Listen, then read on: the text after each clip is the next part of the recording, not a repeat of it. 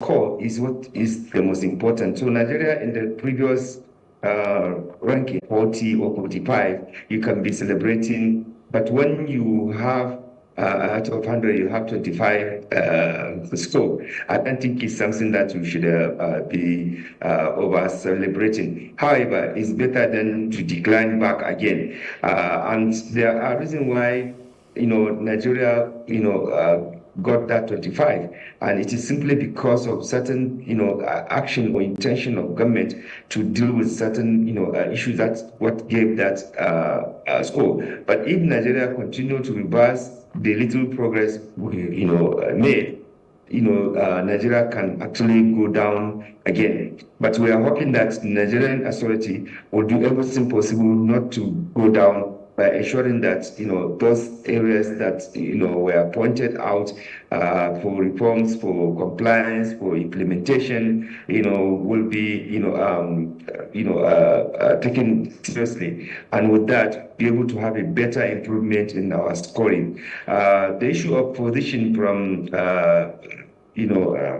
one position to another is not what is important. What is important is the score, because the other one is just a function of somebody has improved or somebody has declined. Another country has other move forward, or therefore the position it will have will change. But the most important and critical thing is the scoring, which we got 25 out of 100. Some countries have done better than Nigeria, including even our neighbors, Ghana, and what have you. So we need to work very hard to block leakages. We need to work very hard to ensure implementation of legal framework that we have that can minimize corruption, like public procurement law, like freedom of information, fiscal responsibility, implementation of the petroleum industry law, and what have you. There are a number of legal framework that we have in this country, but they are not being respected or complied with. And we still have some other legal framework that are needed to complement the fight against corruption, like the whistleblowing.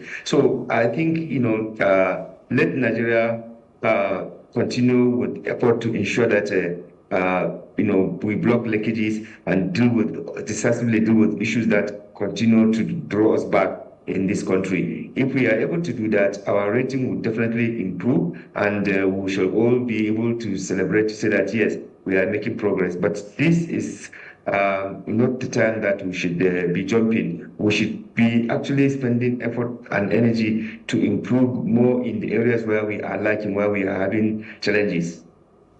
As a prominent member of the civil society's situation room, and somebody who once led it, in view of the protestations going on across the country by people who reportedly claim to be outdone by the economic situation, in the backdrop of the resolute affirmation of the NLC that they will commence a 2-day walk around tomorrow, although one has to state that its sister organization, the TUC, has stated that they were not quite carried along and they are not participating. One cannot but ask you, is there any decision within the ranks of civil society apparatchiks to either support NLC or not? So civil society organizations have been working closely with Nigerian Labour Congress to ensure that this protest is done and achieved in a non-violent manner, because it is a constitutional right under democracy that we operate for Nigerians to express their concern in a non-violent manner. And if you block them from doing that, you are actually undermining their fundamental right. That is why we say if government is worried about any outbreak of or any body coming to take advantage of this to do anything wrong. We are asking the government to provide adequate security to guide the people that are coming to do this protest, because it is a peaceful protest and it is not meant to harm public asset or anybody.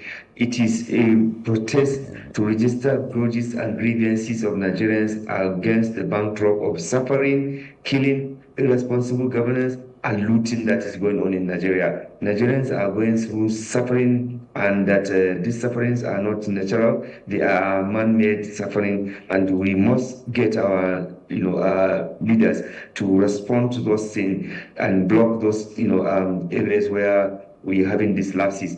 Otherwise, if you say that people should not organize and do protests, but at the same time you are allowing pro-government rallies and protests, it means that you are one-sided and you are actually encroaching on the fundamental right of Nigerians. So I don't think government is right to stop or to blackmail or to do propaganda against this rally. Even if some people say they are not, going to come, millions of Nigerians are ready to come, because millions of Nigerians are going through hardship, they are going through trouble. Even if the NLC did not, and civil society did not organize this protest, the general public will still organize and protest, because the hunger is catching many people, and if government did not do something drastically, reduce the hardship and suffering, Nigerians will definitely come out to do. The advantage of allowing this organized protest is because it's going to be guided, it is going to be led by people who understand and who can manage and control the essence of why they are coming. But if you do not allow them to do this, then you will have you will have ended up having uncoordinated protests across the country, which is not going to be good. A cynical friend of mine who knows that you'll be guesting on the show this evening said, Bola, characters like Rafsanjani, they will speak all the leftist lingo, the socialist lingo they have to speak. They will hug the cameras and be very exhibitionistic in their posture against the government. But what are they methodically doing to make sure that the average Nigerian who is not very productive, the average Nigerian youth who has been denied quality education and indeed self-esteem inducing or imbuing skill sets, that what are they doing to make sure that these persons, because at the end of the day, it is the aggregate productivity level of each productive member of society that translates to a good GDP. So I know he said it in very cynical circumstance, but it's incumbent on me to throw it at you.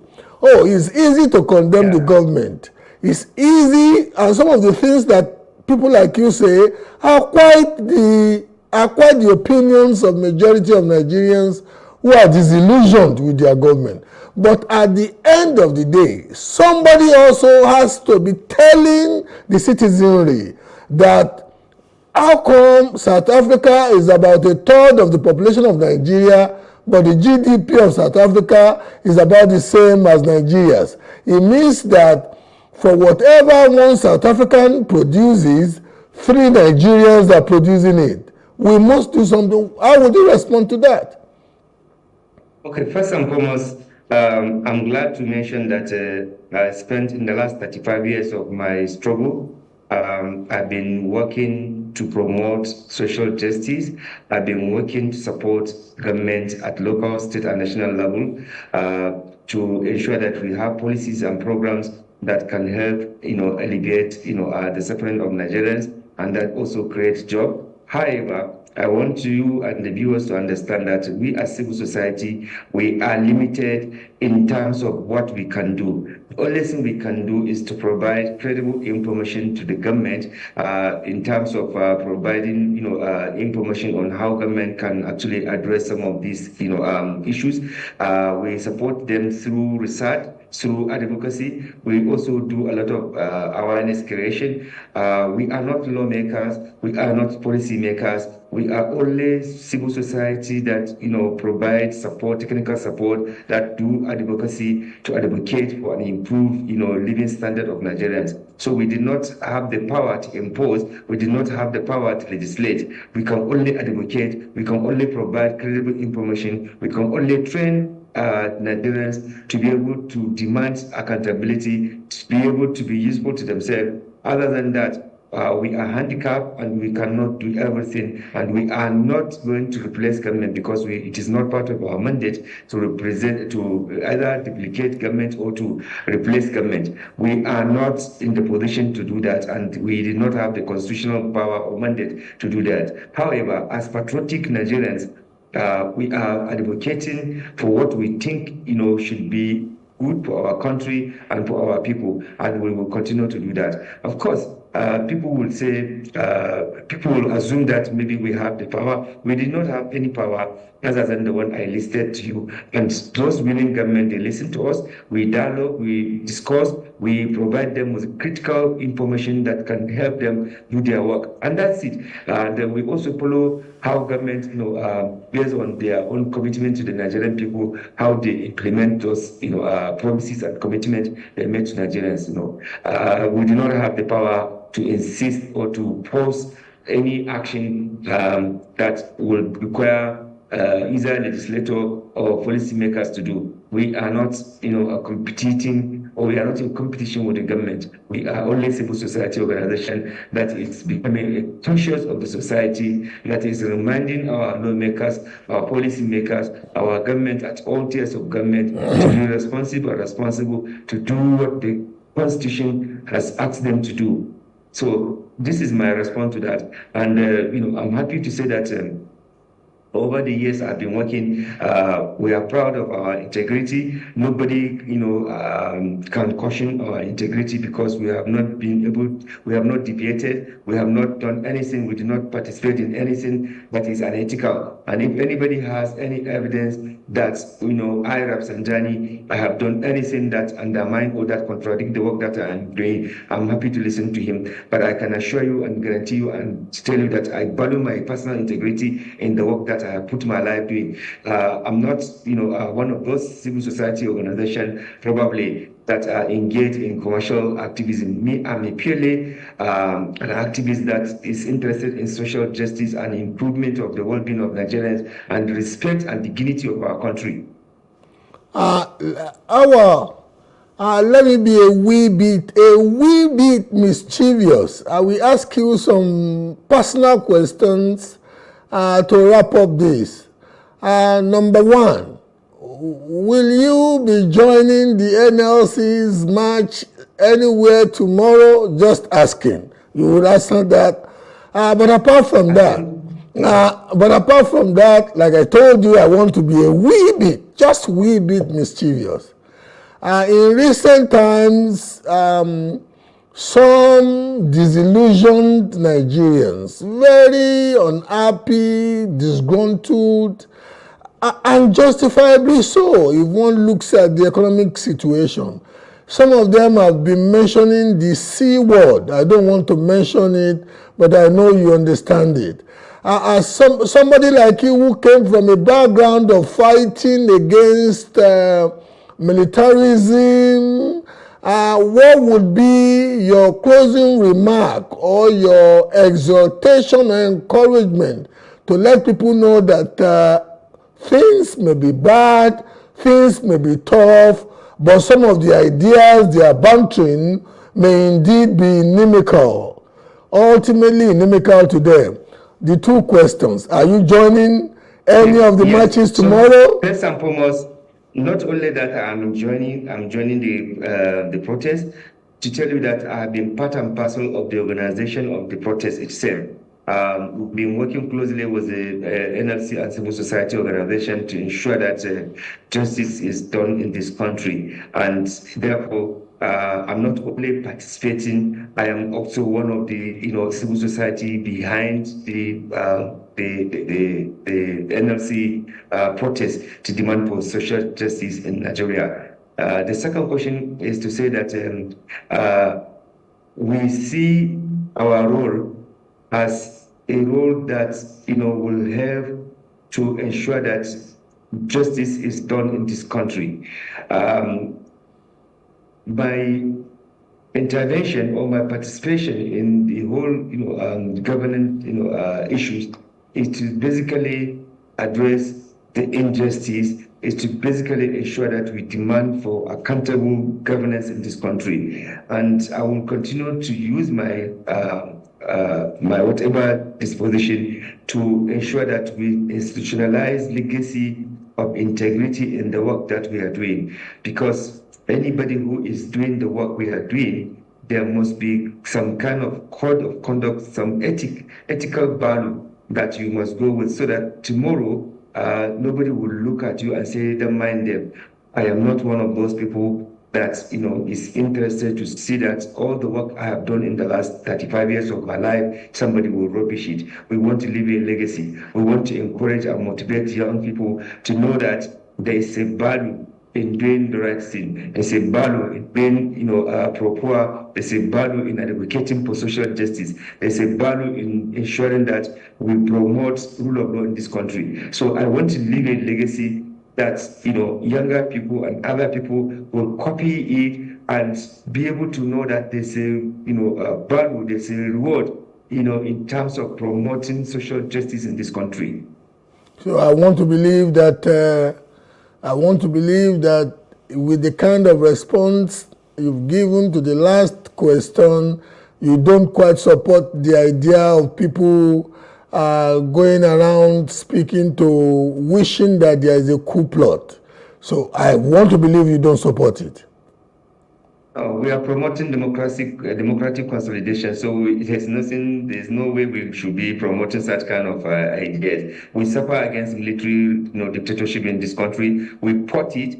We were expelled and rusticated from the university as a result of our resistance to continue military dictatorship in this country. So we know what we have gone through, and that is why it's painful to see that those who are in charge of our country have forgotten the pain and the struggle that many people who have put their life to ensure that we have democracy in Nigeria. Is not what they are seeing today. What we are seeing is the opposite of the contribution and the struggle.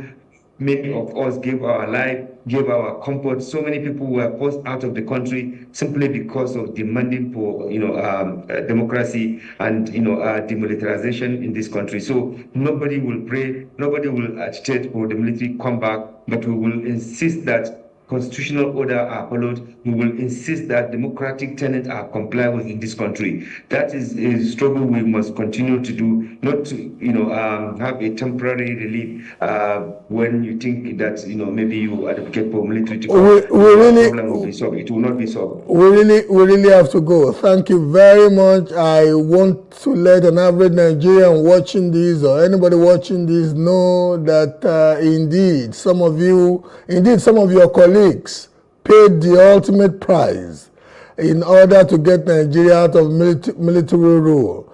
And one cannot fault the fact that in so much as you criticize the government on for not doing the right thing, I know somebody like you will not subscribe to the idea of coup d'etat that some people are whispering around these days. Thank you so much for gracing the show. It's always engaging to either listen to you or have the opportunity of relating directly with you. Thank you. Thank you very much. Thank you very much. This is where we leave it for today. I am Bola Oba. Have a good evening.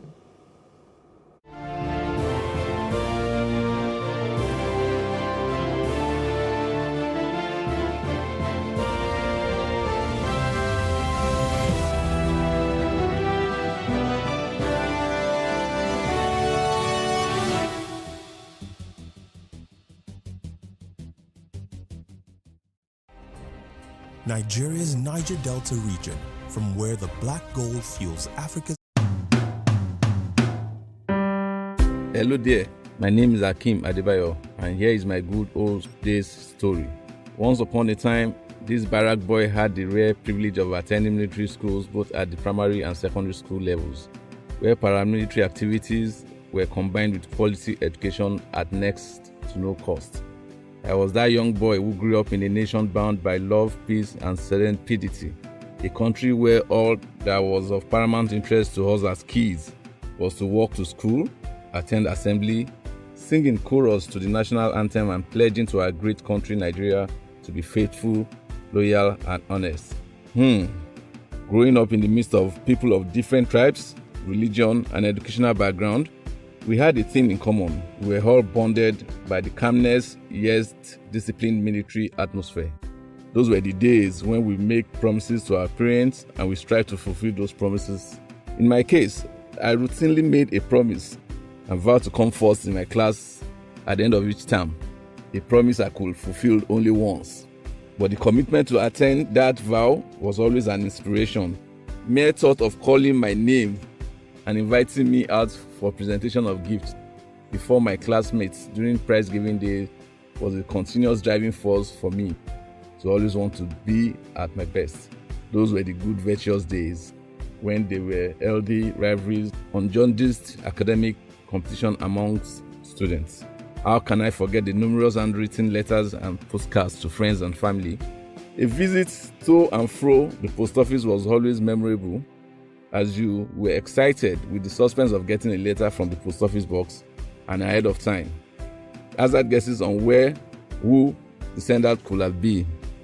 Oh, I remember with nostalgia our mail box, P.O. Box 219 Ipaja Post Office. That was the magic number. Can you recall yours? I wonder if that medium is still as potent as they were then, not with the advent of social media and smartphones. I equally recall those days when the sound of my dad's Peugeot 504 saloon car was a timely warning for comportment, a time to be well behaved and show your homeworks one after the other.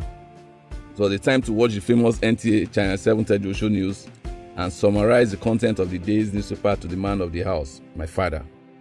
God help you if the content of those newspapers were not fully digested and accurately summarized. Those were the days when we were taught to be abreast of events in our dear country.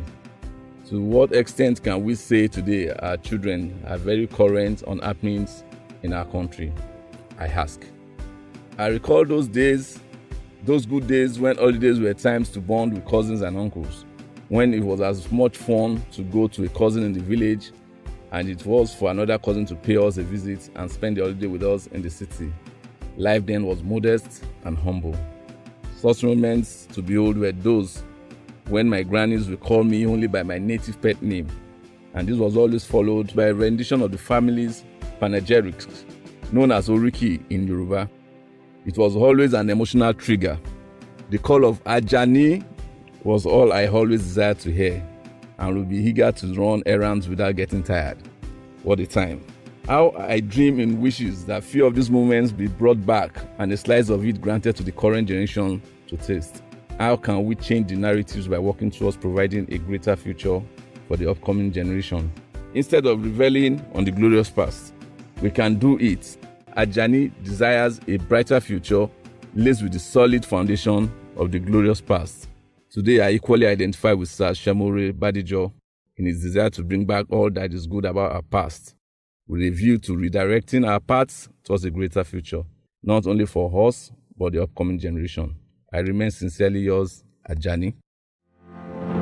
Fearlessness. It is a powerful state of mind free from the weight of limitations and challenges. Challenges that become thrilling adventures, propelling you forward. In the face of adversity, a focus that remains unwavering, fixed firmly on the exhilaration of victory rather than the fear of defeat. It can be built from that education that cultivates a bold and fearless generation of leaders, innovative thinkers, and entrepreneurial sons and daughters of Africa. This is the purpose behind Wigwe University, a beacon of knowledge that will guide the African youth through the realms of academia and the profound lessons of existence. With mentorship and guidance, shaping them into embodiments of fearlessness so that one day they shall proudly declare, "We, the fearless." Welcome to the Fearless Generation.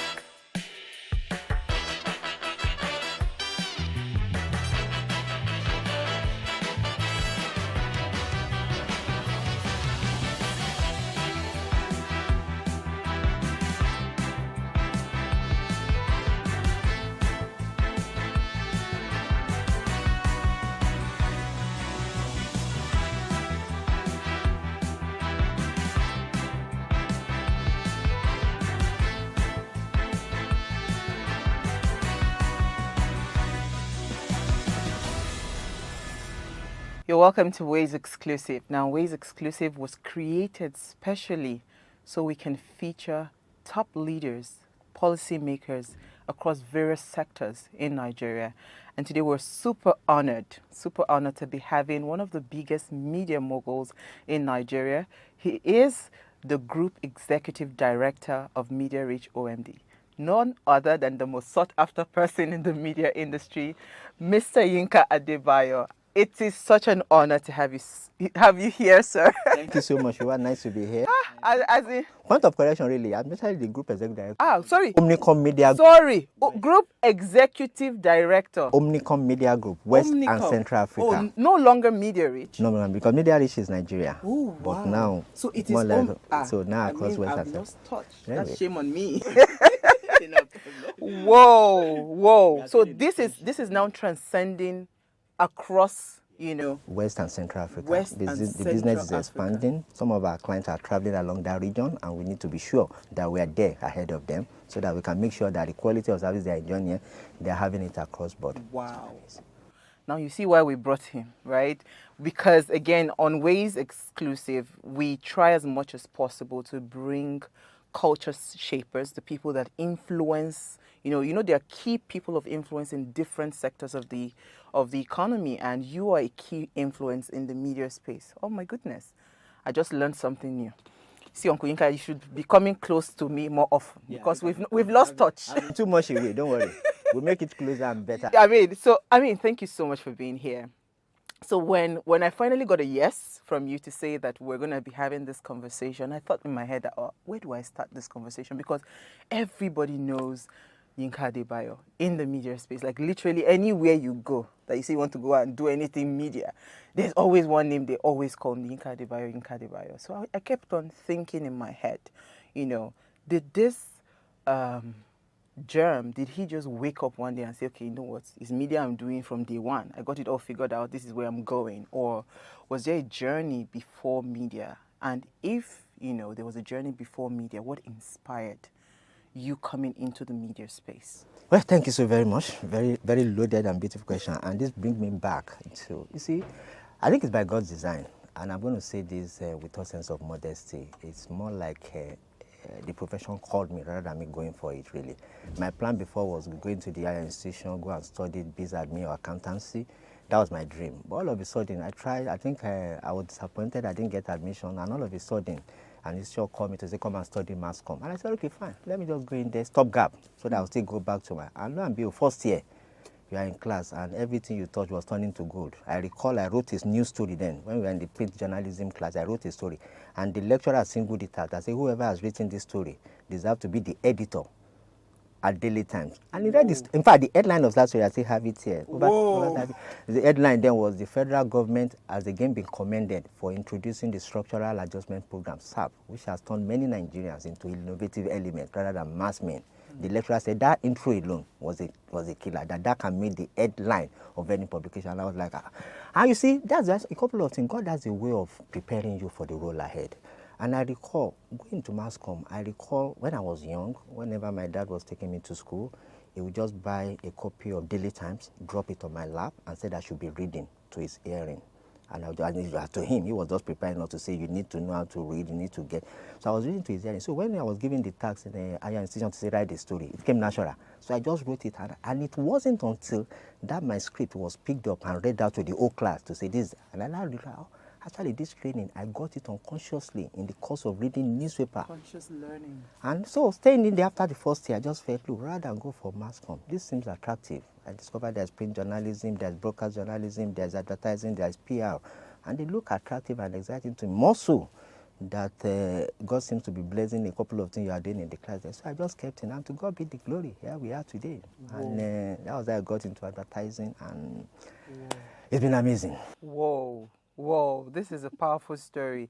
I mean, it just brings to mind how impactful, some level of subtle parenting can be in the life. I mean, I'm sure if your dad is available now, he will be super proud to say, you know what, this thing actually paid off. Yeah, as a matter of fact, it's late now, but all through the life is always like, and I told him that, Daddy, that thing started. I said, don't do it just to prepare me to say, hey, you need to be able to read, to brush up your English. I didn't know it was actually something that would transform your entire life. I mean, because you are a name, you are a big name. I mean, it's a big thing. You just answered the defining moment, what changed, what decided, this is what I want to do. But I wanted to ask now, in the course of the journey as a media entrepreneur, right, what was that one thing that you just said, you know what?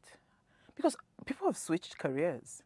I mean, you see what is happening today in the economy. Like, a lot of people are having to do all sorts of odd jobs, They don't have that stay power in a particular industry because they feel like, this is not paying off. But you saw a lot of things. I'm sure you must have seen something that said, regardless, we're going to weather the storm and we're going to stay in and stay put here. What was that thing for you? Well, I think for me too, I was fortunate. During school, you had to go in for your IT, so I was privileged to do my intern with Promoserve Limited.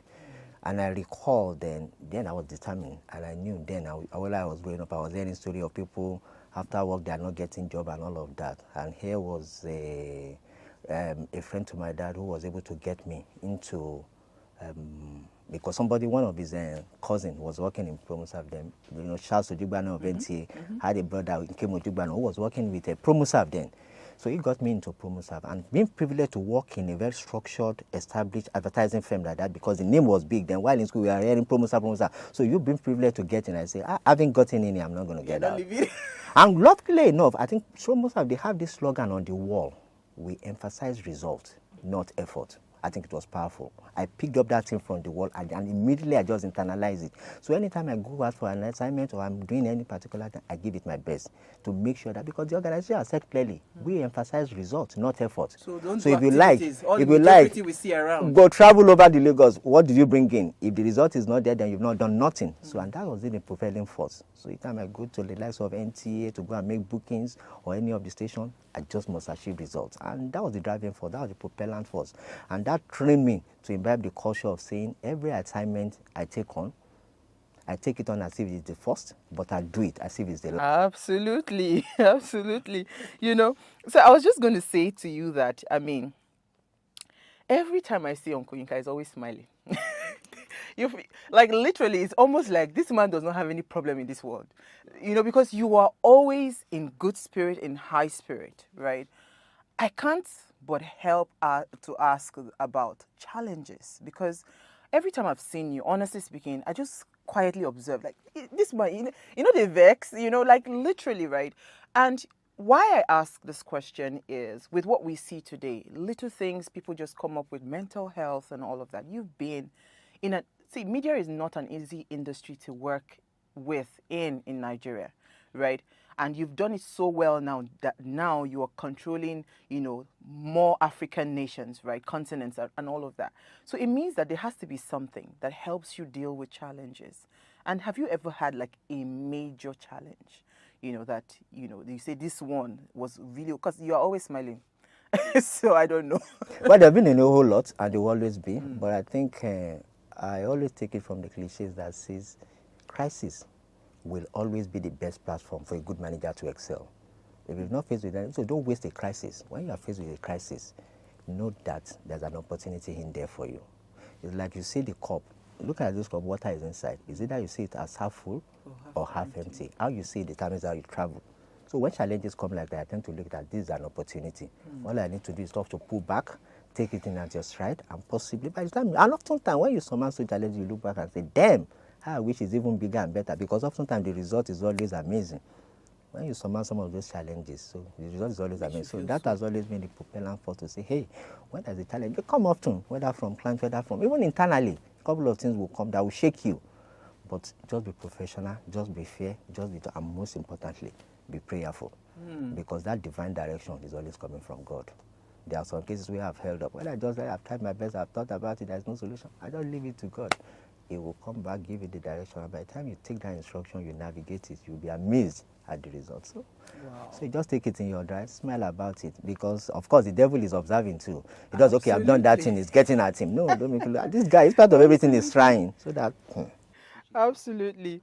I mean, absolutely. I agree 100% with you. There are some things that I've just gotten to that stage, especially the way our dollar is going. I've just said, Father, Lord, I leave it in your hands. I don't want to worry my head about this because, there are some challenges you really can't, handle by yourself. don't trouble yourself over it. You have to ensure that you've done your best. God will do the rest. Absolutely. So I was just going to ask, right, because again, your industry is an ever-evolving industry. It's always changing. So many new things are coming.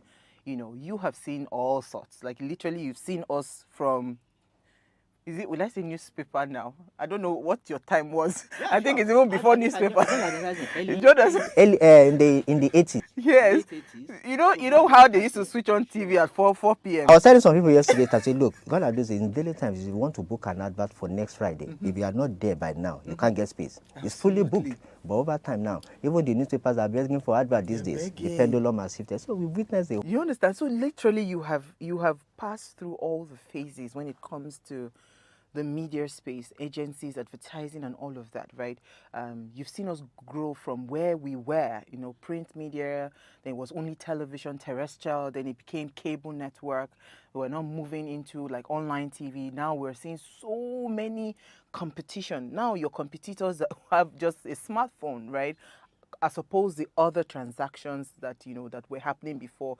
Before, for you to pick a live signal, you had to go and get an OB van, get this, get that. But now technology has so much transformed the way the media space has evolved, right?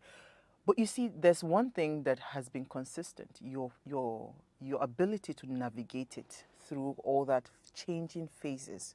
You're like the RMD in. RMD is in media. It's movies in Nollywood. You are the RMD in media.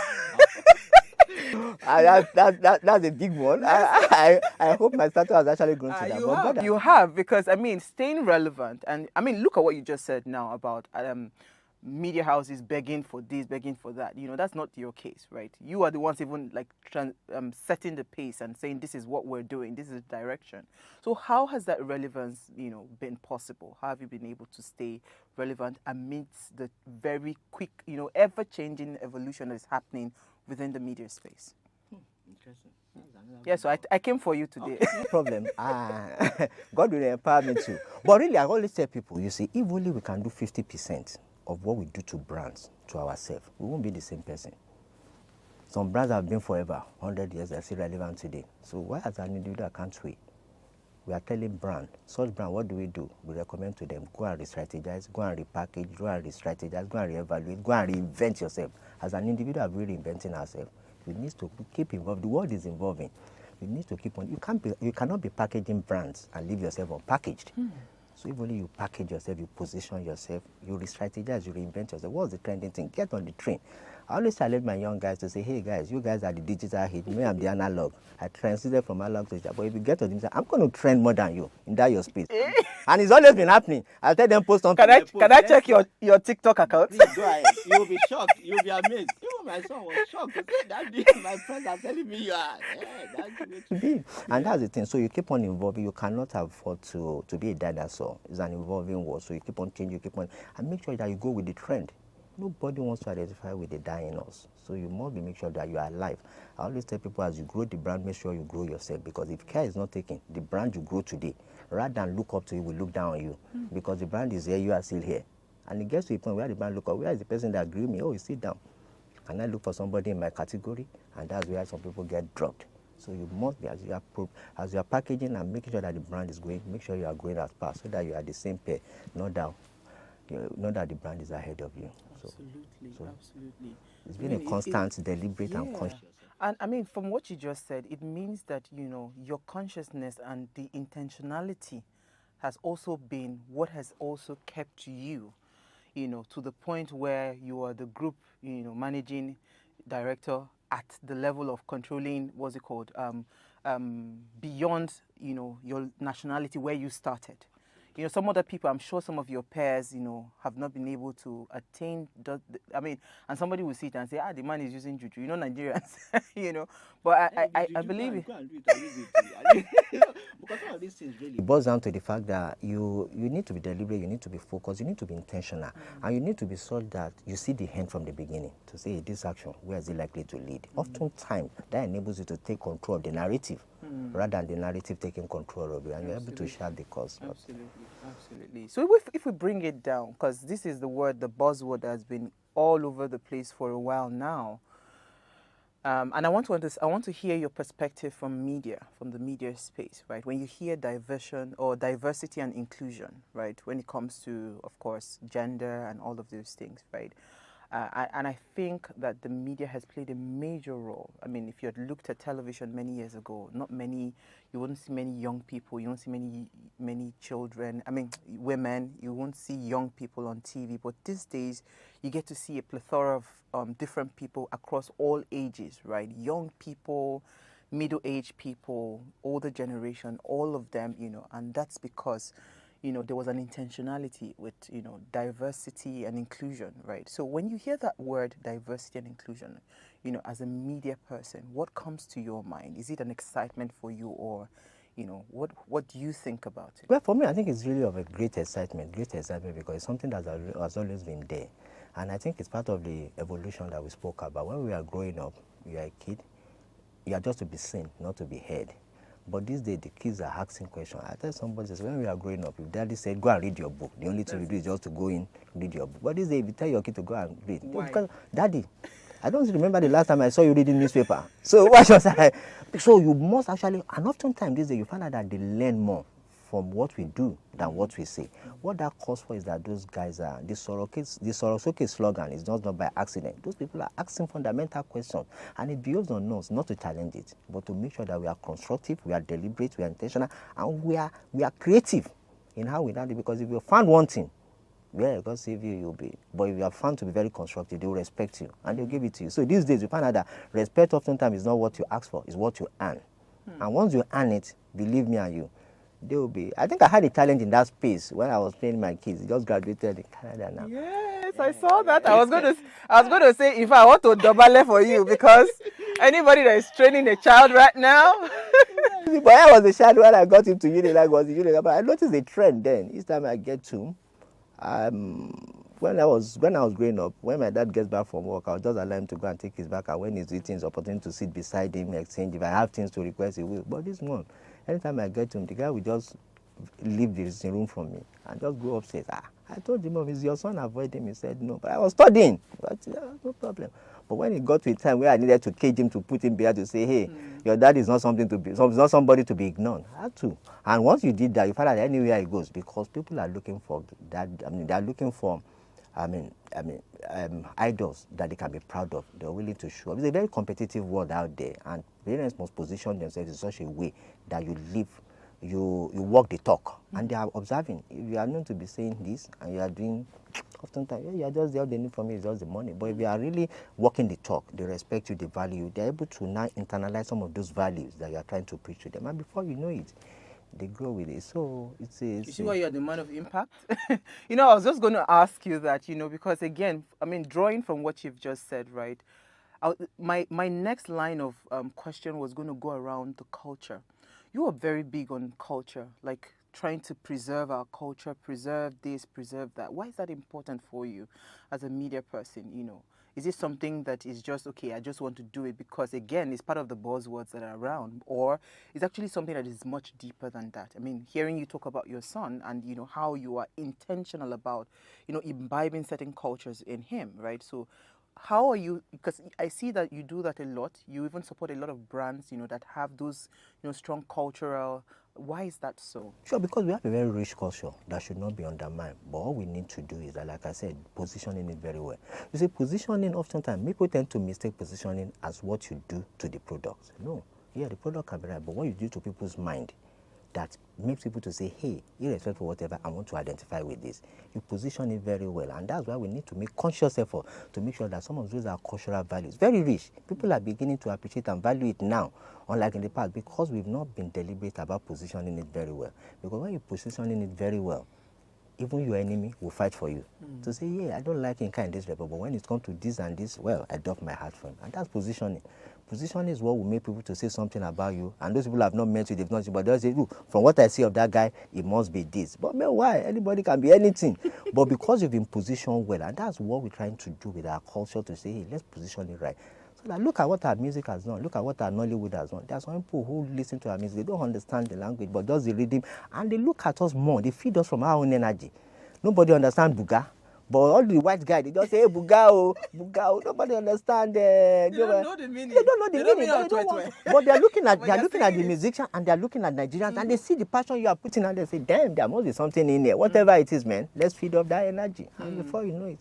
So that's what we need to do. Positioning it very well, packaging it, positioning it very well, and you can see that people come into embrace. We can't teach them their own culture, but we can project our own just in such a way that they value. It's so attractive, they value it, they appreciate it, and before you know it, they will imbibe it, and that will create opening and respect for us a whole lot more. Absolutely, absolutely. You're so spot on. I mean, so I was going to touch a bit on, because again, part of what you say that you have to package it nicely and beautifully. I mean, both of us were talking behind the scenes, and I was saying to you that, I mean, media is a lot of money. You have to have the liver to be able to go into the media space, because it's actually consuming in terms of the kind of investment that you want, especially if you want to do it the right way, right? So I mean, like, literally, right, in your opinion, how do you think financing, how would you look at financing in the media space? And if you had the opportunity to create policies around finance for the media entrepreneurs, media, what's it called, outfits and all of that, how would you position that kind of policy that would favor them? Yeah, I think for me, really, it's one sector that has, if there's any sector that's actually helped in one sustaining our image globally, it's actually the creative industry, meaning they need assistance. And I'm always amazed to see the level of achievement, whether it's Nollywood, whether it's even sports, whether it's music. Those guys have achieved a lot without nothing. You now imagine if they have the necessary support. So you get, and that's why I think they need to be given concession in terms of ability to access funding, to access loan at a very cheap business, because these countries are awash with talent. And there are so many musical shows, from Nigerian Idols to The Voice Nigeria to thousands and one are applying. Eddie's came up with Eddie's Award, but before Eddie's Award, they did My Check. Thousands are always applying. These countries are awash with talent. So beyond the Burna Boys, beyond the whiskey of this world, there are thousands and one Burna Boys still wasting away. They need to be encouraged, and we need to create a platform where some people are empowered to create a platform where we can begin to showcase some of these people. Those are sectors that we can actually fund, because if there's anything right now, those are the sectors that are actually representing us, giving us some positive image out there. Look at the music industry, Nigerians going into O2, UK, and closing down the whole place. Look at Burna Boy. So many. Look at the Nollywood sector. So meaning we've got the talent in it. That sector needs to be empowered. One of the empowerment is to create an enabling policy that enables them to have easy access to loan, then possibly support them in terms of providing the relevant, necessary infrastructure. Once all of those things are in place, the issue of let government do what they want. Let those guys, I keep on telling guys, those young guys have done things on their own. All they need to do is just create an enabling environment that will enable them demonstrate and display their talent. And the whole world, whether you embrace them or not, the whole world is ready to embrace, celebrate, and reward them. Absolutely. So, I mean, so let me bring it back home to our small media entrepreneurs like ourselves. So most times, right, and let's bring it back to television. You know, in media, there is creativity, the drama, movies, music, and all of that. But there's television, right? And I believe television is one of the biggest shapers of culture, because you tune in every morning or every evening to a particular talk show. You want to listen to those talk shows. You want to hear new things. I remember of blessed memories, one of my coaches, RDJ, Richmond Dyer Johnson, would always say that, you know, on TV, you have the capacity to murder 1 million people in a second, right? So you need to really be intentional about what comes out of your mouth, right? But TV, right? I see a lot of great content, but I don't see a lot of attention when it comes to funding and all of that. I just want you to touch a little bit of, because maybe I'm biased, that's my core, right? I want to touch on a little bit of why you would not probably fund, or you would not put your ads or something on a particular content. Let's touch on that one. Then secondly, does data, because all the time you hear when you go to agencies, they say, oh, data. And from my little understanding in Nigeria, I've come to realize that maybe I might be wrong, correct me, you're my guy in the industry. I've come to realize that it's either some data are being doctored, or we really don't have the capacity to harvest, good data that we can use, because again, some of these people just want to see numbers. And that's why I feel like the content creators are like taking over when it comes to getting more endorsements, brand ambassadorships and all of those things, because they can just tell you, go to my YouTube page, go to this, go to that. But traditional media, I see a bit of struggle there with media houses and all of that. Do you want to touch on that? Okay. I'll come back to that, but first to the question you asked with respect to whether content is anyone. For me, there's no content I would not want to associate with. I would not want to because it's not about us, it's not about me, it's not about the client, it's actually ultimately about the audience. And oftentimes I respect the creative, respect so much that for them to have actually thought up of an idea, I expect that some level of research would have gone into say, hey, there's an audience out there that's likely to feed off this. So certainly there's an audience to be addressed. Depending, of course, on the brand, on the focus of my brand, that will determine where to go, whether it's entertainment, whether it's drama, whether even if it's religion. Because people are in a particular state of mind where religious message gets into them, and we are brand, and that's one area. But people need to brand Odumeji. That man is a TikTok fan. Explore, yeah, I don't want to say with this, but religion is something that's powerful here and has a whole lot of eyeballs that you are doing. How you now navigate it creatively in such a way that your brand is not seen as pro this or pro that is something. So there's no content that can't. You cannot associate. No, there's not for me. So then the other question about the issue of data. Yes, I must say that data is king. Data is life. Data is everything. You see, the game we play in the marketing communication world is a game of numbers. And like they say in life, what you cannot count, you cannot manage. The moment you can count, it becomes very easy for you to manage. Because what most of the brands are brand custodians are equally challenged with to say, return on investment. If I'm investing this much onto this, what do I get in return? You must be able to show them numbers. Interestingly, those who control the big budget that we are looking for in Nigeria are multinationals, and these are guys who work in developed markets. Simple data. Yeah, simple data. Yes, I know how own data is a bit crooked. We are not, because the structure is not in place. But thank God that we even had something to show them. If not, the level of investment we are seeing in the marketing communication industry would not be there. Because those guys, you can't go to a client and think, you can look at it, what is he doing? I swear there was what is that doing? You see, to show number, let me see the number and I'll go with you. And like you said, that's why they did SASP, because you can see, go to my, you can see the number there. But for the TV, but it's a good thing that we have something to start with. All we now need to do is also find out. It's not like somebody is doctoring the data or not. It's just a reflection of our society. You see, I was opportune to travel with a client from Lagos to Abuja during the early 80s. And we were in the plane, and I was saying, hey, these are the kind of people I would love to talk to. But look at all of them, they are reading a particular newspaper. I said, yes, that's Nigerian for you. But wait, when we get down, let me be sure that that same paper is what they will hold. But those guys are holding differently. So oftentimes, the average, and the kind of the measure that we use to collect the data is what they call questionnaire, where I give you a question. Oftentimes, when you are answering questions, Nigeria is the kind of person that will take your questionnaire, look at you, look at the question, look at you. What does Uwe want me to write here that will project me well? That's what he will feel. A white man will pick your question, forget you, and fill in the right. So when you pick up a questionnaire from a white man, he will tell you how it is. But Nigerians, they tend to. And once you that's the data you have gathered, that's what you eventually show. We now need to make sure that our data gathering mechanism is devoid of emotions, is devoid of feeling. So that's where people's meter, which of course the federal government trying to champion, will come into play. Where I don't need to be in your house to ask you, what program did you watch on TV yesterday? There's something in your TV that immediately that gives me to say, hey, 8 p.m. to 9, Yinka is watching this, 9 to 10 is watching that. So when we put all of those together, we can now begin to say, what is the rating? But until we get there, but I think the train has left the station, and until we get there, but we started well, so investment in that direction. Interesting. I mean, just hearing you say that, because I remember I was in a meeting with an auntie, a big auntie of mine in the media space, and she was telling me that, what's it called? Cinema is so easy now.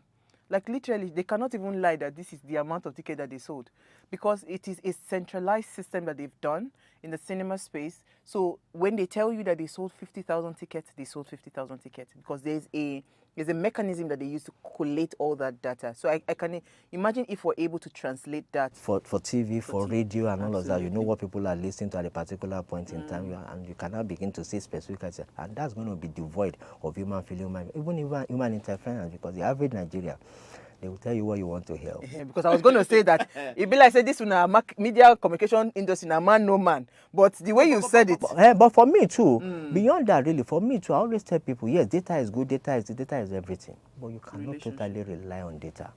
Data will show you how to navigate. How you travel is solely yours. If you look at the radio data now, it tell you the most listened to radio station is FRCN. And what people listen on FRCN is Kokonu Weroi. Because of that, most all brands now go into Kokonu. So you look at the ambience, you look at the content, you look at what is driving. So you equally need to use your local intelligence. And for all you care, I've been one of those who have been radical to challenge data what I'm in saying. so many respects. To say, hey, guy, like during this is better. the COVID, no data showed us that one best show and Turn Up Friday was one of them. But we created it, and Nigerians immediately turned over, and the rating went off the roof. So you can actually take control of that data if you have good, solid content, well researched to say, hey, what do people want? Where can I position it? So anything can change anytime. But you must be deliberate, you must be intentional, you must be constructive, and make sure it's something that fits. And once you eat the high balls, the rest is history. like they say. All right, so this is a great place to take a break, because when we come back, if you see Uncle Yinka's wife, we're going to go there. Stay with us. We'll be right back.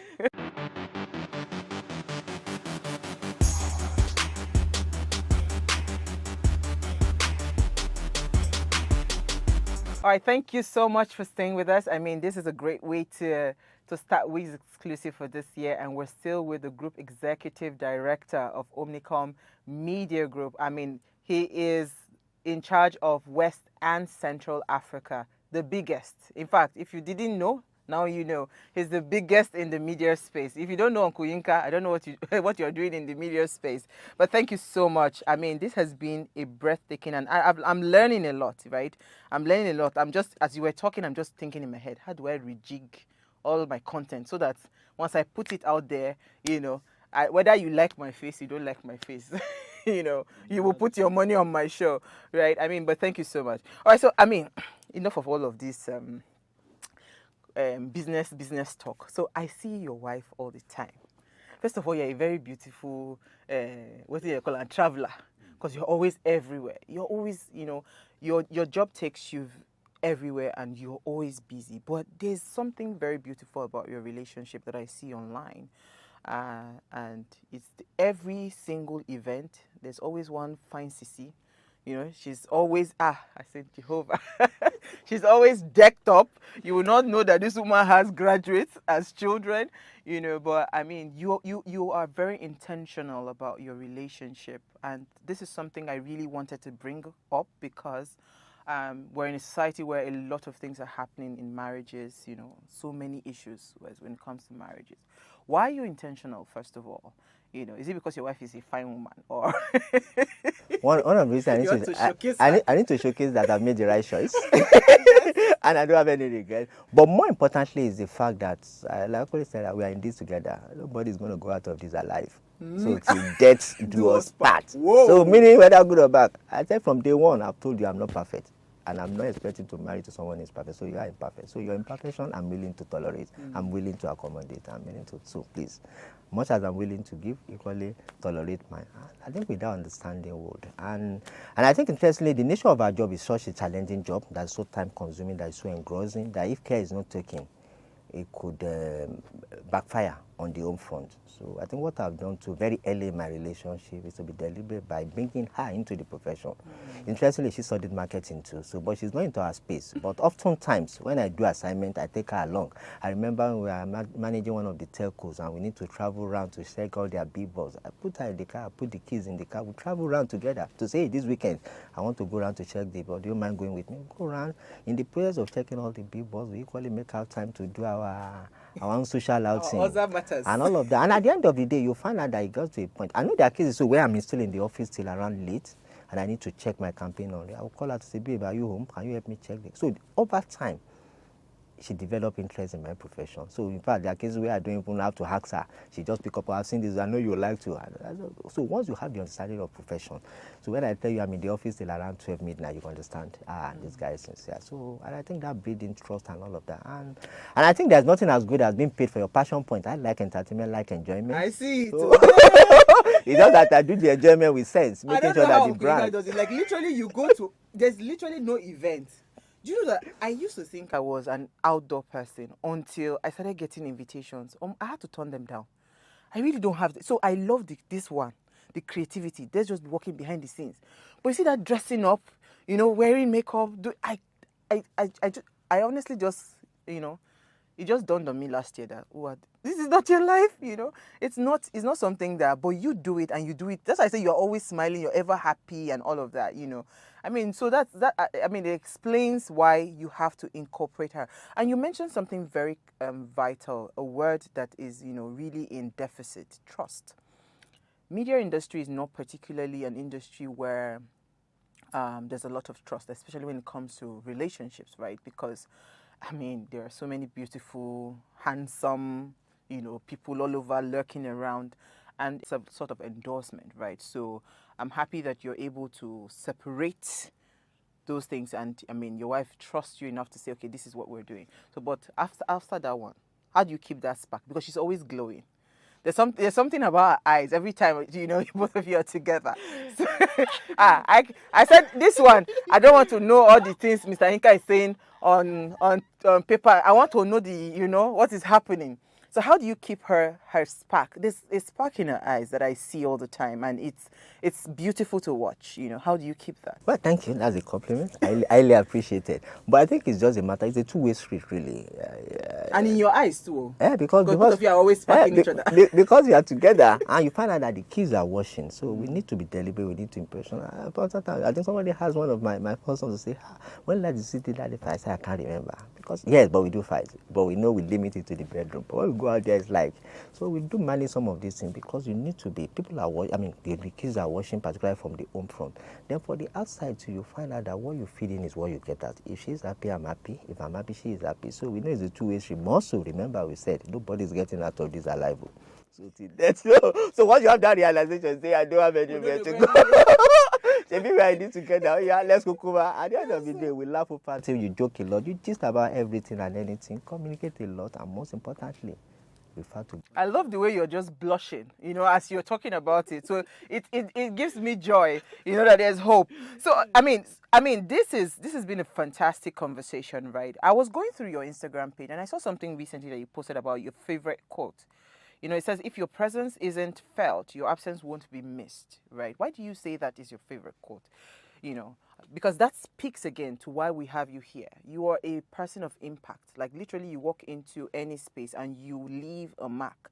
There's an intentionality about how you want to impact what it is that you're doing. Why do you say that, that is your favorite quote? Yeah, I think I'll say, I will relate that to the question somebody asked me to say, Yinka, who is your model? Who is your role model? And I said, look, I have so many of them. They don't even know. Oftentimes I see, because nobody is perfect, so I feed off people's energy to say, hey, Mr. A is good in this, I pick this other aspect. Mr. B is good in that, I pick that, so I feed off so many. So I can't identify just one person, there are so many people. And I pick up a quote very early too that says, nobody is going to keep quiet for you to be heard. Meaning you've got to raise your voice. But in raising your voice, it must be constructive, it must be meaningful. So and that's the only way that your impact can be felt. If your impact is felt, they will miss your presence. When you are not there, they will just say, nah, if only we had it.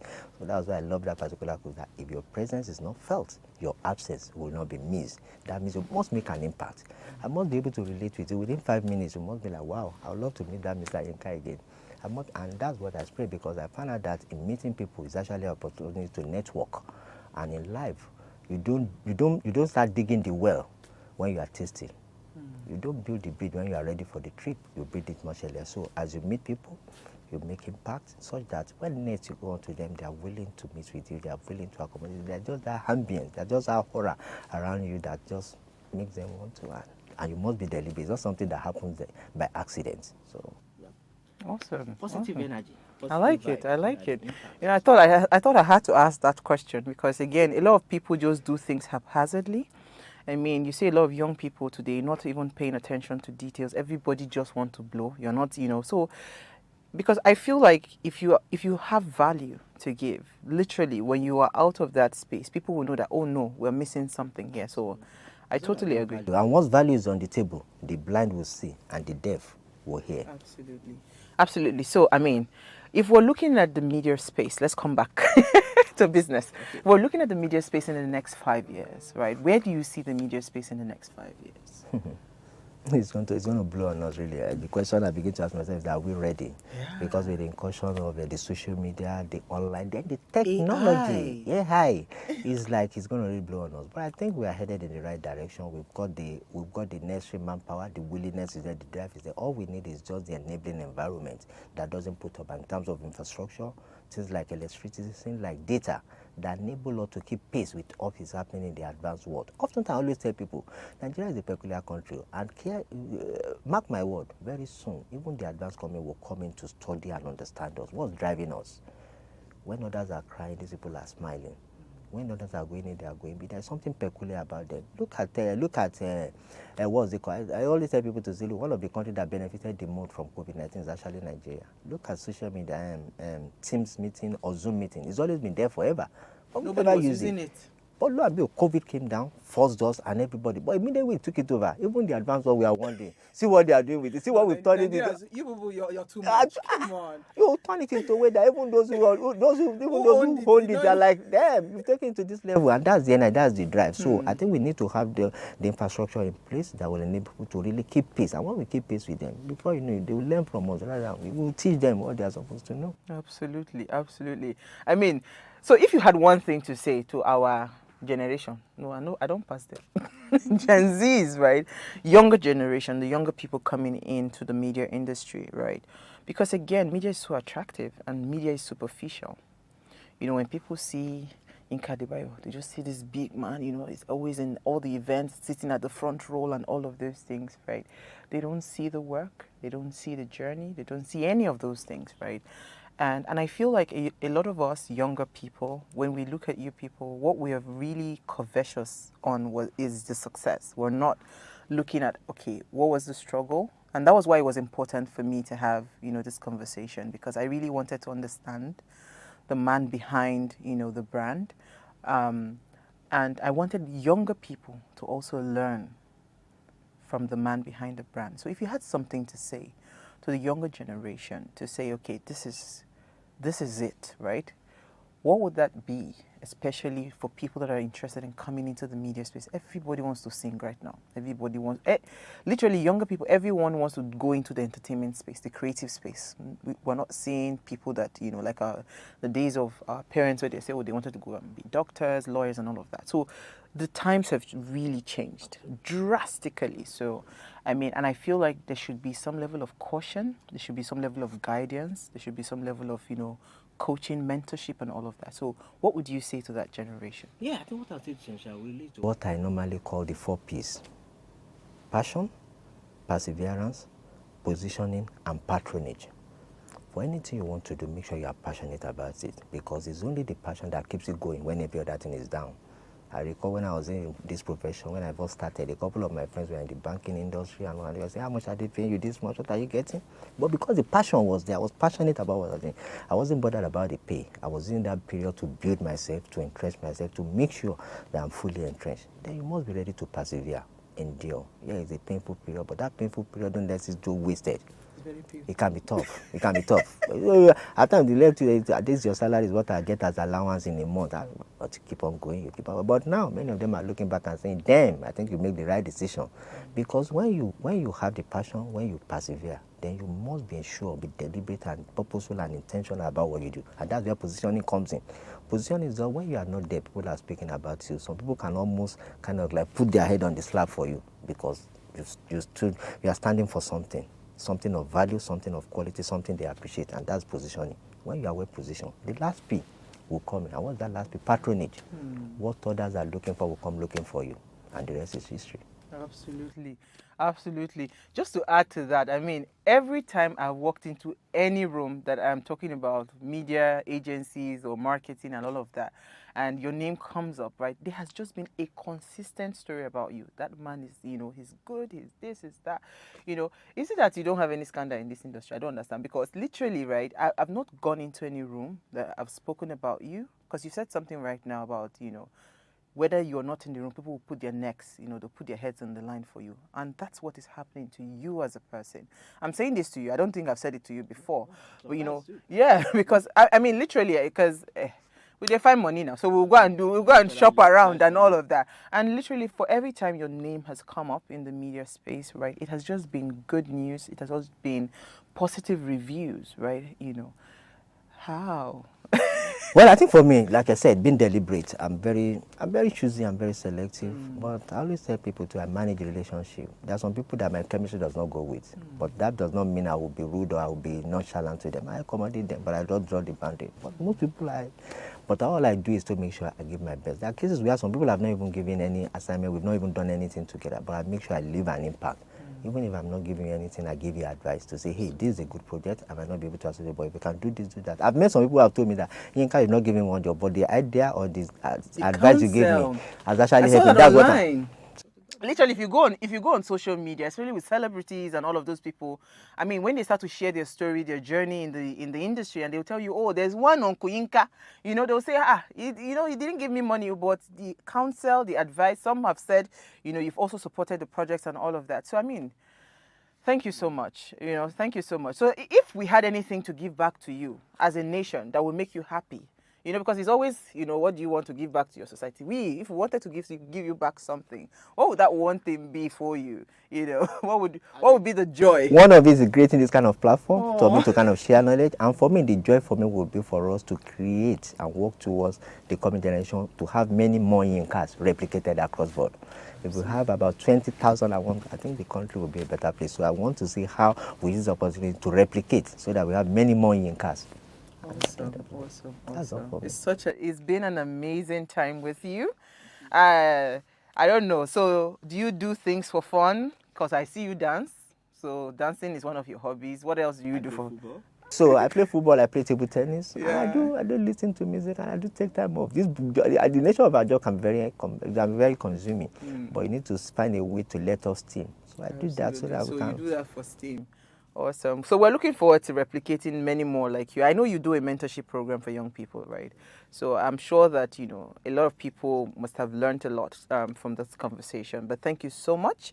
We do not take your presence for granted. Thank you for being a pillar of hope and light and impact in the media space. And we're hoping that, most of the efforts that you have put into place, because I've seen you bank on some brands that didn't look like it. And all of a sudden, they are now the eye candy of, a lot of other agencies. They want to put their brands there. But you went there first because you saw the diamond in the rough, right? So I'm looking forward to, many more of those. And we want to just say thank you. It's one thing for you to have legends, right? Most times legends are celebrated maybe after they are gone. But I want to say proudly that you're a living legend in the media space. And thank you for the support you've given to so many creative minds in Nigeria and across, Africa. So we're looking forward to bigger things, and we're hoping that, as the industry is evolving, right, we continue to stay relevant and we're able to make more impact. Thank you so much. Thank you so much. All right, thank you so much for watching. I hope you enjoyed this conversation as I did. I think I enjoyed it more than you guys. So we've been speaking to the Group Executive Director. I hope I finally got the name.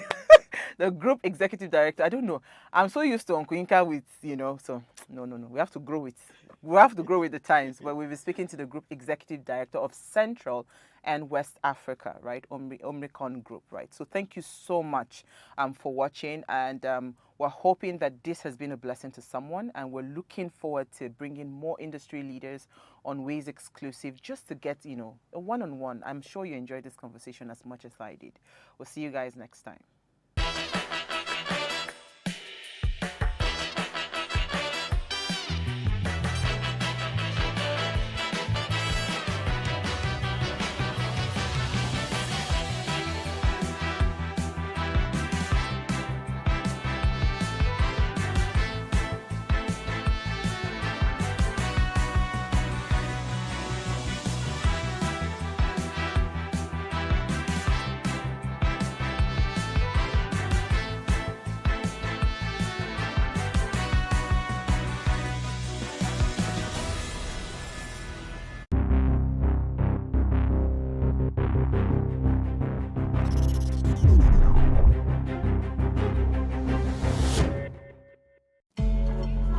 Sometimes, it's not just the distance we travel. It's the gaps we close.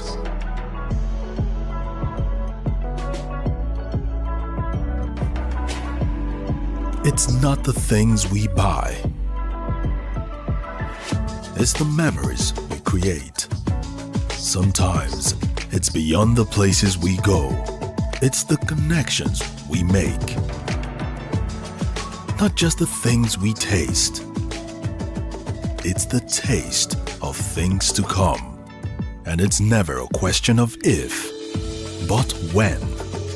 Because life is always just a bit better with American Express. Introducing the Access Bank American Express Gold Card and the Metal Platinum Card, now available through Access Bank.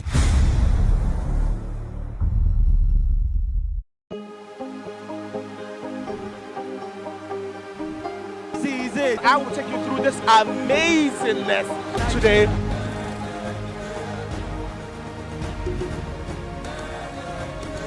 Welcome to Plus Trending. I am Bookie November, your host, saying thank you for joining us on today's episode. Welcome back. It's tea time on Plus TV Africa. Practice makes perfect. I'm not perfect yet, but I'm a lot better than I used to be. He's a king. He's entitled to marry 100 if he wants to.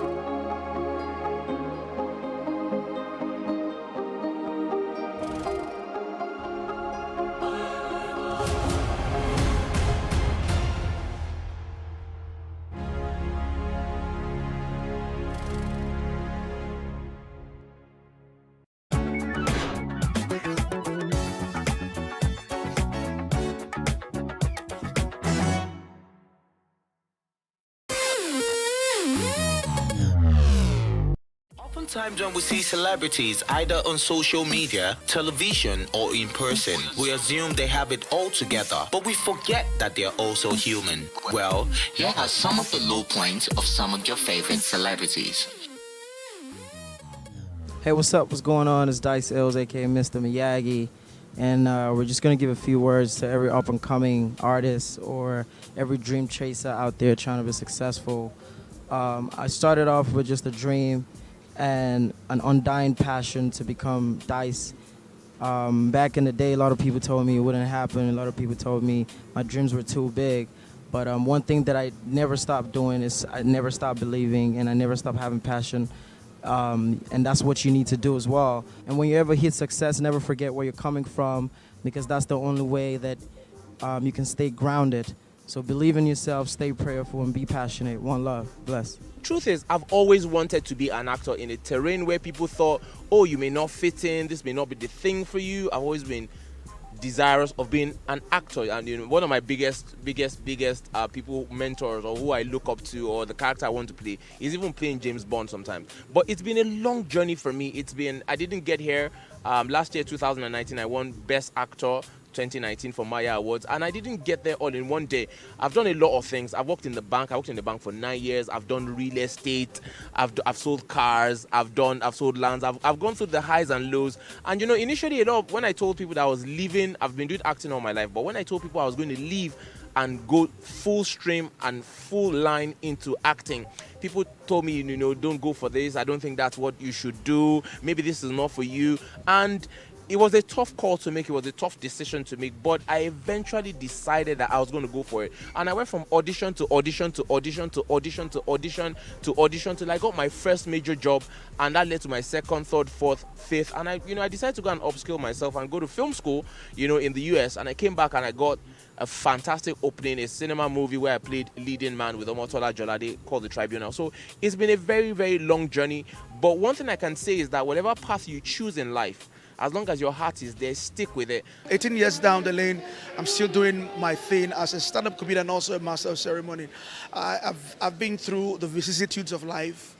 It was not like this before. I remember those years when I was still in Warri, when I would go from show to show, looking for a platform to express myself. Thank God for helps around me, but it wasn't easy. Because I had to convince people that, oh, hey, try me out, I'm funny and all that. I had to trek many times. Even when I moved to Lagos, oh God, I trekked all kinds of distance just to attend shows, just to maximize the opportunities I had. It wasn't funny. I had to squat with squatters. I lived with people that were living with people. It was that bad, but hey, all our stories now. I'm here, and I'm not where I want to be, but I'm not where I used to be. So don't give up on yourself. Don't give up on your dreams. As long as you believe you can do it, yeah, in spite of the pitfalls, of the shortcomings, still move on. Stand up, dust yourself off the feet, off the ground, and move on. All right. There are more to conquer than you have conquered. There was once upon a time in my life when I was doing this MC work and all these things, hosting gigs, and I did an event. I won't say the name of the organization, but you know, when they say, oh, we'll give you honorarium, I'm like, yeah, okay, great. And it's not a small organization. And when they finished, I got 25K.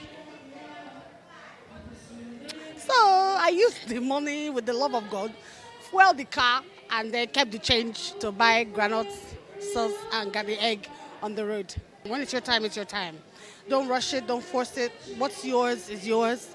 What's meant to be yours will be yours. Nobody can take it away from you because you are you in yourself. Know your creator.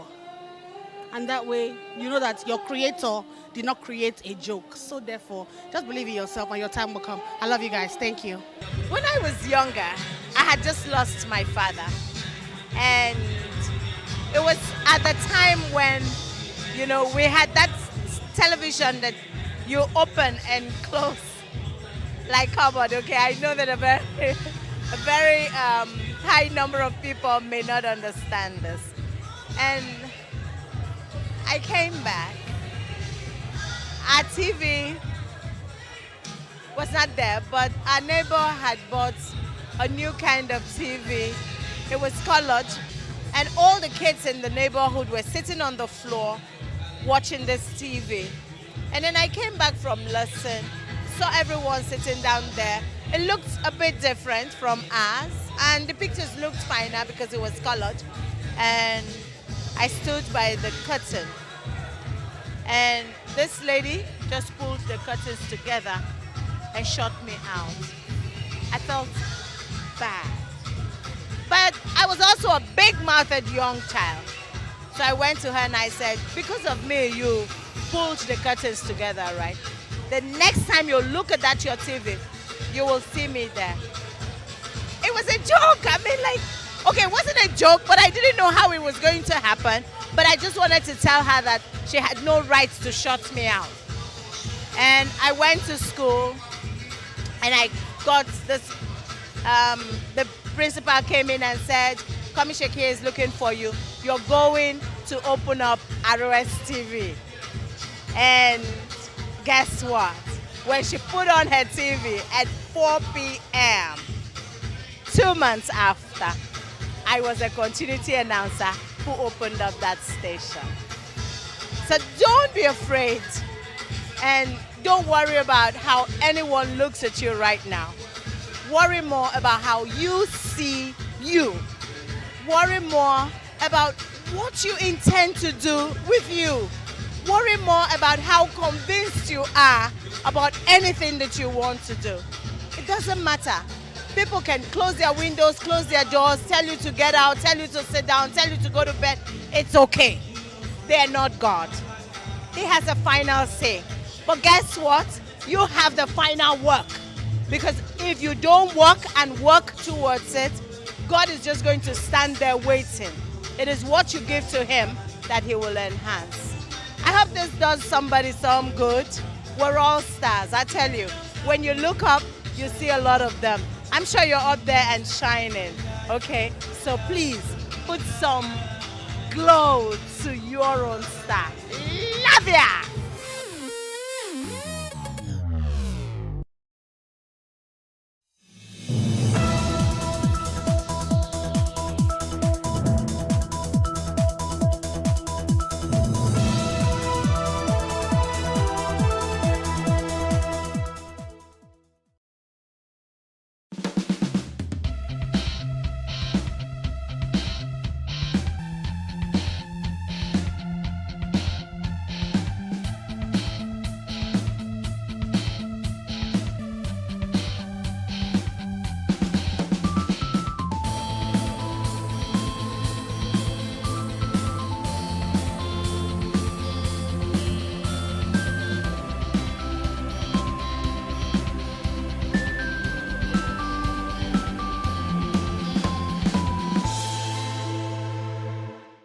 Welcome to the lounge.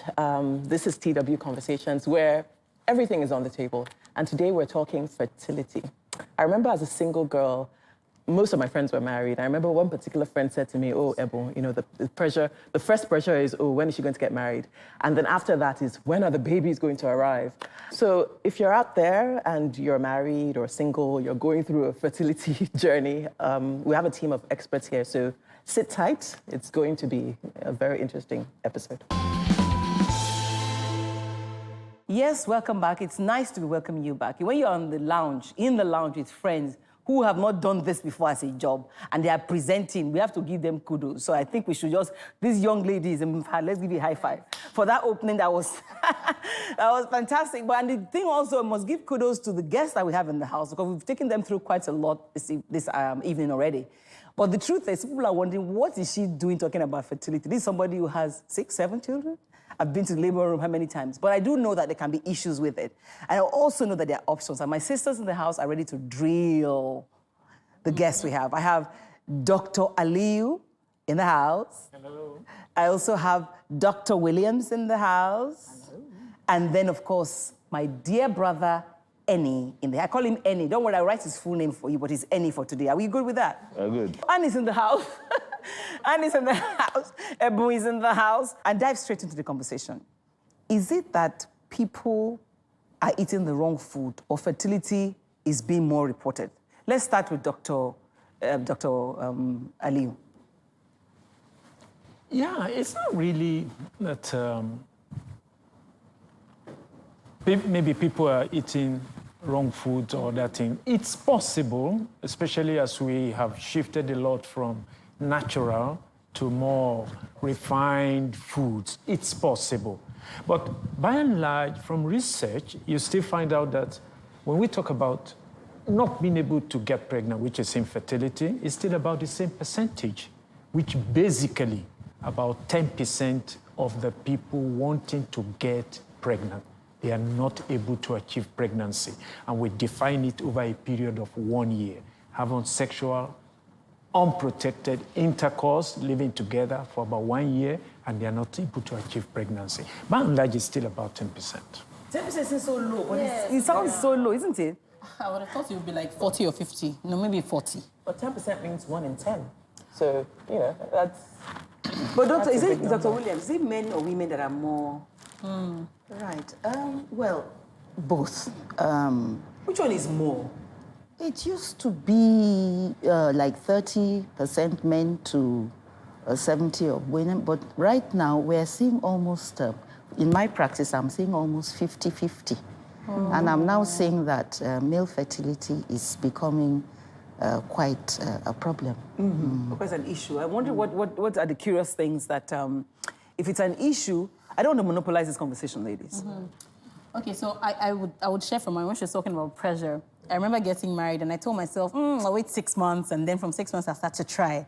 And then I remember my husband saying, let us not wait until now turn to a prayer point. I remember him saying that, and that kind of gripped, you know, after 6 months, I just always thought I don't have a problem. I don't see why. Until when 6 months went past and then I didn't get pregnant. That month I was like, okay, what can be going on? Then friends started to tell me, you need to start realizing that you need to take things that will aid fertility. You should take the spermicide that helps the sperm swimming fast. There were a list of things. And to stay... At that point, I knew that it's either I had a problem or I had only God. So I understand the fear. Now, is that fear valid? Because when you start to see that 1 year is coming and then nothing's happening, when do you start to get worried? When do you panic? When do you start to... Doctor said 1 year, right? Some doctors say 3 years. Some gynecologists say 3 years. Now, okay, let me qualify that. By and large, basically it's 1 year. But if a woman, for example, you're already 35 or at 40 and you have just gotten married, I mean, within 3 months, you can even be investigated. Why not? Because you are getting towards your reproductive end. But even in advanced countries in those years, it used to be 2 years. They allow you to wait for 2 years. But by and large, majority of the population, 1 year. It depends on your age at the time you are worrying? It depends on your age, exactly. It depends on your age. The more you go towards the end of your reproductive life, which is 35, 40, of course, we try to investigate much earlier. We don't wait for 1 year before we say, why are you not getting But pregnant? very clearly, people know that if you've been trying and you can have something done about it, which is really what this show is about, which is one of the reasons that both of you are here and then Annie is here as well. Correct. And oftentimes, the first option we think about is assisted pregnancy. And when you think about it, you're thinking about IVF. True or false? True. But is it always, I mean, is that the only option that, I mean, I know that's not the only option, but how does the IVF work? Can I No, let's ask, not- when do you okay. start? When do you try Well, when IVF? it's true, Is it so after is it the 1 year first- now? Is that the first intervention you should try? Okay. Definitely not. Definitely not. What do you think? Well, in my own practice, we actually start with the marriage preparation class. And people ask me to give a talk to the marriage preparation class. And that work is started at that time. The technology is able to allow you to identify... What technology? Natural procreative technology, or NAPRO technology. To identify at any age the women that are likely to have problems. And so we identify it even that early. And once we've seen the signs that that particular person is likely to have problems, we immediately counsel the person appropriately. Because in natural procreative technology, which is what I specialize in, we see infertility as a symptom of an underlying disease. Yes, it's a symptom of an underlying disease. And once you've seen that, you can now try to discover what is causing that particular fertility cause. Infertility. Yes, well, I don't like to use the word infertility. It's not a very friendly word. So I like using the word fertility rather than infertility, because once you tell somebody she's infertile, you know, it causes quite a lot But what of... does being infertile mean? It means, I mean, there are many meanings, I believe. Either you're not producing eggs or your husband is not producing sperm, or what is it? Yeah, you're now going into a little bit of detail, which is what is causing it. There are some, just like she said, Dr. Williams said, there are some people who prefer just using subfertility rather than infertility. What's subfertility? Subfertility is, you are not... English. Never heard. You are not at about a normal level of, there are those who, okay, I want to get pregnant. Within the next few months, they are pregnant. But yours may take about 2 years, unexplained why. You have to wait for that 1 year, 2 years, we do not know. After all, when you consider the definition, some people, if you have 100 couples, for example, some people will get pregnant the first month, some the second month, some the third month, some the fifth month, some the 11th month. Why do they have to wait that long? And they are living together. We still don't know. That's why Maybe there the is husbands that. are always traveling, they don't have time. It's not impossible. You know? Those are associated causes, just like as I was saying that. If you really want to be able to be of use in managing infertility, if it is possible, you try and establish the cause. Well, I'm sorry that it just seems like Annie is just listening to all of us. it's okay. That what is it? No, not quite. I guess because, you know... No, but I'm listening. I'm Are you actually learning a new lot, things? yeah. But you, for example, you know of someone who's chosen to adopt a child, even though the person didn't have infertility problems. You know, so that's why I would like you to share the experience, because I think adoption is also an option. Yes. You know, as I think so. Whether it's viable, not sure. Well, I think it's something most parents should actually do. One, it's a good social contribution to the society if you do. But on a personal level, I think whether you have your own biological children or not, taking on a child and loving that child is actually very fulfilling. What about the stigma that comes with it? You know, what would it be like? Say, okay, this child is adopted and this one is not. I wouldn't see any reason why there should be a stigma about it, because children are children and they will end up growing up to be very responsible adults and contributors to the society, Okay, so it shouldn't be. At that point, I'll probably ask you, so an adopted child, should they be told that they're adopted at what stage? I think it will be something that both parents will think through and decide what time to tell the child when they are able to deal with it, because in as much as you might show the child all the love, the family unit might be completely perfect, but the society is still not very receptive of the question of adoption, and you could get the child being bullied in school, maybe because they say you're adopted and all that. So yes, it's probably for the best psychological development of the child to not make it known at that point until when the person can relate with it and deal with it. I'm wondering about the... Sorry, Dov, were you going to ask a question? I was going to say, beyond school, what about the family, the larger family unit, where there may be grandparents? You also had an adopted child, yes, actually. I was Interesting. going to go into that. What about, like the extended family, cousins, grandparents, and how do they, relate with the child? Do they accept the child? And how does their acceptance or non-acceptance affect the child's development? Well, I will not say that it's always going to be rosy, but I think in everything, it's also the function and the responsibility of the parents to have properly, if you decide you want to do this and you go ahead to do it, then you must, in the African society, it's not only the nuclear family, it's also the extended family.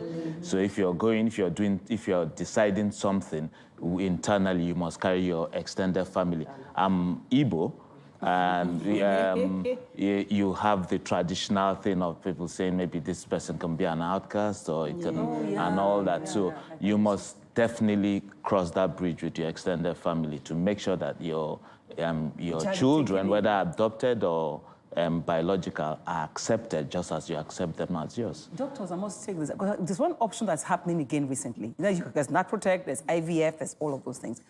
I don't know if you advise and I want you two of you to comment on this, advise your clients to seek adoption as an option. And also, this surrogacy thing is becoming an option too. You can have someone else carry the baby for you. Carry the baby, right? Should we start with you, doctor? Okay, fine. How popular is it? Yeah, certainly I advise my patients, or rather I give them the option of adoption. I discuss it with them, what it entails. And they're becoming more receptive these days. They're becoming more receptive. They're becoming more, just like when you even consider IVF in the first instance. When it first came, nobody wants to talk about it. Nobody wants anybody to know that I went for IVF. But now it's so common that it doesn't mean anything. The same thing, the idea of adoption is gaining ground, but we are still far from reaching, I don't know his opinion, but that is what I have found in my clinic. They won't say it, they won't do it. They won't say it by and large. They won't say it, but they are being encouraged. Surrogacy is even more in its infancy, by my assessment. But people are talking about it. I have had patients who have even come, what about surrogacy? They've asked that question even before I could bring it up. And they've been educated, and they're changing. Yes. But very slowly. They are changing. Your technology is a natural technology. Yes. But I have people say things like, oh, this is from the church, and so it's only for church people who don't want to try IVF because IVF has... I think we should establish that the church, when you say the church, do you mean the entire body or the Catholic church? Yes, I think it's a Catholic church, right? Yeah. Well, the Catholic Church does not approve of IVF. Yes. And so Catholics are told that they are not allowed to do IVF if you're a practicing communicant Catholic. And an alternative technology called natural procreative technology, which these days is called the fertility-based awareness methods. That's how we are now classified in the Ministry of Health, has to be instituted. As regards adoption, because we have protocols... sorry, does that protect work? I'm sorry. I'm just wondering. Well, what does it entail? Yes. Natural protective technology for the treatment of infertility is twice as effective as in vitro fertilization for any particular cause of infertility. That is usually... Isn't there a but in it? There's no but. It is researched, very well researched, and you can Google it. And the effectiveness rates have been proved. Even in Nigeria, the technology was developed in the USA in 2004. We brought it here. Even in my own little practice You know, I have my own pregnancy rates are double IVF rates. And even now... And you were one of the IVF doctors at the beginning. The type of people I see now are 1 failed IVF, 2 failed IVFs, 3 failed IVFs. So at my own level... But is it that expensive? At my own level, those are the people that are referred to me and now. they get pregnant. Yes. Anyway, but the question is, I know there are options. I must take a break. I know there are options. This is one option, it's another. And, you know, but I would like to really delve into the surrogacy thing. But I must take a break, and then we'll return to the conversations. Look at why I'm just quiet on this one. I'm just listening to you people talk. We'll be right back. Yes, we're still in the lounge, and we have had time just listening to the doctors talk about options, and we also talked to a father who understands adoption. But now we want to remain in the studio to answer some pertinent questions. So, more interactive. Welcome back. I don't know if Ebun has been dying to ask one question. Okay. Clarity? Absolutely. Clarity on this procedure. I really need to understand how it works and how it differs from IVF. Okay, it's not a procedure. It is a whole technology. Okay. Okay? The philosophy behind the technology, as I've said before, is that if somebody cannot get pregnant, something is responsible. And the whole technology has been developed to very accurately pinpoint in each particular woman what is, or man. Are you taking medicines? It's a whole technology. Okay, well. What is the cause? In the normal method, not IVF, in normal gynecology, you'd be asked to do your hormones, the 21 hormones, ultrasound, seminal fluid analysis, and hysterosalpingography.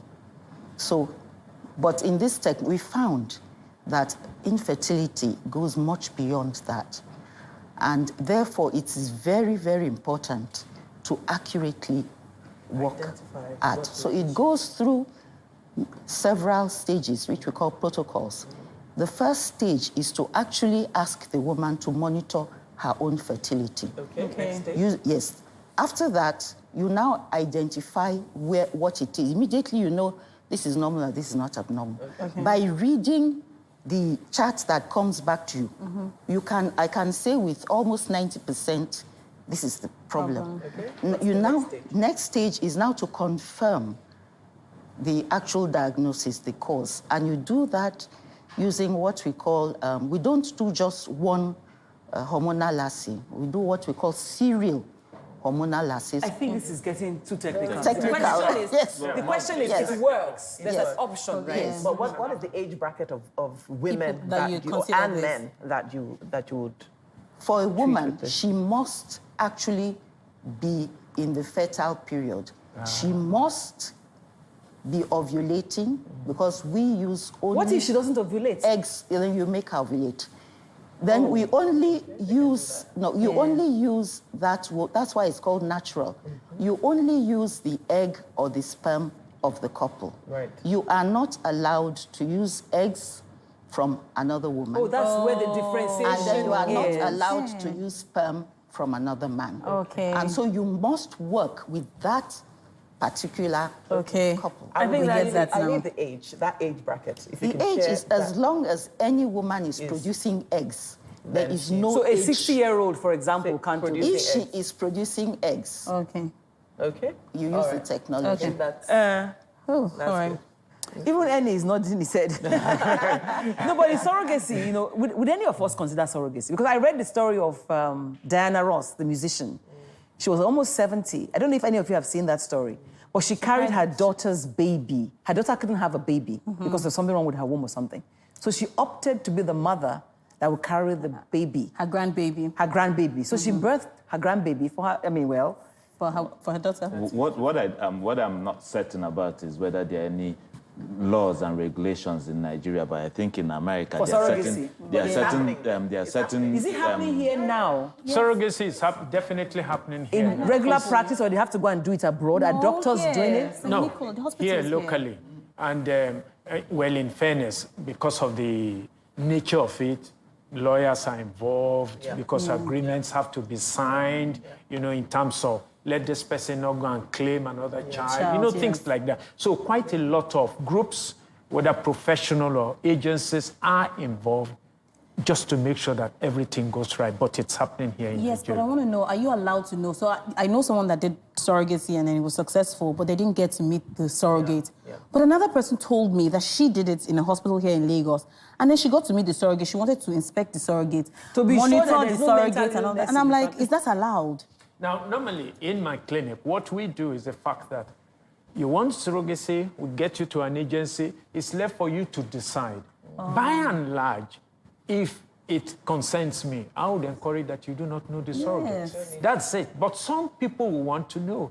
Normally, what you have just said, the characteristics of the person who is going to be the surrogate are shared with the person wanting surrogacy, so that you know the characteristic.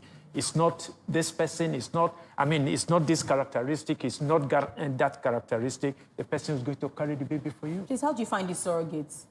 Well, do we go to register? If I feel like I'm very fertile, can I go and register and get my 3 million naira? Because I hear it's as good as that. paying people. Of course. That's the issue. That's the moral unethical, issue. yes, it's unethical. Whether you should be able to earn a profit or get paid to provide surrogacy. I think in America it's illegal to get paid to. It's going to be, I can't contest that because I don't know about that.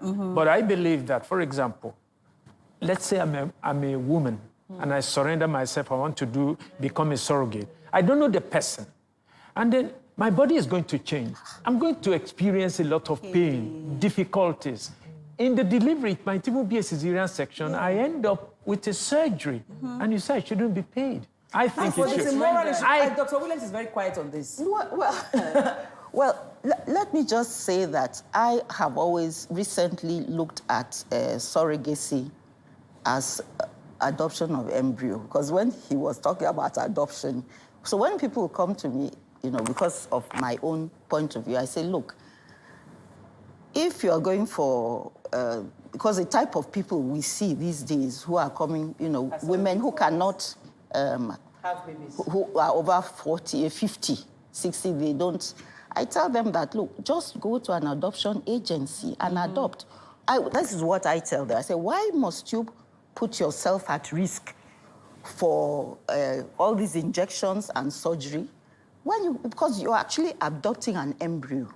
That is what you are doing. Go and adopt a live baby. Go and adopt a live baby. This is my own way of looking at it. Can I ask, surrogacy, when you say adopting an embryo, I was under the impression that surrogacy was that it's the couple's egg and sperm, but gestation in another I'm glad that you are bringing that up because that's the major difference between adoption and surrogacy. By and large, to a large extent, surrogacy is the man's sperm, the wife's egg, just another woman to carry it. That's if the problem is the woman's own. Where, for example... In actual fact, we know that by the time they are coming for these problems, many of them are postmenopausal. That means the women do not have eggs. And the IVF people prefer to use eggs from very young women because those eggs give you better results. So in actual fact, you end up with the egg is not yours, so you can't even tell. Sperm is not yours. And so that would be, this is the majority of the cases we have. I cannot... Anyway, so what can we do? So these are moral issues. Like she rightly said, that's the majority. But the patients I have seen, they are within the reproductive age bracket, coming for surrogacy for certain reasons, which I cannot disclose here. But I've seen such people. The question I want to ask is that, what do we do? So 2 young people want to get married. How do you foresee this? Are there tests that we can do? Or I'm married already. Are there tests that people can do before they marry? I just told you that even the council. It is absolutely now compulsory to check your fertility. To check your fertility before marriage. Just like genotype. Not genotype. You can know. And the important thing is that most of these cases, you can help them immediately. That is, you can, the technology we use, I just use the word, I'll change your abnormal chart into a normal chart using my medical... It's not natural methods. Using medical technology, that will change you from an infertile woman to a fertile woman. Okay, from but an sadly- infertile male to a fertile Sadly, male. I don't have more time on the show. I gotta go. I gotta go. But the thing is, I think we've established the fact that there are options. I don't think any woman can really say, oh, I have no child. You know, you can either do the IVF or do the Natprotec or adopt or even surrogacy. Yes. So we should take our mindset off this idea, right, ladies? So as we go away, just one last word from everybody. If nobody remembers anything that you said here today, my gynecologist, I must say that. Dr. Ali, what should they go away with today? Please, help is available. Seek help at the correct place with the correct expertise. Dr. Williams. I agree with him as a co-gynecologist, and I recommend natural procreative technology because it is more effective, it is more affordable, it is more ethical. Then we find that on Google. Annie, what would you say? Every child is a child. Oh, so Whichever way you get it, that's very, very true. just don't steal it. Get help, get help. No matter how early, if you can do it before you get married and you're able to drag the man there, fine. If you cannot, get help before What happens if you drag the man there and you find that it has no seminal fluid? Yeah, because that's a true concern, and that's why I asked Sorry, the question. So we need to... Okay, so the options are surrogacy, IVF, the natural method, natural procreative technology, adoption. But the truth is, a lot of these things cost money. They're not Natprotec easy. doesn't. It doesn't? Okay, so that's fantastic. But I think they're It's also... not free. It's not free. so these things cost money, but there are payment plans available. So ask your banker. Oh. So explore that option also. Or adjust. Good idea. So we must go. Thank you for watching. It's always effervescent in the lounge. We'll see you again next week. Remember, you can always continue this conversation on social media. Don't forget to use the hashtags. Thank you for watching.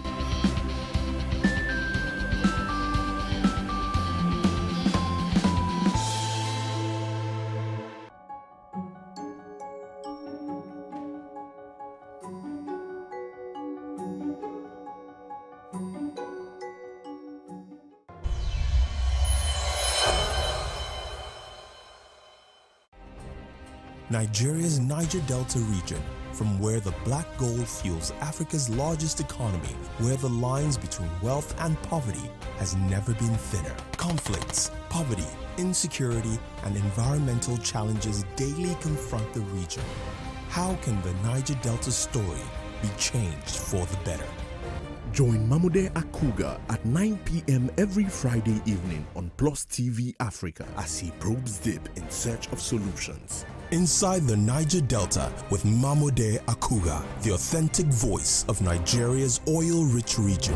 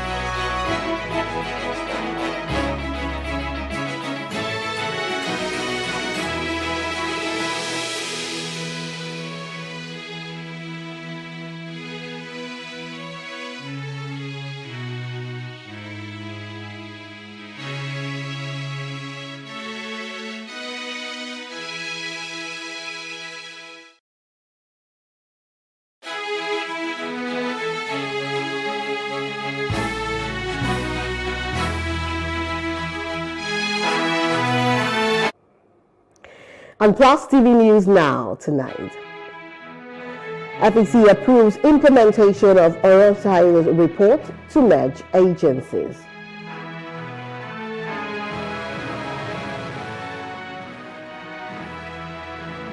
Customs suspends sale of seized food items over stampede.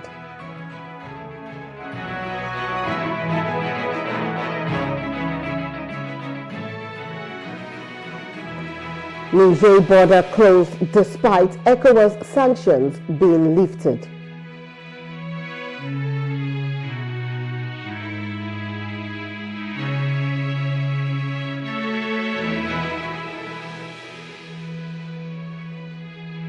Palestinian Prime Minister resigns, citing new reality of Gaza war.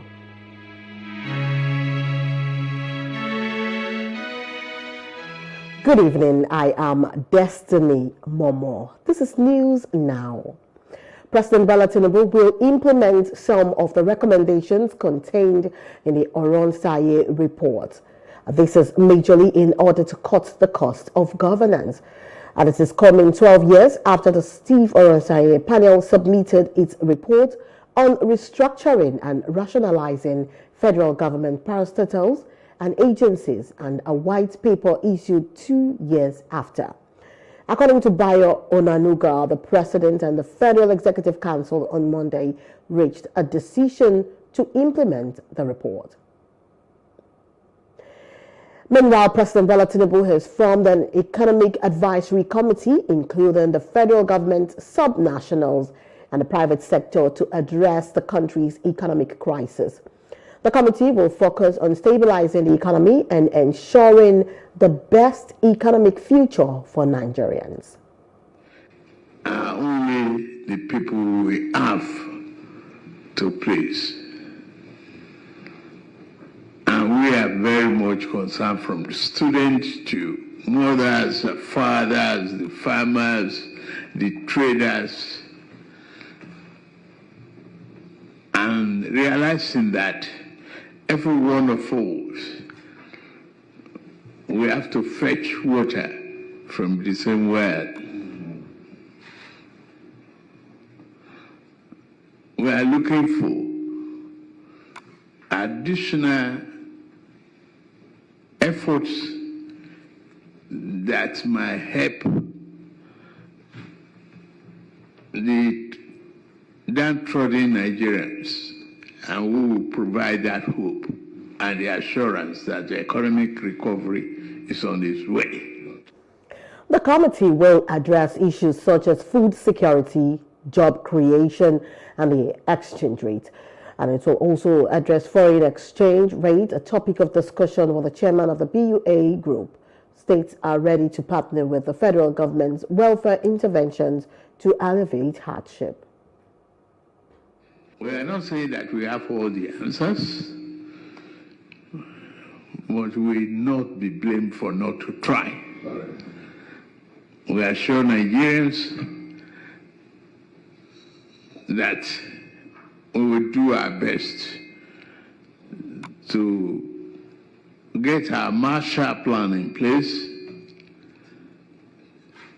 and fashion out the best economic future for this country, and thought-provoking challenges for our country. And the Nigerian Customs Service has suspended the sale of seized food items to Nigerians. The development comes after a stampede that claimed lives at Nigerian Customs Service Old Zonal Headquarters in Yaba, Lagos State on Friday. This was made known in a statement on Monday by Abdullahi Maywada, a spokesperson for Customs. Recall that Customs had on February 20, 2024 said it would dispose seized food items to cushion the hardship in the country. And protesters in Lagos have gathered against the rising food and living cost despite police warnings. The Take It Back movement human rights group carried placards and police officers were present to prevent violence. Lagos Commissioner of Police Adegoke Fayode warned against any protest in the state. More details will be provided soon. And commercial activities were grounded to temporary halt in Benin City, the Edo State capital, following a protest by the Edo Civil Society organization, Edo CSO, as the call on President Bola Tinubu to address the problem of economic hardship in Nigeria. The group took to their protests across major roads down to the city center ring road with placards of various inscriptions, wants President Bola Tinubu to fix the Nigerian economy as a matter of urgency. They also decried the dollarization of the Nigerian economy while stating that Nigerians should their currency, which is Naira, as they want the Naira to regain its values, as Nigerians do not use dollars. Stressing that the citizens of the country were living in the most difficult times since the creation of the country, they call on the president to fix the problem as it was becoming too unbearable for the citizens. We are saying enough is enough. On the 29th May 2023, Asiwaju Bola Ahmed Tinubu, the President of the Federal Republic of Nigeria, took an oath. And one of the oaths he took is to protect the Constitution. And in the Constitution, it states that the welfare and the security of Nigerians must be its primary priority. Today, we are no longer well-fed. There is no security anywhere. The man that is hungry is looking for how to survive and is taking advantage of the insecurity of the other man to rip him off of his hard-earned money.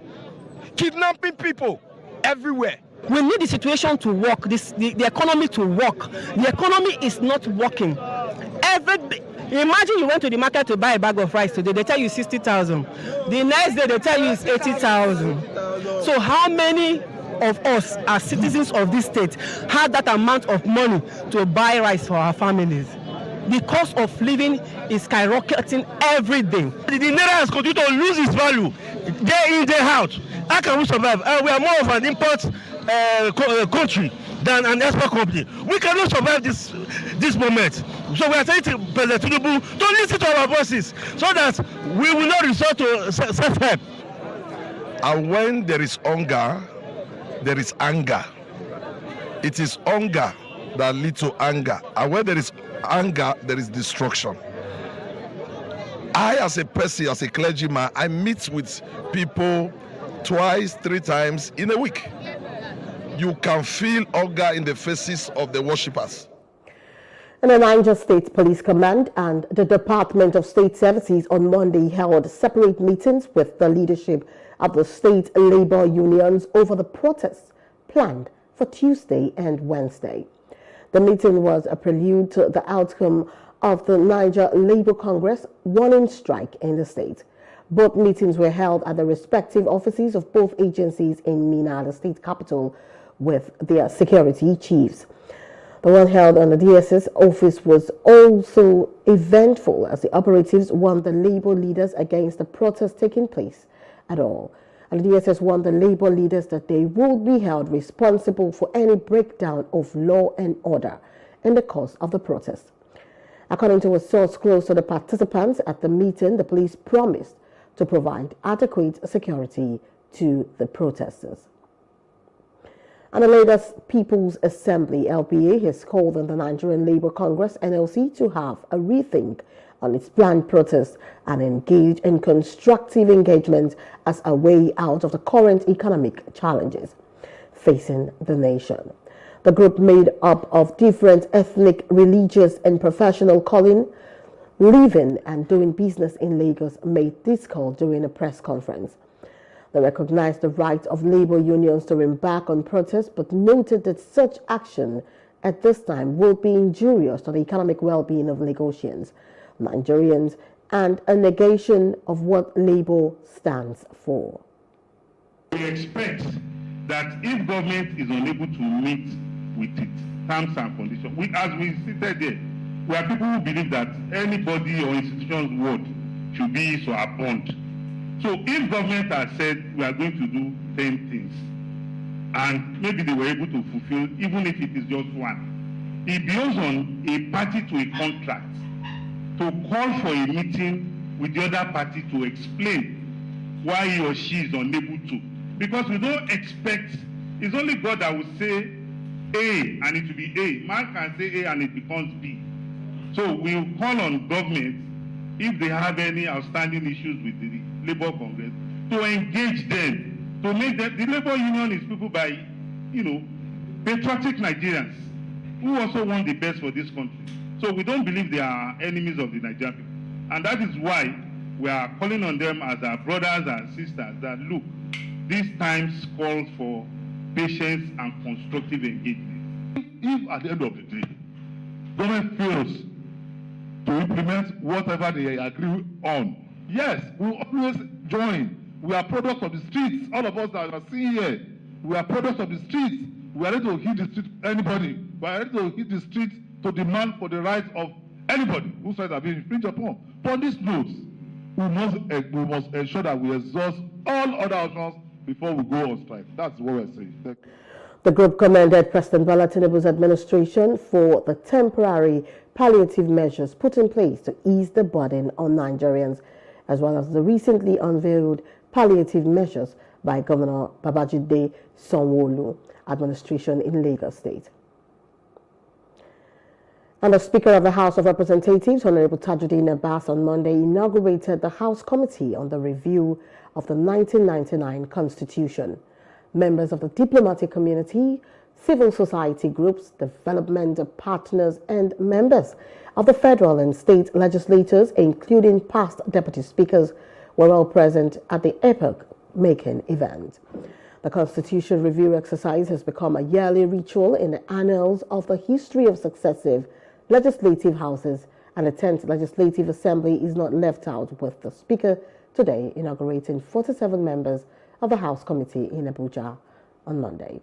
Honorable Abbas emphasized the need to address critical demands that has continued to dominate national discourse, such as the issues surrounding the call for the devolution of powers, state policing, the role of traditional rulers in governance, as well as the fiscal federalism and local government autonomy, amongst others.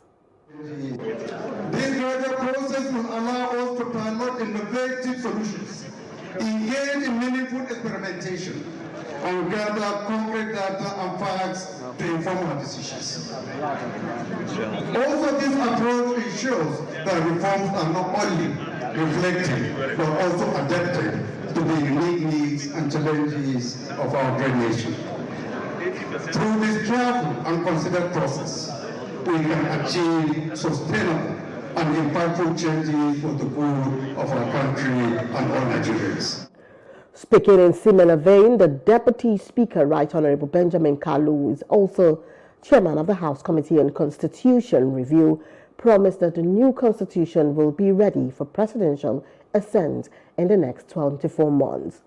The committee also received goodwill messages from dignitaries who urged the committee to emphasize the importance of promoting unity, inclusivity, and national cohesion in the reform process.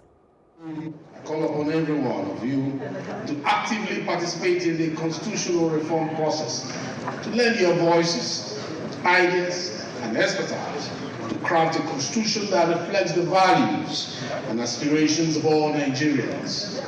As John Marshall, the one-time American Secretary of State, once said, the people make the Constitution, and the people can unmake it. It is the creature of their will and lives by their will. However, Nigerians have been advised to actively participate in the reform process either through public consultation, town hall meetings, online, or any means of employment available to them. We are reminded of the profound responsibility that rests upon our shoulders as legislators of the people. This committee's task is not just a matter of legal review, but is a duty to enhance the framework that governs our collective aspirations, rights, and duties as citizens of this great country. It is an important opportunity to enforce the pillars of democracy, justice, and equity that our nation stands on. We will also work studiously and expeditiously to ratify the documents once they are passed down to the states by the National Assembly. I also would like to especially commend this particular committee for taking a proactive measure of starting this constitutional review in such manner in which they have also incorporated the state actors, be it the Conference of the Speakers of State Legislatures and also the executive arm of government at the subnational level. How we can harness the effectiveness and resource that women possess as about equal number of population. So it is something that the National Assembly must consider. Your Excellency Deputy Senate President, Your Excellency the Deputy Speaker, how we can make special constitutional provisions that allow for greater representation of women in elective offices proportionate to The Ogun State government has flagged off medical and surgery interventions for 70,000 residents as part of the measures to alleviate the current socio-economic hardship being experienced by residents. A visit to the state government-owned General Hospital Ijaye in the state capital and other locations across the 20 local government areas of the state revealed that residents who required surgical interventions are being registered to be part of the initiative. The modalities are very simple. As long as you're a resident of the state, as long as you have one surgical need or the other, you are free to walk into any of our states or general hospitals in the states and enroll on the insurance scheme. The doctors there will assess you if it is a case that is ready for surgery. And once all the other parameters has been concluded, you will get the surgery done. The explanation is this. It's possible for somebody to have a cataract and the cataract is not yet matured. We will still enroll the person. We will give the person a date for when the cataract is going to be matured, but they will still get access to this free surgical intervention. I need to put that out there. It's possible that you came and maybe you want to do myomectomy, which is basically removal of fibroid. But when you now see the doctor, they now say maybe your electrolytes is a little bit high or your BP is a little bit high. It needs to be controlled before you can be taken in for surgery. We will still enroll the person, we'll book the person, and you'll get a date. But we have a lot of cases that are going to start from tomorrow. Where the person has come, maybe needs hernia, lipoma, some breast lumps and things like that. And they've gone to the lab, and the lab says everything is okay. Surgery starts in earnest tomorrow. The week-long surgical intervention program for the people of the state under the auspices of the Ogun State Health Insurance Agency will see any resident of the state with health challenges requiring surgical intervention get access to the required health care for free. To benefit from this initiative, interested individuals are required to visit the closest state or general hospital to them, register, get screened by the health professionals, get booked, and have the surgery done on the appointed date. Beneficiaries will continue to enjoy free health care for the next 1 year after the surgery under the Ilera Dero Health Insurance Scheme. In all, about 70,000 residents, which include 20,000 pregnant women, 20,000 market women, and 30,000 vulnerable in the society. And some of the beneficiaries who thronged the venues of the surgical health services commended the state government for the gesture. We've had a matching mandate from His Excellency for us to enroll 70,000 people, which is broken down into 20 pregnant women. And once I say pregnant women, once you know that you are pregnant, you come on the scheme. From that moment till 12 weeks after you deliver, even if the delivery is by cesarean section, we will take care of everything. The child that you deliver to, for the first 6 months of that child's life, we also take care of all the medical needs. We've also been asked to enroll 20,000 market women.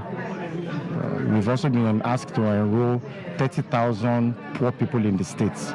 But among these 70,000 people, or any other person in the states that needs surgery, they have to come down and get those surgeries done. And that is what we are doing. Why has His Excellency done that? We know what is happening in the country. And we know that in the last 1 week or thereabouts, he has been rolling out palliatives in each sector. The program is very good. It's to help others I am a retiree, retired head teacher. So when I had this program, I came here.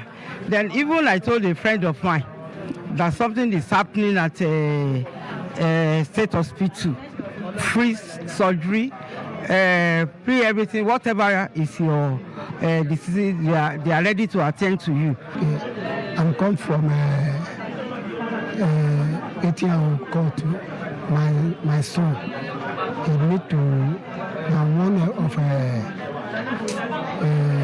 time we call that the only one that this will come from the time where I born her.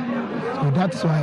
So before that thing did to my body, so I won't do something for my higher body because I want to make him different. And the Borno State Governor Babagana Zulum has allocated 447 housing estates provide food palliatives, among others, to displaced persons in Dalori community under Konduga local government.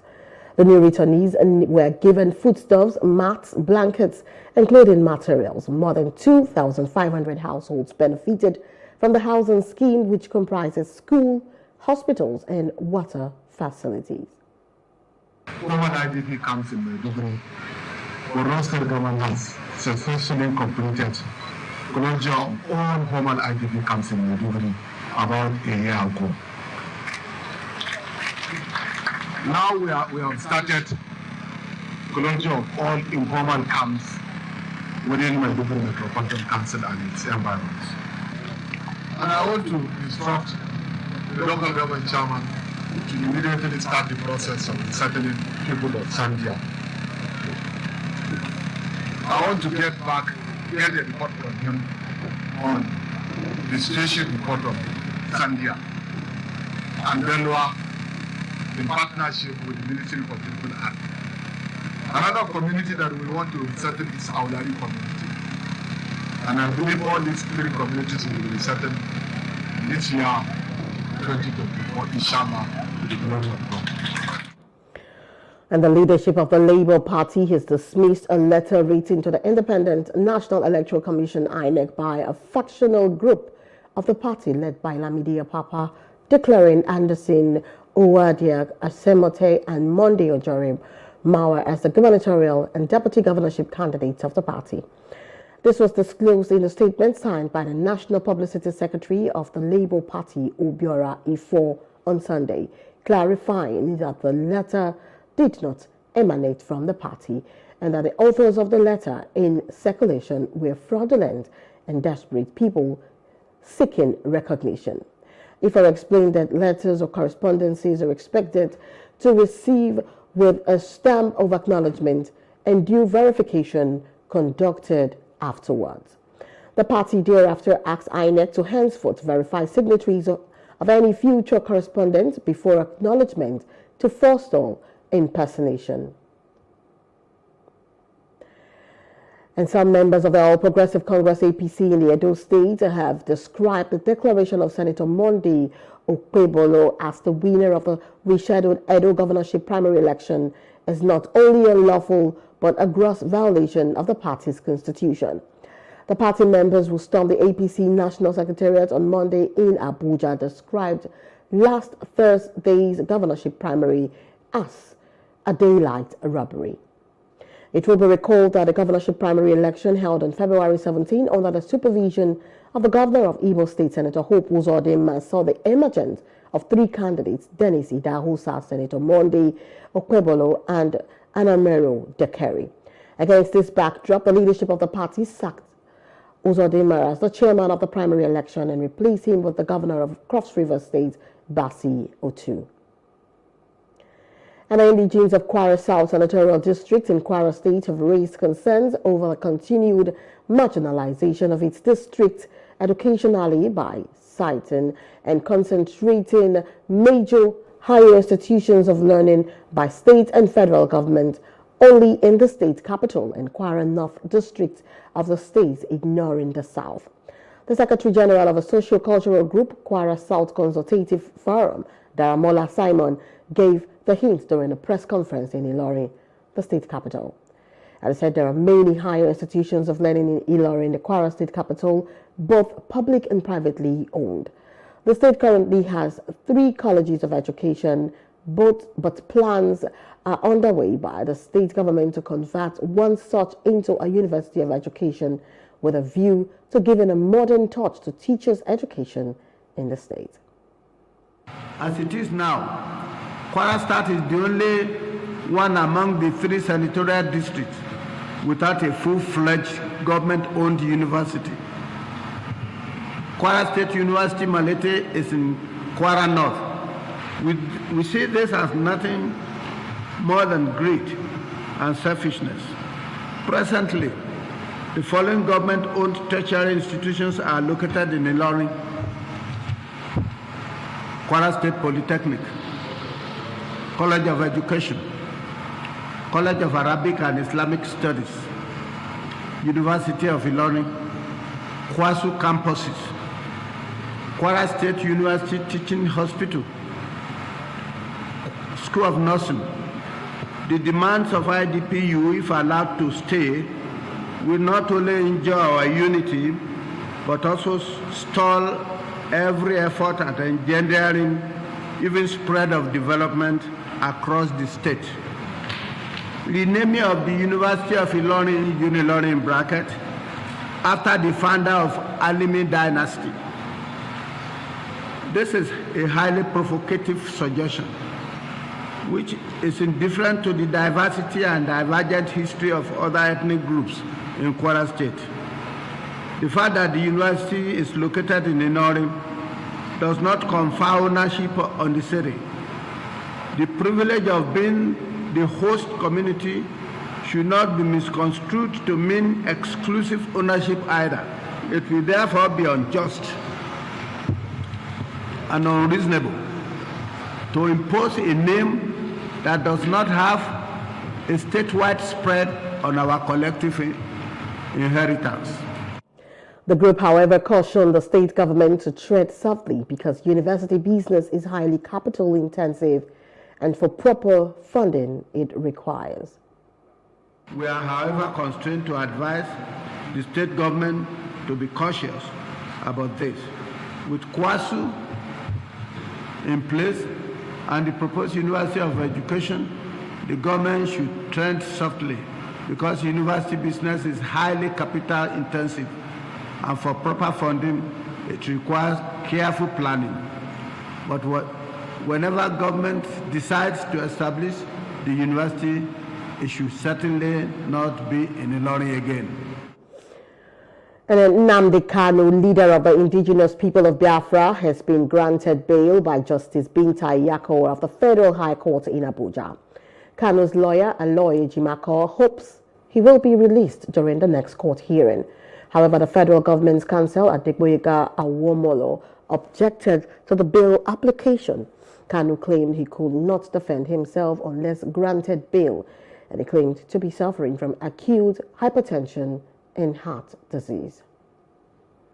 Meanwhile, Anambra State Governor Professor Chukwuma Charles Soludo has condemned the murder of the President General of the Umuoji community, Mr. Silas Onyema, in his home. The unprovoked violence left Onyema's lifeless body in a pool of blood. Soludo called on Anambra residents to remain calm and law-abiding, urging security agencies to take decisive action to apprehend the culprits and ensure swift prosecution to deter future recurrences. The state government remains committed to protecting lives and property. And the Nigerian Customs Service has commenced investigation of an officer alleged to have extorted 500,000 naira from a car buyer identified as Muhammad Dahiru Ahmad along the Mokwa Jeba Road in Niger State. The Comptroller, Federal Operations Unit Zone B, Kaduna Dalha Chedi, handed over the officer to the Assistant Provost Marshal of the Customs Police Unit at the headquarters of the unit in Kaduna on Monday. While addressing journalists on the matter, Chedi confirmed that the suspected officer involved in the unwholesome act is indeed an operative of the unit deployed to the Mokwa patrol team in Niger State. And the unfortunate incident occurred in the early hours of Thursday, February 22, 2024, as reported by the complainant. And the Eselu of Iselu Kingdom in Yewa North local government area of Ogun State, Oba Akintunde Akinyemi, has forwarded an investigative report indicting popular businessman Ibrahim Dende Egungbonhu as a smuggler and gun runner. An investigative journalist with Foundation for Investigative Journalism, Fisayo Soyombo, had in a report accused Egungbonhu, popularly known as IBD Dende, of smuggling contraband such as foreign parboiled rice, poultry products and guns into the country through Ogun State border communities. Fisayo also accused Egungbonhu, an hotelier, of conniving with custom officers to smuggle illicit items into the country.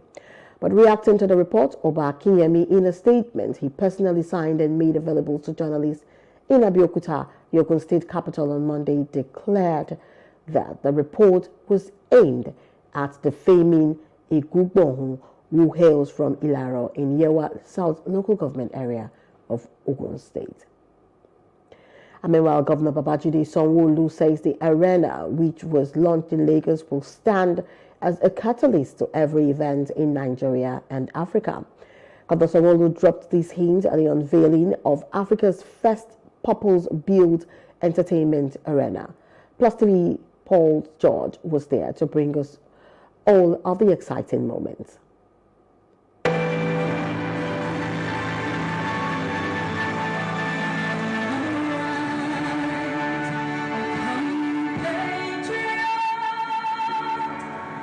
Over the years, Nigerian music has placed the country in the world map by breaking through barriers and entertaining the world. The outlook of the industry is about to change with another innovation. This project is part of a larger effort to develop Nigeria's infrastructure and create jobs. Governor of Lagos State, Babajide Sanwo-Olu, is here for the unveiling. The governor, who identifies with the project, is excited as he says it will fill a major gap in Nigeria's entertainment industry. He promises government support for the project. It's not just the arena, it's the Lagos arena. Africa is ready. We're ready not just by mouth, we're ready in terms of the commerce and the business model that comes with it to create an environment, and a structure that will truly really work for all of us. I want to assure you, Chairman, that Lagos State will not just talk the talk, we'll give you all the support that you require in terms of monitoring, in terms of ensuring that everything that you wish for, we will make sure that it happens timely, without any bureaucracy, understanding that we need to commission this place December 2025. For the organizers, it has been a long time coming, citing the lack of an entertainment arena in Nigeria. Despite the country's growing youth population and thriving entertainment industry, the chairman and initiator of the project, Tayo Amusho, decided to embark on this journey to bring the arena to life. He speaks about his doggedness, which has brought this project this far. One of the investors praised the concept. Anything you have in Nigeria, there will be challenges. There's challenges. This is us, but we're resilient people. Everybody, you are resilient. Every Nigerian will overcome. But thanks to the Lagos State government, the government of Lagos State, with the NSIA, to the federal, everybody. But it's it's our people, it's us. We're resilient. But maybe that's how we always have to fight. But it's okay, and when we fight, we'll achieve. Challenges are many. Of course, there's the conceptualization, there's the development, there is the funding, there is the utilization, there is the marketing, there is the actual execution, so the design work. All of those things comprise the challenges of any typical transformative piece of infrastructure. But I'm proud to say a combination of all the stakeholders, the state government, the Oba, his royal father, the financing partners, in particular the NSIA, the institution that I represent, all together have come to actually surmount these very difficult challenges. This innovation will create 1,500 direct and indirect jobs, attract investment and exciting opportunities for local businesses. Meanwhile, popular Nigerian music entertainer David Adeleke, widely known as Davido, also shares an insight into the impact of the arena in bringing world-class performances to fans at home. It's something that matches our respect that we're getting worldwide now. Every December, people come in for shows. I want them to feel the same way that if they're State Farm, if they're in O2, if they come to Lagos, it's the same exact feeling. Let's give them that same experience. We don't care if where they came from. This will no doubt provide a platform for Nigerian and international artists to perform for large audiences, as well as boost the country's music, sports, and entertainment industries. Paul George, Plus TV News.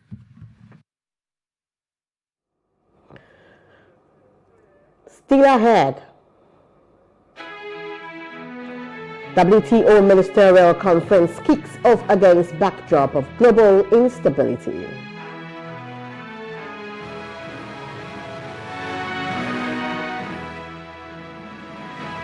Details when we return. Stay with us.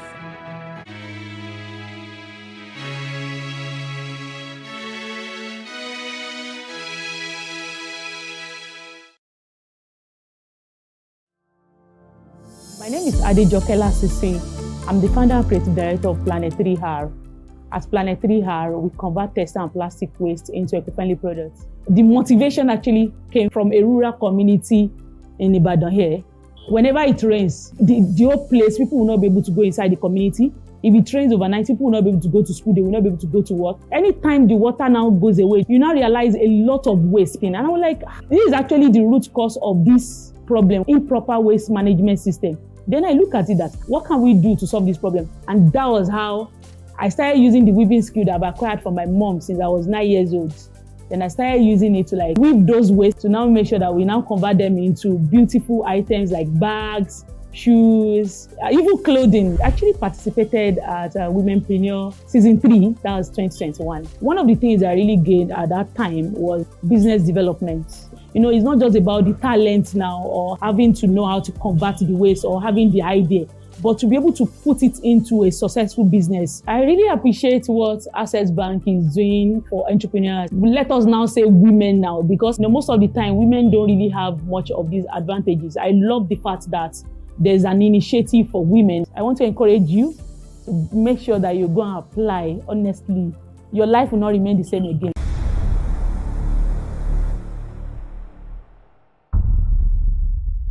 An African girl somewhere is sitting at home, accompanied by dreams that seem so far away. Africa is one of the continents with the highest out-of-school percentage in education, and girls are at an early disadvantage. The sub-Saharan Africa records about 18 million out-of-school girls. This gender gap extends to the tech space with a projection of only a 33% global female workforce representation in tech firms for 2022. Let us help change the stories and numbers. Africa Agility's Project Train a Girl campaign is working to help train African girls in tech. You can donate as little as $2 or 2,000 naira to help a girl in tech get her heels in the door. Visit www.africaagility.rallyup.com/PTAG to donate.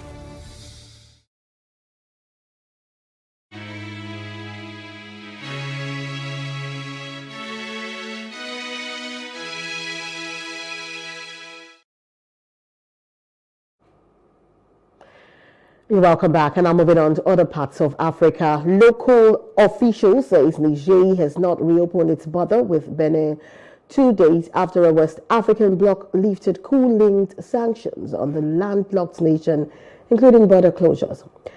The Economic Community of West African States, ECOWAS, Saturday said it was lifting sanctions imposed after last year's military coup, including a no-fly zone, border closures, and asset freezes. And 2 Nigerian officials confirmed the border with Benin remained closed.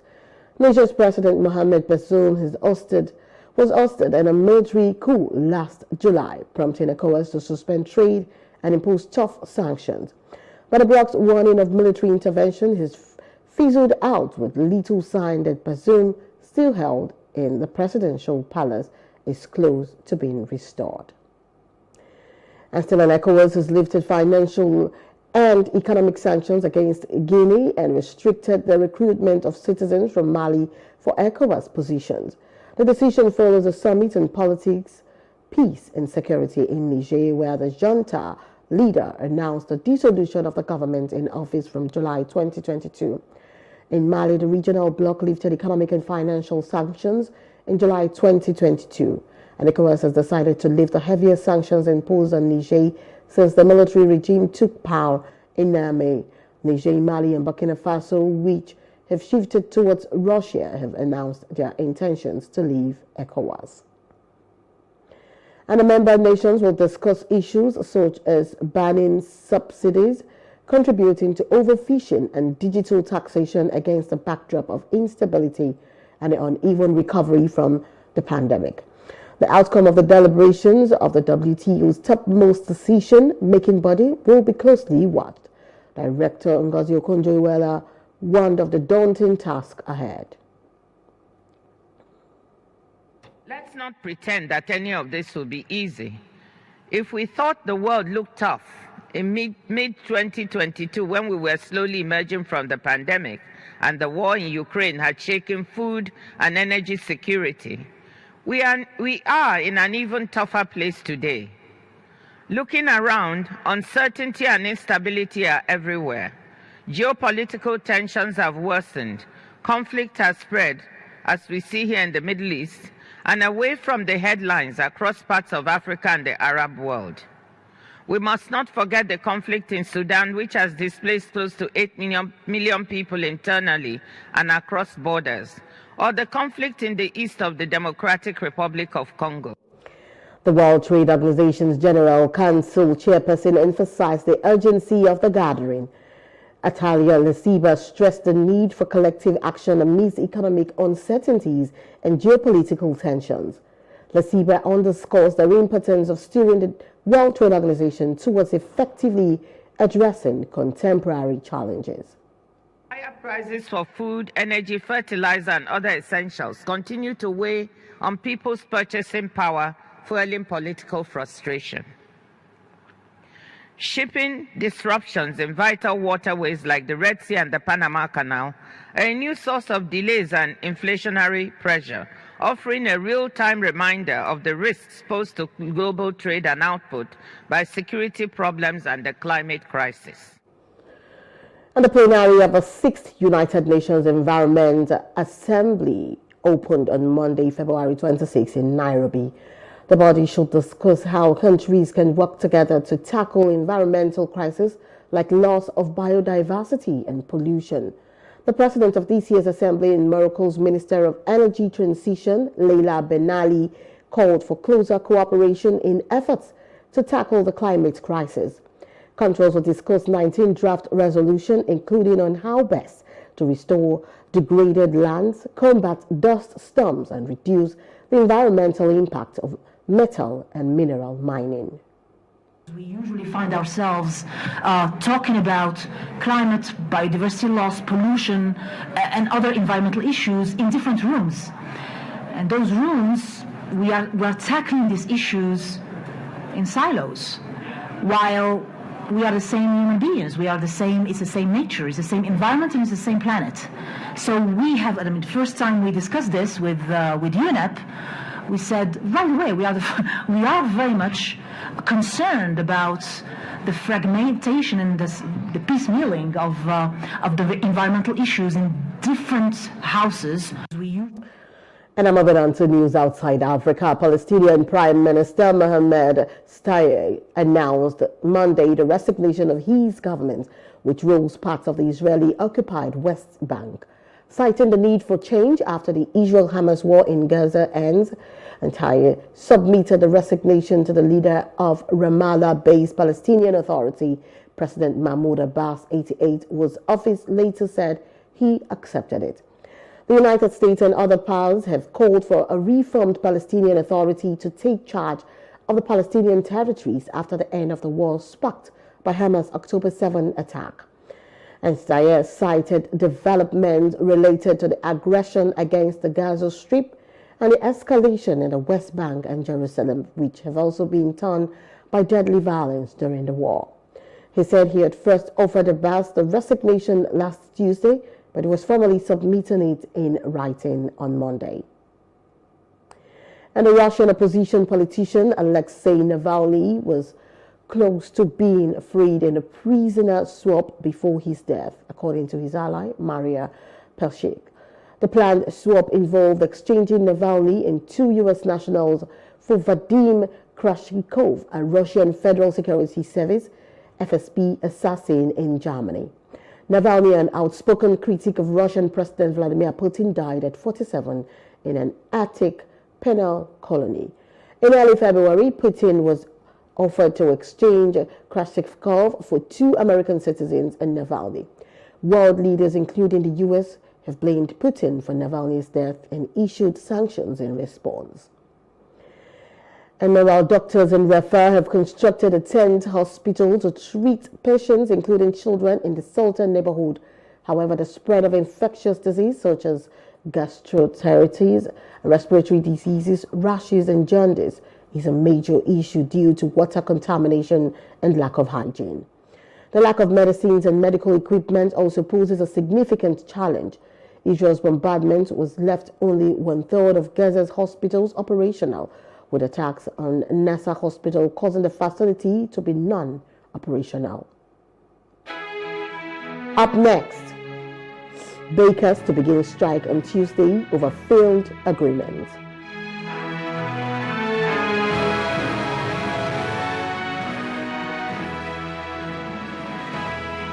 That's in business news after this short break. Stay with us.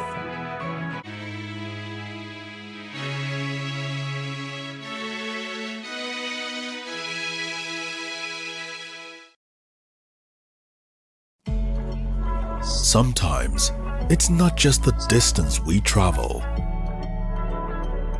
It's the gaps we close.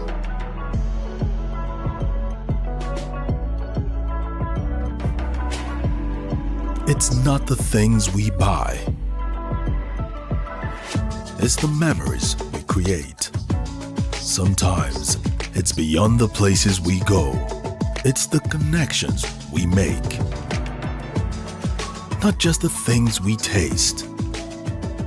It's the taste of things to come. And it's never a question of if, but when. Because life is always just a bit better with American Express. Introducing the Access Bank American Express Gold Card and the Metal Platinum Card, now available through Access Bank.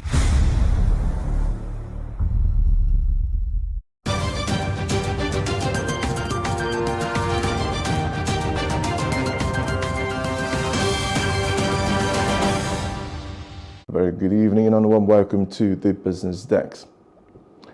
Nigeria's 25 licensed modular refineries are now facing the threat of shutting down due to a lack of foreign exchange for purchasing crude oil.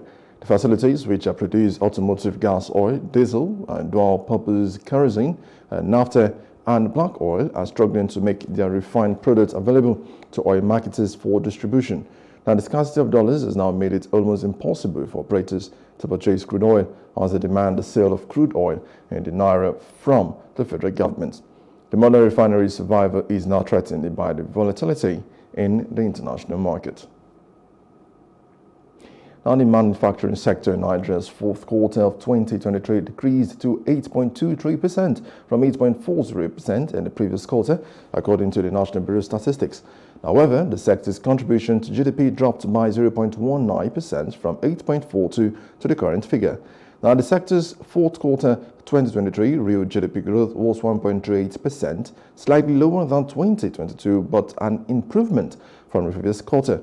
And the manufacturing sector also experienced a significant increase in nominal GDP growth, reaching 38.06% year-on-year. Still in business, the Association of Masters Bakers and Caterers of Nigeria is set to begin a nationwide strike on the 27th of February unless the federal government honors an agreement made in 2020. Now, the strike calls for the temporary suspension of all taxation on the bakery industry at federal, state, and local levels. The association demands liberalization of flour and sugar importation, reduction or removal of import duties on major baking materials, concessionary forex exchange, and reduction of tariffs on imported wheat and sugar. It also calls for the establishment of a price control and monitoring committee to enhance business ease in Nigeria. Now, the National Institute of Credit Administration, NICA, has urged individuals and businesses to prepare for a new economic dimension as the CEO, Professor Chris Onalo, believes that the economy will develop faster as productivity increases. Now, he advocates for credit availability to individuals and businesses, boosting capacity for productivity. The new economic dimension will see businesses driven solely on credit, allowing for increased production and production capacity. Access to credits from banks will also be made possible by lending institutions providing financial assets for purchase. However, Onalo emphasizes that access to credit should be welcomed with integrity. And as much can take on business, I am Emmanuel Olubobokun. The news continues shortly. Up next is entertainment news. Stay with us.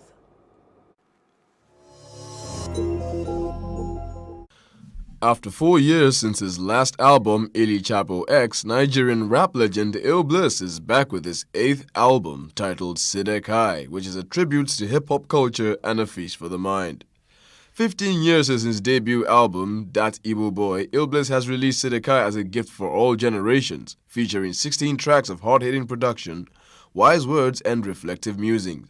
Ill Bliss' latest album is a testament to his role as a pioneer of Igbo indigenous rap through his Igbo Boy movement in Nigerian hip-hop and the Nigerian music industry.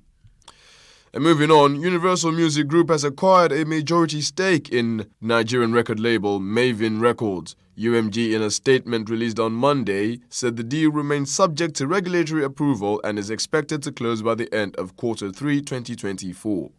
The deal will see Mavin founder and CEO Don Jazzy and COO Tega Ogenejobo continuing to run the company. With Don Jazzy, Tega, the main global team, and their artist roster, we found ideal partners with whom to grow together, said Sir Lucian Grange, the UMG boss. In October 2023, Billboard reported that Mavin Records is seeking investment or eyeing a potential full sale, with bidding coming from the Universal Music Group, HYBE, and strong interest from music asset investors in the financial sector, according to sources. In a podcast interview in January 2024, Mavin CEO Don Jazzy confirmed that the label was being courted by foreign investors. Moving on to the comedy sector, popular media personality Noble Igwe has blasted comedian Seyi Law for threatening to beat him up. Seyi Law, in a snippet of his latest interview with Nedu on the Honest Bunch podcast, had threatened to beat the media personality to a pulp whenever they ran into each other. Responding to the threat, Noble Igwe mocked Seyi Law, stating that he is moving from one podcast to another while other comedians are on tours. He said on X, "While other comedians, your mates, are on tour, you are busy moving from one podcast to another, but then that's also a tour." And finally, 2 women who accused American singer Trey Songz of sexual assault at a 2015 party at his Bell Canyon home have reportedly dropped their lawsuit. According to court documents obtained by RadarOnline.com, George Vrabeck, the lawyer who filed the case on behalf of 2 accusers, who used the pseudonyms Jane Doe A and Jane Doe B, said he was dismissing the complaint without prejudice. The decision to dismiss without prejudice means the case could be refiled in the future. The case in question was filed in October 2023. In the suit, the woman claimed they passed out at Song's house party and woke up to him forcing himself on them. The lawsuit accused Songz of sexual assault and battery. And the main news again. FAC approves implementation of Oronsaye report to merge agencies.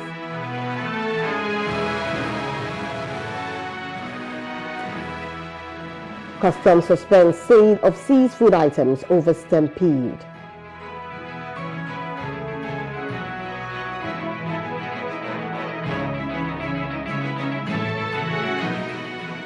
Niger border closed despite ECOWAS sanctions being lifted.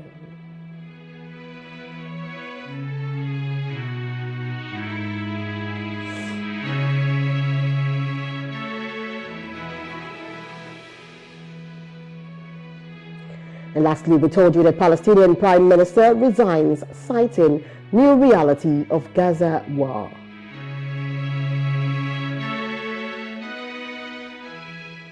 And now we've come to the end of News Now. For more stories, please follow us on Facebook, X, and Instagram. And do subscribe to our YouTube channel at Plus TV Africa and Plus TV Africa Lifestyle. You can also view us from Limex on limex.tv and Glow TV apps anywhere in the world. I am Destiny Momo. Many thanks for watching.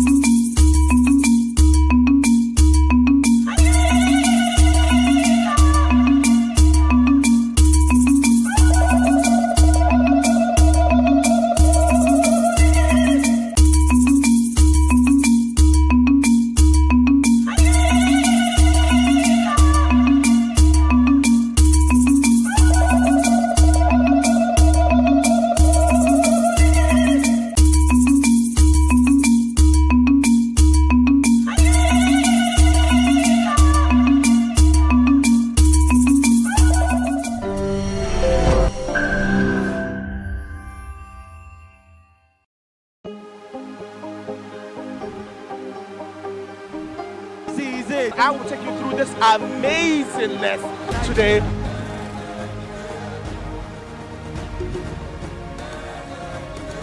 Welcome to Plus Trending.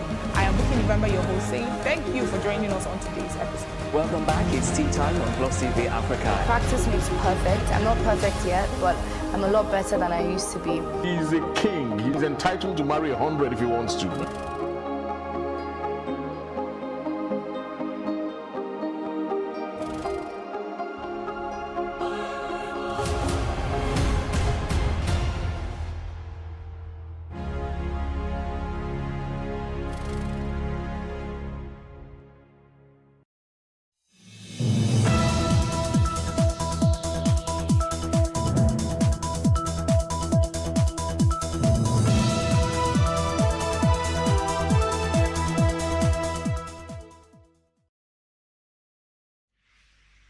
"60 Minutes with Angela" starts right now.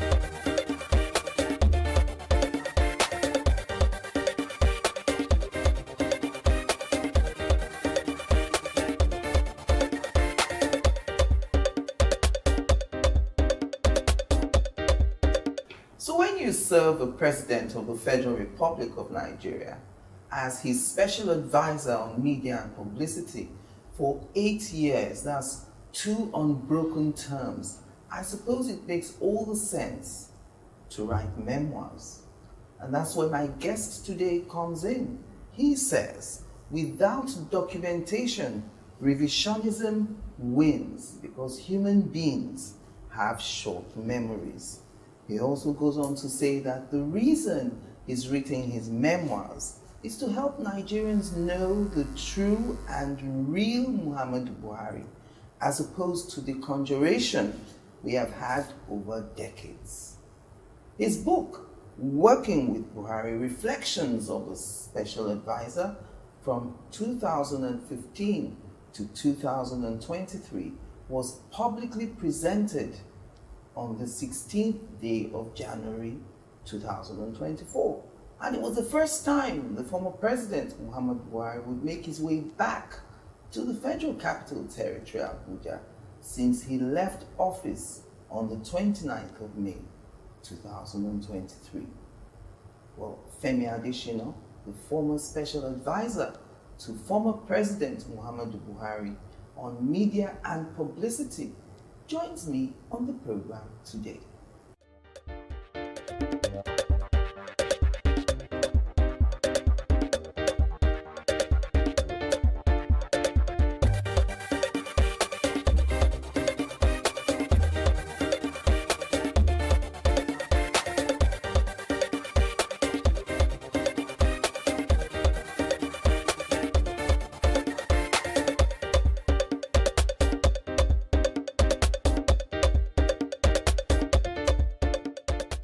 Thank you for coming on 60 Minutes with me. It's been like 6-7 years of not really having these conversations. Oh, that long? But before your appointment as a special advisor, you wore many caps. You would be termed to have reached the height of your profession.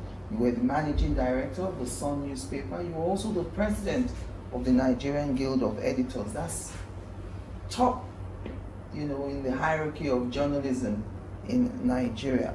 And in spite of your initial misgiving, when you got that call from President Muhammadu Buhari, you served 2 terms as special advisor. Correct me if I'm wrong, you must be the first special advisor to do 8 years with the president since our return to democracy in 1999. Yes, that would be correct. Okay. Now, you've spoken about a certain myth about President Muhammadu Buhari, a narrative that his political enemies had sold and fed to the Nigerian public. What is this myth? Over the years, you know that he first came as a military ruler. Yes. That's December 31, 1983 to August 27, 1985. And he ruled with an iron fist. That gave people the excuse to now say he was a dictator. When he came out in 2002 saying he had become a Democrat, they didn't believe him. Yes. They felt it could never happen. In fact, they felt he would be a worse dictator than he was as a military leader if he was ever elected. So there began systematic demarketing of the man Buhari. He's a dictator, he's a religious bigot, he's a Muslim zealot, he is a man who doesn't have a wide perspective of the country, he is too clannish, narrow, Yeah. and all that. All sorts of perspectives which were not correct. They succeeded in selling that to Nigerians in 2003, 2007, and 2011. So he didn't win the election in those years. But by 2015, Nigerians were not ready to buy those things again. Those arguments had become prosaic, jejune, and Nigerians just said, this is the man we want, and they voted him in. So a lot of people changed their minds about him, voted him, but there were some who remained in their entrenched positions. That was why, having then worked closely with him for 8 years and seen that he is none of those things they paint him to be, I just felt I would write a book to put things in their proper perspectives. And the book was well received by him. I just wondered, when you showed him the manuscript, because I know after you left office, you disappeared for a few months to finish the book. And then you got back and you went straight to see him in Daura. What was his reaction to the book? Yeah, when I gave him the manuscript, the first thing he did was to go to the contents page. Yes. And when he looked at the titles of each chapter, some he will read and laugh, and then some he will just smile and nod. At the end of the day, he said, Nigerians will love to read this book. Nigerians will love to read this book. He flipped through the pages. There were some areas I asked him, I mentioned this. Should I remove it? He said, leave it. It's part of our history. Leave it there. Now that the book is out, I see them playing up all those in the media and trying to make mischief with it. I just laughed. They didn't know that even the former president had known and approved those parts to be Okay, there. so I was reading one of the comments on Twitter. Someone said in reaction to your book that, it looks like this Mr. Adeshino, he don't plan this book. He knew that he was going to write these memoirs from day one. Your power of recollection is what they couldn't get over. So I suppose my question is, when you get an appointment such as that, is that the first thing that comes to your mind? I've got to start preparing for my memoirs. Or when does the idea come in? Not exactly. If you asked me along the line, are you going to write? I would say maybe yes, maybe no. Yes. I wasn't quite sure whether I would write or not. So it was not as if I went into government planning to write at the end of it all. Yes. I could have written and I may not have written. I just, sometime when we finished, decided that, okay, I will write. So it was not as if I went into government planning to write this. Let me tell you an encounter between myself and the then General Buhari on phone. The first time he called me was the build-up towards the 2007 election. I had written an article about him in the Sun newspapers. The following day, my phone just rang, and he said, "This is Muhammadu Buhari." I said, "Which Buhari?" He started laughing, and I just started laughing. I said, "General!" And then we started talking. He said, "I read the article." He said, "You must have the memory of an elephant. All those things you wrote there, how did you remember them?" That was pre-2007. Okay. So most of the things in this book too, yes, some were jotted in the course of working in government, some were retained. Recalled. Yes, I retained and then recalled at the time I was writing. So one of the more controversial topics that you touch upon in your book is that of Nnamdi Kanu, who is, by the way, still detained, been detained since June 2021. You alluded to the fact that if Nnamdi Kanu was not extradited to Nigeria, he would have been eliminated. No.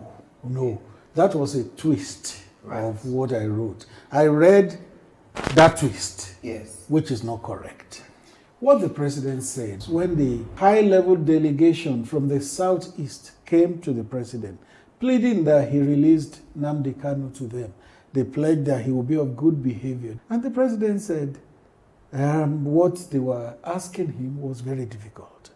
One, because it was already a judicial matter, and he never likes to interfere with the judiciary. Once something is before the courts, he wants the courts to adjudicate on it.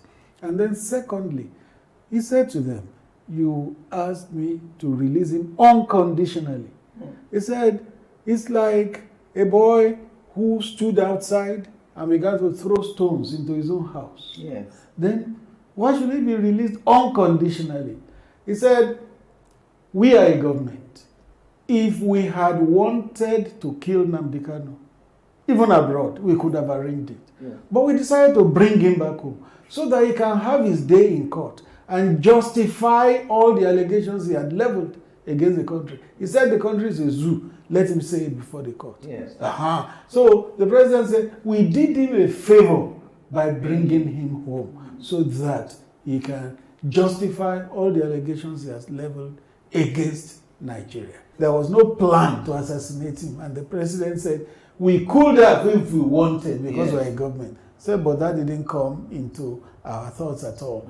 We preferred that he be brought home so that he could justify all the all what he had been saying. Yeah. One of the most interesting recollections for me in that is the Emilio Con episode.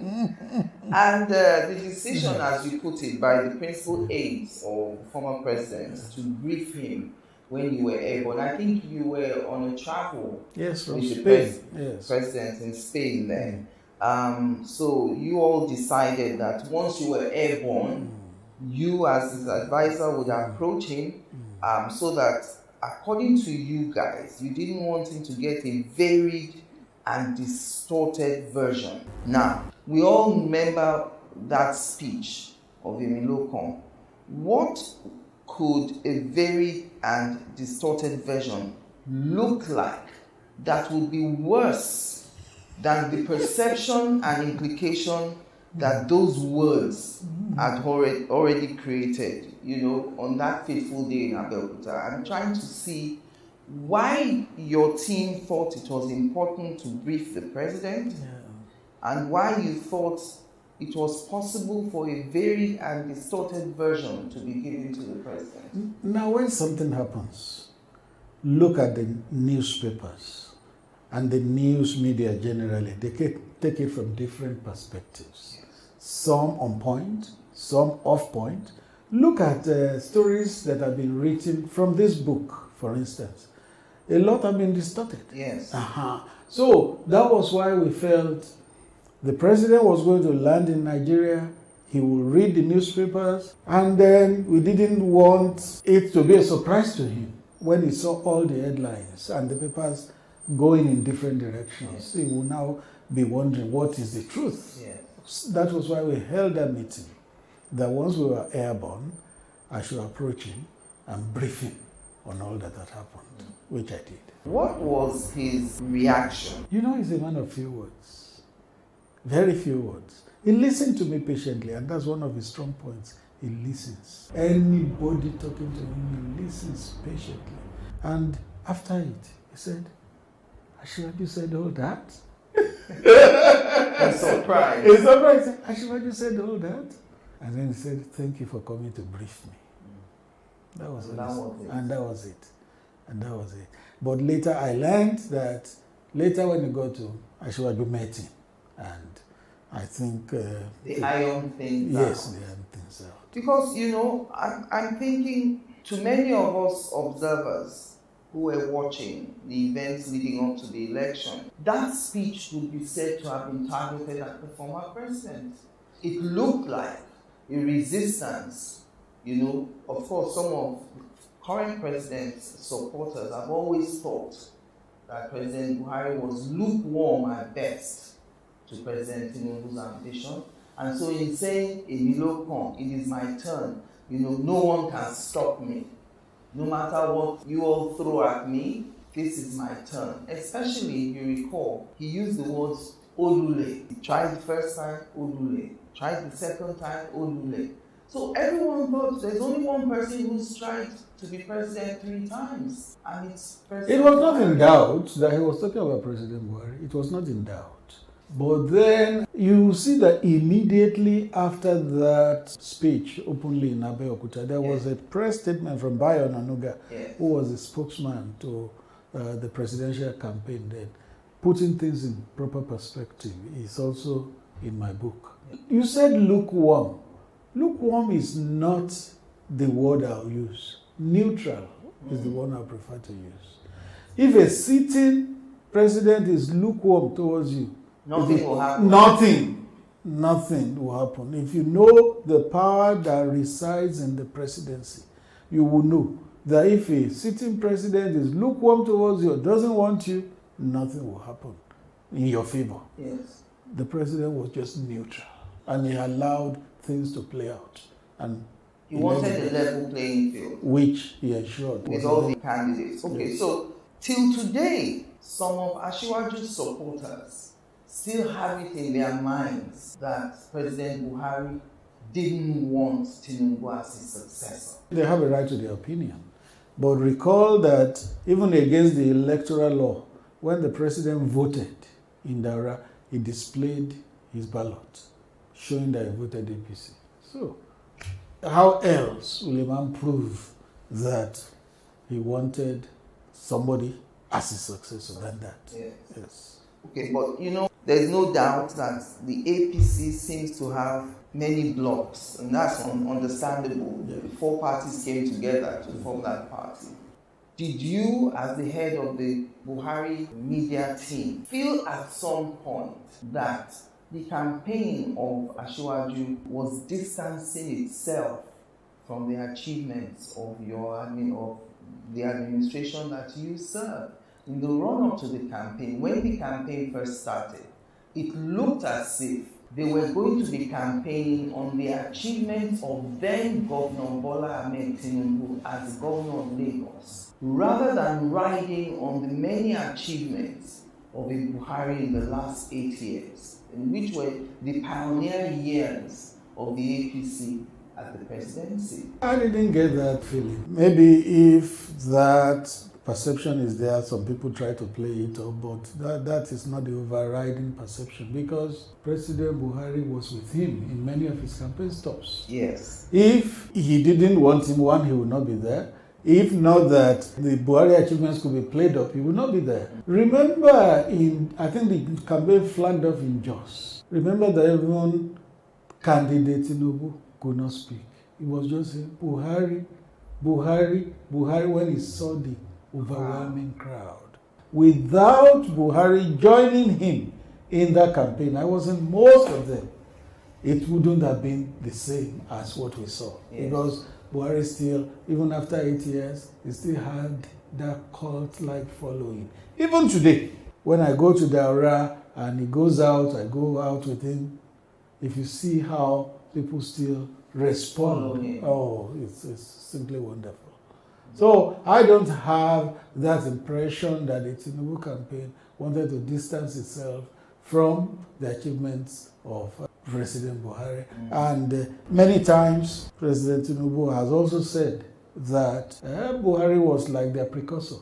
And when they met at this book launch, you heard what he said. In fact, people were surprised that the president turned up at your book launch. Everyone thought, we will see if Tinubu really turns up. He gave his word. And he did. Yes, because I sent him an invitation, and the feedback I got was that he said, if you spend me additional, I'll come. He is a good person.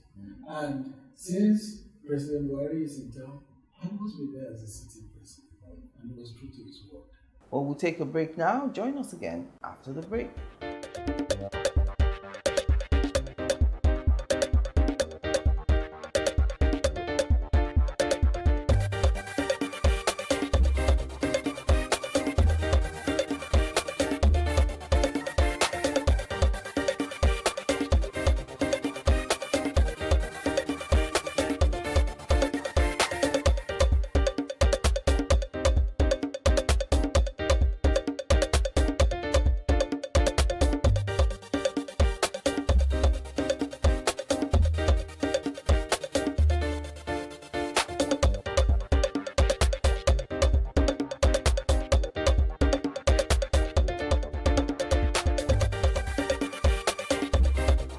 All right, welcome back, and I still want to stay on this issue of the alleged friction between former president and, one of the things that the current president's supporters hold on to is that currency change, the Naira redesign.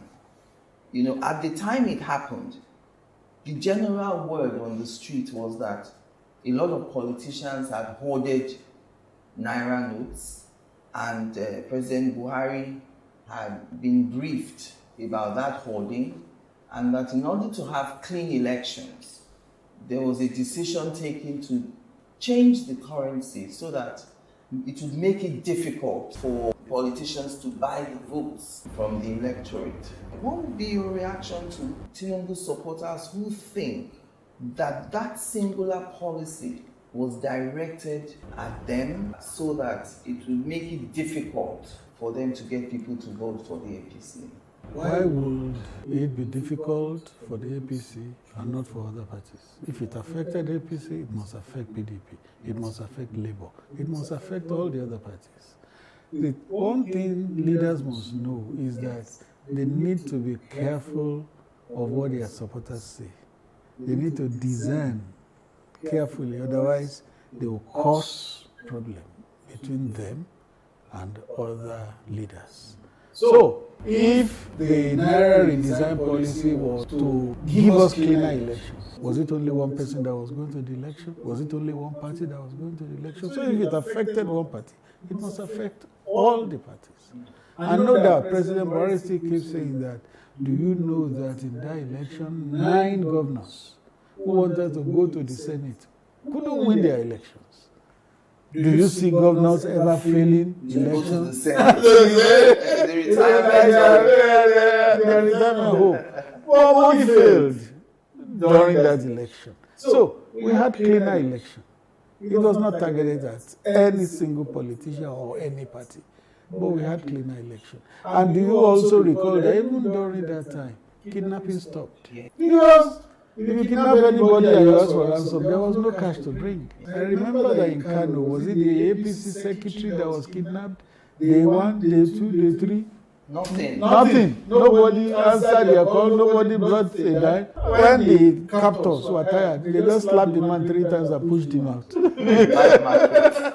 That market, because there was nobody answering them because there was no money to bring. Was the president fully briefed? Because there's still this brouhaha in the polity about whether or not the president was properly briefed, whether or not the then CBN governor had the capacity to push forward this policy. Were we prepared for that Naira redesign? Yes, I was privy to most of the things that happened as build-up to that redesign. How many times Godwin Emefiele came to meet with the president, meetings they held which I sat in and I had to issue statements and all that.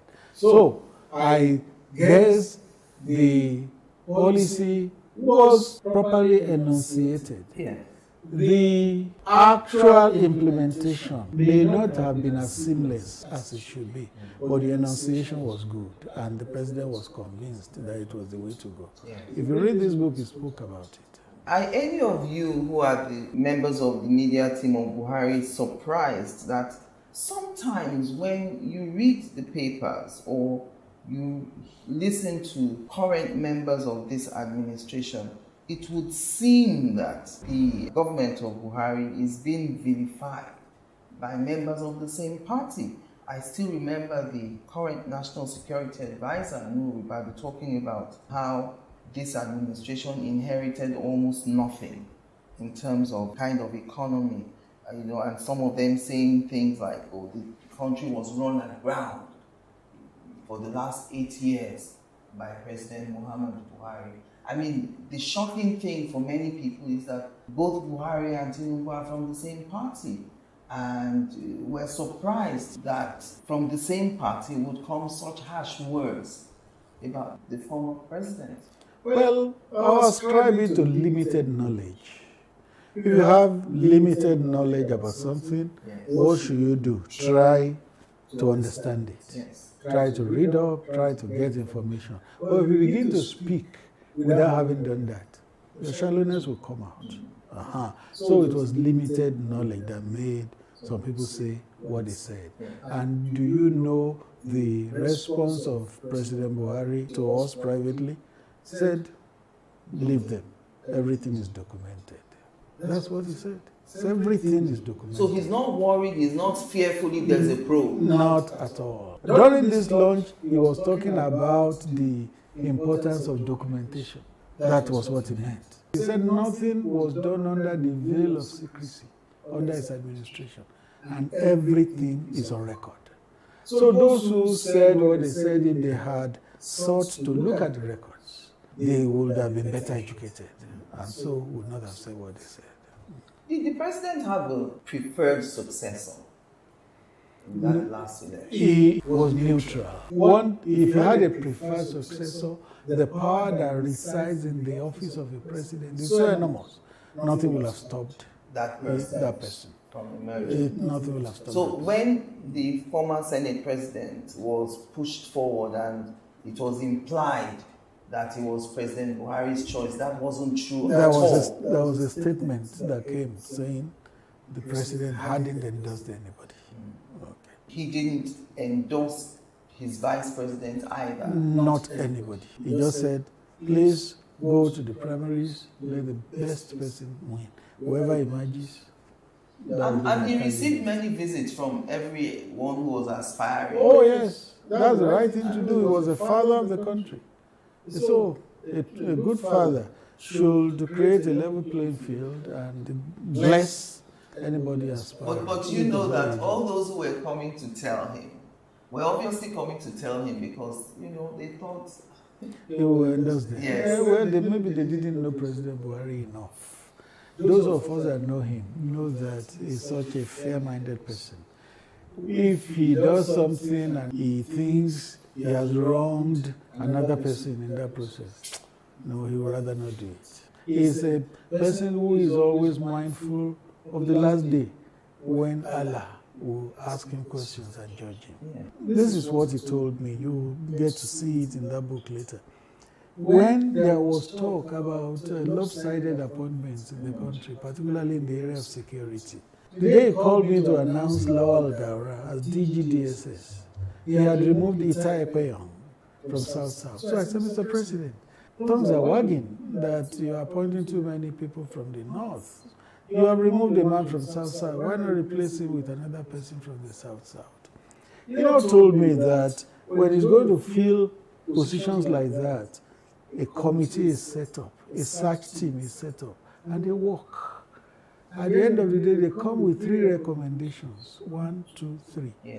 With number 1 being the best, number 2 second best, number 3 also appointable. Most times, 90, 95 out of 100 in 8 years, President Buhari will always approve number 1. And what he told me that day was, if somebody has come first in that exercise, and because of his religion, or because of his ethnicity, or because of language, or because of anything, and I bypass him, appoint another person, he said, Allah will judge me on the day of judgment. So it didn't matter what part of the country you were from, you were the next in line. If you were the best in the exercise, it didn't matter where you came from. And like I said in the book, that's the bit ahead of its time in Nigeria. Because Nigeria not only would look at everything from the area of where you hail from, they will look at it from religion. So President Buhari didn't countenance all that. He just went for the best in any exercise. Let me bring you back now to your relationship with the late Chief of Staff, Abba Kyari. I was shocked to read that there was a fractured relationship between yourself and him. Did he perhaps favor someone else for your post? Fractured will not be my word. Frosty will not be my word. I'll just say not convivial. We didn't have that kind of relationship that you would think a special advisor will. His successor, Professor Ibrahim Gambari, I had a better relationship with him. Yes. Because the day he resumed, he said, Femi, just take me as a big uncle. Yeah. And anything I needed to discuss, I went straight to him. The late Abba Kyari didn't have that kind of disposition. He was a bit aloof. And you are the way you are. You can't help it. Yes. If that was the way he was made, no problem.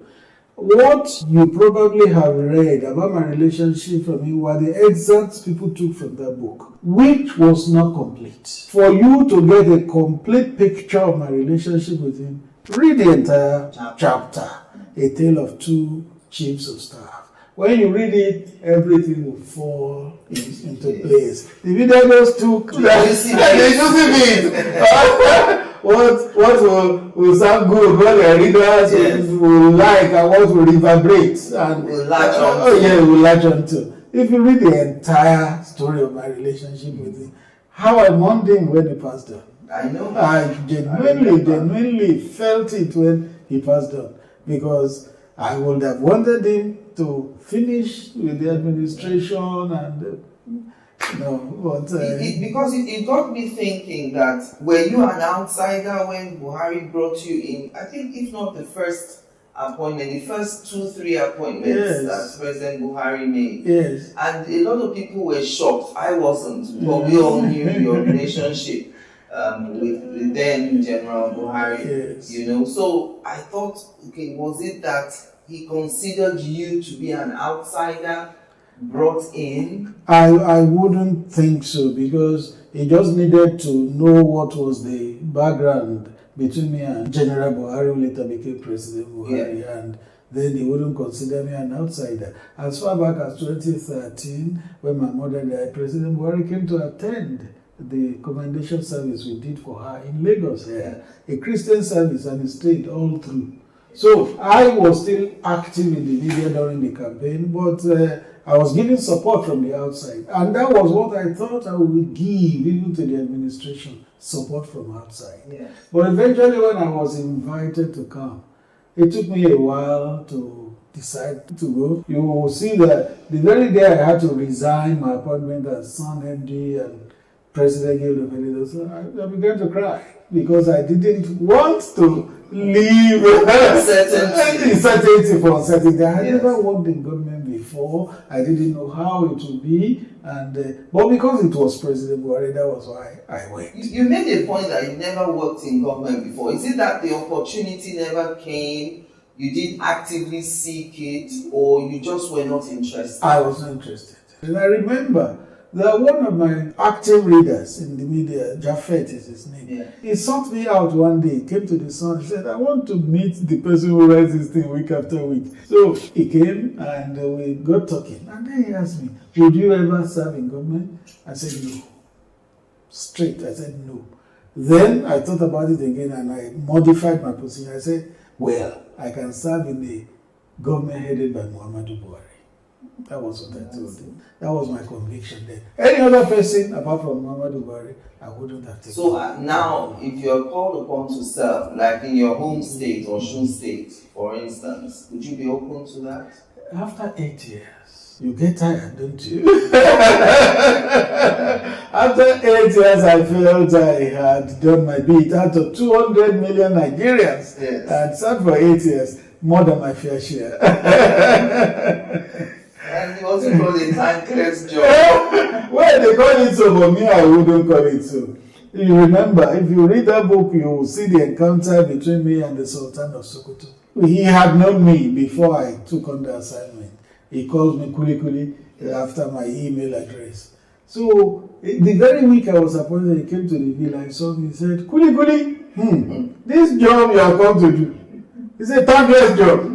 He said, with your predecessors, it has been a thankless job. He said, but with you, it shall not be so. And I said amen to it. So today, I don't see it as a thankless job. It was a tough job, no doubt, but not thankless. I remember when you were appointed and you coined that phrase, wailing wailers.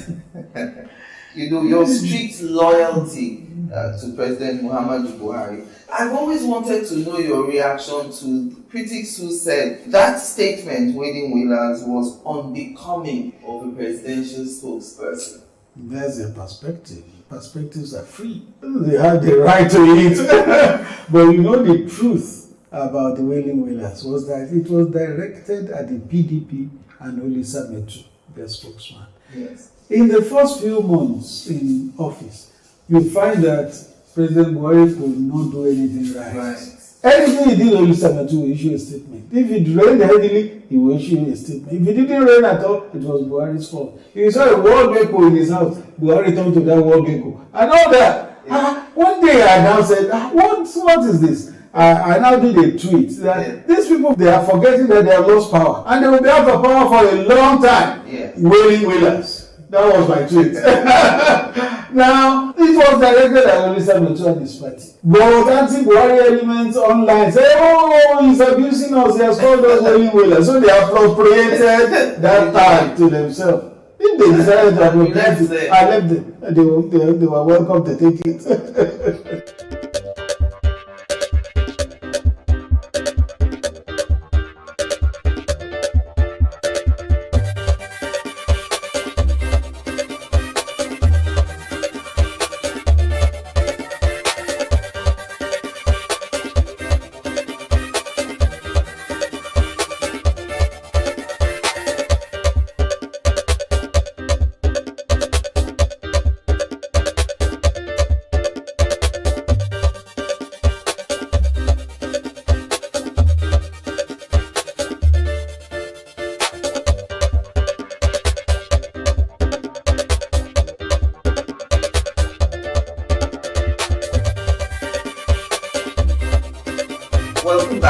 my concluding moments now with former special advisor to former President Muhammadu Buhari, Femi Adesina. All right, so two major issues that made Buhari trend.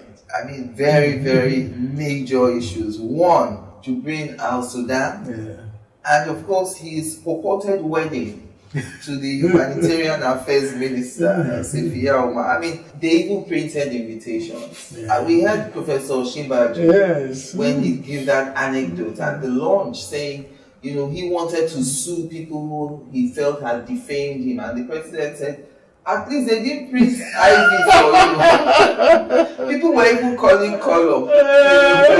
Color will not move. So I want to get a feeling of what happens in the villa when issues like this come up. Give us a real look into how the president reacts to those sort of stories in conversations with you. Because I know you've told me that he reads the papers voraciously and you brief him every morning on, you know, issues that you by think 10 a.m. he wants to see. He wants to know what is going on. So what was his reaction to that Jubril Al-Sudan first? Well, the Jubril of Sudan was foolishness. It was completely obtuse. He left the country in January on a medical trip. He came back in March, went again in April, and came back finally in August 19 to be precise. The day he arrived, I remember that the then Chief of Defense Staff, General Gabriel Olonishaki,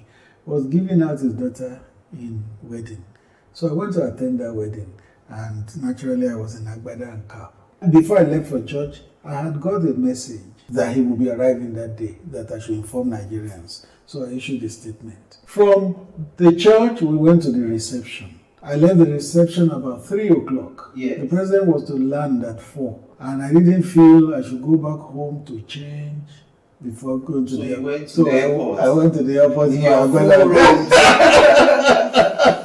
If you still recall the tape of that day, you will see that when he shook me, we were laughing. And what did he say when he shook my hands? He said, Adesina, this is the best I've seen you dressed. So you made it complete today. And by the way, we clapped him out and we laughed. Now the question is, if he was Jubril, will he even recognize me? Will he know I'm Adesina? Will he know how I normally dress? Yes. So that just knocked out the story of Jubril for me. Yes. Anybody that said it, I knew was being foolish. How do you think the man that was in the villa was another person and his wife would not know? He says I saw him every day. How did that story start and how did it get entrenched to the point that people believed? And you know it came from Nnamdi Kanu. Right. Yes, he was the one that started it. That the real Buhari is there. Yes, and you know that Nnamdi Kanu has a large following. Everything he says to some people is the gospel truth. So they received it, they believed it, but those of us that know. And you know, before the president himself left government, he responded to it. Yes. He said it was absolute foolishness, which I believe it is. Did he laugh about it? I mean, at some point it must have been funny to him. No, he just dismissed it. Okay. He just dismissed it. Just like one time there was this thing in the social media about his daughter getting married on a certain day at a certain venue. Yes. It was so widespread. And I went to his office and said, oh, so I see that a wedding is coming up in the family. He said, where did you get that? I said, social media. He said, don't mind those nuisance. There was no wedding? No, not at that time. Yet, they had appointed a venue, named one of his daughters, and everything was false. The other funny one was his purported wedding and people turning up at the Central Mosque on Friday for prayers. And everyone assuming that the wedding was going to hold. And they all turned up. Yes. Even though they were not directly told by the president that I will be getting married. That shows you how fertile the imagination of some mischief makers can be. When the president was ill and he was in London, and after he had come round and he was recovering, I remember he placed a call to me one Saturday. And he said, Adesina, thank you for holding out against the mischief makers. He said, I see everything you do, I watch. He knows that there are plenty of mischief makers in the country. That purported wedding was a product of mischief makers. Recall that the DSS arrested one man whom they paraded, who did a tape purporting that the president was going to marry the finance minister. Yes, Zainab. So that's just part of it. And then they say that of the humanitarian affairs minister too. Just concoction. Those were funny times. Did the former president have any regrets? I have attempted to answer this question before, and the media twisted it. That I said he regrets so many things. Yes. And my answer was that there is no human being who does everything right all the time. You can't claim that everything you do 100% all the time. No, there will be some shortcomings with the benefit of hindsight. But regret is a very strong word.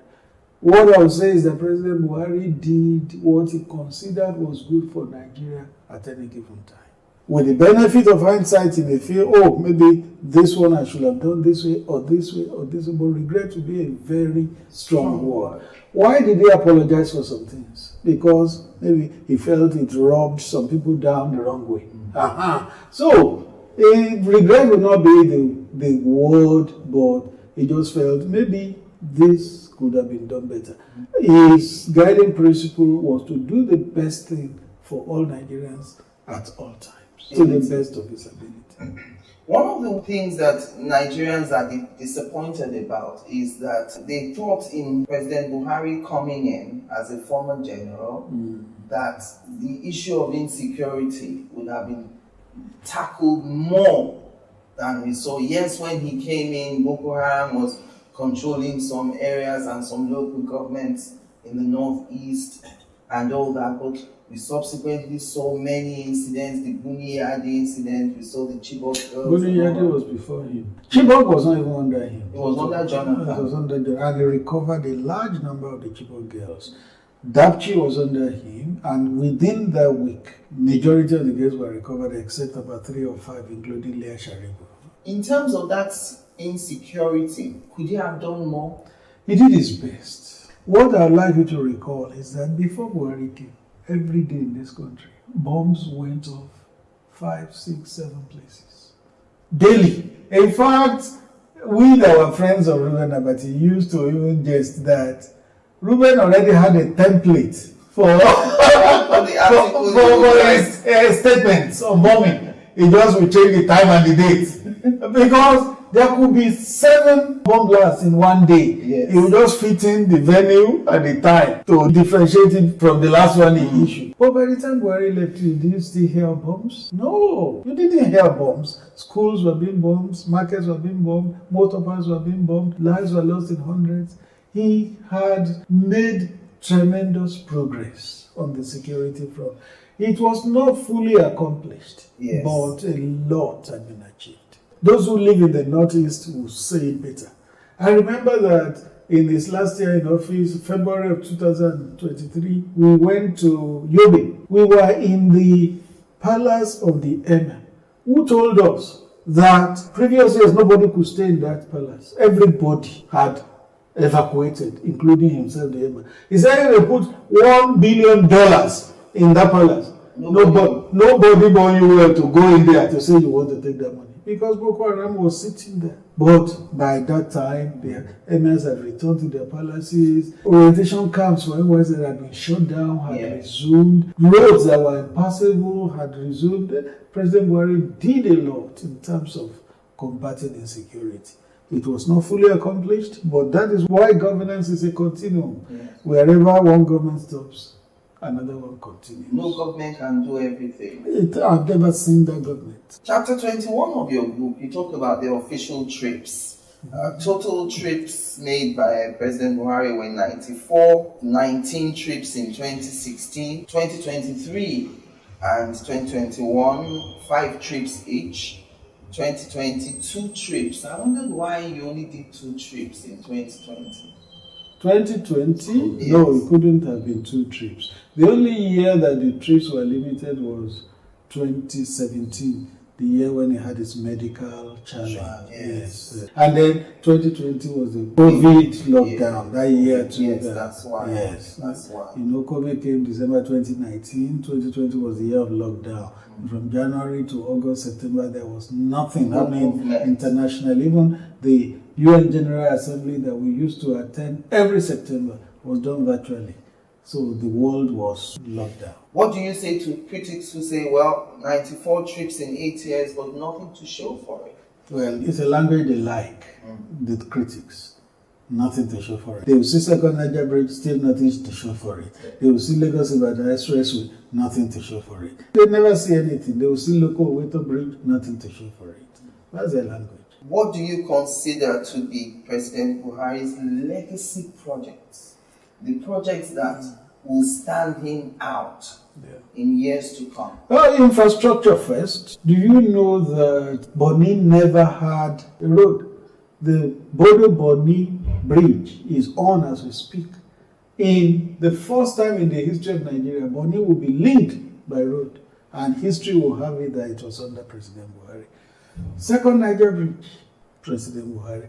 Local Oweto Bridge that links North Central has cut travel time by about 3 hours. It was under President Buhari. Lagos-Ibadan Expressway, since it was made in 1978, had never been done all over again. Now it is there. I remember reading a tweet by Dele Momodu, who is one of the Buhari critics. Yes. He said he left Oshogbo and he was surprised to find himself in Lagos in about 2 hours. That was the same journey that would take you 6 hours before Buhari.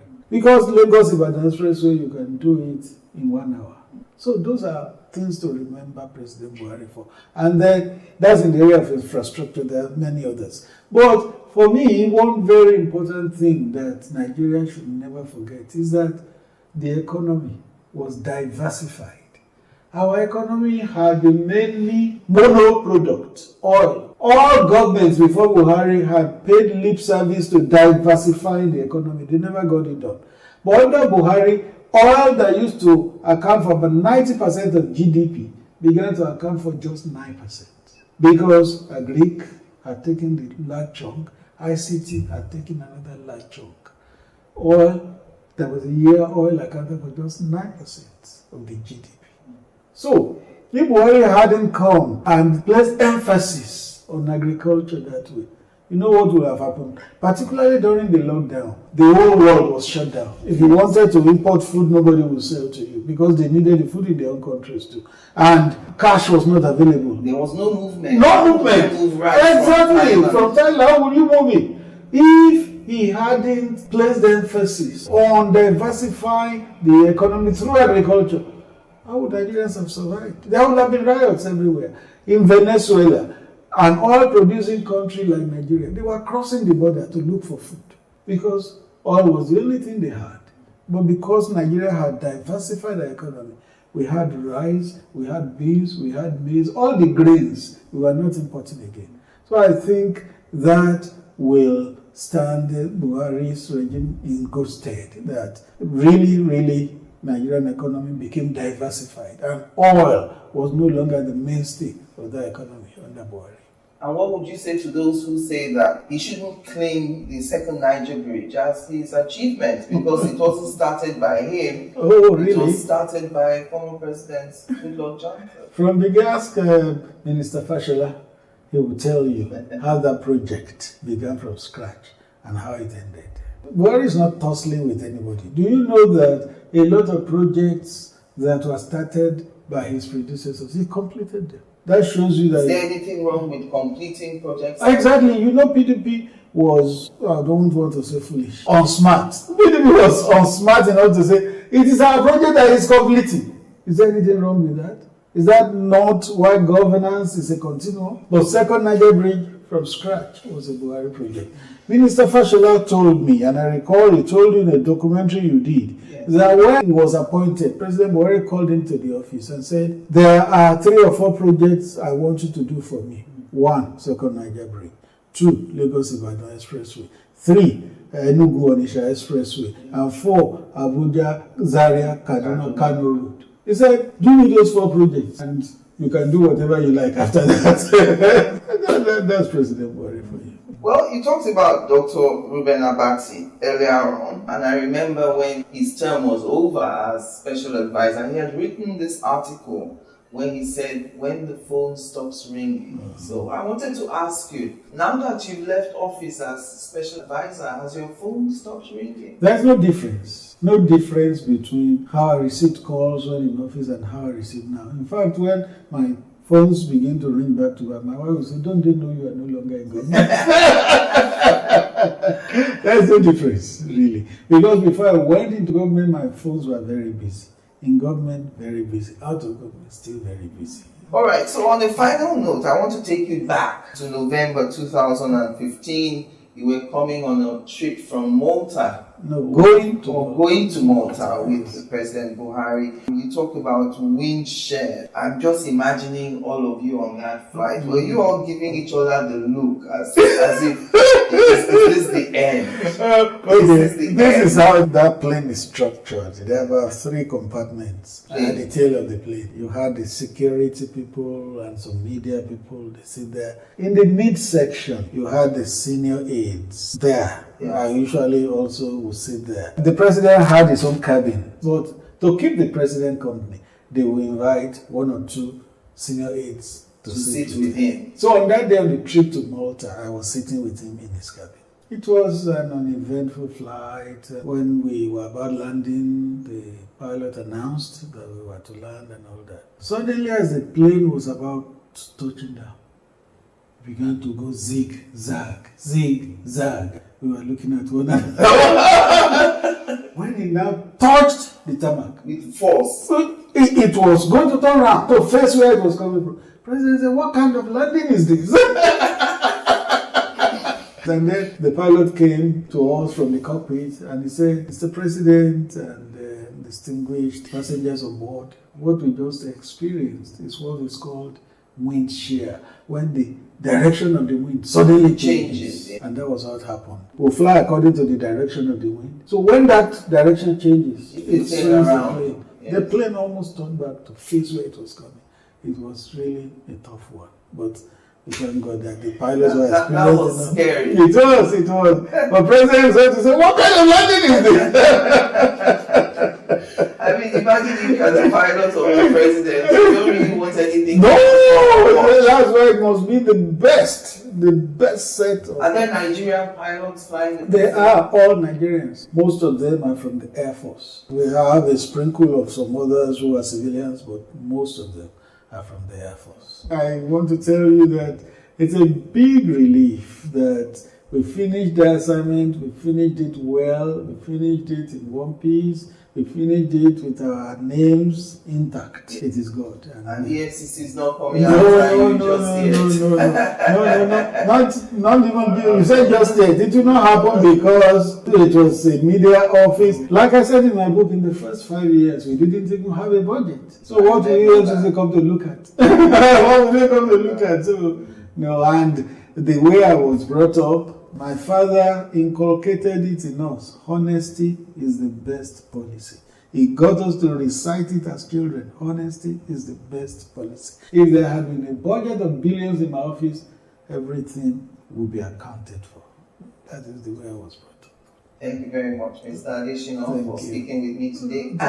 Thank you for watching. Thank you. I'm Angela Ajitumobi.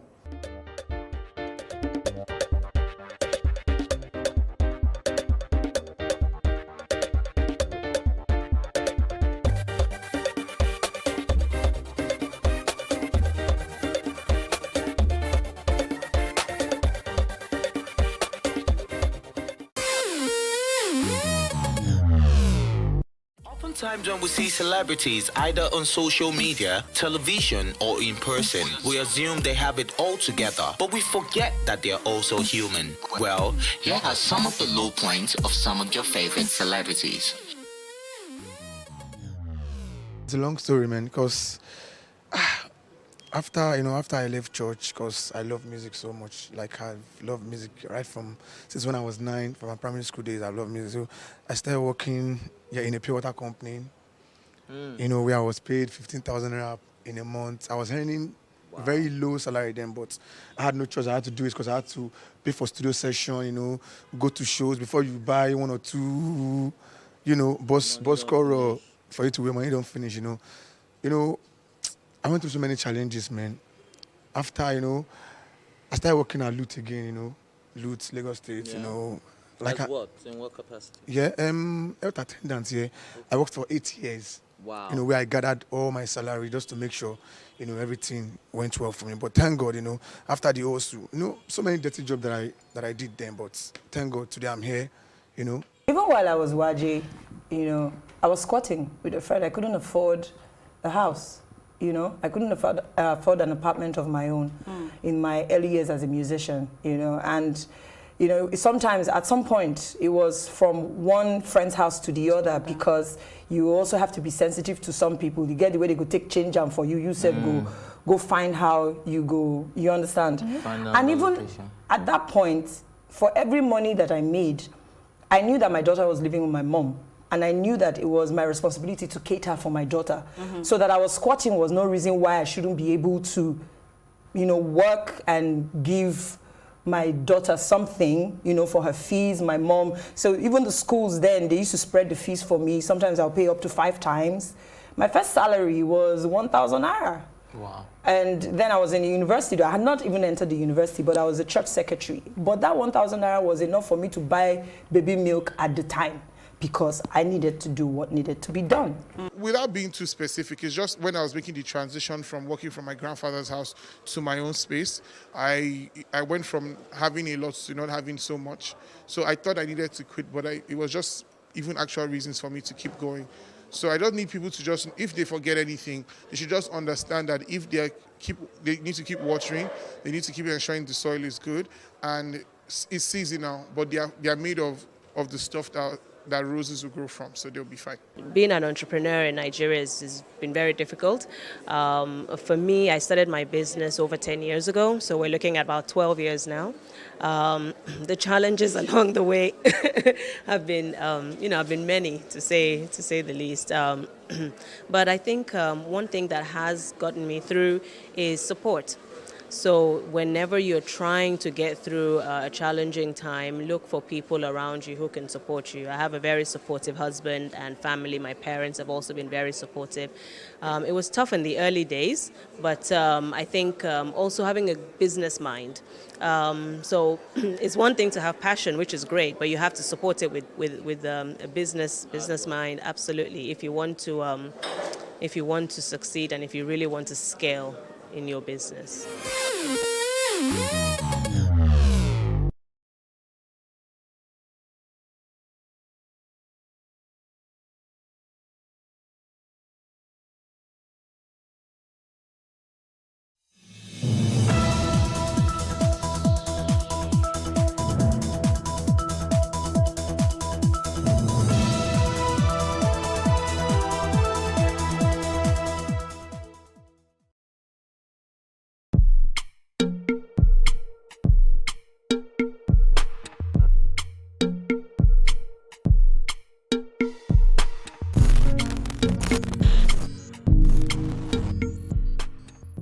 Hello and welcome to Plus Events, your #1 diary show that brings you the best and biggest events to your screen. I am Uyime Elijah, and on today's show we have 2 interesting events that you would absolutely enjoy. First, party planners, event managers celebrate Network for Growth. It was a time of networking, Thanksgiving and share fun when members of the Association of Professional Party Organizers and Event Managers of Nigeria converged in Lagos for the 3rd edition of Owambe tagged Funkified. The annual event brings stakeholders in the industry to unwind, reflect on past years and projects for the future. Plus TV crew was there to bring you all the beautiful moments. Let's look at this video. We'll be right back.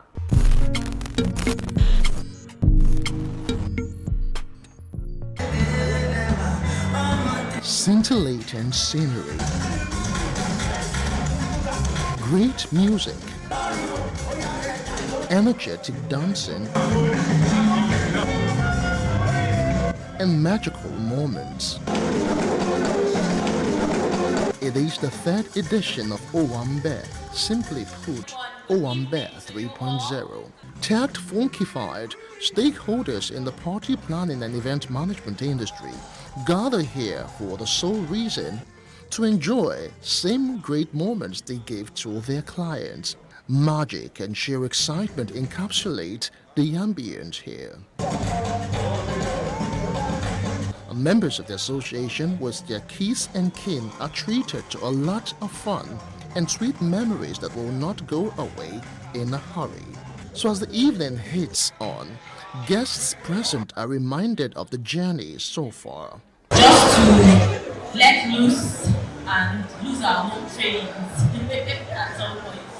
It's a time for us to unwind, to taste what other people we have been giving to other people. So you can see us. It will soon be so groovy that we enjoy the moment. Event management has emerged over the past decade as a dynamic sector of the tourism and leisure industries.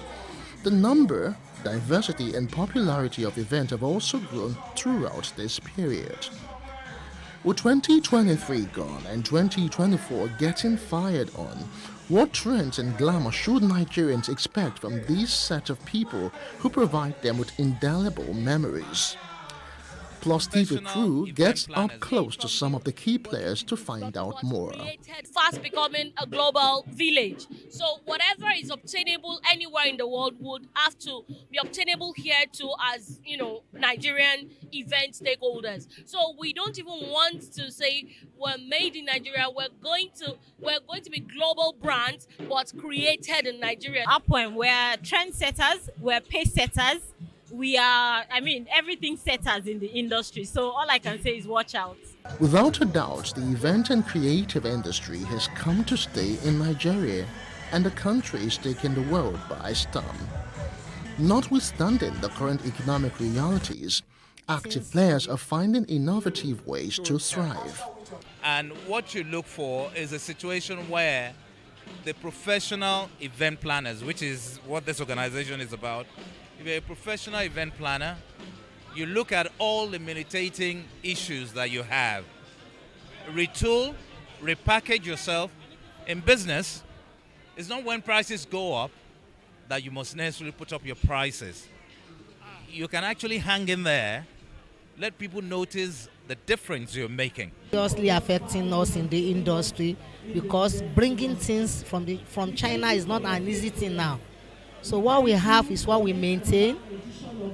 If you maintain what you have, from there, what we pray for is the exchange rate to come down. Parties and events bring colors and smiles to faces of people. The stakeholders are careful to ensure qualitative standards, knowing that the barriers to gaining entry into the business is not much. With some support from relevant authorities, they believe that the year 2024 and beyond will be resounding with great memories and joy. Because our back-end processes now we have to spend more money on our back-end processes. And so we look for creative ways to actually cut costs without cutting corners, and so that's a whole lot of brain work, to deal with. So, but we keep at it, because we're not going to rest, and that's why we're creative professionals. If we have not changed the event industry, you won't see people here. So we are leaders. APWEM is the place to be. We are transforming spaces, doing a lot of marvelous things, and being the leader, people are following us. On the whole, I can say it's been exciting for us. We've been able to introduce wellness and healthy eating, even while people are partying, and for us, that's a very big plus. The Owambe 3.0, like other editions, leads the party planners and event managers with sweet tales to be remembered, just as they have committed to always raising the bar and setting their place and pace with innovation and dedication.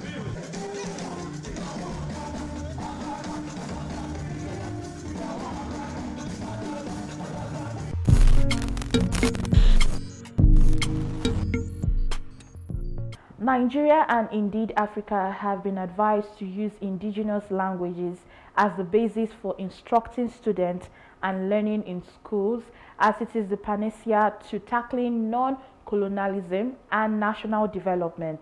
This advice was handed down during a public presentation of The First Language, Our Hope, Ideas Towards a Greater Africa, authored by Solomon Atala. Let's look at this video. We'll be right back.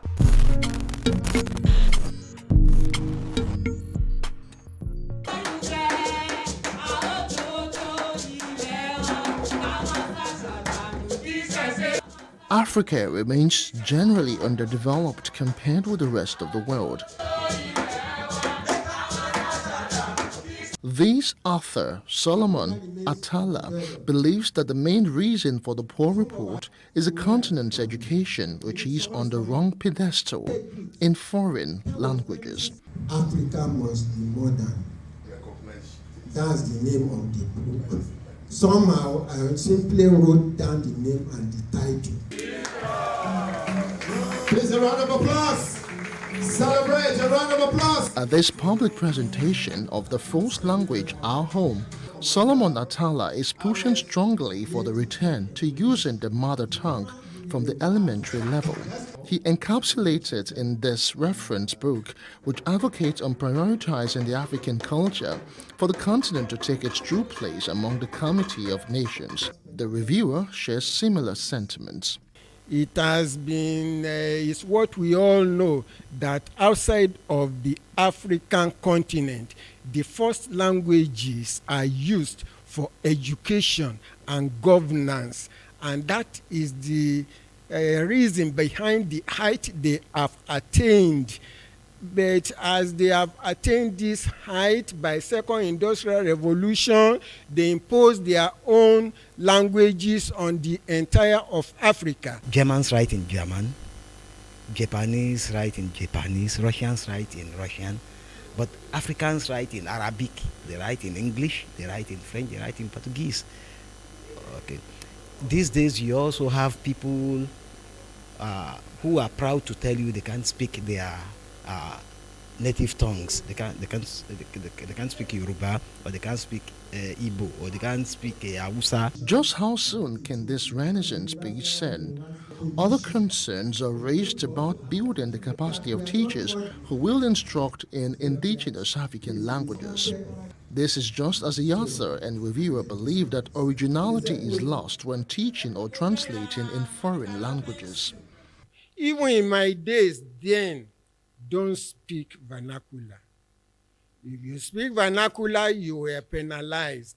So it is not just the mothers and fathers of today. That is how they programmed us. And they wanted us to remain under their feet. Mama, I don't think that's what I think we want to put a stop to. You have to start encouraging people to take an interest in African studies, let me put it that way, and African languages. So when you have people who are trained, especially teachers, and it's not just at the university level, you understand, because it is the foundation that matters. So our educational policy planners, okay, should first create laws, okay, that will emphasize mother tongue education right from nursery and primary school. The author concludes that Africa is not modern because the continent has not used its first languages in the education of its people, as done by others since Renaissance, explaining on the need to change this narrative.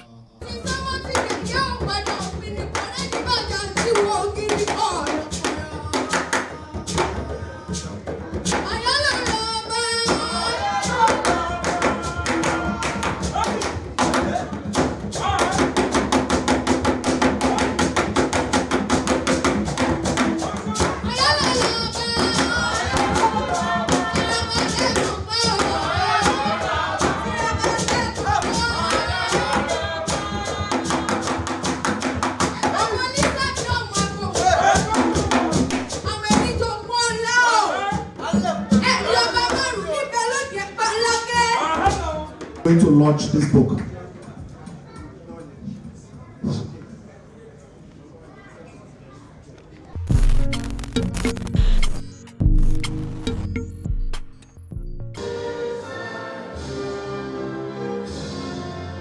Dignitaries from within the Lagos and District Society of the Institute of Chartered Accountants of Nigeria, ICANN, gathered to host their 59th president.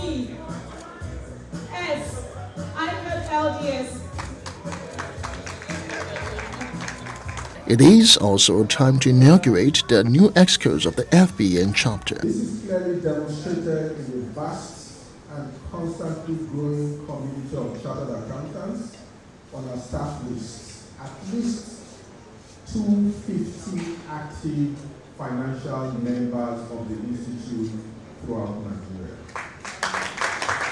The 31st chairman of the Lagos and District Society, Toyin Biola Salami, welcomes all present.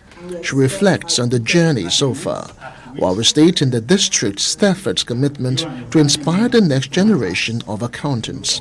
We have remained steadfast in our commitment to excellence.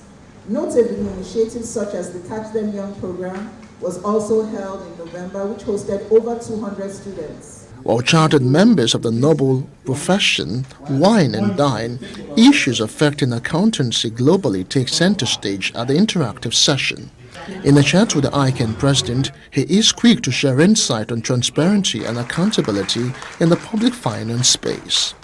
And what we have discovered is that the level of accountability and transparency is low for some states. Some states are taking the bottom 5 lowest performing states, and we have been advocating for this better transparency because we believe that when there is better transparency and accountability, then there is an improved governance because the various arms of government will be able to state what these funds are used for and how the funds impact on the life of the citizen.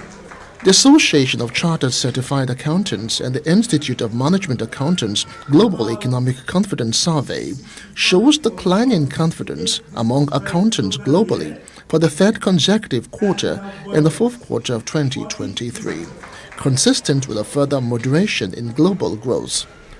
What is being done to drive confidence in young people to the profession, and what does the future hold for the industry? As a district, every year we have all these programs that we carry out during the year. One of them is the Catch Them Young program, where we go to schools within our catchment area. We visit them, we give books, we give presents, we do quizzes. We try to encourage them to become accountants. This year alone, we had one in November, and we intend to have another one on the 28th of February.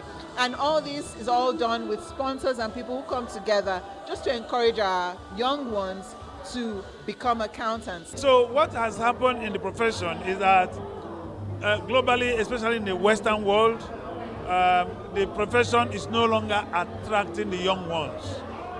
And of course, you know, where you don't have young ones, the tendency is that the profession is going to get into extinction. But in ICANN, which is the Institute of Chartered Accountants of Nigeria, we have a program targeted at the young ones. We call it Catch Them Young program. And because of that, our program, we have been able to attract young ones to the profession. Awards are presented to outstanding members of the district for exceptional service and dedication. Madam, congratulations.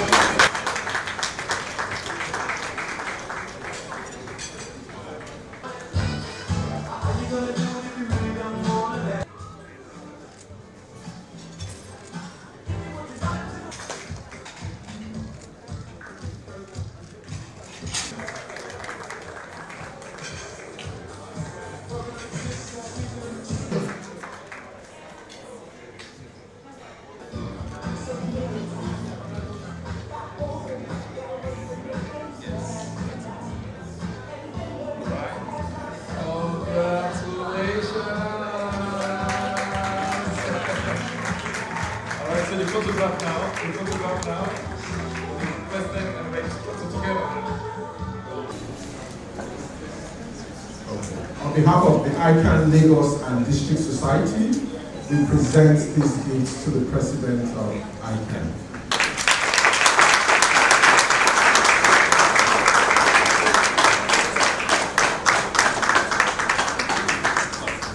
So the more you belong to a chapter, the more you belong to a district, because that's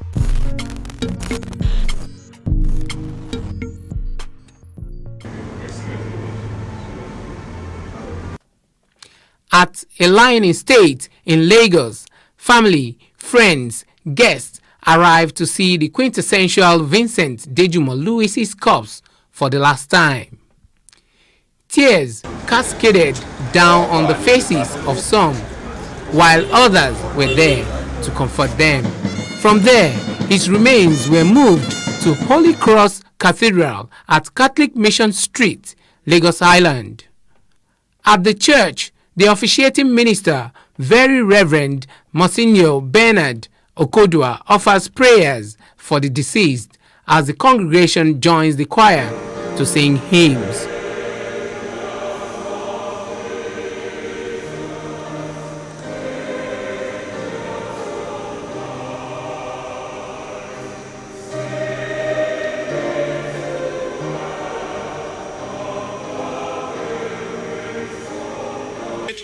You give life to all things and make them holy. And you never cease to gather your people to yourselves, so that from the rising of the sun to its setting, a pure sacrifice may be offered to your name.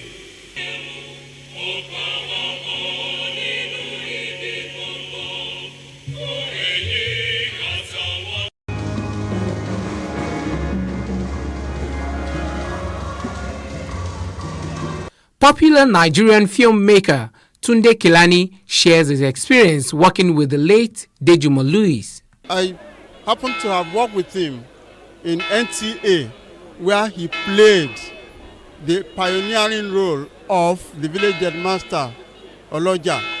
And he carried it on stage and off stage. He was Kabiyesi Adebosipo in Mainframe Productions, Agogo Ewo. He comes with a large dose of humility. He was famous, but he didn't carry it. Kelani says the late icon's contribution to the entertainment industry will not be forgotten in a hurry. He was home with everybody and inspired all of us. So we can never forget him. Even I can disclose here that the next film I'm going to make, Agogo Ewo 2, we are going to pay a tribute to his memory. So may his soul rest in peace. The first daughter of the deceased, Adiola Folabi, says one thing no one could take away from his father was that he was apologetic whenever he was wrong. She wished him eternal rest. What I remember the most is his voice. He had a wonderful voice and he sang a lot. And then he taught us how to sing, but he sang a lot. He was very thoughtful, and very forgiving. He can say sorry when it hurts, and I find that hard. The way we grew up, most parents don't know how to say sorry, but my daddy would tell you he's sorry when he's sorry. He has to be with the Lord. He has no choice. More tributes poured in for Dejumo Louis as his son-in-law, Chukwuma Osakwe, recounted the moment he sought the hands of the thespian's daughter's hands in marriage. He describes him as a detribalized Nigerian. The wife of Osakwe, Adelola, corroborated her husband's view, hoping to see her father's wish for Nigeria come through. I saw the side that the rest of the world didn't see, because I met a very playful man. When I arrived, he said, that he'd always known and prayed that one of his children, especially the males, should marry an Igbo person. But that this is his daughter now bringing an Igbo man, so that he's happy that his family is around. He wanted intertribal marriages. There's so many of them, but they always ended with hugs and kisses. So for me, those are the things I'll miss the very most. So I'm wishing him good rest. And I'm trusting that his desires for us will come to be, right? And also that his desire for this nation, as we call that's cultural unity, is something that would really come to be, not in the not so distant future. Vincent Dejumo Louis, an accomplished TV producer and director, played the role of Kabiyesi in Nigeria's longest-running soap opera, Village Headmaster, which aired on the Nigerian Television Authority, NTA. He was one-time lecturer at the NTA College, Jos, Plateau State, and manager of programs at NTA Ibadan until his retirement in 1999. The late TV star was born on the 28th of July 1943 and passed on the 22nd of December 2023 at the age of 80.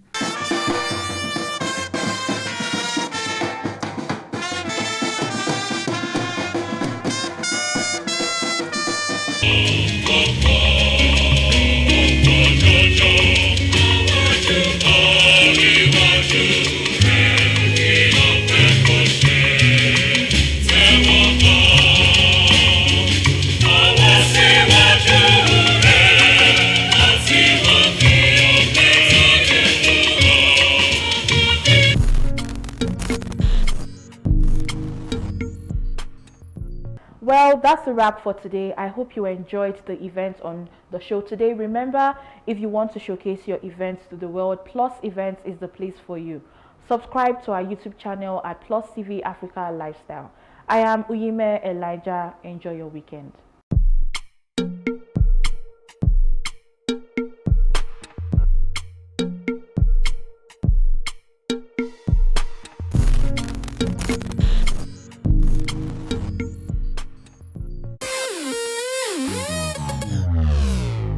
Oftentimes when we see celebrities either on social media, television, or in person, we assume they have it all together, but we forget that they're also human. Well, here are some of the low points of some of your favorite celebrities. Photography for me was more a means of expression than, at the beginning, than a source of income, you know. Luckily for me, my fine arts career had picked up, so I was making a living as a painter while developing the passion for photography. So that gave me the opportunity, you know, to stand my ground and beat out a path, you know, towards the mastery of my craft, and then become, you know, the Kelechi Amadiobi that you people know today. It's all about insisting that my work had to be excellent. You see, I always tell people, do not chase success. You attract success by developing yourself. So when you apply yourself, you learn new ways, you improve your learning, you practice what you've learned. Once you improve yourself, then you add more value to the world. And then the world has no choice than to add financial value. It took me 2 years to set up my house. I have to support my son. I have to do some things for my siblings, my younger ones. So it took me 2 years. I was making money by then. I was saving money, going to locations, but I was using a Nokia phone. I don't get carried away with anything. I don't want to stay in Lekki by force. I decided to keep my dignity against all odds. But during this period, a lot of people mocked me. How can you be staying in Obawole, Iju Shaga? Do what you can afford. Don't pass your boundary. Don't try to impress anybody. Live within your means. Back then, when I was schooling in University of Jos, I was making music with them, Jesse Jags, Ice Prince, and everybody, Jeremiah Gang. You know, I didn't have a laptop. And I remember Chopsticks had one laptop that he wasn't using, but he was looking for how to sell it. So he could gather money and go back to school, and you know. So I told him that, you know, give me this laptop, let me just borrow it. And before the next day, I zoomed to Lagos. I mean, it wasn't intentional, but I needed a laptop so bad to get my music going. And I think that's one downtime story that I've actually never told anybody. Things might be difficult, things might look like it's not gonna happen. People might even look at you like you don't know what the hell you're doing, but just as long as you know that you have your particular goal that you're trying to, you know, achieve, just stay focused with it, you know, do whatever seems possible, do whatever it takes to, you know, get to it. Because at the end of the day, winning is all that matters. Winning is all people care about. So make sure you go out there and just win. That's all. I loved storytelling. Every time I watched a film or every time I was in stage acting, I would come alive, you know, and I sort of like knew that was what I wanted to do with the rest of my life. That was what would bring me fulfillment. But the reality was I was a third-year student in a University of Technology studying chemical engineering. So I decided to quit. I decided to drop out of school. It was a struggle. No one wanted to listen to me. My family thought I was going crazy. Someone, my older brother thought I was smoking something. But I tried to convince them and no one listened to me.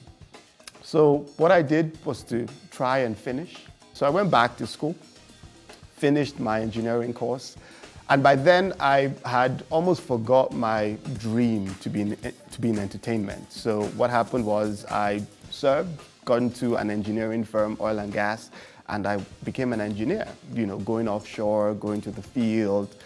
But, the dream started to come alive again. I'd watch movies, I'd get invited to on set by my friends, and that spark started to burn again. I started to see myself doing things, acting films, telling stories, and I couldn't sleep at night. I would dream and imagine myself in the entertainment world, and I'd come alive.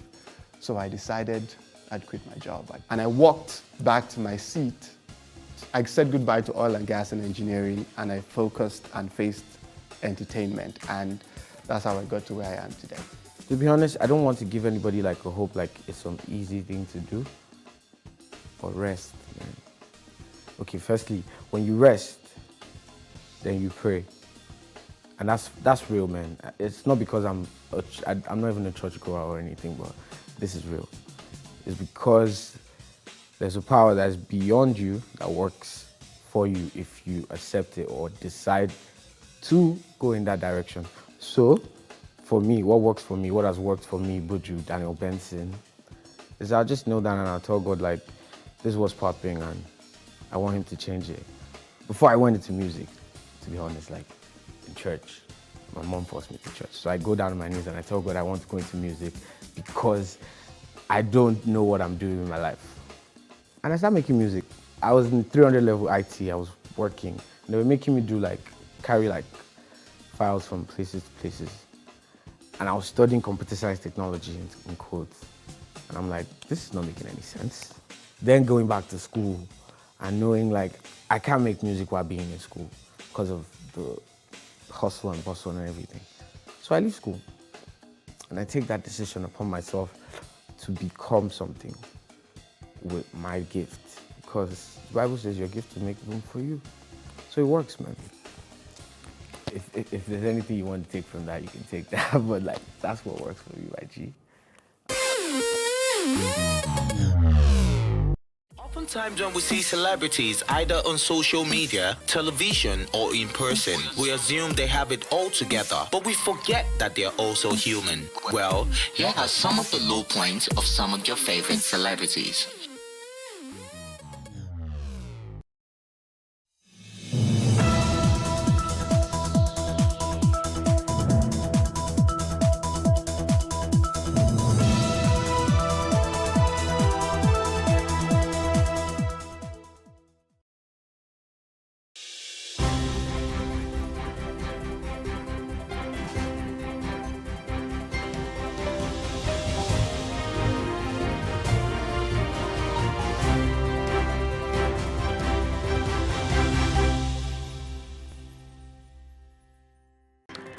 A very good morning to you. You're welcome to the Breakfast on Plus TV Africa. My name is Rome Paulson. It's Monday, the 26th of February, and as you can tell, February is about wrapping things up, or we're looking of going into March by the end of this week. Anyways, today we're going to be talking about how over 80% of Nigeria's crude oil has been stolen, and that was being said by the former President Olusegun Obasanjo. Another hot topic we'll be taking this morning is coming from the presidential candidate of the Labour Party, who says clamp down on BDC operators will only worsen the forex situation. We're also going to be looking at some top trending stories as well as the global stories making headlines in the national dailies. But first, let's take our quote of the day to set the tone.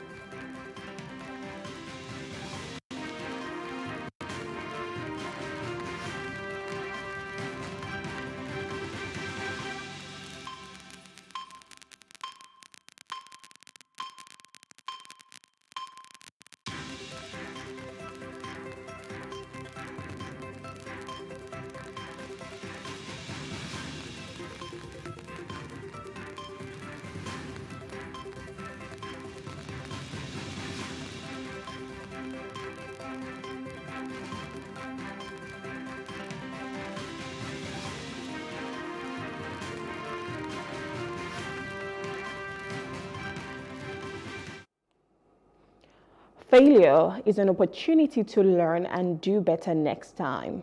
It's part of the path to greatness, which was never meant to be smooth. And that is coming from Kanye Dolomo. He's from Indalo Media, South Africa. Well, Kanye says, failure is an opportunity to learn and do better next time. It's part of the process to greatness that, well, it was never meant to be smooth. So that's just to tell you that even a rose has its thorns. So do not think that the path to greatness has to be smooth. Nobody promised you a hitch-free ride. There's always going to be the highs and the lows, the dips, that comes with it. And that is just part of the process. That tells you, you know what, you have to do better next time. So if you try at something and you fail, do not think, that's the end. The only time that you fail is when you never get up. When you fall and you never get up, that is when you have failed. But you see, when you rise up, that means you are succeeding. That means you are moving an inch closer into that goal and that dream and that aspiration. So failure, just look at it as a positive thing. It happens. It's okay to fail. But what you do after the failure, is what determines your success. And are you going to stop when you fail? No, you're not. You're going to move closer to your success. So do not think that it has to be smooth. The journey is never smooth. There's always going to be the hiccups, and that comes with it, and it's okay. It's okay. Anyways, that is Mindset Monday, and so we needed to give you that quote to just champion you into a great week that we're sure you're going to have. Anyways, moving on to some top trending stories this morning, we have this one that says federal government wants that planned protest by Labour violates court order. The Attorney General and Minister of Justice Lateef Fagbemi-San has urged the Nigeria Labour Congress to shelve their proposed nationwide protest. On February 16, the NLC announced a nationwide protest scheduled for February 27 and 28 in response to the economic challenges facing the country. This decision followed the conclusion of a 14-day ultimatum issued to the federal government regarding the widespread of hardship. However, in a letter addressed to the counsel for the NLC, Femi Falana SAN, dated February 23, 2024, Fagbemi reminded the NLC of a subsisting order restraining the union from embarking on any industrial action. The letter explained that the planned protest being connected with alleged non-implementation of the 16-point agreement reached with the federal government on October 2, 2023 in relation to the hike in the price of PMS and other associated issues are at the core of the pending case before the National Industrial Court. Fagbemi, by virtue of the letter, reminded the NLC that upon the submission of grievances to the court, parties in the suit cannot resort to public protest over the same issues. Such conducts amount to gross contempt and affront to the institution of our courts of law. Therefore, according to the Attorney General of the Federation, the proposed nationwide protest action is in violation of the pending interim injunctive order granted in the lawsuit, thus restraining both the NLC and TUC from embarking on an industrial or any industrial action or strike of any nature. Fagbemi in the letter said it was not in doubt that the planned protest was designed to compel the government to accede to the demands of organized labor, adding that such action qualified as an industrial action that comes within the ambit of the restraining order, which he said had neither been stayed nor set aside and therefore remains binding. The AGF further noted that the government had substantially met the demands of the union as contained in the Memorandum of Understanding entered with the NLC.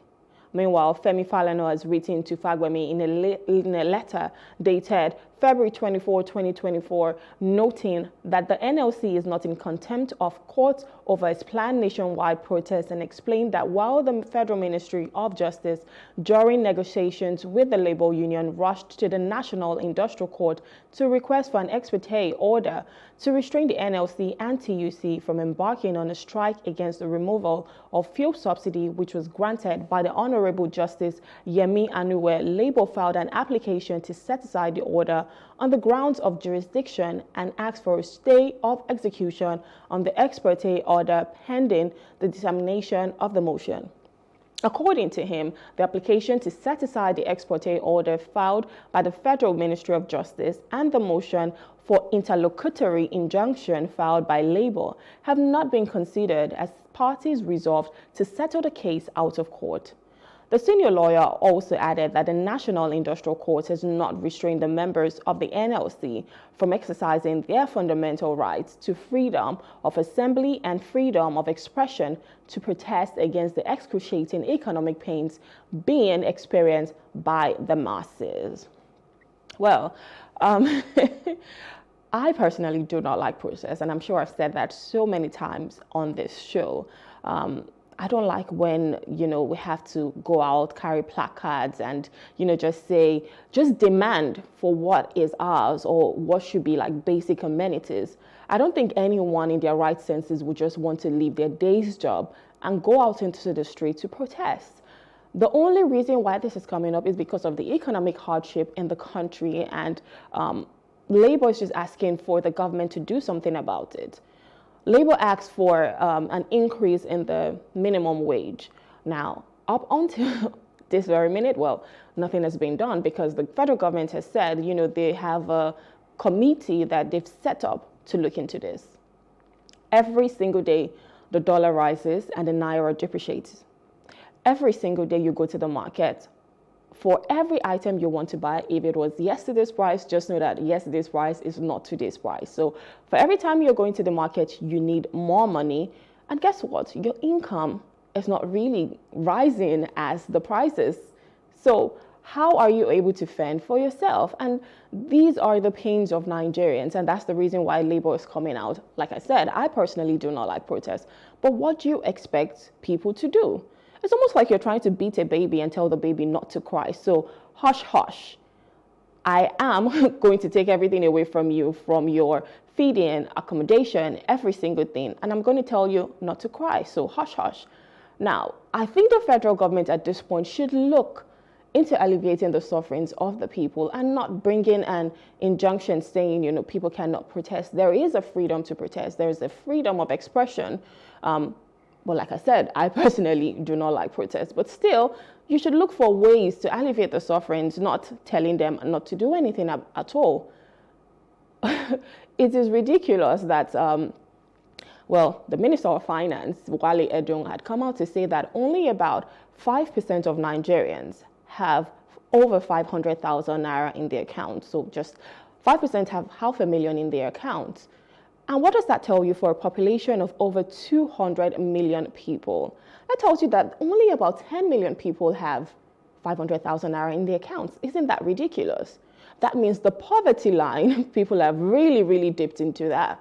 So what do you expect people to do? I don't think an injunction should be the case at the moment. And I think, they should just be able to sit down and negotiate. Negotiations are great because each party can come out to say, okay, this is what we want. The other party is like, oh, no, we cannot afford that at the moment.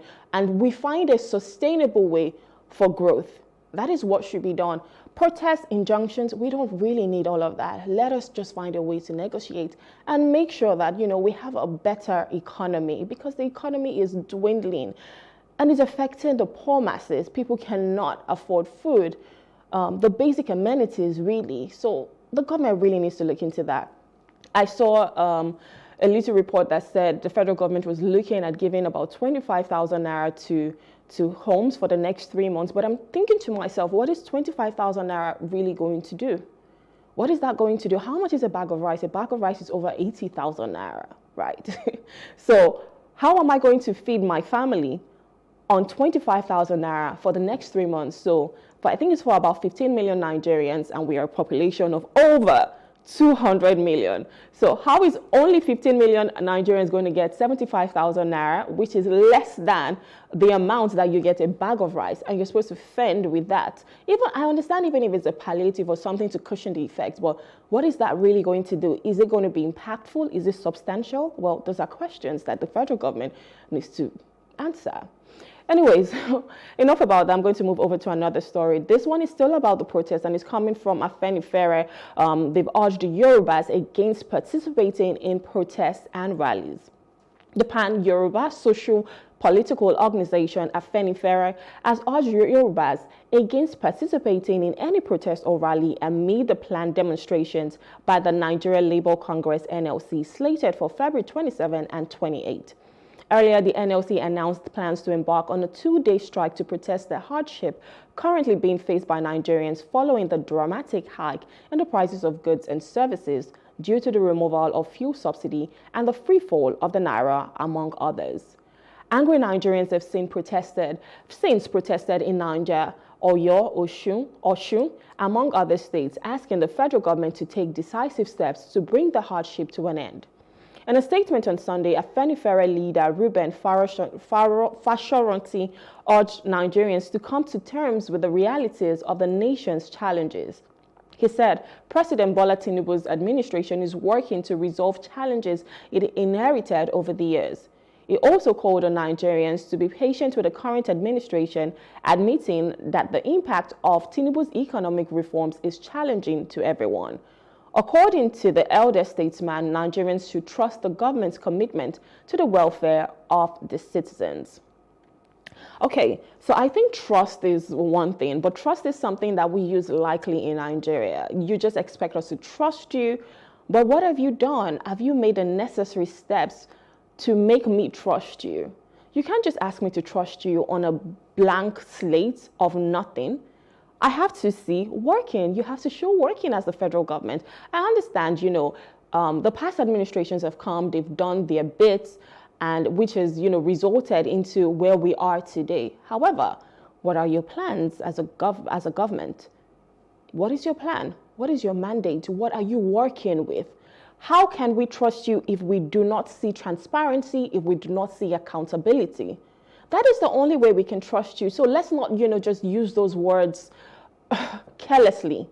We have to trust you, but you have to do the work in making us trust you. Now, telling the Yorubas not to protest, I don't think, respect to the elder statesman, but I personally do not like protests, and I'm not going to tell people to protest, but then there should still be a freedom of expression, right? Like I said, you can't beat the baby and tell the baby not to cry. Everyone is going through this. No one wants to protest. The government should just start to make these reforms as quickly as possible so we're not in this mess. The dollar keeps rising. We're a nation who imports almost everything. So we are actually dependent on the dollar. And that is crazy for a lot of people. In fact, people's mental health are at stake at the moment. And so we just expect the government to do, a lot more. And that way, we can start to build the trust one way or another. All right, to our final story, Qatar makes U-turn to hold investment forum during Tinubu's visit. The state of Qatar has made a U-turn regarding its earlier decision not to host a business and investment forum proposed by the federal government of Nigeria during President Bola Tinubu's planned visit to the Arab country between March 2nd and 3rd, 2024. There was some controversy over the president's visit, with some reports claiming Qatar had snubbed him. A so-called leaked memo dated February 22nd, 2024 had showed that Qatar declined the proposed forum, saying the Arab country had no agreement with the Nigerian side on the matter. Presidential spokesman Bayo Onanuga would later issue a statement denying the claim, saying that the so-called leaked diplomatic paper was by mischief makers. A day after, the embassy of the state of Qatar in Abuja issued a note verbally to the Nigerian government saying that the above-mentioned event for March 3, 2024 would now hold. The new memo shared by Onanuga on X, formerly Twitter, was dated February 23, 2024. The embassy has conveyed that the Qatar Chamber of Commerce will host the above-mentioned event on the 3rd of March 2024 as proposed by the Nigerian side. Also, Al-Qasim Abdulkari, spokesman for the Minister of Foreign Affairs, Yusuf Tuga, confirmed in a statement that the embassy of the state of Qatar in Abuja made the clarification. Meanwhile, the Ministry of Foreign Affairs has again confirmed that President Tinubu will embark on a state visit to Qatar from March 2nd to 3rd, 2024 to further cement the excellent relations existing between the two countries. The spokesperson for the Ministry of Foreign Affairs, Francisca Omayuli, in a statement on Sunday, said during the visit, discussions will be held at the highest level on a wide range of bilateral and economic issues. The president will be accompanied on the trip by the Honorable Minister of Foreign Affairs, Ambassador Yusuf Tuga, among some other ministers and top government officials. Well, I mean, this might just be us making headway, because at this point, we need all the help that we can get. If we need to have some bilateral relations with other countries, I mean, Qatar all over time, Qatar have proven to be, a future forward country. Come on, look at Dubai. Dubai was a desert. And look at the city of Dubai has become a tourist attraction that everybody wants to visit. So I'm sure they already have ideas, and it would be nice if, they can share that with Nigeria, because we really, really need all the help that we can get. And I'm hoping that the president is not just going to, stay on this one. I know he has been moving from countries to country trying to find foreign investors, which would be great, because we really, really need investors to come in. But then my question is, do you have a sustainable economy for these investors to come in? Do you have a thriving business environment for these investors to come in? You can't want them to come in. Meanwhile, there's insecurity. The economy is not sustainable. The dollar, because most of them are coming with, manufacturing equipment and all of that. And then when you come, you're being told you have to pay a very high price to actually ship, your things in because of the import duties. So all of these questions, you want a situation whereby they can come in, they can thrive as a business, and then, other foreign investors will want to come in as well. So, but kudos to the federal government. I mean, this is a step in the right direction, and I just hope that this can actually attract more investors to come in. All right, that's it on our top trending stories. We'll go on a short break, look at the weather, and when we return, we'll be taking the global stories making headlines in our national dailies. Please stay with us.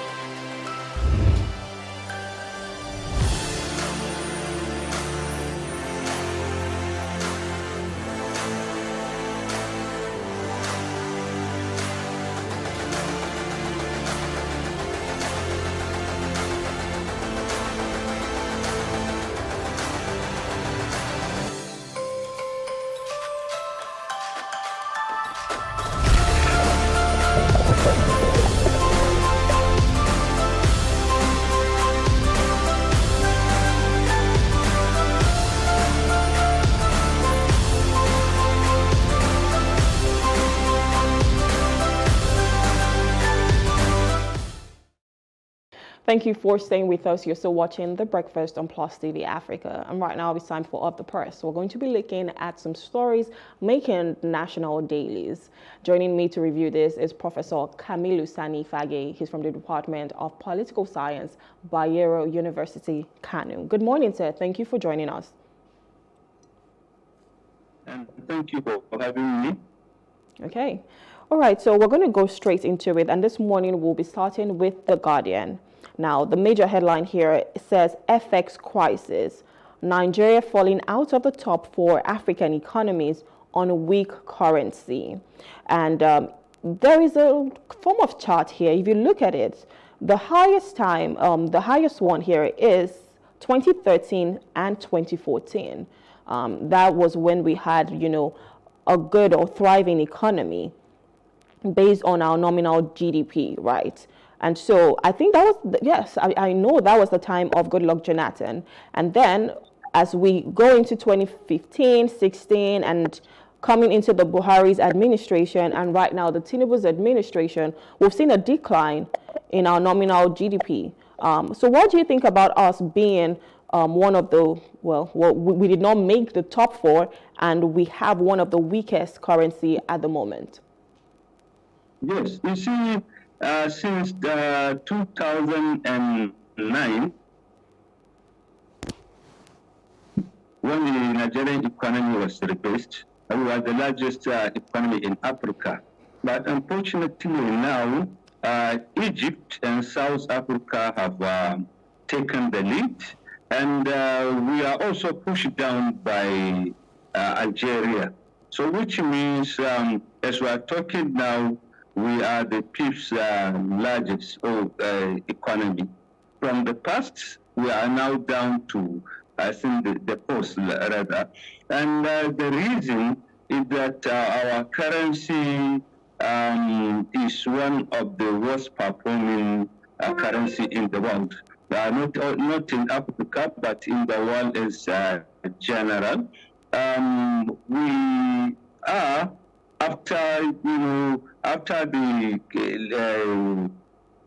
Lebanese pound and the Argentinian peso, then Nigeria's naira is the third worst performing currency in the world. So that is why we have lost the position from being the largest economy in Africa to now number 4 in Africa. There's some stories here. We have the presidential candidate for the PDP, Atiku, telling Tinubu, he says, stop blame game, adopt Argentina's reforms, Atiku tells Tinubu. So obviously, now that we've been pushed into the 5th position, do you think Tinubu needs to be talking to other countries, talking about how we can actually adopt these reforms and, become a better economy? And maybe that can just push us back up, to number 1 spot if possible. There's another one here that says Nigeria hopeful for positive outcomes at WTO, says the minister. Do you think this is possible, or do you think this is something that we can see in the nearest future? I think for now it is not possible, but we have to remain hopeful that things will be better. That is one thing. Secondly, it's true that what the opposition candidate or rather party said is that we should now stop blaming game and look at the problem. We have to take the bull by the horn. This is what happened. You look at best practices over the world and you try to look at what you have and you come up with a solution. But instead of only promising and then blaming others for the problem, I think if we continue doing that, we are not taking the right step towards resolving our own problem. So I believe and I think that is what the government should do. They should look at other places, what they have done to get out of the problem, so that we can now tailor it. We shouldn't copy them and take it a straight jacket and put it on ourselves. We'll look at what they do and look at our own peculiarities and see how we can modify the approach so that we now get out, we address the problem. But the most important thing is we should stop blame game and start taking action, not only promising and appealing to the people, also that they should be patriotic, they should be patient. The end of like I said, the light at the end of the tunnel. All these things are promises. We have to do something tangible and concrete to address the problem. We can't be making promises because they seem like empty promises. The politicians come in when they want to campaign and they, make all of this lofty ideas and say, what, when I get into office, I will do this and that. And then now you're here and nothing is being done. Instead, the economy is dwindling. But if you were going to advise the government on certain reforms to take, what would that be? Because it's okay to say we should be patient, but what are we being patient for? Now, the leader of the Yoruba Social Political Forum, Afenifere, had come out to say, the Yorubas should not even join in the protest. People should be patient. The government is working on it. But my question is, what are they working on? How do we know we're going to get out of this and how soon? So if you were supposed to just play an advisory role to the government, what reforms do you think we can take for us to have that light at the end of the tunnel? In the first place, coming out to say that Yoruba should not join the protest and that is appealing, I think is trivializing the whole issue. Because remember when Goodluck was in power, when he promised to take what this present government has done in terms of removing the subsidy and in terms of floating the naira, it was the same people who come out against it. Does it mean that because it is somebody, that is why it was a wrong policy, and not because it is our own, then it is a good policy? We have to be patient. I think we should go beyond that and look at the problem as a national problem. After all, hunger and poverty don't know tribe, ethnicity, gender, and religion, and whatever. They affect everybody. So I think, to me, my advice will be first to leaders that they should not trivialize the issue. They should not see it as on ethnic or a religious line. They should see it first as a national problem. Secondly, the government should now look at what happened. Why are we where we are now, and try to address that problem. Basically, we have said it several times that the problem is the twin problems of May 29th, when the government said they are going to withdraw subsidy, and when the government said they are going to float the naira. And these two problems, these two issues are the thing that break the camel's back in terms of inflation and poverty in Nigeria. So I think my advice to the government will be look at these and see how we address it.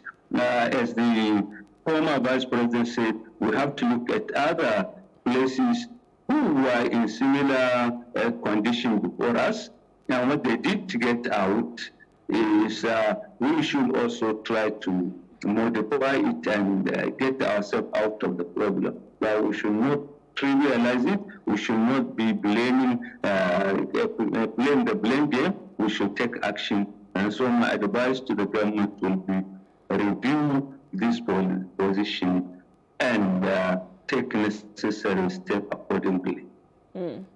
Okay, so we're still on The Guardian, but I want to take a little headline from The Punch because it's in relation to this. And it says, Governors Elumelu Dangote make Tinubu's Economic Advisory Panel. What do you think about this? I mean, you've seen Dangote build an empire. You've seen Elumelu build another empire with the UBA Group, Transcorp, and, you know, all of these companies. Now, they've been championing the affairs of successful businesses. Do you think them coming into this advisory panel might just take Nigeria, you know, out of the mess that we're in at the moment?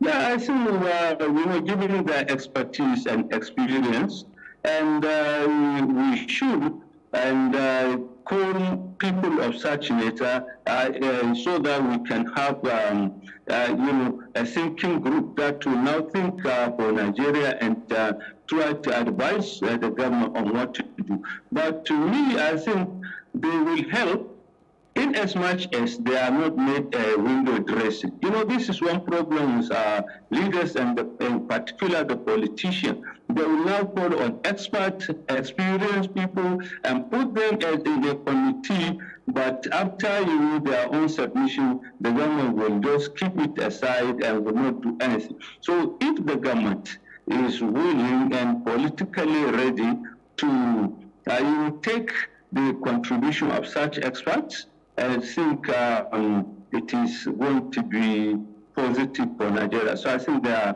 membership in that advisory committee is going to help Nigeria tremendously. Okay, so still on The Punch, and then we'll still take it from The Guardian as well. The main headline on the Punch says, NLC protests, presidency, police issue fresh warnings as 65 groups pull out. Now, the writers here are, don't disrupt commercial activities, vehicular movement, Lagos Commissioner of Police tells protesters. Then protest illegal, says presidency, CSOs, NLC alleged government's plot to disrupt demonstration. And then on The Guardian, you have it as a small headline. It says 65 CSOs withdraw as NLC dares federal government mobilizes for nationwide protests. What do you think about this protest? even the Attorney General had come out to say there's an injunction, this protest is illegal, and so we cannot have the demonstration, or rather NLC cannot have the demonstration. And the letter was sent to Femi Falana, who's the one representing the NLC. What do you think about them coming out to say this, that it is illegal? Is this just a ploy to ensure that people do not go out to demonstrate? Like I've said earlier on when we're taking our top trending stories, I said it's like having to beat a baby and tell the baby, hush, hush, don't cry. So at this point, I want to know your thoughts on this. What do you think about them saying the protest is illegal, and the fact that about 65 CSOs have pulled out? Are they pulling out of fear? Just walk me through your thoughts. What's going on? You see, given the story and given the fact that all over the world, protest is part of the right of the citizens against policies, in as much as the protests are peaceful. I think the government position has always been trying not to listen to, protests like that, to listen to the people.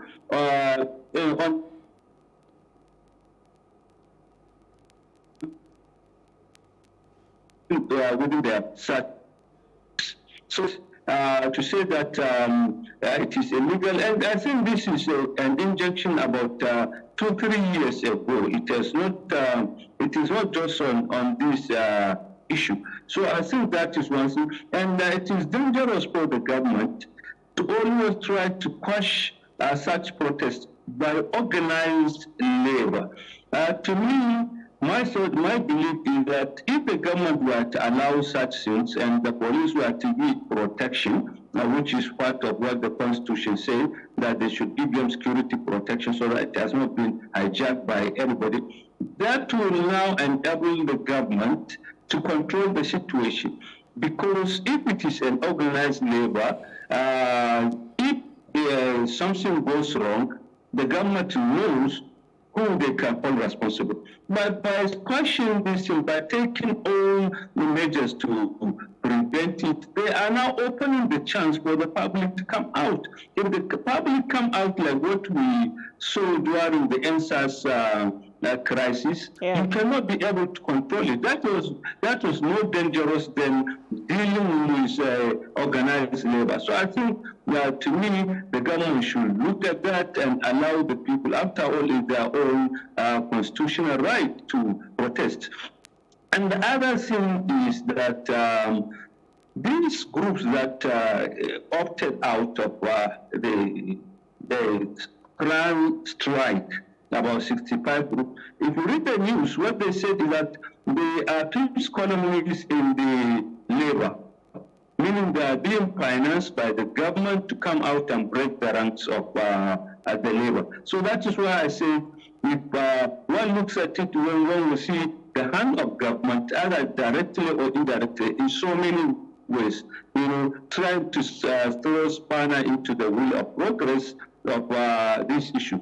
By now, using the police to issue threats, by now using the law to say that it is illegal, and now by also using some groups to opt out. These are all measures to break the thing. Like I said, it is a dangerous thing. It is a miscalculation by trying to, muzzle such a legal way of doing things, because like the saying goes, he who does not allow peaceful change is now opening way for a violent one.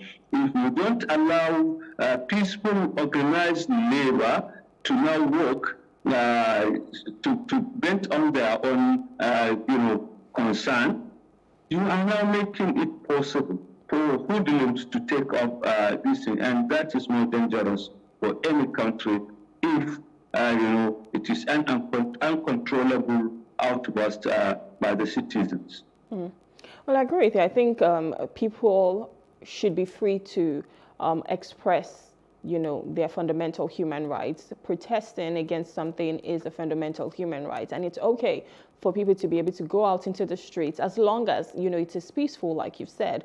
And so having to give them that security is way better. But we've seen time and time again, I think sometime last year, NLC wanted to protest and the government, put this ex parte injunction as well, like you cannot go out into the streets to protest. I personally have always said it, I do not like protests because it kind of like disrupts the whole economic activities of the nation, but you cannot beat the baby and tell the baby not to cry. Anyway, speaking about protests or strikes in this case now, ASUU warns of imminent strike over alleged insensitivity by the federal government. What do you think about ASUU going on strike? I mean, we're still talking about the protests from the NLC, well, TUC as well, even though they're trying to like back out. But then ASUU as well is saying they want to go on an imminent strike over the alleged insensitivity of the federal government. I want to know your thoughts. Yeah, I think, you see, a strike is the last option by any organized labor. And, the government ought to have head of such strikes by addressing the issue. So I think it is quite unfortunate if we have to allow it to degenerate to the level of, strike and protests. The government, being a democratic government, they have to be sensitive, and responsive to the yearnings and aspirations of the people. Meaning, if there is any complaint about that, the government should address it. They shouldn't allow it to degenerate into that level.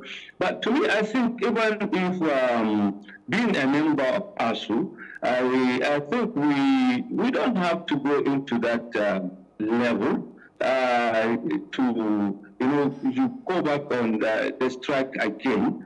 I think we have other ways by which we can resolve that thing. For example, if I were to advise the labor, since the government is now out saying that they are going to, the police are warning the labor, and DSS have done the same, which are all agents of the government, and there is attempt to break the ranks of the labor and so on.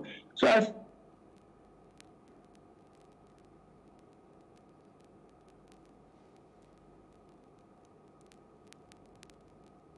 Hello, sir. Hello, sir. Instead of coming out to protest, sorry, somebody just called to interrupt. So I think, there are so many options in industrial relationship. Strike is just one thing. So there are other ways by which you can make your feelings known, especially when the government is trying to break the ranks. So I think they can sit down at home, refuse to work for about 2 days. That will shut everything, and now will force the government to know that, yes, people they are not happy with what is happening.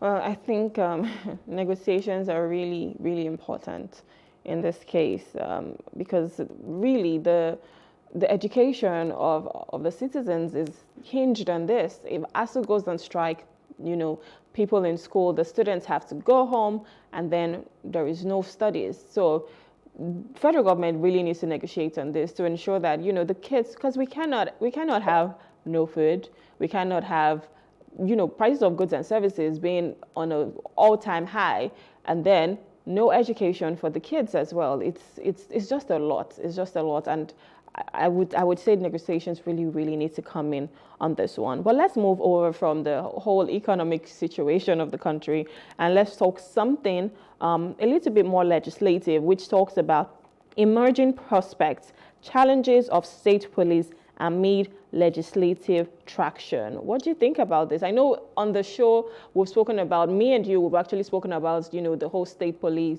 talking about if people or the governors are going to abuse power, especially with what's happening with the local government as well. But what do you think of this? Emerging prospects, although there are going to be challenges for the state police, but then it's gaining some legislative traction. Your thoughts? Yeah, you see, the issue of policing is very important, and it will go a long way towards resolving our problem of insecurity and other challenges.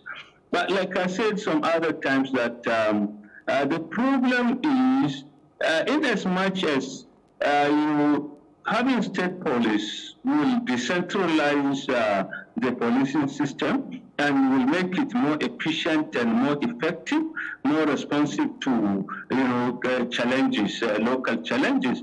But we have to put it in context. We have to see what is happening in Nigeria, what has happened in the past, and now we look at our own situation with, like you said, the experience of our local government. So by the time you now decentralize the police, I think you are over-empowering the governors. They now control the past. They now control the political power. They will now control the police, and now they will control the parties.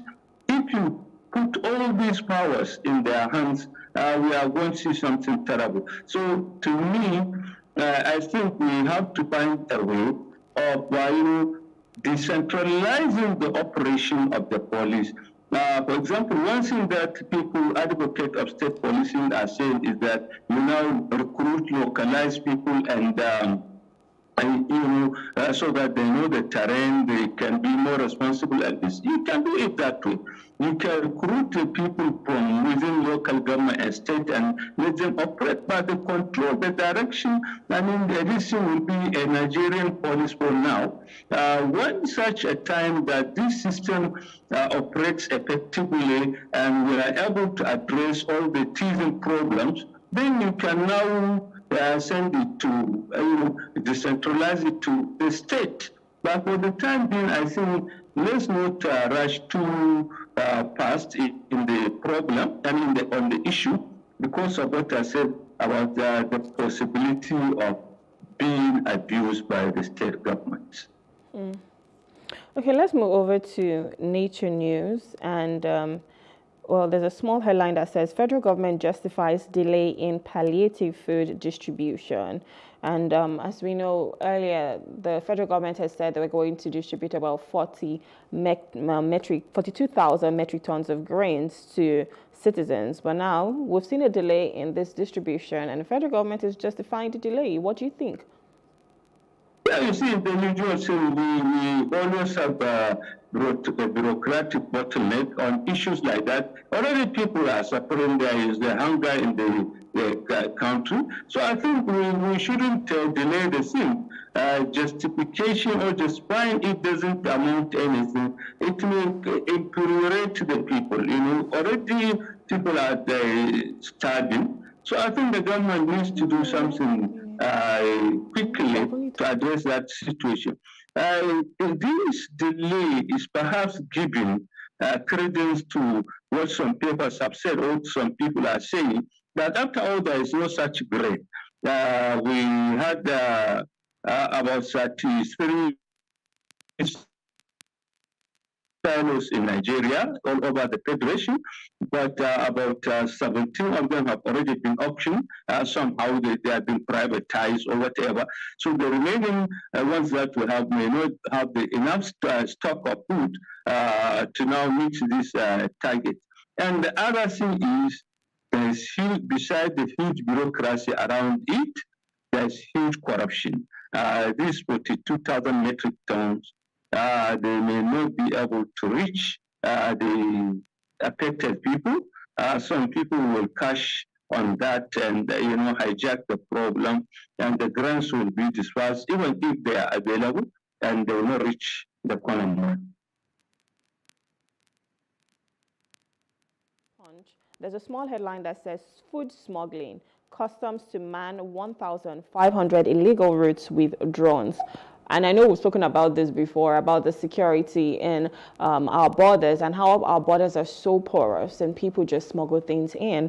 But now we're seeing that, there's going to be drones manning about 1,500 illegal routes. What do you think about this? Do you think, this is what we've been speaking about and finally it's happening whereby our borders are not as porous as they used to be? You see, the manning was drone is going to help because we have, like you said, we have a very porous borders. So they are beyond the human resources that we have our own capability. But I think just manning it by drone will be able to identify the problem, but how do you arrest it? That is the problem. So I think using the drones should be, accompanied by, mobilizing the personnel and empowering them so that they can effectively man the borders. Otherwise, yes, you can be able to see what is happening, but before you take action, it will be too late. So I think we need a combination. We shouldn't just relax and say, okay, we are going to use the drones and that's all, it will solve our problem. So what I'm saying basically is that using the drone is a very, very welcome thing, which will help us a lot, but actions have to back the use of drone. Like what we are seeing, you see, if you look at what the Saudi are doing about illegal control of their oil fields, yeah, it is being observed, and immediately a problem is detected, action is taken to head it off. But, the usual, if we don't have the manpower, I think it will just be a wasteful exercise. Okay, I want to take this final one just real quick before we wrap it up. And this is from the Business NG. It says, federal government says Naira is already stabilizing. Do you think this is true? Because every day we see the price go up. But now the federal government is saying that the Naira is stabilizing. Do you think that's true? And I want to know your thoughts as we wrap it up.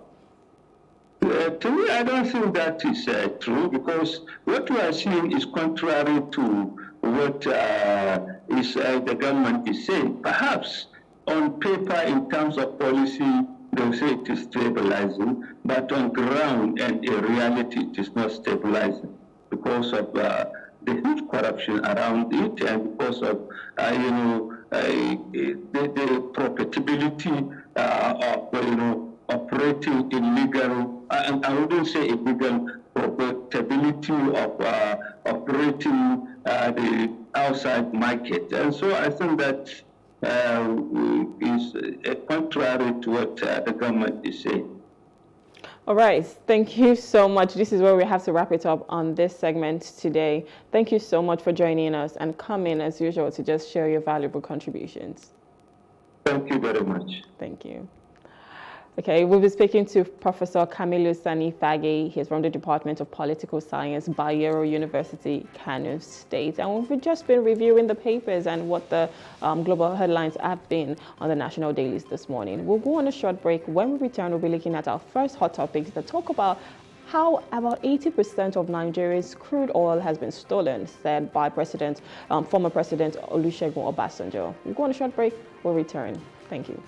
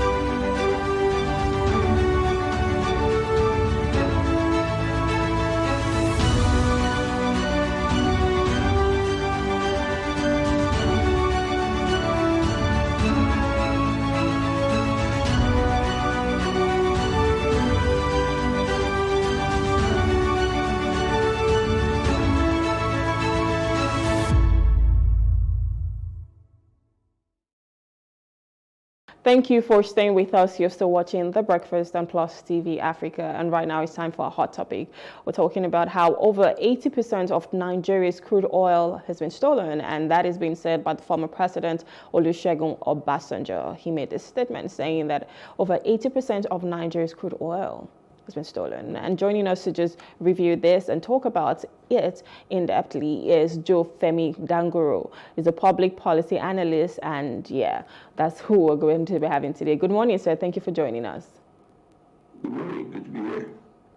Okay, so former President Olusegun Obasanjo came out to say that over 80%, and that is quite a large number, of Nigeria's crude oil has been stolen. So whatever we're working with right now is about 20%. I want to know your thoughts on this statement. Basically, sometimes I just feel that why is it that when our leaders want to leave their position of leadership, it seems their eyes are becoming, or their eyes become so clear to see a lot of things.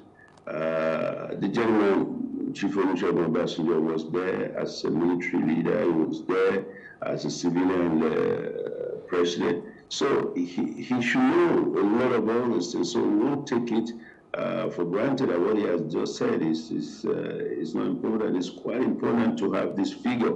But my concern and my thought has always been, when they were there or when he was there, what was his effort? What was that effort made to curb the stealing, the looting, and every other thing that was going on? Because it's not just now, you know. So there should have been a kind of intelligence report to the president at them, and he should have been able to wade into some of those things. But you know, they should tell us what they did. He should have said, look, I know this thing when I was there, and these are the actions I took, and these are the actions that should be taken, and make suggestions. It is not just enough to tell us that, look, this is what is being stolen, and yes, who we know. Then what do we do? How have we been battling the theft? So those are the things that we should be hearing, and not just making all this open-end kind of comment. Yes, it's good to know that it's been stolen since years, maybe how many years it has been stolen. What have we done? What should we do? But now we are seeing the president, the new president, President Bola Ahmed Tinubu, with the efforts of the military, with the efforts of other good citizens and consultants and people who are, pursuing or making, fantastic effort to curb this theft. So that is what we should be talking about. How do we curb the theft? So how do we improve on what we have? How do we sell those things legitimately to the benefit of the citizens of Nigeria? I think that is what is important. That is what the people want to hear. They are fed up of hearing 80% stolen, 70% stolen. They are fed up of all this figure. They want to see this thing being sold appropriately, and the money coming back to Nigeria through the right channels, so that the NNPCL will declare exact amount that has been sold, exact amount that has come into the government coffer, and then we'll begin to see the reality. That is what's important to the masses, and not just the figure of what has been stolen or what is somewhere and not. So you talked about NNPCL coming out to, let us know, but even the World Bank has accused the NNPCL of not being transparent in their numbers. Do you think that's going to happen? Because at this point, obviously, there's a trust deficit. Well, we don't even know whatever is going on. We don't know anything in regards to how much crude we produce, how much is being sold for, nothing whatsoever. Do you think for them to be able to say, okay, this crude oil is not being stolen and we can account for it, is that where the NNPCL starts to bring some form of transparency to the masses? There should be transparency in all what the government is doing and what the government will do. It is not just the World Bank that has told us this, just like President Obasanjo said it. A lot of our leaders, they know, they are aware of some of these things, and they're finding ways. It's just, when we look at Aramco, at some point, I think we said Aramco was interested in partnering with us. You see the transparency in all these other places, but the phone is this, or it's not the phone. The reality is this, that when we have a company that is now a limited liability company, or possibly in the nearest future to be a publicly quoted company, not declaring their assets, not declaring their profits, we do not know how money is being made, how money is being spent, and we don't have the accurate figures of all these things.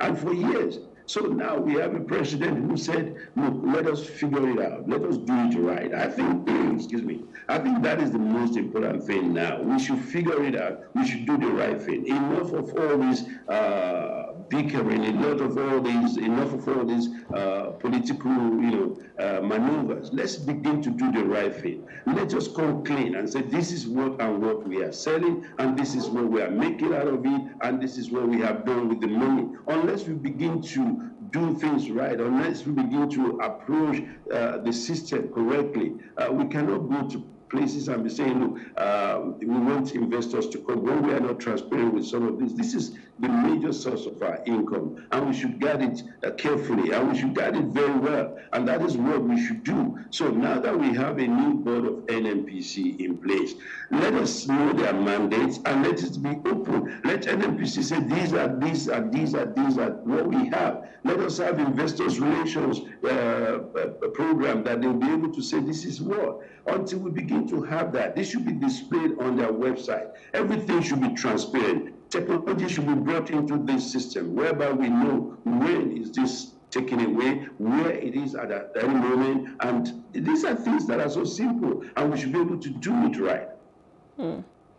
Okay, I think, I love the fact that you've said we should be transparent, but let's look at the root cause of the matter. We've seen this happen over time. For years, they've always come out to say Nigeria's crude oil is being stolen, Nigeria's crude oil is being stolen. But why is this so persistent? Why is it that no administration comes in and puts an end to this? And also, is this a security issue, or is it maybe a poverty issue, for instance? People are so poor and they feel like the only way for them to be able to scale up is by stealing Nigeria's crude oil. So what do you think is the root cause of the matter? Look at it this way. We can't just be blaming everything on poverty, it's just our mindset. Most of the people, or some of the people that are being caught at some of these illegal refineries, you see, if you call them poor guys, okay, fine, or low-end people, yes. Where are the people behind the scene? How many people have been sent to jail? How many people have been prosecuted? It is not those young men and women or so, those ones that you see that have been, arrested. There are people behind them that we can't just see. I don't know much about that terrain, but I look at it that those behind them, have you seen any big name or any? You think those guys that have been arrested are the ones selling the state? Do you think they have the network or the contact? No. So it's beyond what we are seeing, and that is why sometimes it's quite difficult, because it's a network. Such networks are highly, connected somehow. So you can say security issue, but now that I believe this government of President Bola Ahmed Tinubu is serious about it much more. We are seeing efforts. The Nigerian Navy, we have a Tantia or something, I've forgotten that name correctly now, that gentleman who has the contract to monitor and to possibly arrest the people and hand them over to the police or to the Navy. We see a lot of activities going on now, unlike before. So let's just see how, sometimes you just have to wait and see how each government performs. And that is why I'm looking at this ones that we're seeing now. But until we get to the grassroots of it, to the root cause of this thing, the root cause we know. The root cause is because some few individuals, they want to be richer or they want to be wealthier, and they think that is the only way. Crime will always be committed one way or the other all over the world. But it is for the government to put things in place, to put a lot of laws in place that we guide and that will take care of those things. So if you try to beat them this way, they go the other way. That is it. And that is why we have to be consistent. That's why we have to be proactive. And it is, it's itself for all of us to be concerned and to be able to do things right. So staying on the transparency issue, and you said crime will always, happen. Do you think that the reason why the federal government and the NNPC isn't coming out to say what exactly the numbers are is because of, them wanting to perpetuate crime as well? So it is for corrupt reasons. Do you think that? Well, you see, I don't want to guess. I don't want to speculate why an organization will do one thing or not do another thing. For me, is let us encourage them. Let us tell them this is what the people want, and let them do it. I think people who are there, they know it.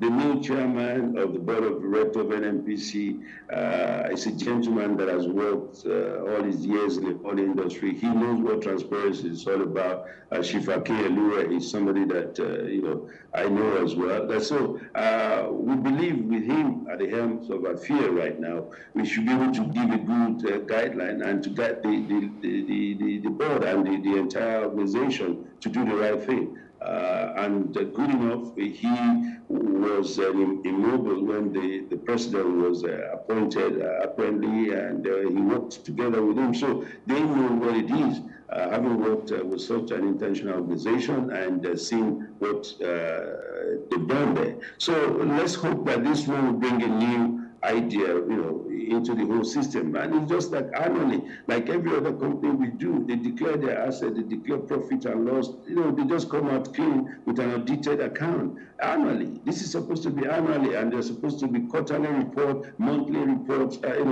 So these are simple things that you expect them to do. So we watch and see if things will change within the next few months, and we begin to understand it. And if not, I think we can still discuss it further then. Mm-hmm.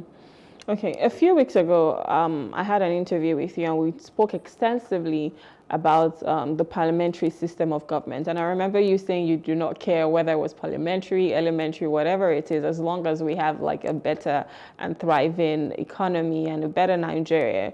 But do you think that if we switch into a parliamentary system of government can help combat this issue of oil theft? I'll tell you again that it's about people. It is, you see, the system, no matter how good, how creative, how good, how superior a system is, people will operate it. People. So it is the people, and it's the conscience of the people. It is not because we are operating a parliamentary system or we are doing presidential or whatever system we operate. The system is as good as the people operating it. You can buy the best car. If you don't know how to drive a car, you have collision with the car, you have a terrible accident with the car, and only God will save you if you don't buy it. So it is not just buying the brand new car, it is not buying the most expensive car that matters. You have to know how to drive the car, you have to have a license to drive it. A lot of things goes into that. So it is not about just having the parliamentary system. The people will drive it. So who are the people again? The election, there will be campaign. How will people source the money for the election campaign? And a lot of all these things will come up again. Forms will be sold by the parties. And if one person is buying a form of 100 million, how do we control that? So a lot of all these things will happen. The people will go into the parliament. You have the policies now in place. You have the laws in place. You have the oversight policies in place. So what stops the same people from, doing their job? So it is not the system per se. If we are talking about, low cost and whatever, the people. So until when we have people who are conscious of this, people who are, sincere about bringing Nigeria forward, about moving this country forward, about going there to serve and not going there to be selfish. What we have in most cases is selfishness. It's a personal aggrandizement. It is where people don't think about humanity. It is where people think about me, myself, and I. So we have to begin to look into that. It is the people, for goodness sake. The system can be any system, but the people who will drive the system, that is what matters. And by the way, this is not, I believe, every 4 years you see people coming about this idea of constitutional reports and doing one thing or the other. People are getting fed up. This is not the right time to even bring this out now, in my own opinion, because people are thinking, the masses are thinking of how to feed themselves, how to feed their children, how to send their children to school. Let us look at this 8-point agenda as Nigerian citizens, and let us begin to see that, look, which one is it? Look, now we don't have steady electricity. Let's focus on that. Let's monitor that. Let's achieve that. We don't have enough food. The president declared in August last year, he declared a state of emergency on food insecurity. What happened between August and December and January? We have people in this country, we have people in the ministry. The president has seen it and said, look, something might happen, let's do. Now we're just running helter-skelter. Since that we have gotten the order to proceed and to do the right thing. Then IMF and World Bank, they said in October last year, said things will happen this way. So who are those people not doing their job well? It's not the system. People will have to do their job well. People will have to be committed. If we say, look, we are going to bring in loans for students to have loans, why can't we work it out and make it work? These are things that we should do. We have enough right now to do so that ASUU will not go on strike, and the minimum wage, we can resolve that issue. There are a lot of things on our hands right now. We shouldn't bring things that will just confuse the people, and people are not interested. Ask anybody on the street whether that is their concern right now. That is not concern. I think that is just for the elite who want to, begin to have, meetings here and there, and possibly travel to Abuja to do things. People don't really. I think majority of the people on the street, they don't really care about this now. They just want to see how to live well in this country. Yeah. I would agree with you, because no matter what you're going to call it, if you're saying parliamentary, presidential, whatever it is, it's just on paper. It's still the makeup of the people who go there and if they're doing their jobs right.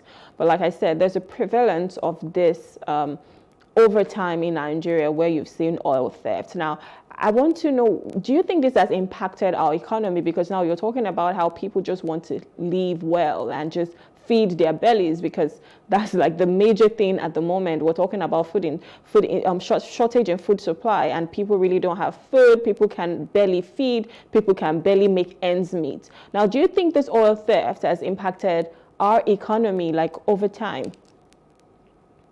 I mean, sure, it's glaring. It's glaring. That is why I'm saying people are aware of this.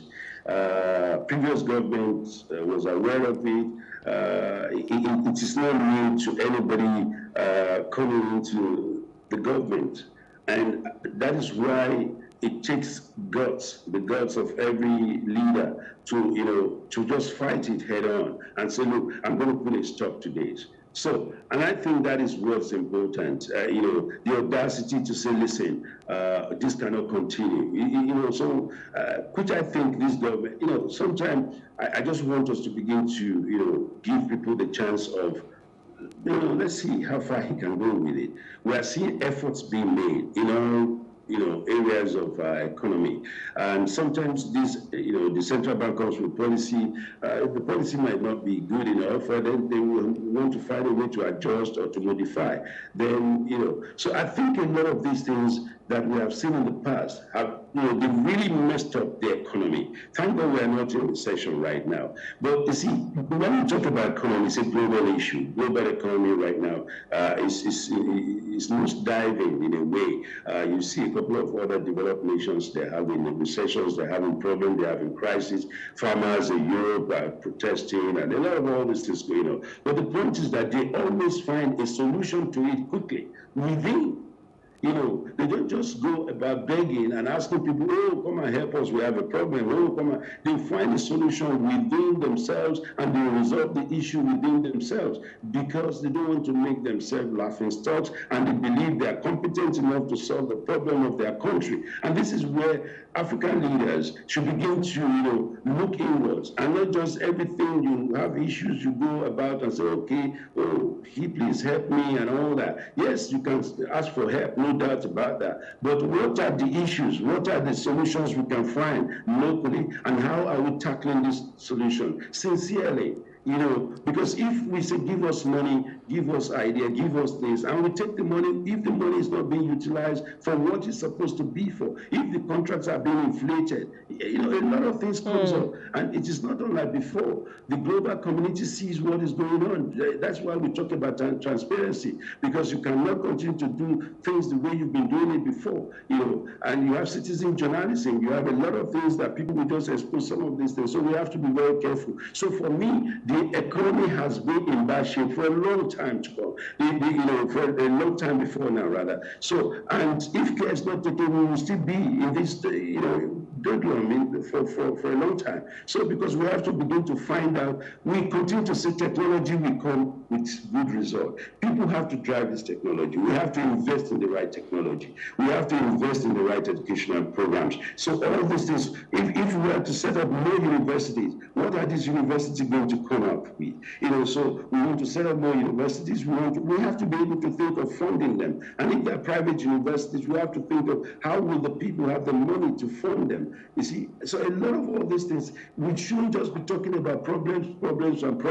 Let us begin to find solutions, local solutions, national solutions. It is not the government that controls the state. The state budgets their own money, their own projects. Are they doing it right in the states? Are they doing it right in the local government? Let's not forget the fact that these people are part of our system. And until when we begin to monitor them accordingly, until when we begin to look into what they're doing properly. So it is not just only the federal government, the states and the local government, they are part of this system. And we have to look into it. And you see, when we want to give money to the so-called poor people, how do we don't have a good data to say this one we collect 75,000, 25,000, whatever we want to give. Let us have a good data. And that is why we have the social security, we have the social benefits in all this country is with data. You see, it is not enough for someone to say, look, some millions were stolen in my bedroom in the government house. Why do you take so much money to your bedroom in the government house in the first instance? So anybody reading that is not in Nigeria will just laugh and say, look at how these people are wasting money. So these are things, they are simple things that ordinary people will just ask you, what is going on in that country? Yeah. I mean, these are the things we have to begin to look at. And then you look at the Hollywood, now Netflix is here. A lot of all these organizations, Showmax, all this, they're coming in and they are here making use of our local talents. Our local talents are bringing in hundreds of millions and billions into the economy. So let us tap more into this local economy and let us think of how to do things to export. If we don't begin to export to generate foreign exchange, how do we hope to have more foreign exchange in this country? So the problem is what we know, what an ordinary person knows.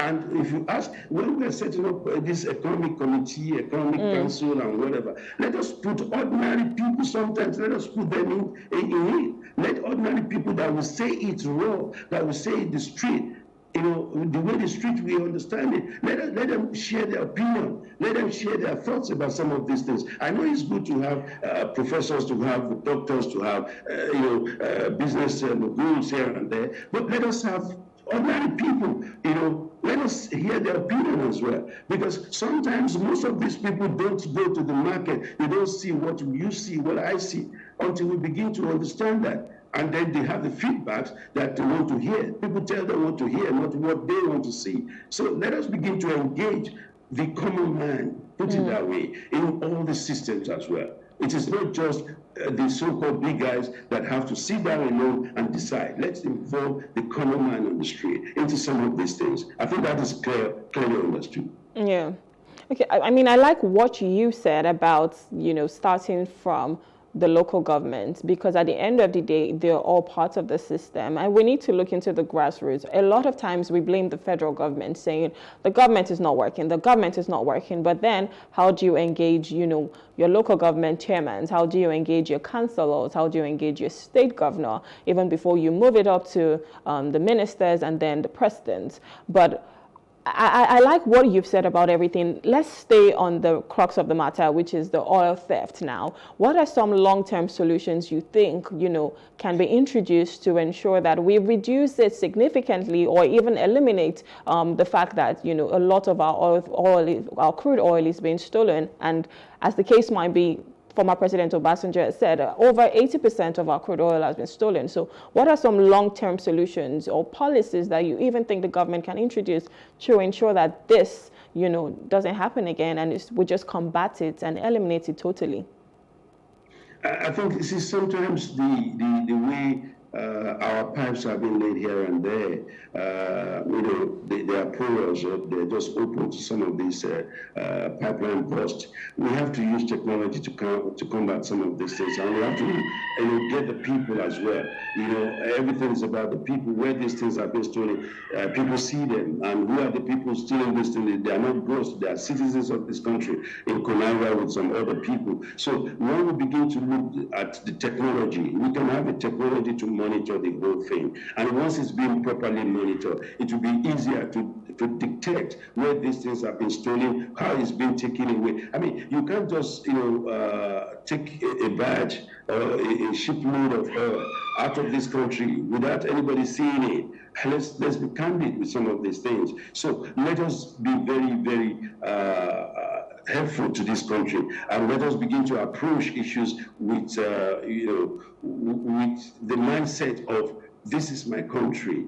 It is a country that I want everything good. I want good for this country. Until we begin to get into that, because most people will say, what is my business? Nigeria is not good for me. But once we live in this country, and we understand this country, and we appreciate living in this country, it is then most of these things will become easier to manage and to monitor. This is what is going on, where people around the world, in some of these developed countries, they just appreciate their country. They know this is our country. The Americans appreciate their country. Name it. The Germans appreciate, Germany. All these people. So until when we begin to speak well, but to make people to speak well about their country, when they discover that somebody has stolen the oil and then it comes back and becomes a big man in the society, you think the people don't know them, they know them, but they can't say anything, they can't talk about it. So until when we begin to make people, make them, not just feel it, just become part of it, we have to be passionate about this. We have to talk, to the mindset of the people that, look, this is your country. And before you can say that, they want to see you do what you preach.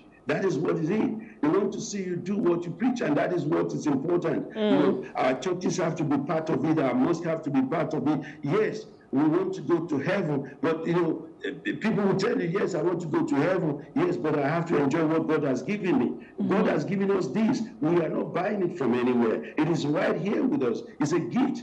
And we have to let everybody partake in this gift. It is not for just one person. It is for the whole Nigeria. So if you are looking at it from the religious dimension, from whatever dimension you want to look at it, it's a gift from God. And God knows what He has given us. So let us not begin to, damage this country. For every crore that is stolen is a damage to the society. It's a damage to the yet unborn citizen. We shouldn't be in debt like this, and we should be able to see ourselves as brother's keeper. It is not enough for one man to just build a mansion. It is not just one man for just to have about 20 cars or bulletproof or whatever proof, and just one man in the community. And the rest of the community are suffering and they are begging for rights. That is not what it should be. We should be our brother's keeper. Let us practice what we preach, not just putting on agbada every day and showing class. That is not what Nigeria should be. We are good people, and let us remain good people. Unless we take it to the grassroots, unless we take it to the primary school, to the nursery school, you can be shocked when you see even children, primary school, nursery school, condemning their country and telling you that I want to go out of this country. A child, a 5-year-old, that is what he hears. That is what they discover. That's the new Nigerian dream. And let us begin to do the right thing. It is not whether parliamentary, elementary, whatever. I said it again. It is the people who drive this, and the people are us, we, Nigeria, you and I, and every other people out there that is hearing this. But they will say, what is he saying? The politicians are not hearing. Yes, until when we make them hear it, we go to the constituency offices and we begin to drop letters. We begin to make them feel it. And we begin to bombard their telephones and to say, look, I want to see you. I want you to change this narrative. When we begin to do that, the citizens have a role to play. And once we play this role, it is not just strike of a day or two. That will not even send any signal to them, because they know after 2 days you still go back to face the reality. So doing these strikes and whatever may not really help until when we begin to do a one-on-one discussion with them, a one-on-one agitation with them, for them to understand it. If there's a strike, they'll just stay in their house and they won't go anywhere. And they're enjoying their house. There's electricity for them 24/7. They don't have the problems you and I have. So that is not touching them. So we have to find a way to make sure they understand what we are talking about. Don't allow people to steal our crude oil. Because if you know those who are stealing this crude oil and we don't say anything, let the law take its course. Just like the NAFDAC woman said it. You know people who are bringing expired drugs or fake drugs into this country. What is it? You find them just maybe 50,000 and the man has made 500 million. What is 50,000? Let us review those kind of laws. Let us bring in, not just say we want to change the system of government. That is not the main issue right now. Let us look at the agenda. Let us monitor it. Let us do what is right and let this country move forward for goodness sake. Enough of all this talk. We know what is right. Let us just begin to do it. Straightforward, easy. I think that's a very good way to end. We know what is right. Let us do what is right. And I love the fact that you highlighted the fact that our natural resources are a gift from God, and all Nigerians should be a partaker of this gift, not a select few. So we want to say thank you for coming and just sharing your thoughts with us. Thank you so much, sir. I appreciate it. Good to be here. Thank you. All right, we'll be speaking to Joe Femi Dangoro. He's a public policy analyst, and we'll be talking about how about 80% of Nigeria's crude oil has been stolen, and that was being said by the former president Olusegun Obasanjo. We'll go on a short break. When we return, we'll be talking about the BDCs and the clampdown on them, trying to find how to move across or move above the forex crisis that we are on right now. Please stay with us. Hey, what's up, guys? You're welcome to another edition of Plus Event, and I remain your host, Ifeoluwa Oshukeye. Your absence isn't an excuse anymore, as Plus Events is all you need, as we bring you the glitz, the glamour, and loads of fun. Oh, definitely. No question. He's a living legend.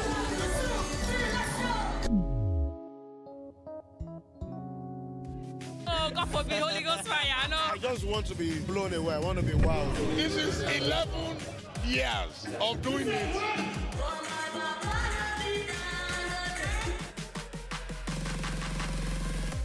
I'm surrounded by so much positivity.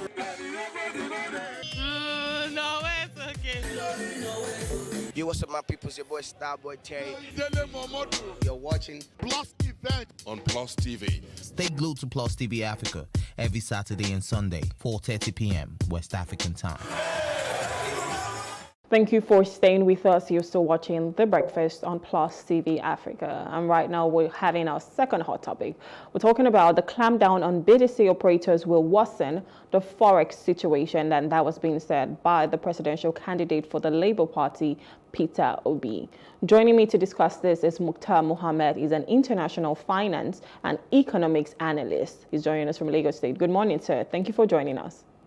Thank you for having me. Thank you. Okay, so I'm sure you've already heard the news when Peter Obi made this statement that this will worsen the forex situation in the country. You are an economic analyst. What do you think about this? What do you think about the statement? And do you think it is true that this might just worsen where we are currently as a nation? Well, it depends on which angles he's coming from. If you talk about regulation, if it's about regulation, then it will not worsen it. But what we are now, we're seeing security apparatus going after bureau de change operator. And that is not the solution to the problem. The solution to the problem is not going after bureau de change operator. The solution to the problem is supply. So if you are going to the bureau de change operator because you want to improve supply, then you will definitely have it. But if you are going for them because you feel they are speculators, they are hoarding, then you worsen the situation like Peter Obi said. Because what it means is that there are a segment of the economy that this BDC normally service. And so when you go after them, they will go under. And when they go under, those sectors that the service will still look for them, but now things will be scarce. It will be more expensive because scarcity of a product makes demand for that product. When there's scarcity of a product and the demand for that product is high, then the cost of that product will go up and the rate of that product will go up. So if it's by that, if that's the reason why the EFCC or the security apparatus are going after them, I think it's going to worsen the situation. But if we are going after them as regard that, okay, they are not abiding to some regulation, they have to abide by the regulation, like what the CBN said now, no more street hoarding, no more street trading, and you're not saying, okay, you don't want to see anybody in the street, but you can maintain your operation on the cover of your office, you've gotten your license, then that could sanitize the sector. So it's all based on what they are really after. And for me, if a sector that could not be regulated when they could be found on the street and in their office decide to go under, how will you regulate them? The same security apparatus that are going after them didn't go after them when they were all over the street, when it was more or less like street hawking. Now, even when you ban hawking in places like Lagos, they ban street hawking, nobody banned the bureau de change from hawking in dollars. You see them all over and closer to the banks, in the bank branches. Nobody banned them. So definitely we must be serious when we want to deal with issues that have to do with economies. We shouldn't just think we could just wait the biscuit.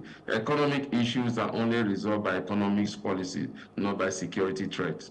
Okay, so what are some potential effects that you think this can have on the stability of our Nigerian economy? Because you're already talking about economic reforms and solutions, but the fact that there's this clampdown on all of the BDCs, is there a potential effect that it would just have that would impact us negatively, our financial situation at the moment? Yes, it is. There's a big negative effect, like Peter Obi said. If you come down on them and they go under, and scarcity comes in, and you are not able to meet supply, then definitely you create a distortion in the economy, and then the rate will keep going up. Because the parallel market is part of the financial market. Speculators are always part of the market. So no matter how much the government has been saying, oh, speculators are the ones sabotaging, speculators are always part of the financial market. It's high time the government realize that they are part of the financial markets. Any market in the world, whether the equity market, you have speculators. They come in there to speculate, to make money. So they are all out there to make money. So what you do is that you come up with a better policy that gets them, that cause panic. And once panic comes in, speculators tend to get their finger burned, and they will have to readjust. Then you will be the winner. So going after speculators with security threat or going after them using security apparatus will not solve the problem. You need to come up policy, and the policy that need to stabilize the economy now is boost supply of liquidity in the FX market, boost it. And how are you going to do it? Number one, you have to do it with clear-cut policy that are not detriment to the economy. Policy when you come on and tell me that I cannot repatriate some of my funds out of the shore of this country after 19 days, it's not going to help the economy, because that means foreign direct investors or foreign portfolio investors will not be so excited to come to your market, because you are going to restrict them in their movement of their funds. And when they are coming in, you didn't restrict them, and when they are going out, you are now restricting them. They won't come in. So what you need to do is bring in policy that will create a friendly investment environment. Once there's a friendly investment environment, foreign direct investors, portfolio investors will come and you boost liquidity. Increase oil sales, like what we are beginning to see. Let there be oil revenue, more FX into the economy through oil. Then get a product, encourage Nigeria and the diaspora to make more remittance back into the economy. That also will help. The non-oil sector, try to give them the infrastructure so that they can grow. This will also could be part of those that are earning FX in the economy. Because as it stands today, according to the Nigerian Bureau of Statistics, 97% of the growth we saw in the GDP was driven by the non-oil sector. But when you look at their contribution in terms of FX into the economy, it's not even up to 30%. So we need to do more to boost investment inflow into the country. Okay, so what are some alternative reforms or policies that you think the government can introduce to, and because, I mean, you've just said it, going over this BDCs might not just be the best thing right now, depends on how you look at it. But what are the alternative, you've mentioned some, but what are some other alternative reforms or policies that you think the government can introduce that will start to see the effect even from here on the other side, the masses? Because it's okay for you to put it on paper and say, you know what, this is what we're going to do, this is what we're going to do. But what are the things that we would actually see, the masses would see and say, yes, at least now the Naira is being stabilized, the dollar is not as high as it used to be, and everybody's happy? Yeah, one, I think the first thing they have to do, they have to look at the import duties. Nobody seems to be talking about that. Everybody is so concerned about the rate, because Nigeria is an economy that we import virtually everything we eat. So even what we wear, even what we drive, we virtually import them into this country. And that sector is an informal sector, is a key driver of the Nigerian economy, either in terms of FX inflow and also in terms of in terms of employment. So what I think government should do first to stabilize it, and we see the naira, is you must begin to think about how you can put a fixed rate. If you say your naira is undervalued, then let's see the true value of the naira in your import duty charges. You say, look, this is the true value of my naira, and this is what we are going to be charging for import duty. That will first of all drive down inflation. Once inflation is driven down, then you begin to talk about currency stability. That is one. Secondly, you must come up with a product that could attract Nigeria in the diaspora. I keep saying Nigeria in the diaspora. They were the key driver of the Nigerian economy at a point in time. So you must come up with a policy that will need to improve the Nigeria in the diaspora. And I'm very, very confident that if that policy comes into play, then we could have stability, maybe come in partner with the Diaspora Commission. In 2018, the inflow from the Nigeria in the diaspora was more than what we earned in terms of oil revenue. How can we begin to attract them? The COVID-19 pandemic is off. They are now working, they are sending inflow into the country. Then again, the government also must clamp down on illegal transfer agents, either through the app system or whatever. They need to clamp down on them, because they also seem to be some of the problem that are busy putting arbitrary rates, speculating, and most Nigerians now see them as the people that have the true value of the exchange rate instead of the CBN. I think that is another thing that we need to do in the short term. And then again, in the short term, the CBN must begin to think of how to meet up their debt obligation. They say they have about 2-point-something billion left. They need to also engage the airlines, the international airlines company that have not been able to repatriate their funds back to their country. And also in doing that, you must not just give them the funds. You must also come down with conditions. If you have to have your return, then you need to make those portals that make Nigerians to get available to cheap air ticket to come back. You can't just be giving them money, and also you're not giving them conditions. Because as it stands now, they are still not charging Nigerians in naira. And when you talk in naira, you compare the price in dollars. If you have to pay in dollars, it's cheaper than when you pay in naira. And also, if you have to go to our next door neighbor, it's cheaper, because they feel there's a two-way HS system. If government come up with such policy that will douse down the effect of the pressure on the naira, then you see stability.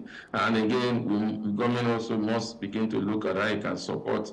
They must talk about NNPC Port Harcourt refinery to start delivering of the product that they said the turnaround maintenance almost complete in December. But up to this moment, we've not seen a single liter of that. Let's begin to see it in the market. Dangote refinery also, maybe when they come to the market, that also will reduce the pressure, because most of the pressure that is on the naira is due to the importation of refined petroleum product.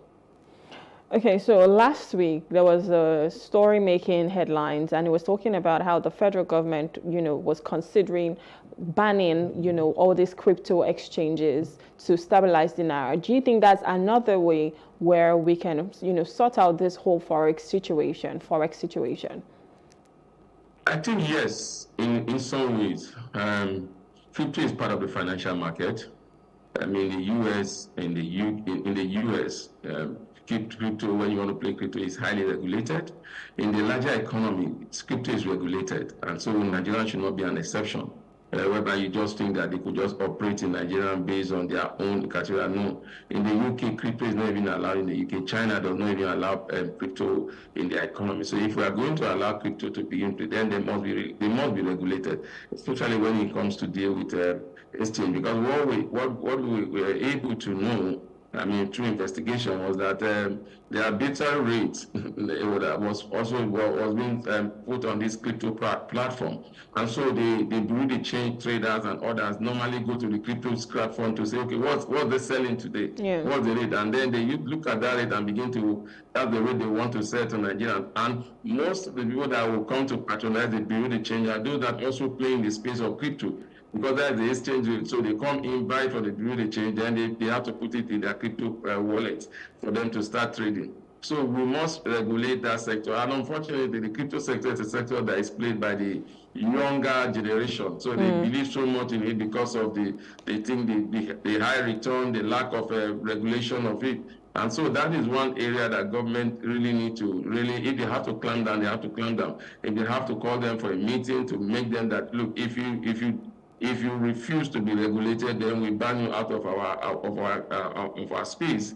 Then that will work. I don't just think they should just be banned outrightly. I think the government should engage them, and then from there they must abide by the regulation that have been set up by Security and Exchange Commission, and they must be registered if they have to play the Nigerian space. They must be dealt with like every other financial instrument. You have to go to Security and Exchange Commission. We have to know who are your board of trustees. We have to know where your office are located. We have to know how your funds are coming in. We have to know so they need to be regulated. And if they now say, no, we don't want to be regulated, then they can be banned out of our airspace and that also our communication space, and that could also help drive down the crisis that we're having. Because as at last week, the exchange rate was almost hitting 2,000. But when government came out with this policy, I think last week the exchange rate was about 1,770. Even if it's still high, the official rate has gone from a high of 1,600 to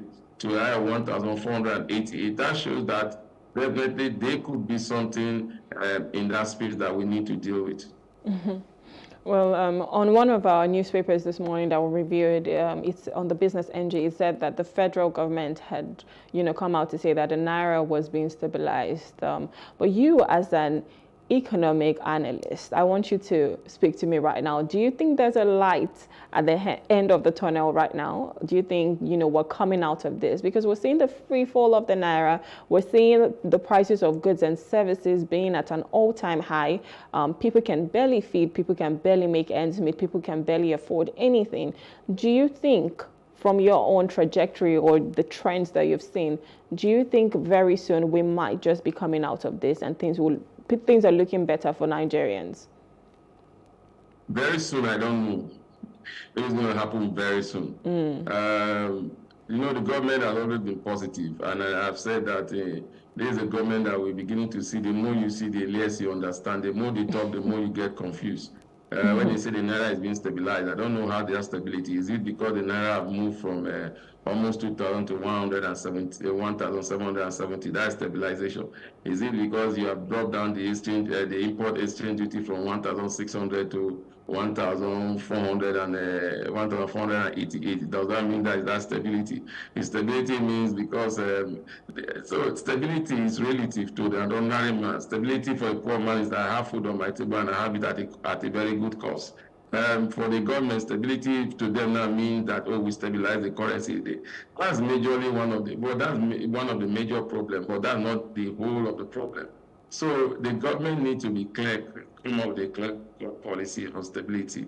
Because when you're talking about stability, have you gone to the market this week and you see that goods have come down? No. Rather, over the weekend, we had our people went to queue for custom rights, and some people lost their life because of stampede. Yeah. And here we are this morning, the government is saying that, we created stability. Did you create stability on Sunday in the afternoon, and so that we go today on Monday and we begin? Stability is in the economic space. It's not something that happened overnight. It's not something that happened in 24 hours. Sometimes it's not something that even happened in 1 month, 2 months, 3 months. Sometimes it's not something that happened in a year. Sometimes it could even take a decade. Sometimes it could take 5 years. Because the way the Naira has fallen, it's like the government was helpless. Because it's a government that came to power in May, and the exchange rate was about 510 Naira when they came to power. Then they floated the currency, and it moved and it moved and it moved, and it got to almost 2,000 before you begin to know what to do, how to follow up, how to begin to clamp down on this, clamp down on that. it shows that you didn't even know the grip of the decisions you were taking before. Because if you have a grip of decisions you were taking before, then you have put policy on ground to stabilize it. If you come out as the government, I remember that the presidential advice, the chairman of the presidential advisor on tax, told us sometime in last year in September that by December, the exchange rate should be selling between 650 to 700. And at that December, it went to 1,200. We didn't hear anything from them. The CBN governor came out and said that Naira as it stands is undervalued, and it should be trading between 700 and 800. And here it was then, the CBN themselves moving the rate to meet up with the parallel market rate from about 900 at that time to 1,500. So you see a government that says something in one hand and does this other. So I don't think stability is anything that will be achieved in the shortest possible time. I think stability will be achieved as we begin to get those supply in, as we begin to come up with policy. One exciting news over the weekend is this Presidential Advisory Committee that has been set up. And when you look at this committee, you look at men and women of caliber that do business in this country. So hopefully the committee advice will be held by Mr. President. It will not be a political committee. Remember, the former president of Obasanjo said, your own is to advise. Your own is to take your advice. And hopefully, Bola Tinubu will listen to some of these advice that will come up from people that are key players of the economy, and that will help stabilize the economy. Well, I mean, we can only be hopeful. This is the worst we've ever been as a country, but we can only be hopeful that, you know, things will get better. And I think we need prayers at this point. Someone said all we do is pray in this country, but at this point we have no other way to turn to. Yes, I agree with you, but again, we must understand when it comes to spiritual matters, you can pray, and God will forgive. Yeah. But when it comes to economic matters, you will pay for the sin that you have Well, committed. there are principles that you have to adhere to. Anyways, want to say thank you for coming and just, you know, coming to shed more light in this conversation. Thank you so much. My pleasure always. Thank you. All right. Okay, we've been speaking to Mukhtar Mohammed. He's an international finance and economic analyst, and we're talking about the fact that the presidential candidate for the Labour Party, Peter Obi, had come out to say that the clampdown on BDC operators will only worsen the forex situation. Well, this is where we have to wrap it up on the show today. Thank you for having the breakfast with me. My name is Reme Paulson, and I'll see you tomorrow. Have a good day.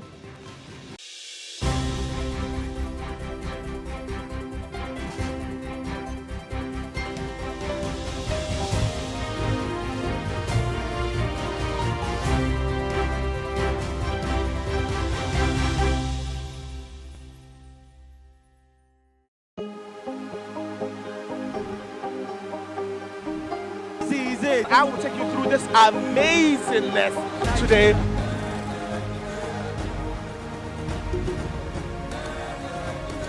Welcome to Plus Trending.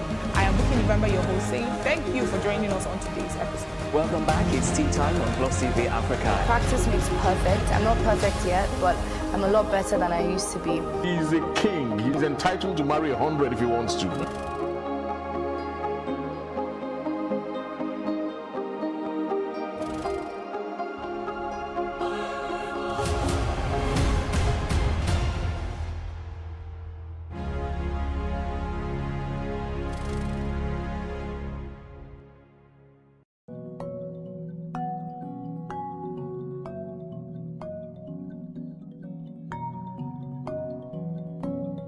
Child protection is an ancient, long-standing problem which has gained the attention of the international, national, state, and local communities, with governments, international donor agencies on the forefront of a high-profile commission to eradicate it. The unique dynamics of child sexual abuse such that it's often committed in secrecy, with only the victim and the perpetrator as witnesses. And it's a crime that is very difficult to detect, and it takes a long time before the abusers, before the crime is revealed. And the grooming strategies of the pedophiles include, number one, engagement of the child, overcoming the child's resistance, inculcating secrecy into the child, intimidating the child, suppressing the child to maintain control over the child.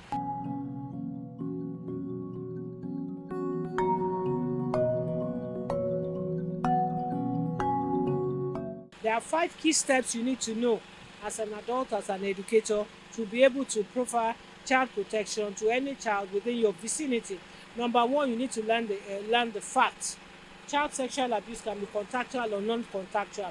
It can involve actual defilement. It can involve exhibitionism, touching a child inappropriately, or exposing the child to pornography. And you need to know the different ways children disclose. They can disclose to you directly if they trust you, but even in that, they may not give you the full details. Then there could be accidental disclosure in normal day-to-day conversation. Then there can be indirect disclosure. The child may pretend that it happens to another child because it's ashamed, he or she is ashamed and should be shamed and should be blamed.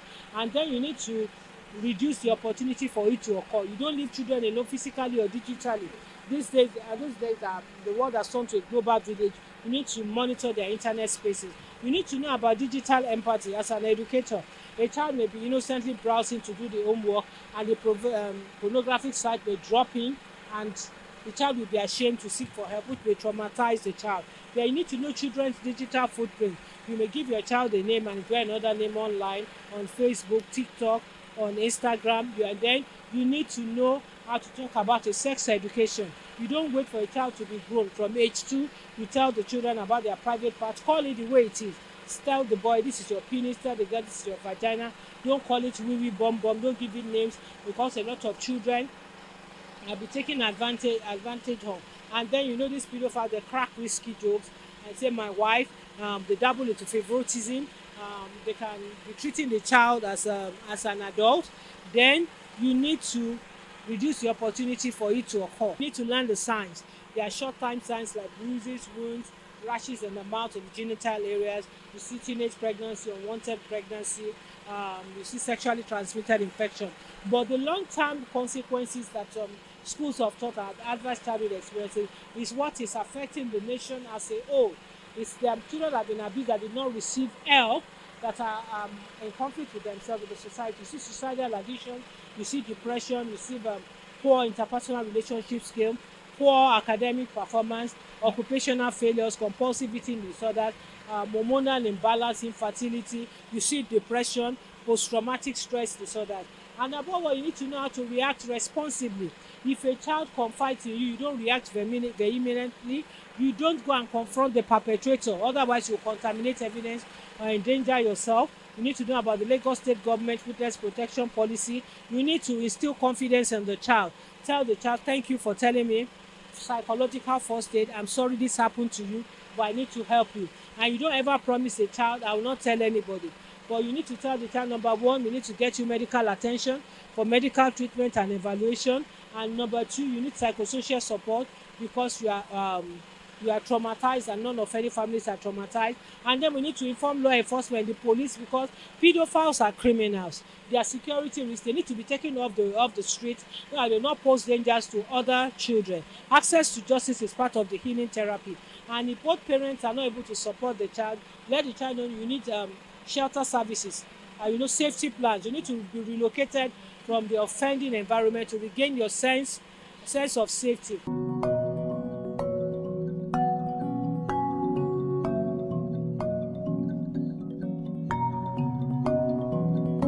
We have the very first children's telecommunication number, 0800 801, through which children can call to receive professional counseling, information, care, emergency intervention, and referral pathways. The Lagos State Government is committed to ensuring child protection. We have the Quality Assurance Department of Ministry of Education. If it happens in school, we have the Ministry of Youth and Social Development, who are interested in the welfare of the children for placement in shelters and orphanages. We have the prosecutorial unit, the Office of the Director of Public Prosecution. We have the Domestic and Sexual Violence Agency, with a formidable interagency collaboration among all the agencies. Our belief is that adults are responsible for protecting children, not children protecting themselves. Children cannot protect themselves because of their cognitive and vulnerability. And there's no way a child can give his or her consent to sex, and there should be no shaming and blaming.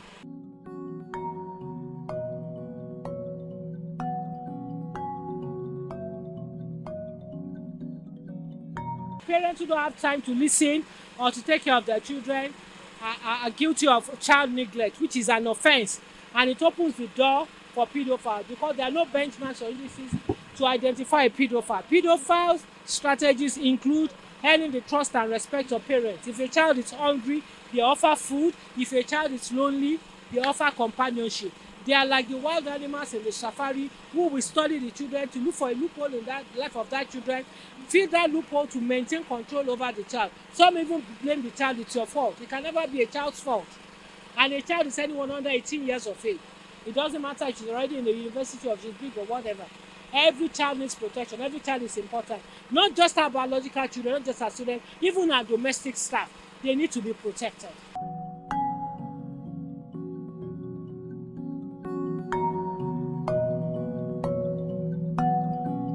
Defilement is life imprisonment, sexual assault by penetration. It's about 7 years. We have a range. Touching appropriately, we have 1 year, 3 years, depending on the offense that can be established. But the rock bottom is that child sexual abuse is unacceptable and it is preventable. No longer should we allow perpetrators to go on with impunity. And no single agency can do it alone. We need interagency collaboration, the support of community-based organizations, religious and traditional rulers, all to ensure child protection.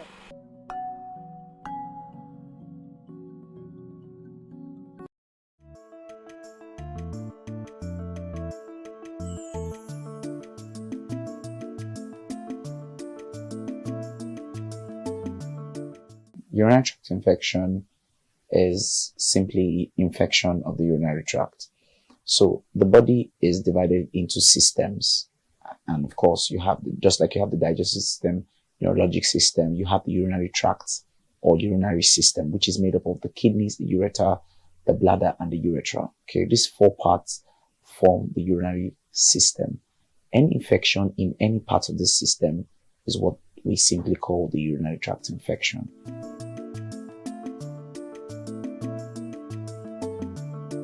Basically, every infective organism can cause urinary tract infection. The most common ones are your bacteria, your fungi, and viruses. You have virus infections that can cause urinary tract infection. You have fungi that can cause, especially in immunocompromised individuals. For an example, people on high levels of suppressants, immunosuppressants, or high levels of chemotherapies, or patients who have come down with retroviral infections.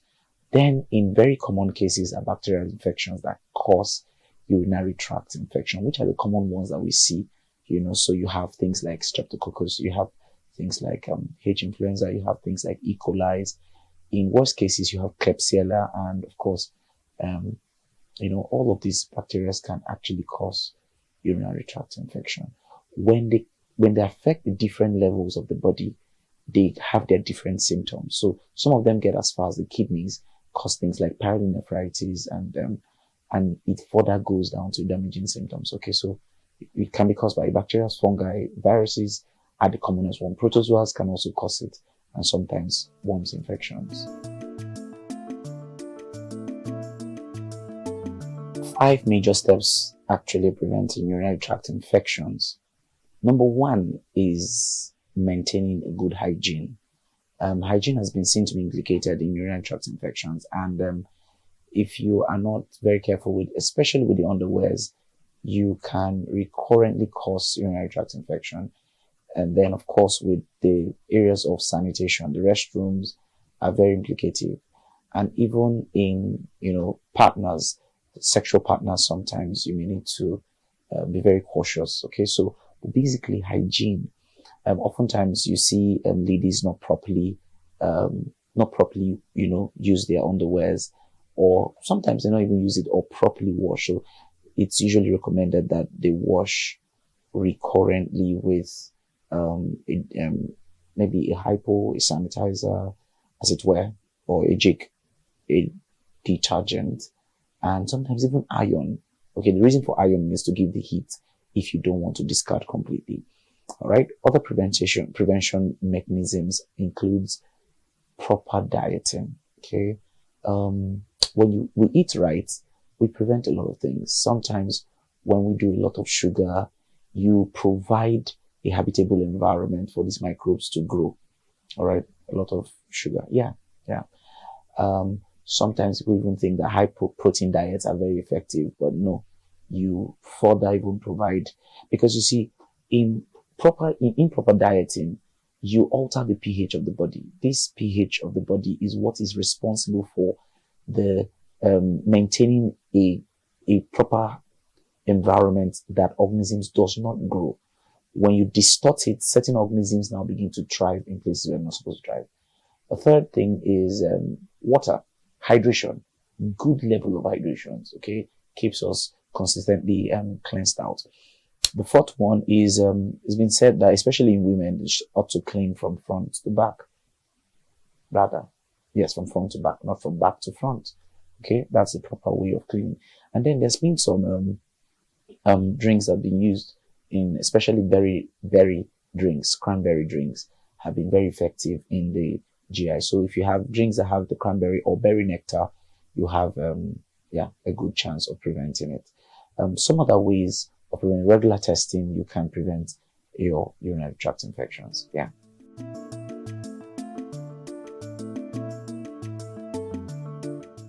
The symptoms of urinary tract infections includes a recurrent urge to want to use the restroom. You have that recurring, and sometimes it could be very little amount of urine that could come out. You could have burning sensation in the process of urinating. You could have, itchiness. You could have cloudy urine. Sometimes discolored urine that could either be red or dark coke colored and all that. And then one other thing, pain, especially lower abdominal pain. One of the classical symptoms, lower abdominal pain. For men, you could see, of course, some burning sensations on trying to urinate. Usually not so much. And they could also have discharge, but that happens more with sexually transmitted infections. Now, the point about improper treatment, especially in females, is that it's responsible for high levels of infertility when it's not properly treated.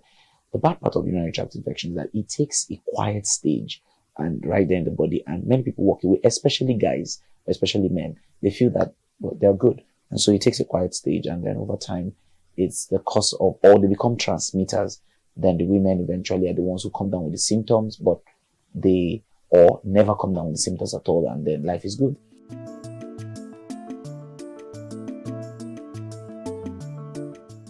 The treatment plan for urinary tract infections can last for more than 2 weeks. It's important that you do not prescribe or you do not recommend yourself many of these roadside drugs that people do, especially when you hear things like Staph aureus and stuff. No, none of that is just very unacceptable. In the treatment of urinary tract infections, you get tested first and you get drugs that are sensitive to these infections. Now, for some reasons, when adequate doses of these drugs are not taken, especially to completion, like I said to you, many times the treatment could last for as much as 2 weeks because of the level for where they are. The urinary tract infection is one of the lowest parts of the body, all right? So you have to do that long. If you don't do that, you begin to grow resistant strains of these microbes, and then you have to do it again and again. But the next time you're coming back to hit it, you don't get the same response like you got the first time. So it's important that whenever you're going to get treated, you treat for a very long time, as much as 2 weeks, sometimes injections first, and then you complete the dosage with a couple of tablets that are sensitive to the organism. Whenever there is recurrence of urinary tract infection, it's important that you pay attention to hygiene.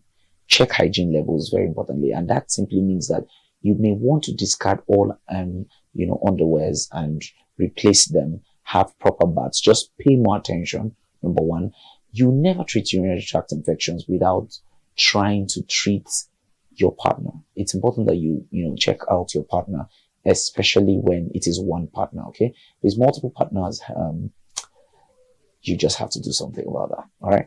Okay, but then you want to also pay attention to your partner. The second and the third important thing is to check your fluid balance and all the other exogenous things you take. Now, when you're treating with the drugs, I recommend that you do injections first and then you do orals. Many times orals don't get as deep and as far as what the injections will do. So even when you see sensitivity for certain drugs, you want to try the injections first. For me, I practice for 5 days minimum. And then subsequently, the books sometimes say up to 7 days, all right, you do, subsequently you do the injections. When you do that, you get a better result because of the penetrating capacity of injections compared to tablets.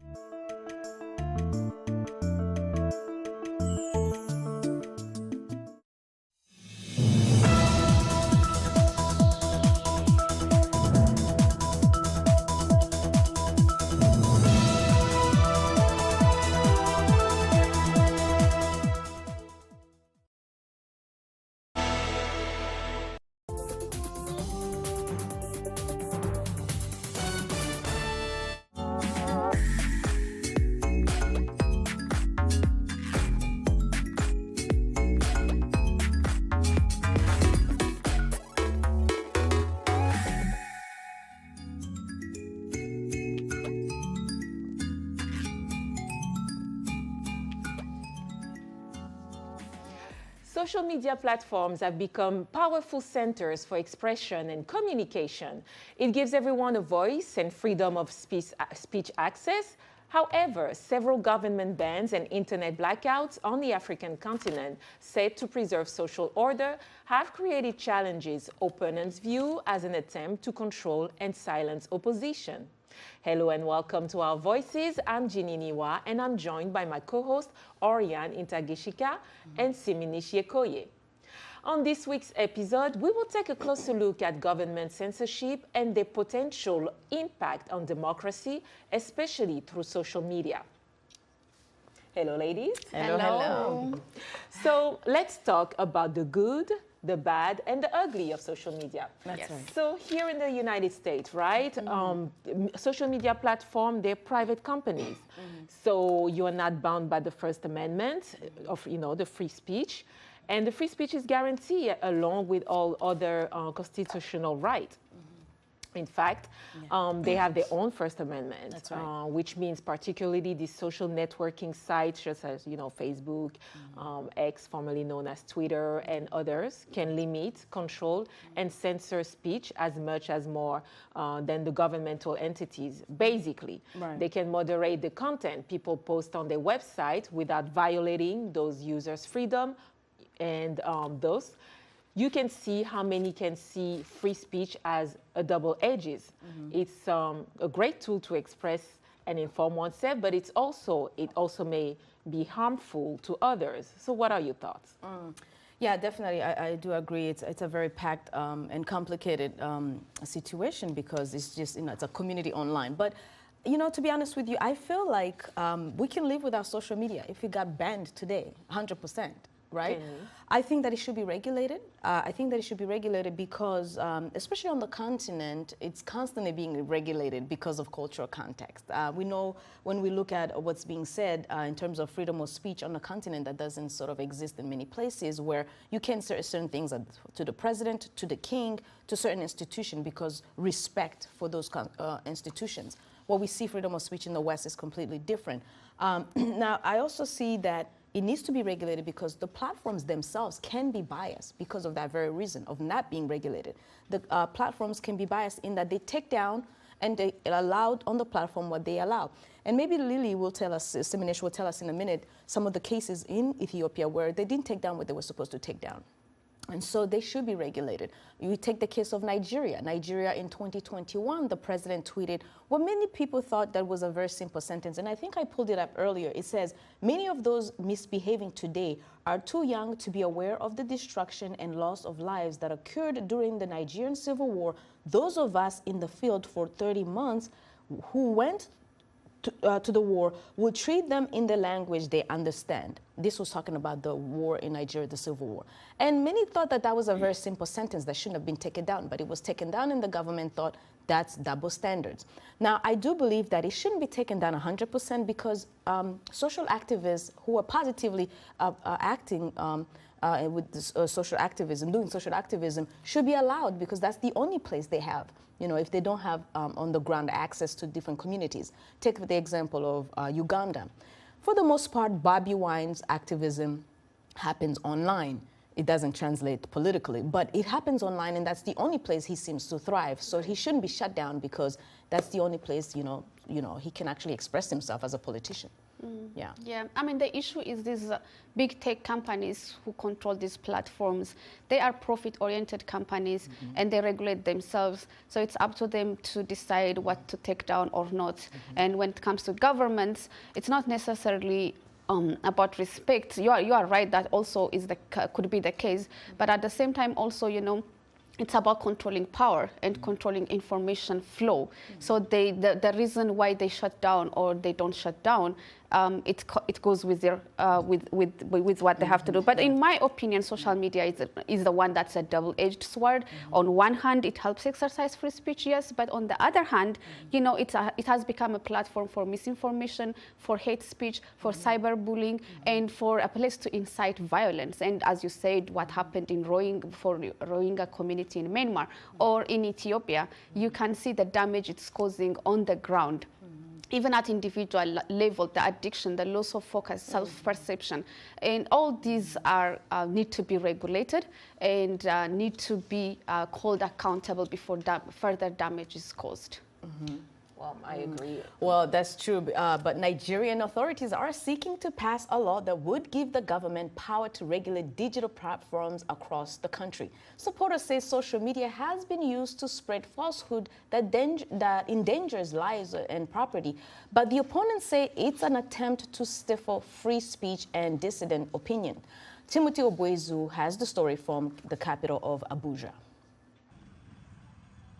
For the past 6 years, Chude Nnamdi has made a name for himself on social media by commenting on national issues such as police brutality. Nnamdi has more than 260,000 followers on X, formerly known as Twitter. I participated, we planned, we did a whole lot of things, and after that, I got my connection enlarged. I got a whole lot of other, I got to know a whole lot of other social media activists. But as his fame on social media grew, so did the challenges. In March, Nnamdi was arrested by Nigeria's Department of State Services, or DSS, for his post about an influential businessman. Authorities accused Nnamdi of cyberbullying, defamation, and criminal intimidation. He had been held without charge for a week until activists protested and he was freed pending trial. Nnamdi says these days he feels in danger wherever he goes. Aside my arrest by the police and the DSS, I've had so many challenges, threats to me, to my family. I don't just go to places because I know that people, I have so many enemies. When I mean serious enemies, there are people that will see me here today, they would like to kill me. Nigerians are heavy users of social media, and they often take to digital platforms to criticize government policies and demand better governance. But Nigerian authorities argue that unregulated social media use has too often resulted in problems, including threats to security. This month, authorities introduced a bill that will give the National Broadcasting Commission rights to control social media platforms. Activists say it is an attempt to stifle free speech. Kolawole Oluwadare is a deputy director at Nigeria's Socio-Economic Rights Accountability Project, or SERAP. That is basically the reason, the underpinning of the various steps that are taken by various administrations, including the ones preceding this one, to regulate social media. And the fears and concerns are palpable, that although the law may look well-meaning, the law may even be justified, but the use of those laws has been found with other legislations, including the Cybercrime Act, shows the propensity of the Nigerian authorities to use law, called well-meaning laws, as it were, to clamp down on human rights. SERAP has petitioned the Nigerian government to drop the bill. In 2019, Nigeria shelved a bill to regulate social media after it led to street protests. But some citizens, like Abuja resident Gift Mweze, say the government may have a point. Nigerians they don't really know how to process information. So when they get these details, they go about social media saying and exaggerating the situation, thinking that maybe other countries have different story about the same situation. So if we're able to regulate what goes into the social media about this country, it's going to go a long way. The bill has been read in Parliament but will need a public hearing and the President's approval before it becomes law. Timothy Obiezu, VOA News, Abuja, Nigeria. Thanks, Timothy, for that report. Now we have with us our guest, Ms. Rinu Oduwala, the Executive Project Director of Connect Hub Nigeria, a platform that documents, defends, and advocates against state violence and police brutality in Nigeria, an advocate for human rights, a leader in her community. Ms. Oduwala was on the forefront of the hashtag #EndSARS movement, social media campaign on Twitter that went viral, documenting abuses of the Special Anti-Robbery Squad, or SARS, in 2020. She joined us via Skype from Boston, Massachusetts. So, hi. Can you hear us? Yes, I can hear you. Hello. Hello. So in October 2020, right, the hashtag #EndSARS took the world by storm. It was a call to end police brutality. It also spurred that was spurred by Nigeria's Special Anti-Robbery Squad. And the large movement drew support of many world leaders and international human rights organizations. Where are we on the issue today? And were there any retaliations? Thank you very much for the question. I think that last month was the third memorial of the #EndSARS movement, of the #EndSARS protest in Nigeria, which were brutally ended after the Nigerian military and police officers shot at peaceful protesters during the protest. And 3 years later, the question we're asking is, did SARS really end? Did police brutality really end? A lot of protesters that are still in prison, by the way, for just simply protesting.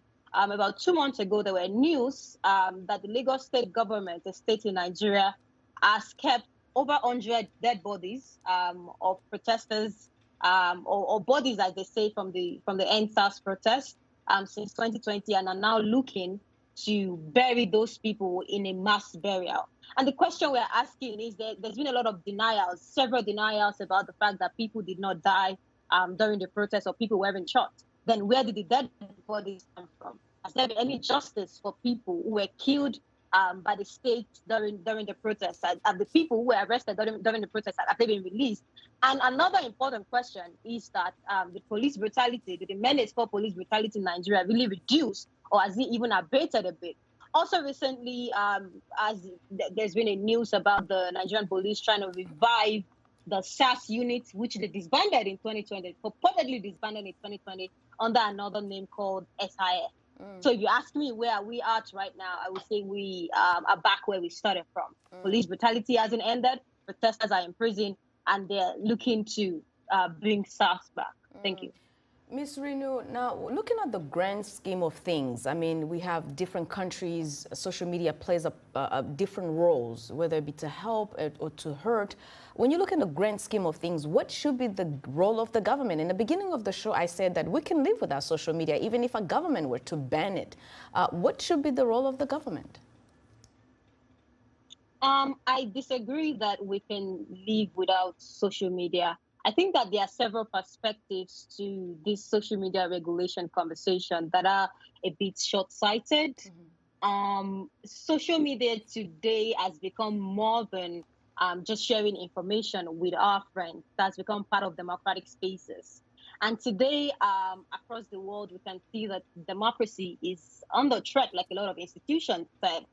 And the vulnerabilities of democracy are being exploited by state government and national government all over the world, all around the world in countries like Nigeria, like Kenya, Uganda. An example was made in Zimbabwe, France, and a lot of other spaces. They are now increasing laws to limit democratic spaces. And then when we talk about regulation, who exactly is regulating these spaces? I don't think that is the same government who is seeking to further limit these spaces that are now looking to say they want to do a regulation. Ms. Sort of sense. For me, I Oduala, feel let that, me raise a question maybe here so that you can answer it all together. I agree that social media is a platform for activism like police brutality, like what you do, and government regulation to shut down these social media platforms is mostly to silence dissent. But at the same time, there is cyberbullying, there is hate crime, there is misinformation, disinformation, which are all hateful crimes that are flourishing on these platforms and are causing harm to communities, are causing even conflicts. So how do you say this social media needs to be regulated? I don't believe also myself to shutting down is not an option, yes, but how should they be regulated? Thank you very much. I think that one of the co-hosts earlier when the show started talked about, I would say, double-edged sword. Fact that there are a lot of vulnerabilities that have been exploited by bad actors today doesn't literally translate to, yes, let us now begin to look at how we can shut down these spaces. For me, I do not believe that the same people who are exploiting the vulnerabilities, just like I talked earlier, are in the right position to actually do a sort of regulation per se. For the government who are looking to further shut down civic spaces, they are not in a space to talk about regulation. I like to say that today around the world, if you look at the governments are the biggest spreader of fake news, they are the biggest spreader of misinformation, they're the biggest spreader of state-sponsored disinformation. So they shouldn't be the ones who are trying to regulate it. If we're talking about regulation, then we should be talking to tech, to the big tech companies, to the owners of social media companies themselves, to the teams in charge of these spaces, in order to look for a way on how to create safe spaces for citizens around the world to effectively share information, to organize, to mobilize, and to hold their governments accountable. But I do not believe that government should be in charge of regulation. Thank you so much, Ms. Rinu Oduala. Thank you so much for sharing your experience and your thoughts on how good and bad social media has been and how it should be regulated. Thank you so much. So now it's time for a quick break, and when we return, we'll continue our conversation on the latest findings on what people think about recent efforts to block social media on the continent with Afrobarometer, a Pan-African non-partisan survey research network that conducts public attitude surveys. But before that, we ask you to share your thoughts on the topic as well as tips on our social media platforms at VOA Africa. We are on Facebook, Instagram, and X, formerly known as Twitter, at VOA Africa. And don't forget to use the hashtag VOA Our Voices. Stay with us and we'll be right back.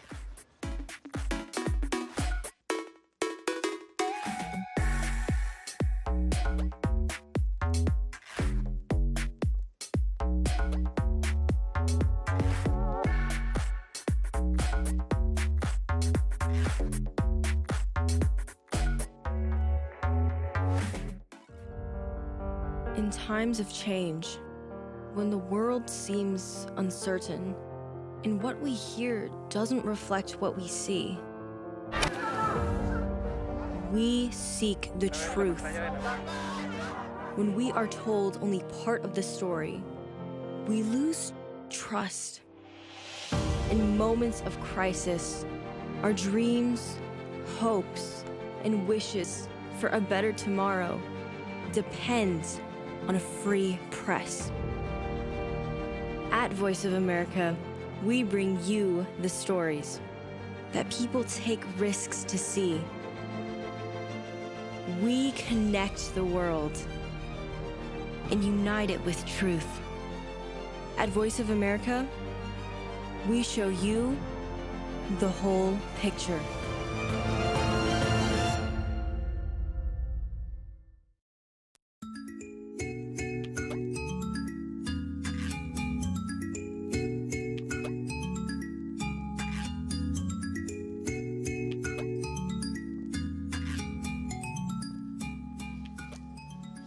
Welcome back. You are tuned into Our Voices. We are discussing social media government censorship, and joining us on Skype from Accra, Ghana is Mame Akua Amoha Twum, Communication Coordinator for Anglophone West and North Africa at Afrobarometer. Thank you for joining us. Well, I'm very happy to be here, Judy. Thank you for reaching out. Such a pleasure. So you're a nonprofit organization that conducts public attitude surveys on democracy, governance, the economy, and society. Therefore, you can get a clear data of where citizens stand on these important issues. According to your research, when African government regulates social media, is it to protect the society from negative effects of social media, or is it to prevent free speech? Well, that's a very interesting question. But let me just take a step back. You rightly introduced Afrobarometer. We are a research network, and we've been taking the pulse of Africans on issues that affect them, like democracy and corruption, and including topics like media, which we are discussing now. Right. So from our round 8 survey that we did in the year across 2019 to 2021, our data showed us that, yes, so radio and television continue to remain the main source of information that Africans, get their news from. But the data also showed that steadily citizens of Africa are turning to social media and the internet to get their news, right? So we also asked our citizens, first of all, who did they think they spread false news? And it fell back on social media users. So I just wanted to put that in context. But even with that, in terms of the effects of social media usage, we found a large majority of our citizens saying that it helps people to have more impact on the political processes. And you can understand why from what Renu was saying and from what you said, people are informed. So informed citizens are able to contribute to the public discourse, right?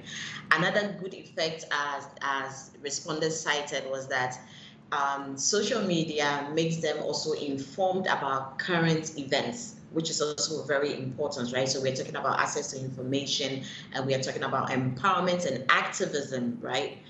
But on the other hand, we find that our respondents are saying that social media makes people more likely to believe false news. And that's a whopping 75% of citizens who are saying that. And another worrying reason they gave is that social media makes people less tolerant of people who have different views. So like your co-host said from the beginning, it's a double-edged sword. It's good, but then it's bad. Right. Now, before we continue, let's just quickly go on the ground and let's go to Kampala, Uganda, to hear what some of the people had to say about their government's effort to shut down social media and its impact on their communities in our Your Voice segment. We have Sarah Birete, constitutional government activist, Blessing Kahumuza, an online sub-editor and communication practitioner, and Catherine Tusime. Let's take a listen, and then we'll come back and we'll talk about exactly what you just said about how informed people can make informed decisions, but I have a point about that.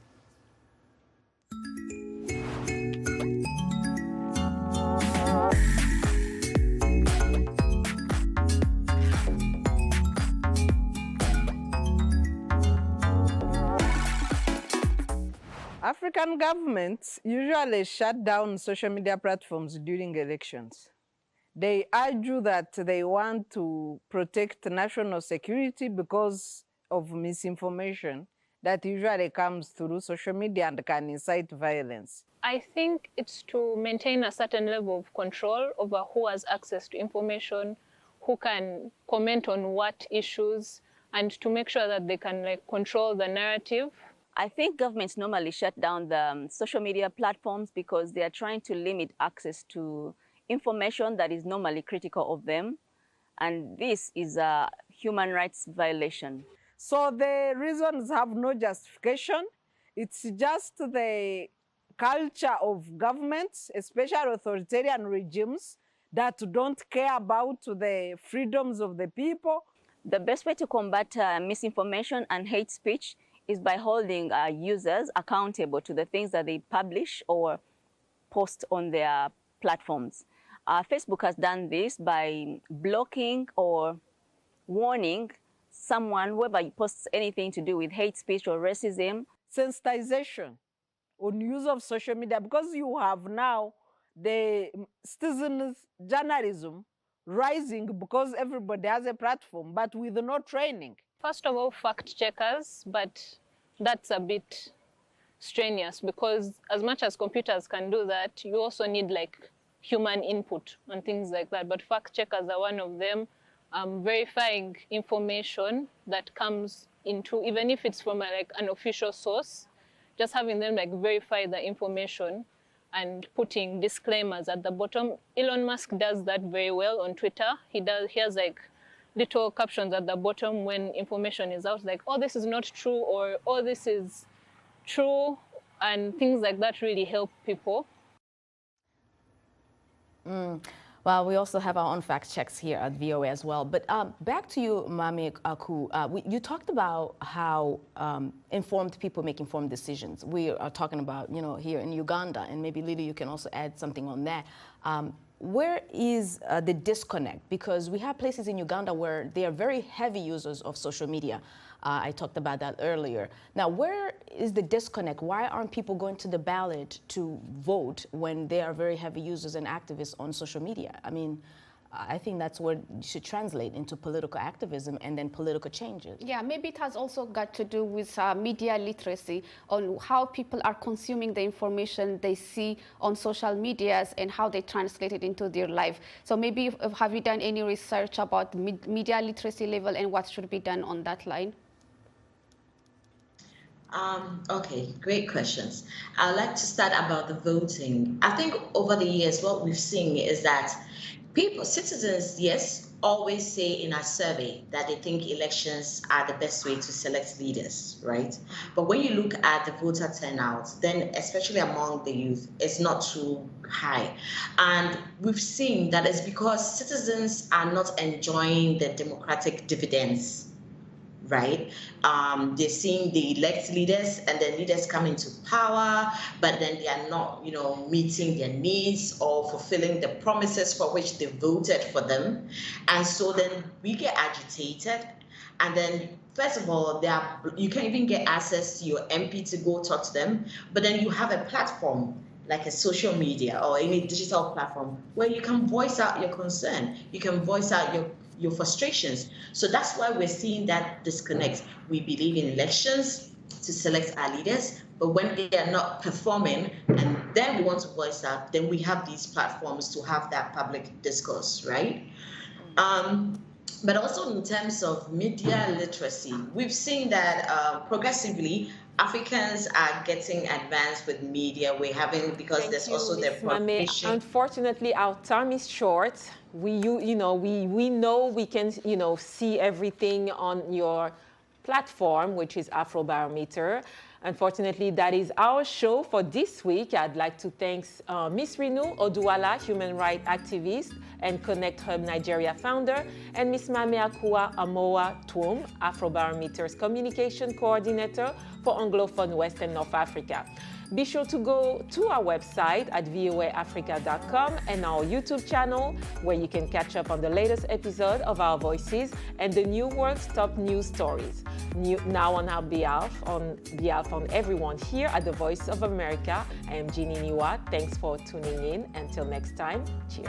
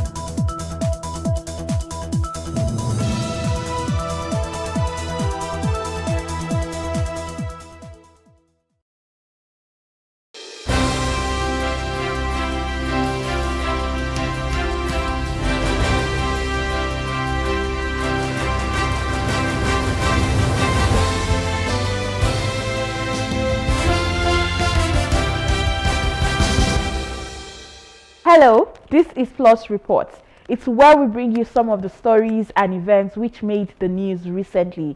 In case you missed out on some of these stories, don't worry, we've got you covered on this edition. Welcome, I am Uyime Elijah.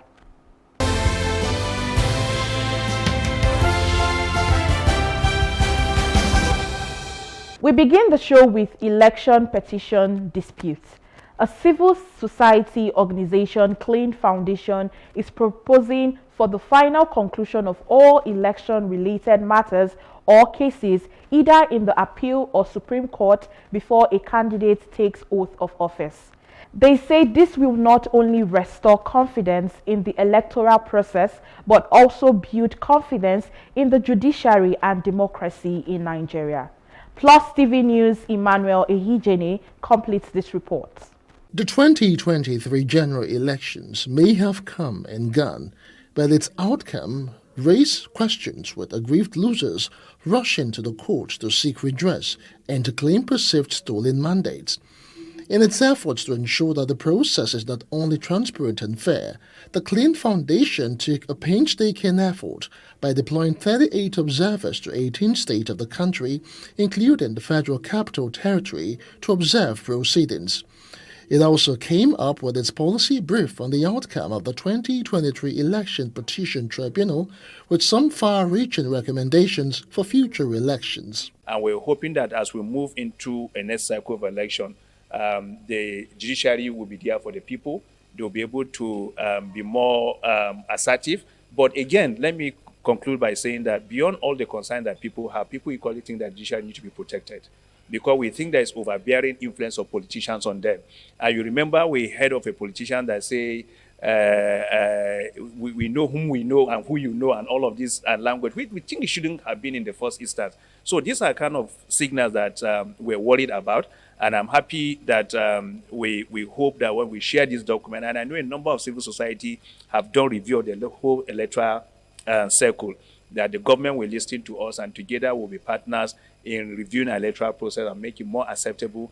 Less persons will go to court, because when you see people going to court, it's because people disagree. And virtually over 60% to 70 or 80% of members of the National Assembly had one court case or the other. And so in several other states. So these are some of the concerns that we hope this policy document will help address. We recruited about 38 election petition observers across 18 states. And just to let you know that we didn't cover all the states.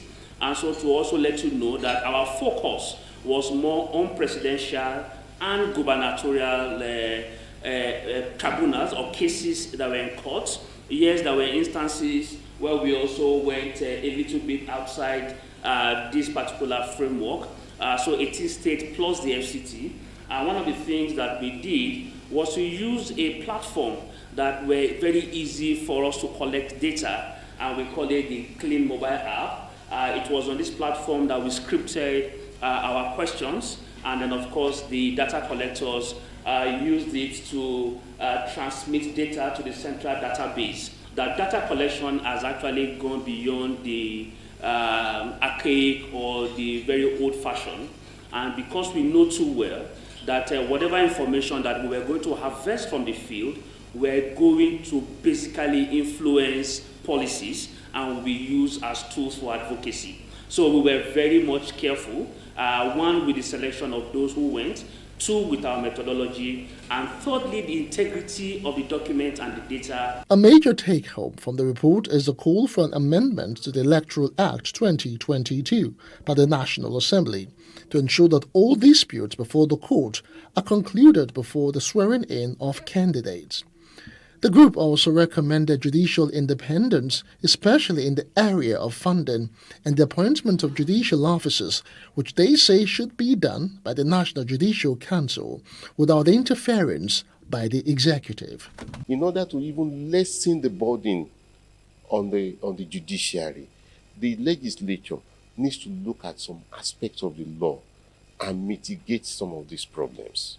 When an election is conducted, before somebody is sworn in, either as a governor or as a member of House of Reps, National Assembly or State House of Assembly, even the presidents, they must finish with election matter I don't know whether they have to shift the election process backward so that we look at about 6-month gap before the swearing. I don't know how it can be done, but we need to change that law, because the truth is that somebody who is already being elected is going to have access to so many things. When they are going to court, you go with retinue of your aides, you go with your community. They don't want to leave the place, so there will be pressure, whether we like it or not. But once you have not, been sworn in, you are just like ordinary citizen like the other person, and you are on a level playground. But there is an advantage after somebody might have been sworn in, over the person who has been petitioned. And it's really way down, because you now have access to money, which the petitioner may not have access to. The Lagos State government has empowered another batch of beneficiaries, totaling 1,700 from her NG Cares Labor Intensive Public Workfare Program.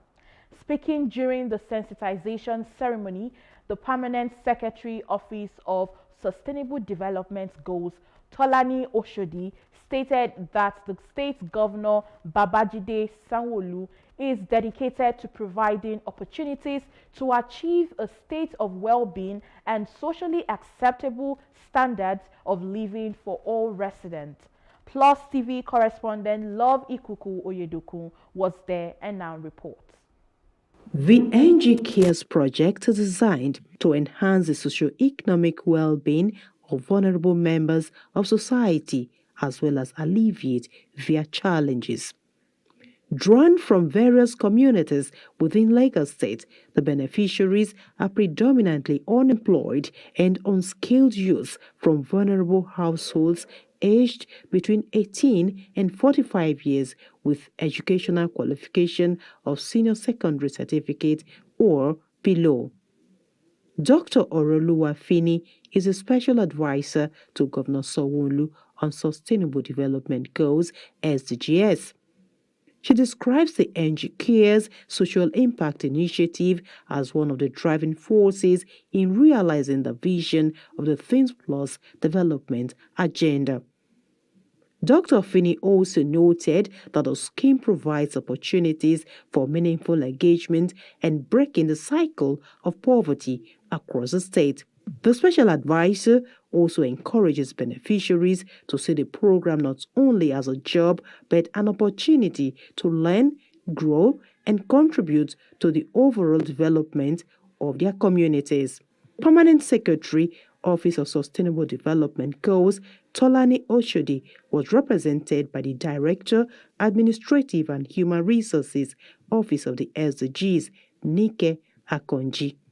Our primary objective is to provide immediate employment opportunities in social sector, thereby addressing the emergency constraint caused by this loss of labor income in poor and vulnerable households due to COVID-19 pandemic. She highlighted more on the significance of the project. The main reason why government is doing this is to restore the impact of this COVID that we experienced some years back. And some people, they have lost the means of their livelihood.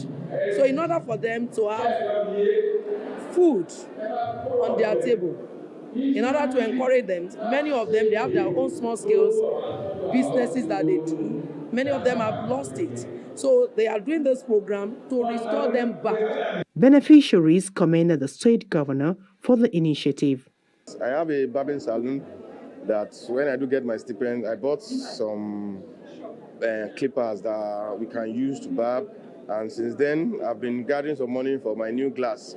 So I thank God, I thank Lagos State for the NCare program. It has been a benefit, and I really appreciate it. I work with NCare Loma at Badagry. So when I started doing this job, I felt like, what am I doing? But by the time they gave us our money, I was so happy.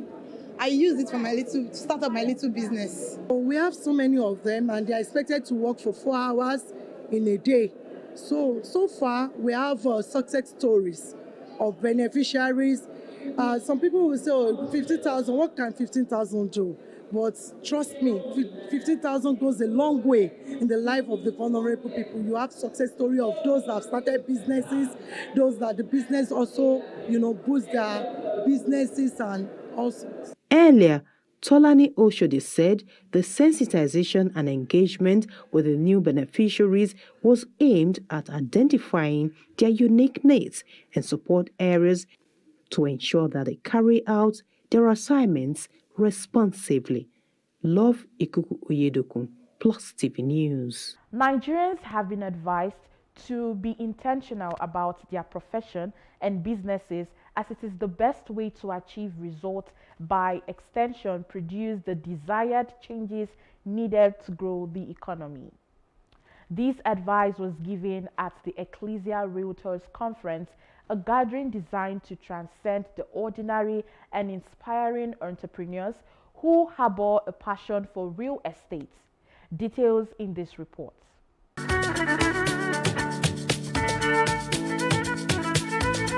Over 350 entrepreneurs are gathered at the maiden edition of this conference, convened by Adozilian Home and Realty.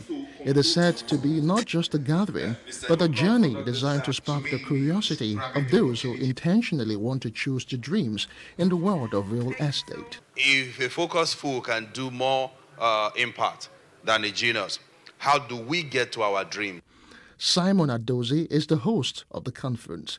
He welcomes all in attendance by explaining why the conference is themed on intentionality and how Nigerians can get to their dreams. One thing that has helped us and one thing that has distinguished us from every other is one thing: we do things intentionally. Every detailed thing that we do with intention.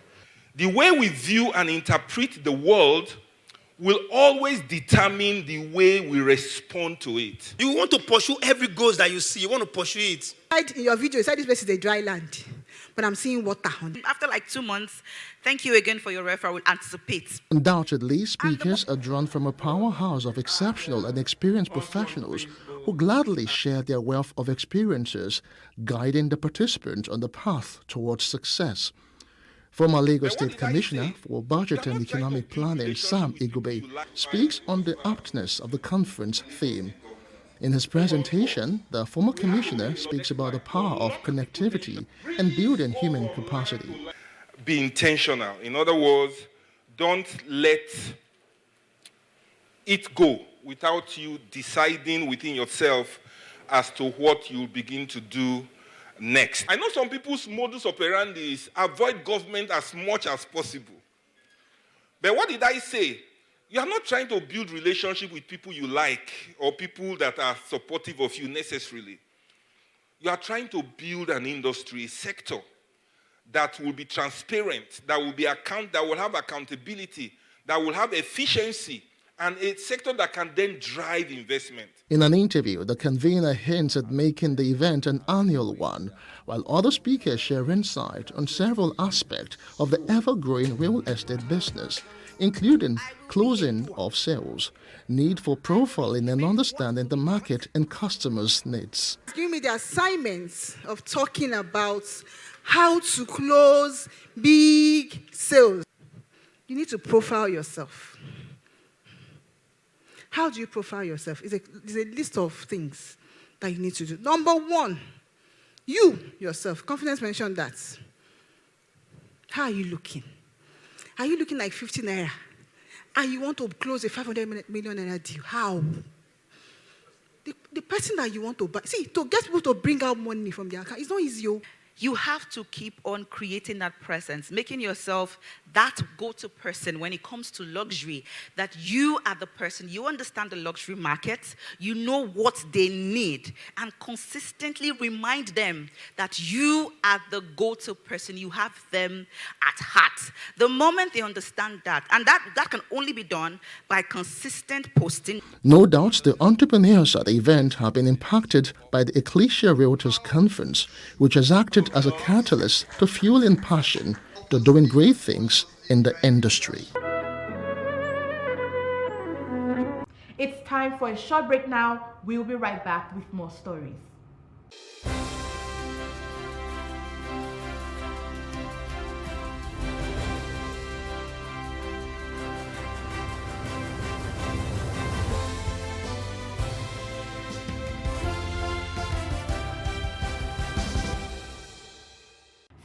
and friends have gathered to pay their last respect to one of Nigeria's producers, directors, and actors, Vincent Dejumo Louis, who was laid to rest. The event, which was held in Lagos, had popular filmmaker Tunde Kelani, a representative of Lagos State government, among others, in attendance. Our correspondent Paul George was there. At a line estate in Lagos, family, friends, guests arrived to see the quintessential veneral at Catholic Mission Street, Lagos Island. At the church, the officiating minister, Very Reverend Monsignor Bernard Okodua, offers prayers for the deceased as the congregation joins the choir to sing hymns. You give life to all things and make them holy. And you never cease to gather your people to yourselves, so that from the rising of the sun to its setting, a pure sacrifice may be offered to your name.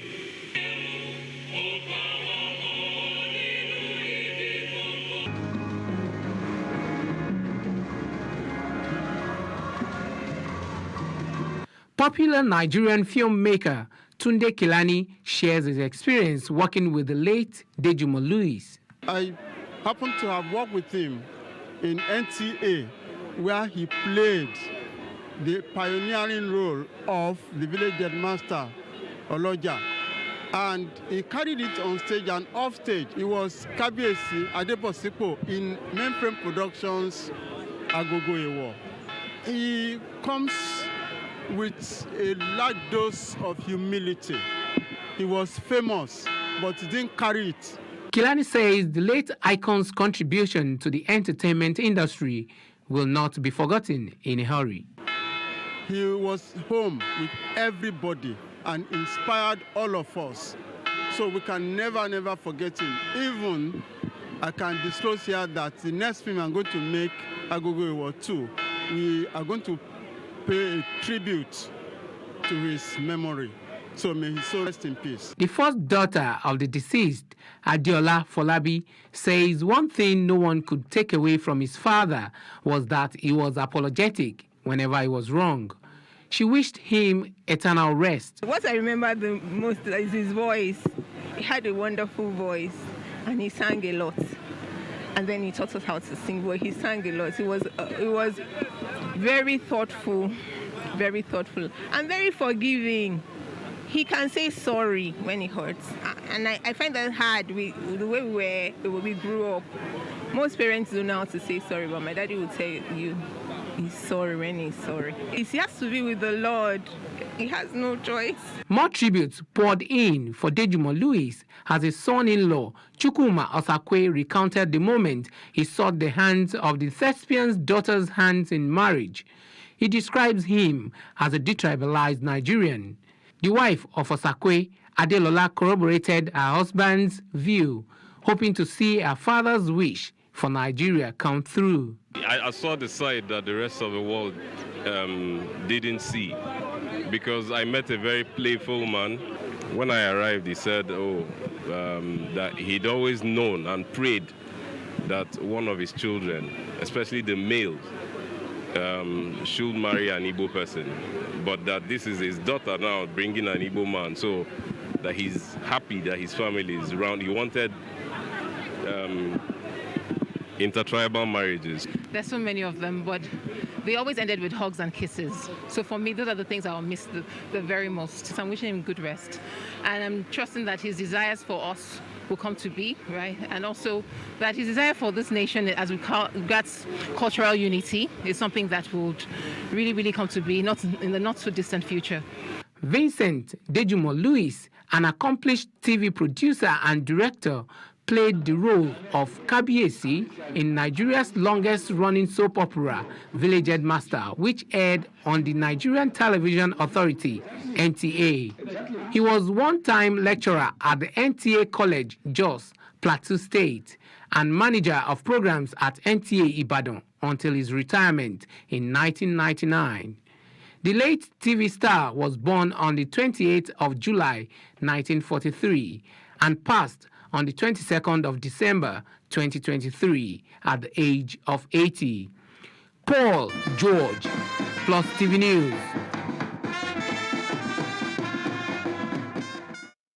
From all of us at Plus TV Africa, we wish Louis' family the fortitude to bear the irreparable loss. Popularity of Gen Z generation in Nigeria has resulted in an upsurge of talent and creativity across various fields. They are breaking barriers and challenging the status quo in various industries, including business, technology, entertainment, and fashion. An event tagged "Daring to Invest the Future of Nigeria Entertainment Industry" has given an insight into the entertainment industry and also provide a comprehensive platform for young individuals to explore, learn, and connect with professionals. Details in this report. Young people have gathered here at the J.F. Ade Ajayi Auditorium, University of Lagos, UNILAG, to get useful insights at the third edition of the Gen Z Initiative in Nigeria, GINN 3.0.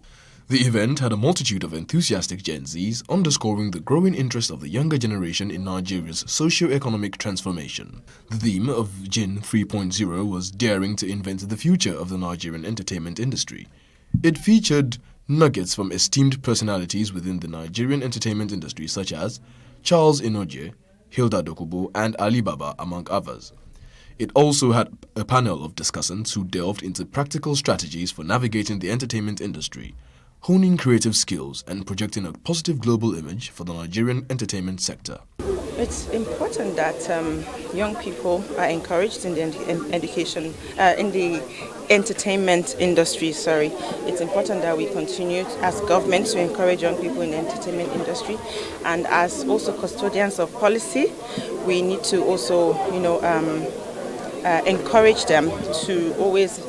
Because the arts is very important in communicating to the citizens. So it's important to encourage them as custodians of our policy to embed as part of the message that they communicate our national heritage, our national history, culture, morals as well in the content that they communicate. Other notable personalities include the Deputy Vice-Chancellor, Management Services, Professor Lucian Chukwu, who represented the Vice-Chancellor of UNILAG, Professor Folashade Ogunshola, and past governorship candidate of Labour Party in Lagos State, Gbadebo Rhodes Viver, who was chairman of the day, and graced the occasion. It's wonderful because every sort of reformation or positive movement that happens in a nation or country historically always starts from the academia and the academic institutions, from the thinkers, right?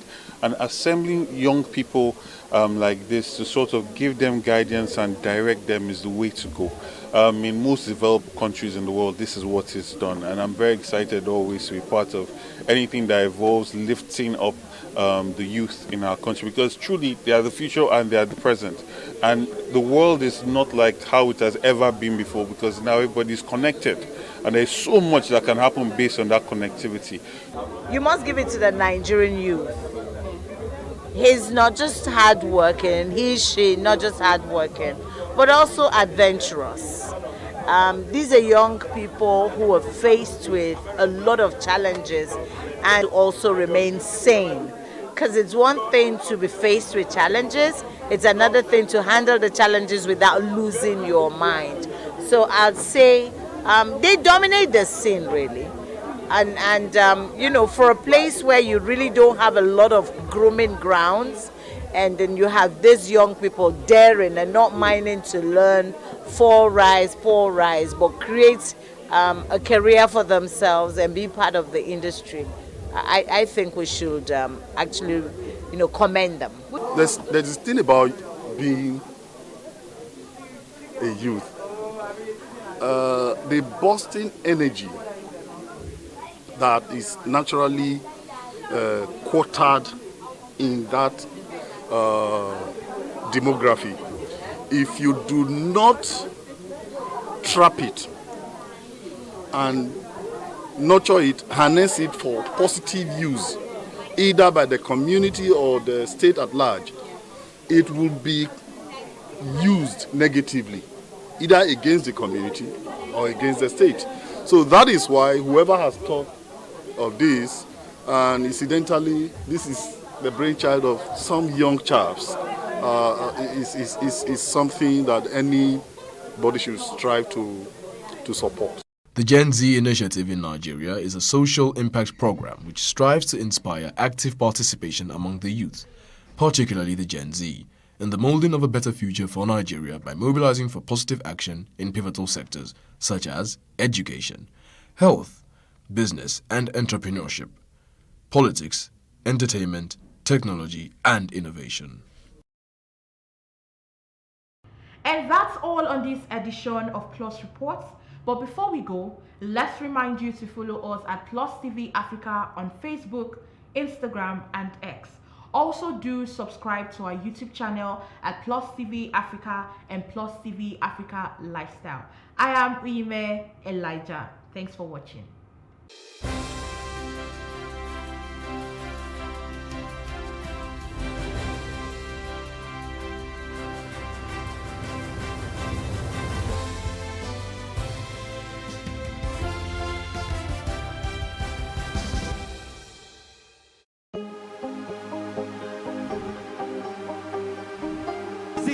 I will take you through this amazingness today.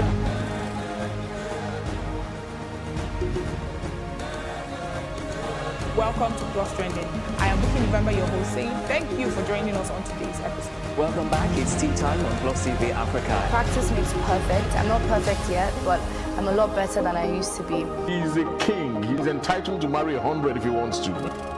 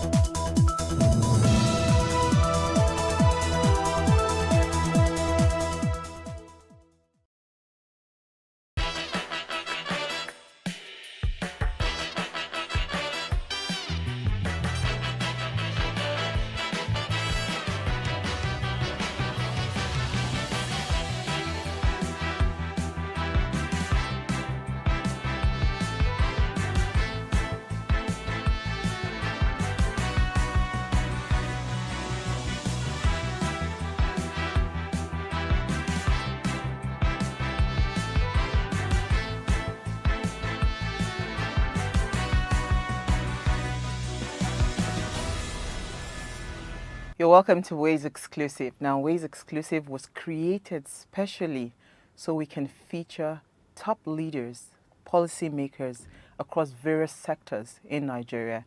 And today we're super honored to be having one of the biggest media moguls in Nigeria.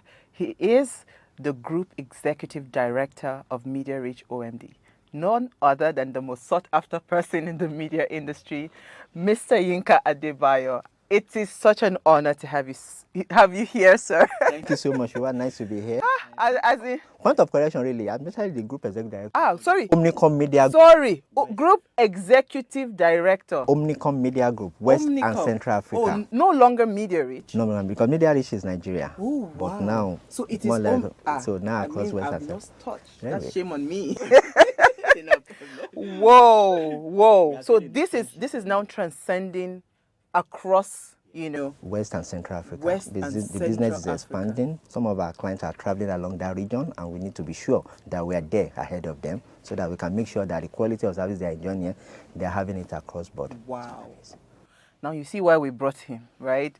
Because again, on Ways Exclusive, we try as much as possible to bring culture shapers, the people that influence, there are key people of influence in different sectors of the economy, and you are a key influence in the media space. Oh my goodness, I just learned something new.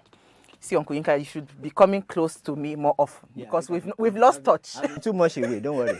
We'll make it closer and better. Thank you so much for being here. So when I finally got a yes from you to say that we're going to be having this conversation, I thought in my head that, where do I start this conversation? Because everybody knows Yinka Adebayo in the media space. Like literally anywhere you go, that you say you want to go out and do anything media, there's always one name they always call me, Yinka Adebayo. So I kept on thinking in my head, did this germ, did he just wake up one day and say, okay, you know what, it's media I'm doing from day one. I got it all figured out. This is where I'm going. Or was there a journey before media? And if, there was a journey before media, what inspired you coming into the media space? Well, thank you so very much. Very, very loaded and beautiful question. And this brings me back to, you see, I think it's by God's design. And I'm going to say this with a sense of modesty. It's more like the profession called me rather than me going for it, really. My plan before was going to the higher institution, go and study biz admin or accountancy. That was my dream. But all of a sudden, I tried. I think I was disappointed I didn't get admission. And all of a sudden, an institution called me to say, come and study mass comm. And I said, okay, fine. Let me just go in there, stopgap, so that I'll still go back to my... And lo and behold, first year, you are in class and everything you thought was turning to gold. I recall I wrote his news story then. When we were in the print journalism class, I wrote a story. And the lecturer singled it out. I said, whoever has written this story deserves to be the editor at Daily Times. And he read this. In fact, the headline of that story, I still have it here. The headline then was, the federal government has again been commended for introducing the Structural Adjustment Program, SAP, which has turned many Nigerians into innovative elements rather than mass men. The lecturer said that intro alone was a killer, that can make the headline of any publication. And I was like, And you see, that's just a couple of things. God has a way of preparing you for the role ahead. And I recall going to mass comm, I recall when I was young, whenever my dad was taking me to school, he would just buy a copy of Daily Times, drop it on my lap, and said I should be reading to his hearing. And to him, he was just preparing us to say, you need to know how to read, you need to get. So I was reading to his hearing. So when I was given the task in the higher institution to say, write the story, it came natural. So I just wrote it. And it wasn't until that my script was picked up and read out to the whole class to say this. And I now realized, actually, this training, I got it unconsciously in the course of reading newspaper. Conscious learning. And so staying in there after the first year, I just felt, look, rather than go for mass comm, this seems attractive. I discovered there's print journalism, there's broadcast journalism, there's advertising, there's PR. And they look attractive and exciting to me, more so that God seems to be blessing a couple of things you are doing in the class there. So I just kept in, and to God be the glory. Here we are today. Whoa. And that was how I got into advertising, and it's been amazing. Whoa, this is a powerful story. I mean, it just brings to mind how impactful, some level of subtle parenting can be in the life. I mean, I'm sure if your dad is available now, he will be super proud to say, you know what, this thing actually paid off. Yeah, as a matter of fact, it's late now, but all through the life is always like, and I told him that, Daddy, that thing you started, I said, no, don't do it just to prepare me to say, hey, you need to be able to read, to brush up your English. I didn't know it was actually something that would transform your entire life. I mean, because you are a name, you are a big name. I mean, it's a big thing. I mean, you just answered the defining moment, you know, what changed, you know, what decided, you know, this is what I want to do. But I wanted to ask now, in the course of the journey as a media entrepreneur, right, what was that one thing that you just said, you know what? Because people have switched careers. I mean, you see what is happening today in the economy. Like, a lot of people are having to do all sorts of odd jobs, you know. They don't have that stay power in a particular industry because they feel like, you know what, this is not paying enough.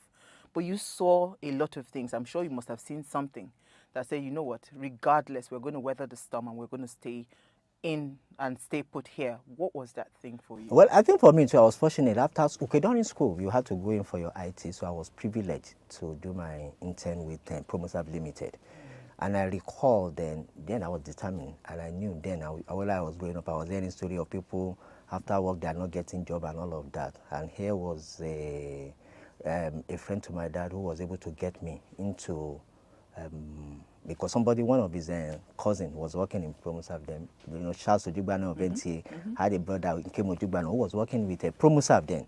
So he got me into Promosab, and being privileged to work in a very structured, established advertising firm like that, because the name was big then. While in school, we were hearing Promosab. So you've been privileged to get in. I say, I haven't gotten in here, I'm not going to get out.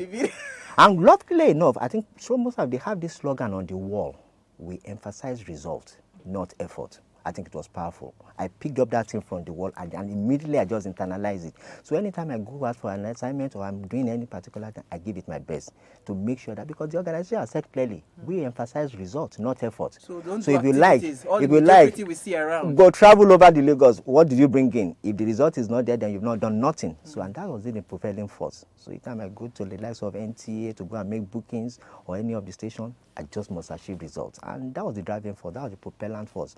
And that trained me to imbibe the culture of saying every assignment I take on, I take it on as if it's the first, but I do it as if it's the last. Absolutely, absolutely. You know, so I was just going to say to you that, I mean, every time I see Uncle Yinka, he's always smiling. Like, literally, it's almost like this man does not have any problem in this world. You know, because you are always in good spirit, in high spirit, right?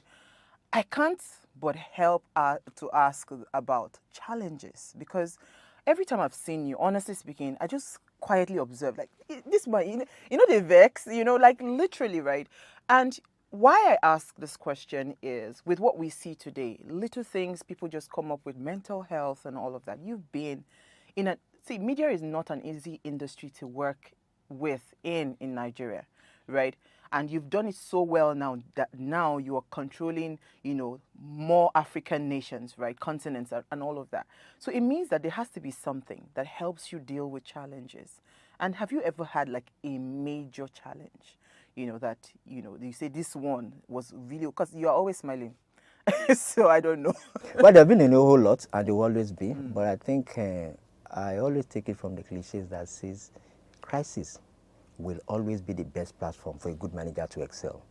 If you're not faced with that, so don't waste a crisis. When you are faced with a crisis, know that there's an opportunity in there for you. It's like you see the cup. Look at this cup, water is inside. Is it that you see it as half full or half empty? How you see it determines how you travel. So when challenges come like that, I tend to look at this as an opportunity. All I need to do is to pull back, take it in at your stride, and possibly by the time, and oftentimes when you summon such challenges, you look back and say, damn, I wish it's even bigger and better, because oftentimes the result is always amazing.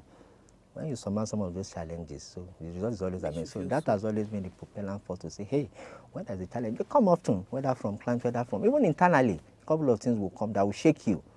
But just be professional, just be fair, and most importantly, be prayerful. Because that divine direction is always coming from God. There are some cases where I've held up. When I just I've tried my best, I've thought about it, there's no solution. I don't leave it to God. He will come back, give you the direction, and by the time you take that instruction, you navigate it, you'll be amazed at the results. So, so you just take it in your drive, smile about it, because of course the devil is observing too. He does, okay, I've done that thing, it's getting at him. No, don't make it look, this guy is part of everything he's trying. So that Absolutely. I mean, absolutely. I agree 100% with you. There are some things that I've just gotten to that stage, especially the way our dollar is going. I've just said, Father Lord, I leave it in your hands. I don't want to worry my head about this because, there are some challenges you really can't, handle by yourself. Don't trouble yourself over it. You have to ensure that you've done your best. God will do the rest. Absolutely. So I was just going to ask, right, because again, your industry is an ever-evolving industry. It's always changing. So many new things are coming. You have seen all sorts. Like literally, you've seen us from.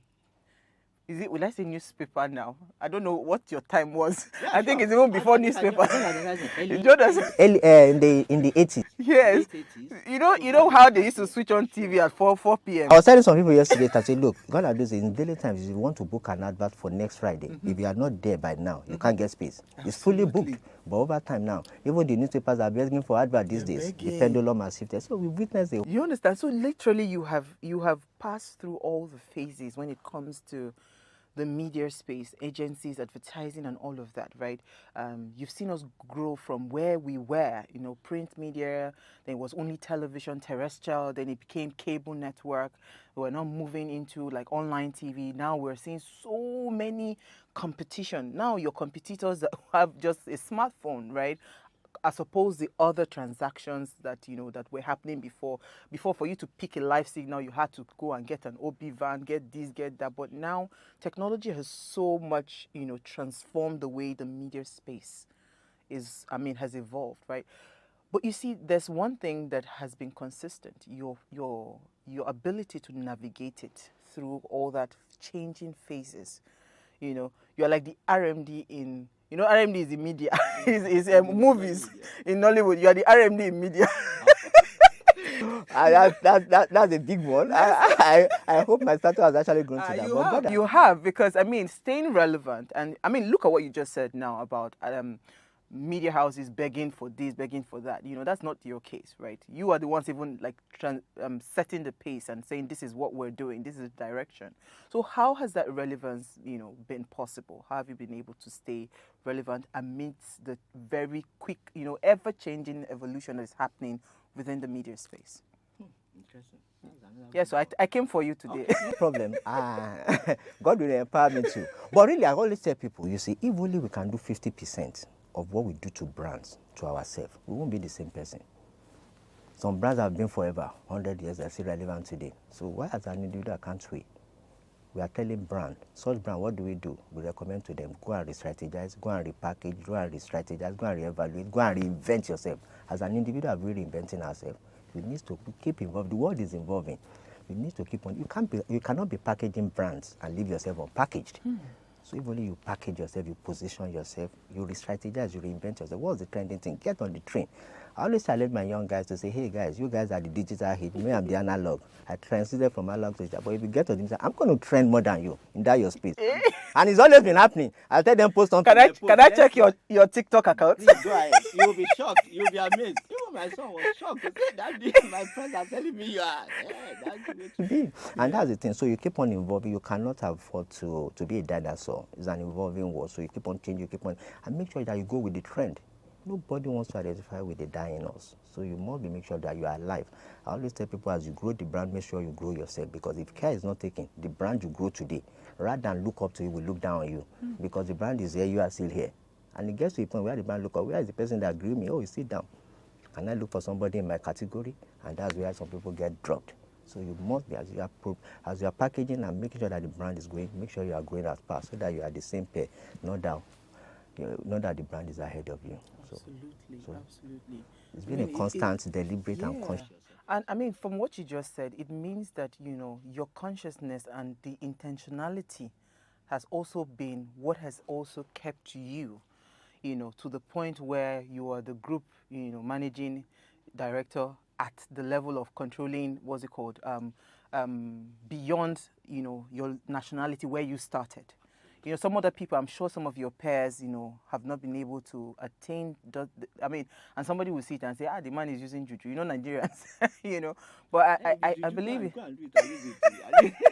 Because all of these things really boils down to the fact that you need to be deliberate, you need to be focused, you need to be intentional, and you need to be sure that you see the end from the beginning to say, this action, where is it likely to lead? Oftentimes, that enables you to take control of the narrative rather than the narrative taking control of you, and you're able to shape the course. Absolutely. So if we bring it down, because this is the word, the buzzword that has been all over the place for a while now, and I want to hear your perspective from the media space, right? When you hear diversion or diversity and inclusion, right? When it comes to, of course, gender and all of those things, right? And I think that the media has played a major role. I mean, if you had looked at television many years ago, you wouldn't see many young people, you won't see many children, women, you won't see young people on TV. But these days, you get to see a plethora of different people across all ages, right? Young people, middle-aged people, older generation, all of them, you know, and that's because there was an intentionality with, diversity and inclusion, right? So when you hear that word, diversity and inclusion, as a media person, what comes to your mind? Is it an excitement for you, or, what do you think about it? Well, for me, I think it's really of a great excitement because it's something that has always been there. And I think it's part of the evolution that we spoke about. When we are growing up, you are a kid, you are just to be seen, not to be heard. But these days, the kids are asking questions. I tell somebody, when we are growing up, if daddy said, go and read your book, the only thing you do is just to go in, read your book. But these days, if you tell your kid to go and read, because, daddy, I don't remember the last time I saw you reading newspaper. So what was I? So you must actually, and oftentimes these days, you find out that they learn more from what we do than what we say. What that calls for is that those guys are, the Sorosoke slogan is not by accident. Those people are asking fundamental questions, and it behoves on us not to challenge it, but to make sure that we are constructive, we are deliberate, we are intentional, and we are creative in how we do it. Because if you found one thing, yeah, God save you, you'll be. But if you are found to be very constructive, they will respect you, and they'll give it to you. So these days, you find out that respect oftentimes is not what you ask for, it's what you earn. And once you earn it, believe me and you, they will be. I think I had a challenge in that space when I was training my kids. They just graduated in Canada now. Yes, I saw that. I was going to say, if I want to double for you, because anybody that is training a child right now. But I was a child when I got into Unilag. But I noticed a trend then. Each time I get to, when I was growing up, when my dad gets back from work, I'll just allow him to go and take his bag. And when he's eating, it's opportunity to sit beside him, exchange. If I have things to request, he will. But this one, anytime I get to him, the guy will just leave the dressing room for me and just go upstairs. I told him, Mom, is your son avoiding him? He said, no. But I was studying. But no problem.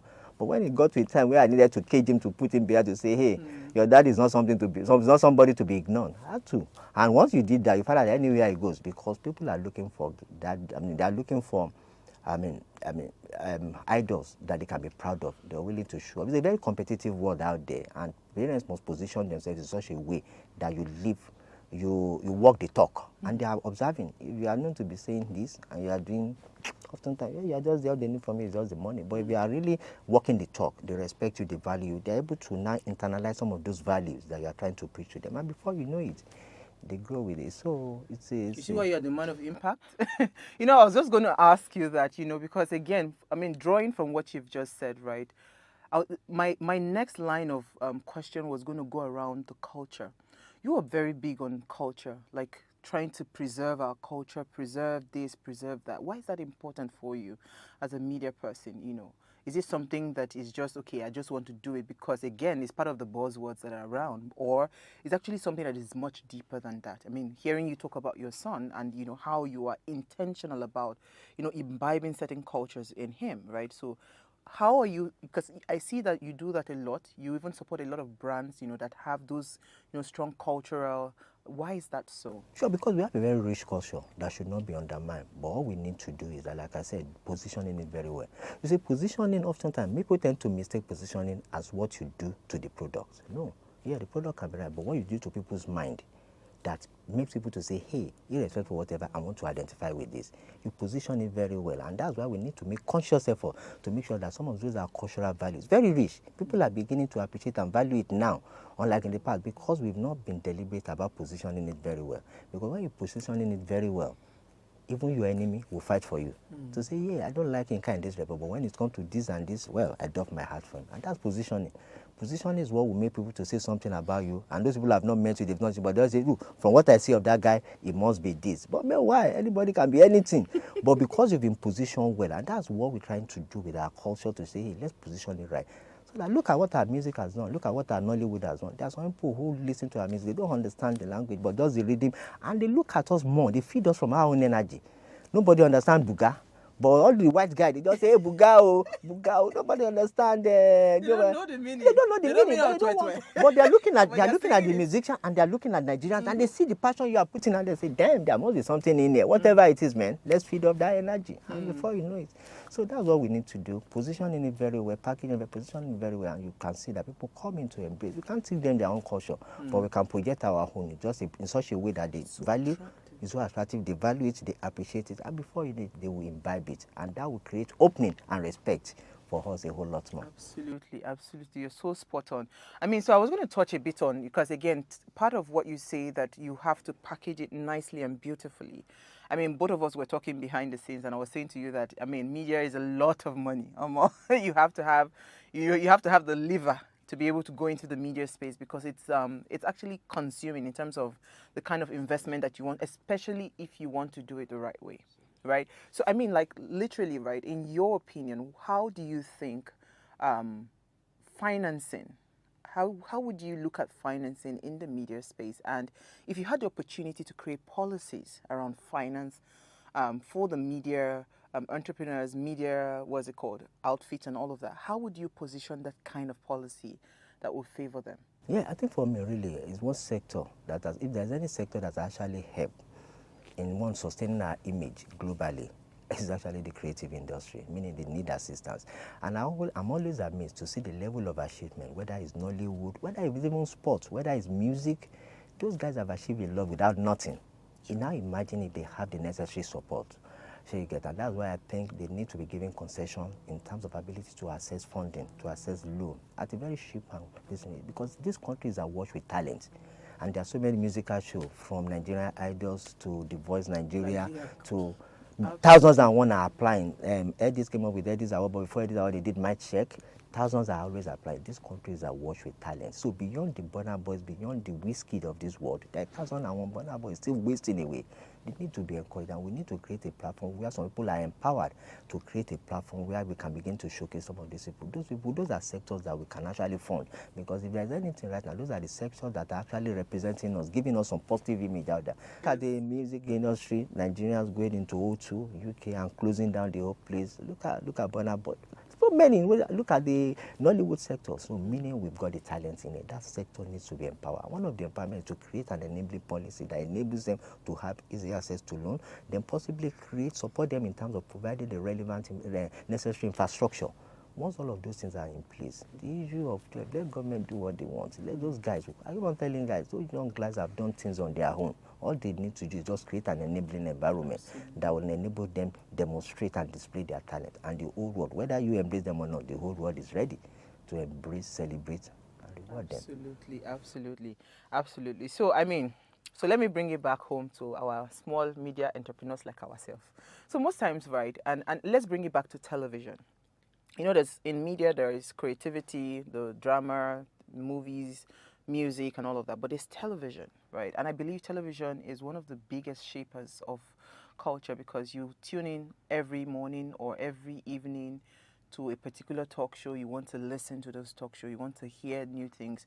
I remember of blessed memories, one of my coaches, RDJ, Richmond Dio Johnson, would always say that, you know, on TV, you have the capacity to murder 1 million people in a second, right? So you need to really be intentional about what comes out of your mouth, right?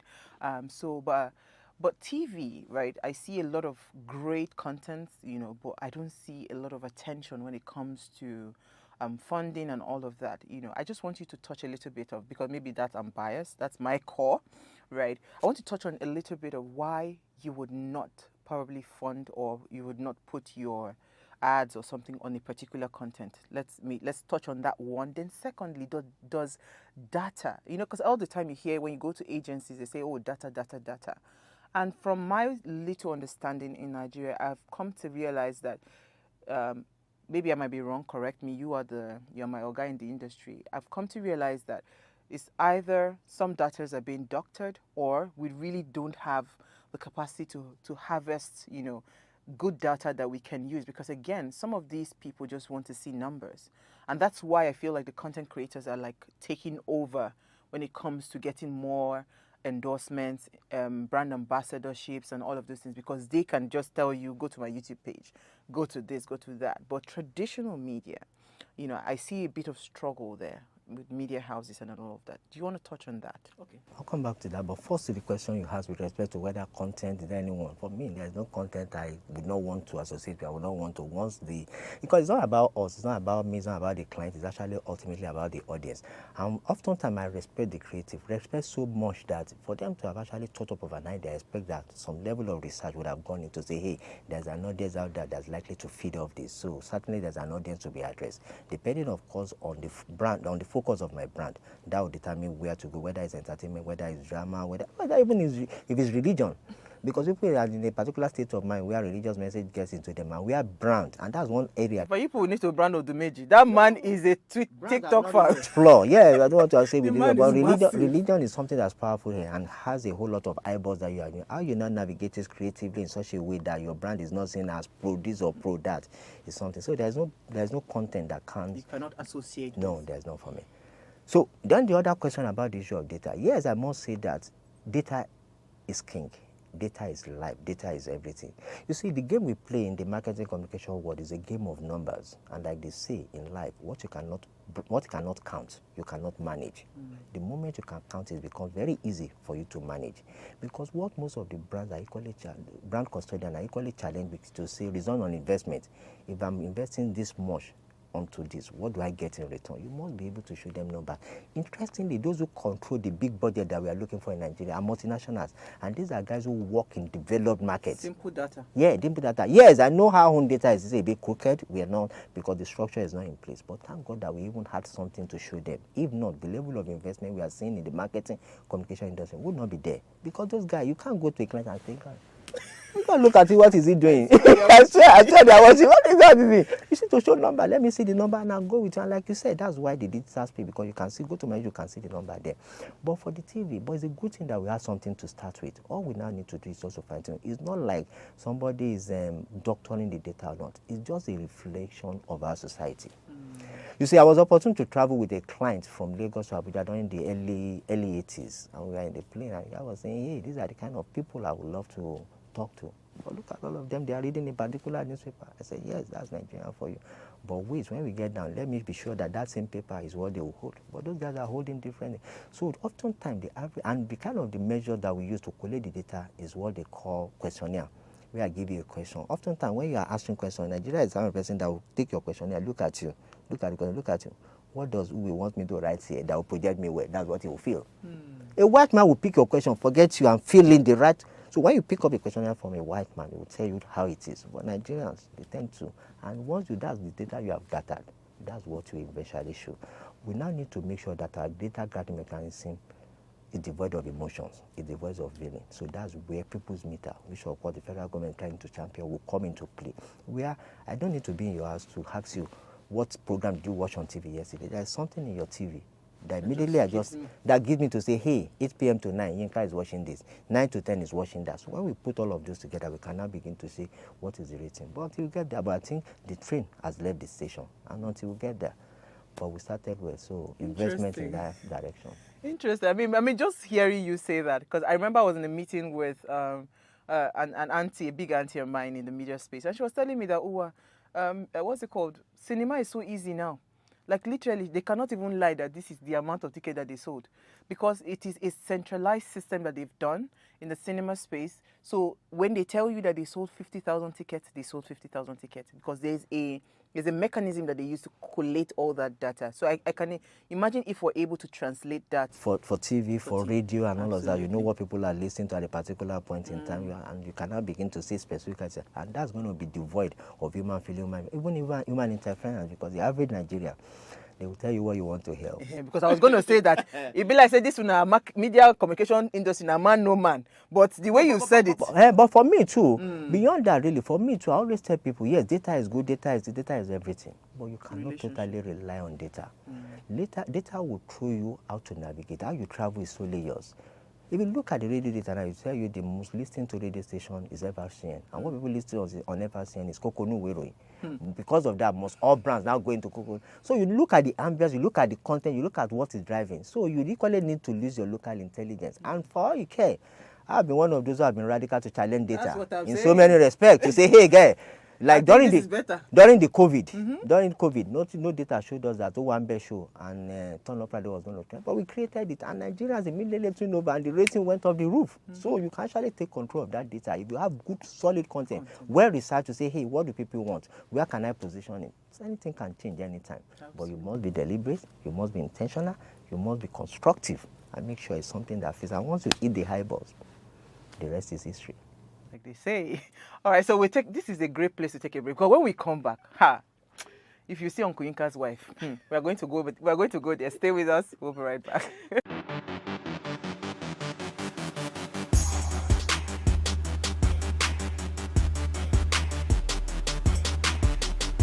All right, thank you so much for staying with us. I mean, this is a great way to start Wiz Exclusive for this year, and we're still with the Group Executive Director of Omnicom Media Group. I mean, he is in charge of West and Central Africa, the biggest. In fact, if you didn't know, now you know. He's the biggest in the media space. If you don't know Uncle Yinka, I don't know what you're doing in the media space.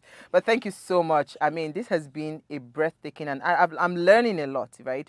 I'm learning a lot. I'm just, as you were talking, I'm just thinking in my head, how do I rejig all my content so that once I put it out there, you know, whether you like my face, you don't like my face, you know, you will put your money on my show, right? I mean, but thank you so much. All right, so, I mean, enough of all of this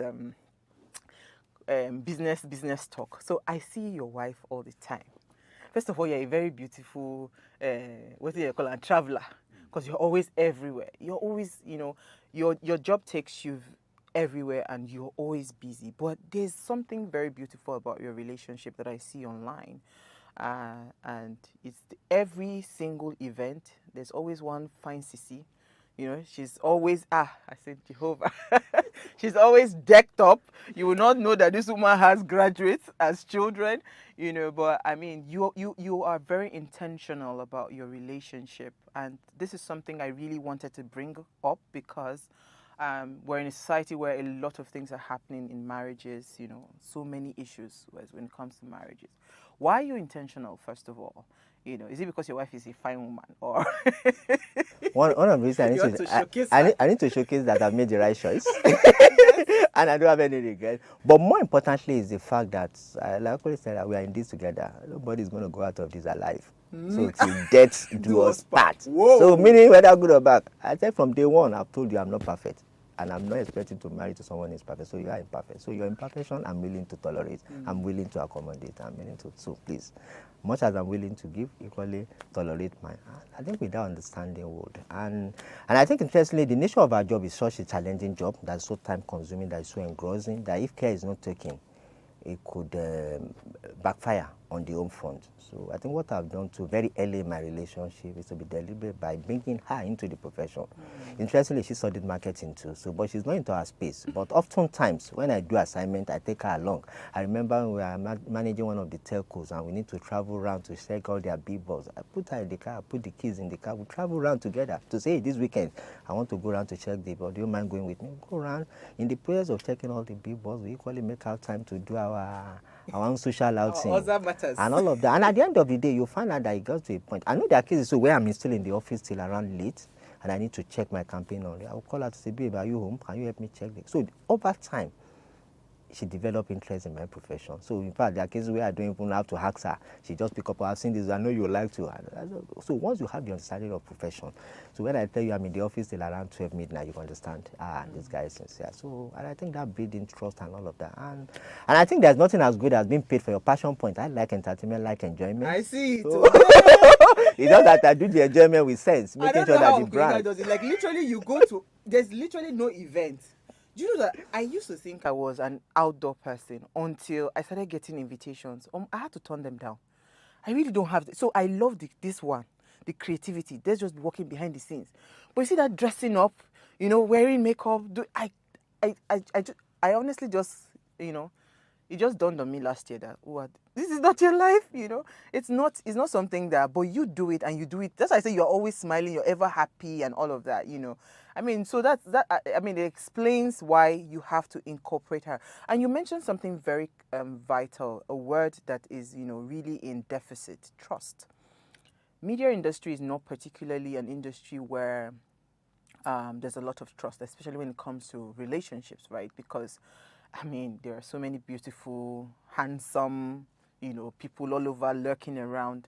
And again, for the position that you hold, right, a lot of people consciously or unconsciously would just be drawn to your person because maybe some are looking for something, some are looking for, some sort of endorsement, right? So I'm happy that you're able to separate those things and, your wife trusts you enough to say, okay, this is what we're doing. So, but after that one, how do you keep that spark? Because she's always glowing. There's something about her eyes every time, both of you are together. So, I said this one, I don't want to know all the things Mr. Inka is saying on paper. I want to know what is happening. So how do you keep her spark? There's a spark in her eyes that I see all the time, and it's beautiful to watch. How do you keep that? Well, thank you. That's a compliment. I highly appreciate it. But I think it's just a matter. It's a two-way street, really. And in your eyes too. Yeah, because both of you are always sparking each other. Because you are together, and you find out that the keys are washing. So we need to be deliberate. We need to impression. I think somebody has one of my first sons to say, when did you see that if I say I can't remember? Because yes, but we do fight. But we know we limit it to the bedroom. But when we go out there, it's like, so we do manage some of these things because you need to be, people are watching, the kids are watching, particularly from the home front. Then for the outside too, you find out that what you feed in is what you get out. If she's happy, I'm happy. If I'm happy, she is happy. So we know it's a two-way street. Also, remember we said, nobody's getting out of this alive. So once you have that realization, say, I don't have anywhere to go. Maybe we are in this together. Oh, yeah, let's go over. At the end of the day, we laugh up until you joke a lot. You just about everything and anything. Communicate a lot, and most importantly, refer to. I love the way you're just blushing, as you're talking about it. So it gives me joy, that there's hope. So I mean, this has been a fantastic conversation, right? I was going through your Instagram page and I saw something recently that you posted about your favorite quote. It says, if your presence isn't felt, your absence won't be missed, right? Why do you say that is your favorite quote? Because that speaks again to why we have you here. You are a person of impact. Like literally you walk into any space and you leave a mark. There's an intentionality about how you want to impact what it is that you're doing. Why do you say that, that is your favorite quote? Yeah, I think I'll say, I will relate that to the question somebody asked me to say, Yinka, who is your model? Who is your role model? And I said, look, I have so many of them. They don't even know. Oftentimes I see, because nobody is perfect, so I feed off people's energy to say, hey, Mr. A is good in this, I pick this other aspect. Mr. B is good in that, I pick that. So I feed off so many. So I can't identify just one person, there are so many people. And I pick up a quote very early too that says, nobody is going to keep quiet for you to be heard. Meaning you've got to raise your voice. But in raising your voice, it must be constructive, it must be meaningful. So that's the only way that your impact can be felt. If your impact is felt, they will miss your presence. When you are not there, they will just say, nah, if only we had it. So that's why I love that particular quote, that if your presence is not felt, your absence will not be missed. That means you must make an impact. I must be able to relate with you. Within 5 minutes, you must be like, wow, I would love to meet that Mr. Yinka again. And that's what I spread, because I found out that in meeting people is actually an opportunity to network. And in life, you don't start digging the well when you are tasting. You don't build the bridge when you are ready for the trip. You build it much earlier. So as you meet people, you make impact such that when next you go on to them, they are willing to meet with you. They are willing to accommodate you. They are just that ambience. They are just that aura around you that just makes them want to. and you must be deliberate. It's not something that happens by accident. So, awesome. Positive awesome. energy. I like it. I like it. You know, I thought I had to ask that question because again, a lot of people just do things haphazardly.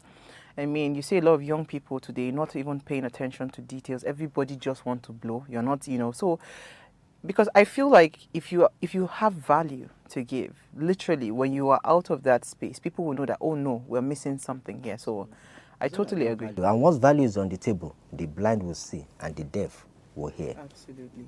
Absolutely. So, I mean, if we're looking at the media space, let's come back to business. Okay. We're looking at the media space in the next 5 years, right? Where do you see the media space in the next 5 years?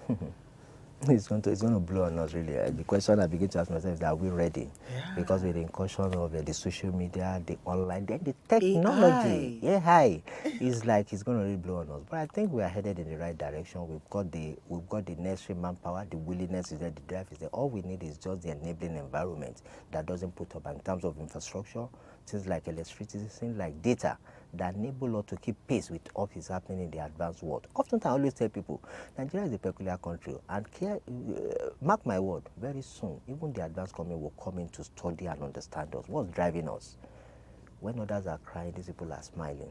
When others are going in, they are going in. There's something peculiar about them. Look at what's it called? I always tell people to say, look, one of the countries that benefited the most from COVID-19 is actually Nigeria. Look at social media, Teams meeting or Zoom meeting. It's always been there forever. But nobody was using it. But lo and behold, COVID came down, forced us and everybody. But immediately we took it over. Even the advanced world, we are wondering. See what they are doing with it. See what we've turned it into. You people, you're too much. Come on. You turn it into a way that even those who hold it, they're like, damn, you've taken it to this level. And that's the energy, that's the drive. So I think we need to have the infrastructure in place that will enable people to really keep pace. And when we keep pace with them, before you know it, they will learn from us. We will teach them what they are supposed to know. Absolutely, absolutely. I mean, so if you had one thing to say to our generation, I don't pass them. Gen Zs, right? Younger generation, the younger people coming into the media industry, right? Because again, media is so attractive and media is superficial. You know, when people see Yinka Adebayo, they just see this big man, he's always in all the events, sitting at the front row and all of those things, right? They don't see the work, they don't see the journey, they don't see any of those things, right?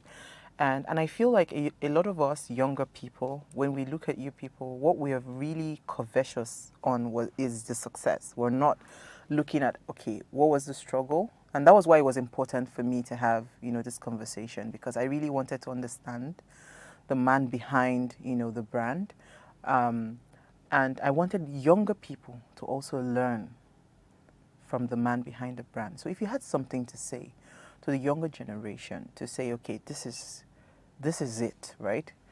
What would that be, especially for people that are interested in coming into the media space? Everybody wants to sing right now. Everybody wants, literally younger people, everyone wants to go into the entertainment space, the creative space. We're not seeing people that, like the days of our parents where they say, they wanted to go and be doctors, lawyers, and all of that. So the times have really changed drastically. So, and I feel like there should be some level of caution. There should be some level of guidance. There should be some level of, coaching, mentorship, and all of that. So what would you say to that generation? Yeah, I think what I'll say to Shemsha will lead to what I normally call the 4 P's. Passion, perseverance, positioning, and patronage. For anything you want to do, make sure you are passionate about it, because it's only the passion that keeps you going when every other thing is down. I recall when I was in this profession, when I first started, a couple of my friends were in the banking industry, and they would say, how much are they paying you this much? What are you getting? But because the passion was there, I was passionate about what I was doing. I wasn't bothered about the pay. I was in that period to build myself, to entrench myself, to make sure that I'm fully entrenched. Then you must be ready to persevere, endure. Yeah, it's a painful period, but that painful period don't let it go wasted. It can be tough. It can be tough. At times, the left, this your salary is what I get as allowance in a month. But you keep on going, you keep on. But now, many of them are looking back and saying, damn, I think you make the right decision. Because when you have the passion, when you persevere, then you must be sure, be deliberate and purposeful and intentional about what you do. And that's where positioning comes in. Positioning is that when you are not there, people are speaking about you. Some people can almost kind of like put their head on the slab for you, because you are standing for something of value, something of quality, something they appreciate, and that's positioning. When you are well positioned, the last P will come in. And what's that last P? Patronage. What others are looking for will come looking for you, and the rest is history. Absolutely. Absolutely. Just to add to that, I mean, every time I walked into any room that I'm talking about media agencies or marketing and all of that, and your name comes up, right, there has just been a consistent story about you. That man is, he's good, he's this, he's that. Is it that you don't have any scandal in this industry? I don't understand. Because literally, right, I've not gone into any room that I've spoken about you, because you said something right now about, whether you're not in the room, people will put their necks, they'll put their heads on the line for you. And that's what is happening to you as a person. I'm saying this to you. I don't think I've said it to you before. But, yeah, because, I mean, literally, because we find money now. So we'll go and shop around and all of that. And literally, for every time your name has come up in the media space, right, it has just been good news. It has also been positive reviews, right? How? Well, I think for me, like I said, being deliberate, I'm very choosy, I'm very selective. But I always tell people I manage the relationship. There are some people that my chemistry does not go with. But that does not mean I will be rude or I will be nonchalant to them. I accommodate them, but I don't draw the boundary. But most people, but all I do is to make sure I give my best. There are cases where some people have not even given any assignment, we've not even done anything together, but I make sure I leave an impact. Even if I'm not giving you anything, I give you advice to say, hey, this is a good project. I might not be able to assist you, but if you can do this, do that. I've met some people who have told me that Yinka is not giving one job, but the idea or the advice you gave me has actually helped me. That's what I'm... Literally, if you go on social media, especially with celebrities and all of those people, I mean, when they start to share their story, their journey in the industry, and they'll tell you, oh, there's one Uncle Yinka, they'll say, he didn't give me money, but the counsel, the advice, some have said, you've also supported the projects and all of that. So, I mean, thank you so much.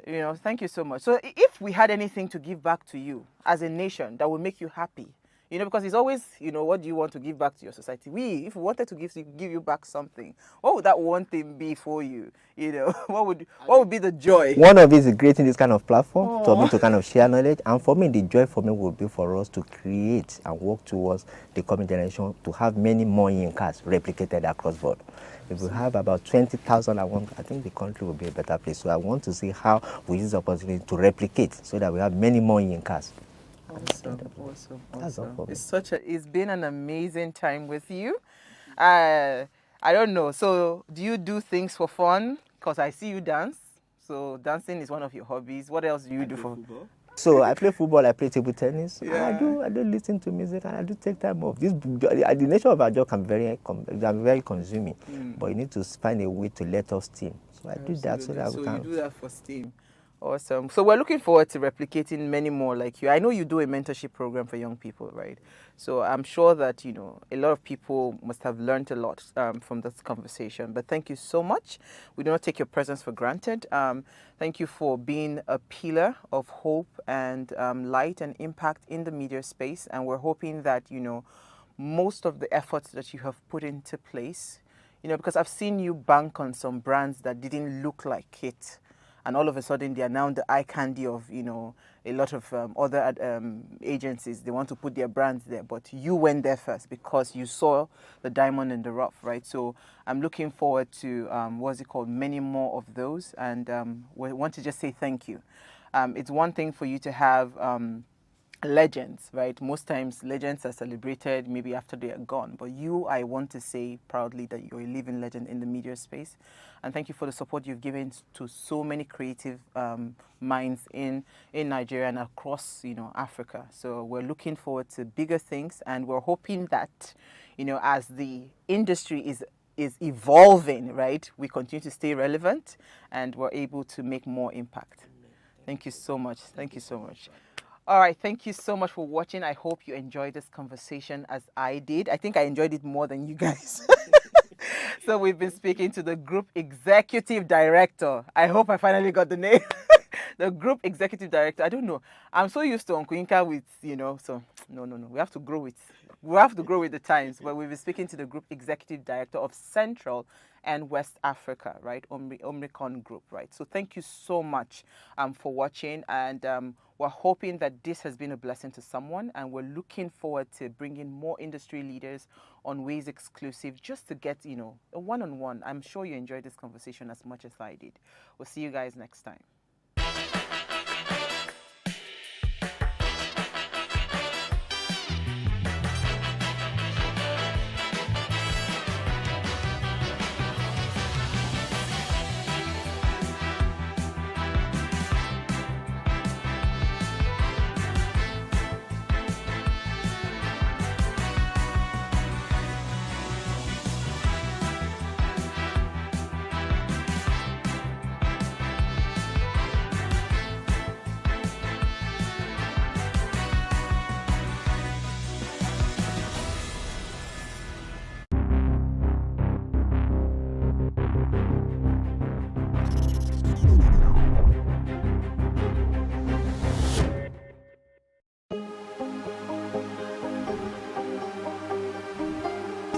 state. I will take you through this amazingness today.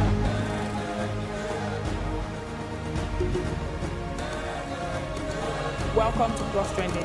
I am Buki November, your host, saying thank you for joining us on today's episode. Welcome back. It's tea time on Plus TV Africa. Practice makes perfect. I'm not perfect yet, but I'm a lot better than I used to be. He's a king. He's entitled to marry 100 if he wants to.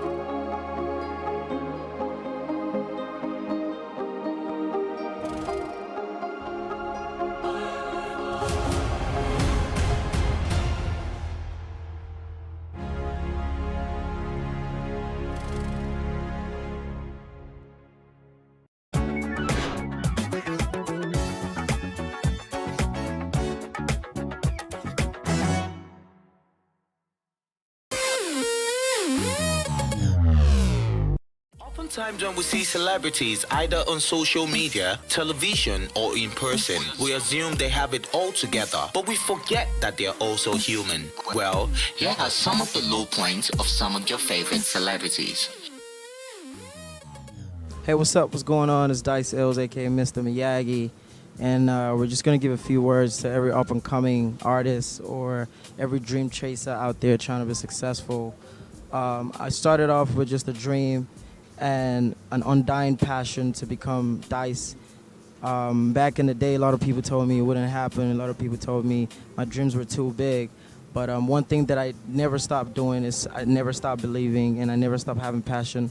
And that's what you need to do as well. And when you ever hit success, never forget where you're coming from, because that's the only way that you can stay grounded. So believe in yourself, stay prayerful, and be passionate. One love. Bless. Truth is, I've always wanted to be an actor in a terrain where people thought, oh, you may not fit in, this may not be the thing for you. I've always been desirous of being an actor, and one of my biggest people mentors, or who I look up to, or the character I want to play, is even playing James Bond sometimes. But it's been a long journey for me. I didn't get here. Last year, 2019, I won Best Actor 2019 for Maya Awards, and I didn't get there all in one day. I've done a lot of things. I've worked in the bank. I worked in the bank for 9 years. I've done real estate.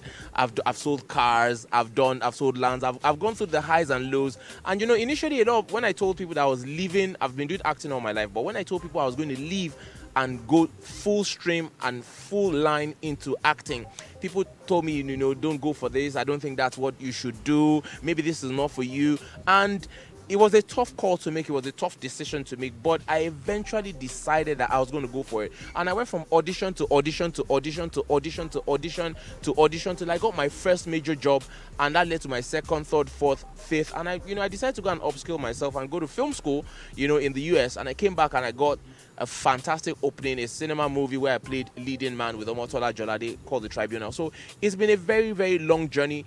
But one thing I can say is that whatever path you choose in life, as long as your heart is there, stick with it. 18 years down the lane, I'm still doing my thing as a stand-up comedian and also a master of ceremony. I've been through the vicissitudes of life. It was not like this before. I remember those years when when I was still in Warri, when I would go from show to show, looking for a platform to express myself. Thank God for helps around me, but it wasn't easy. Because I had to convince people that, oh, hey, try me out, I'm funny and all that. I had to trek many times. Even when I moved to Lagos, oh God, I trekked all kinds of distance just to attend shows, just to maximize the opportunities I had. It wasn't funny. I had to squat with squatters. I lived with people that were living with people. It was that bad, but hey, all our stories now. I'm here, and I'm not where I want to be, but I'm not where I used to be. So don't give up on yourself. Don't give up on your dreams. As long as you believe you can do it, yeah, in spite of the pitfalls, of the shortcomings, still move on. Stand up, dust yourself off the feet, off the ground, and move on. All right? There are more to conquer than you have conquered. There was once upon a time in my life when I was doing this MC work and all these things, hosting gigs, and I did an event. I won't say the name of the organization. But when they say, oh, we'll give you honorarium, I'm like, yeah, okay, great. And it's not a small organization. And when they finished, I got 25K.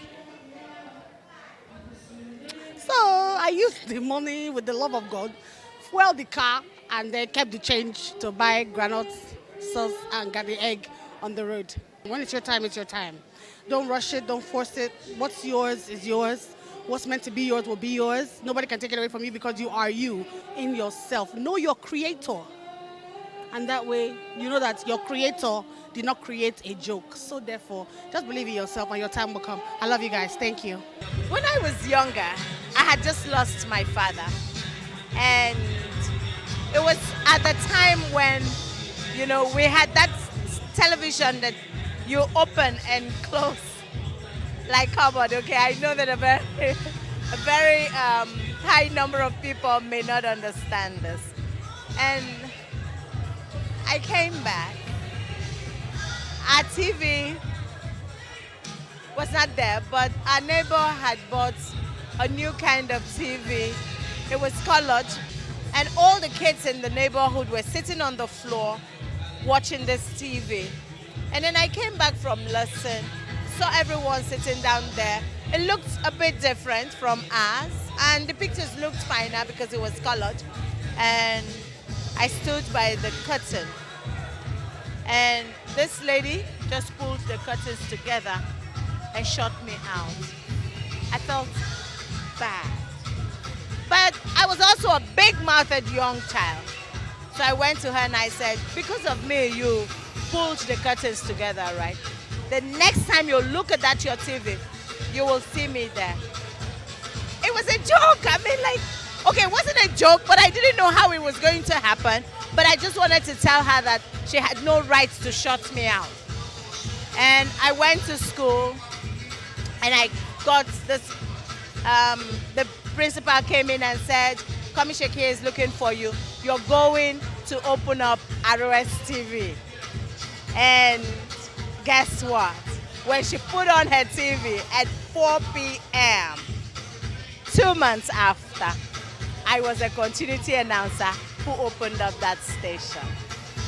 So don't be afraid and don't worry about how anyone looks at you right now.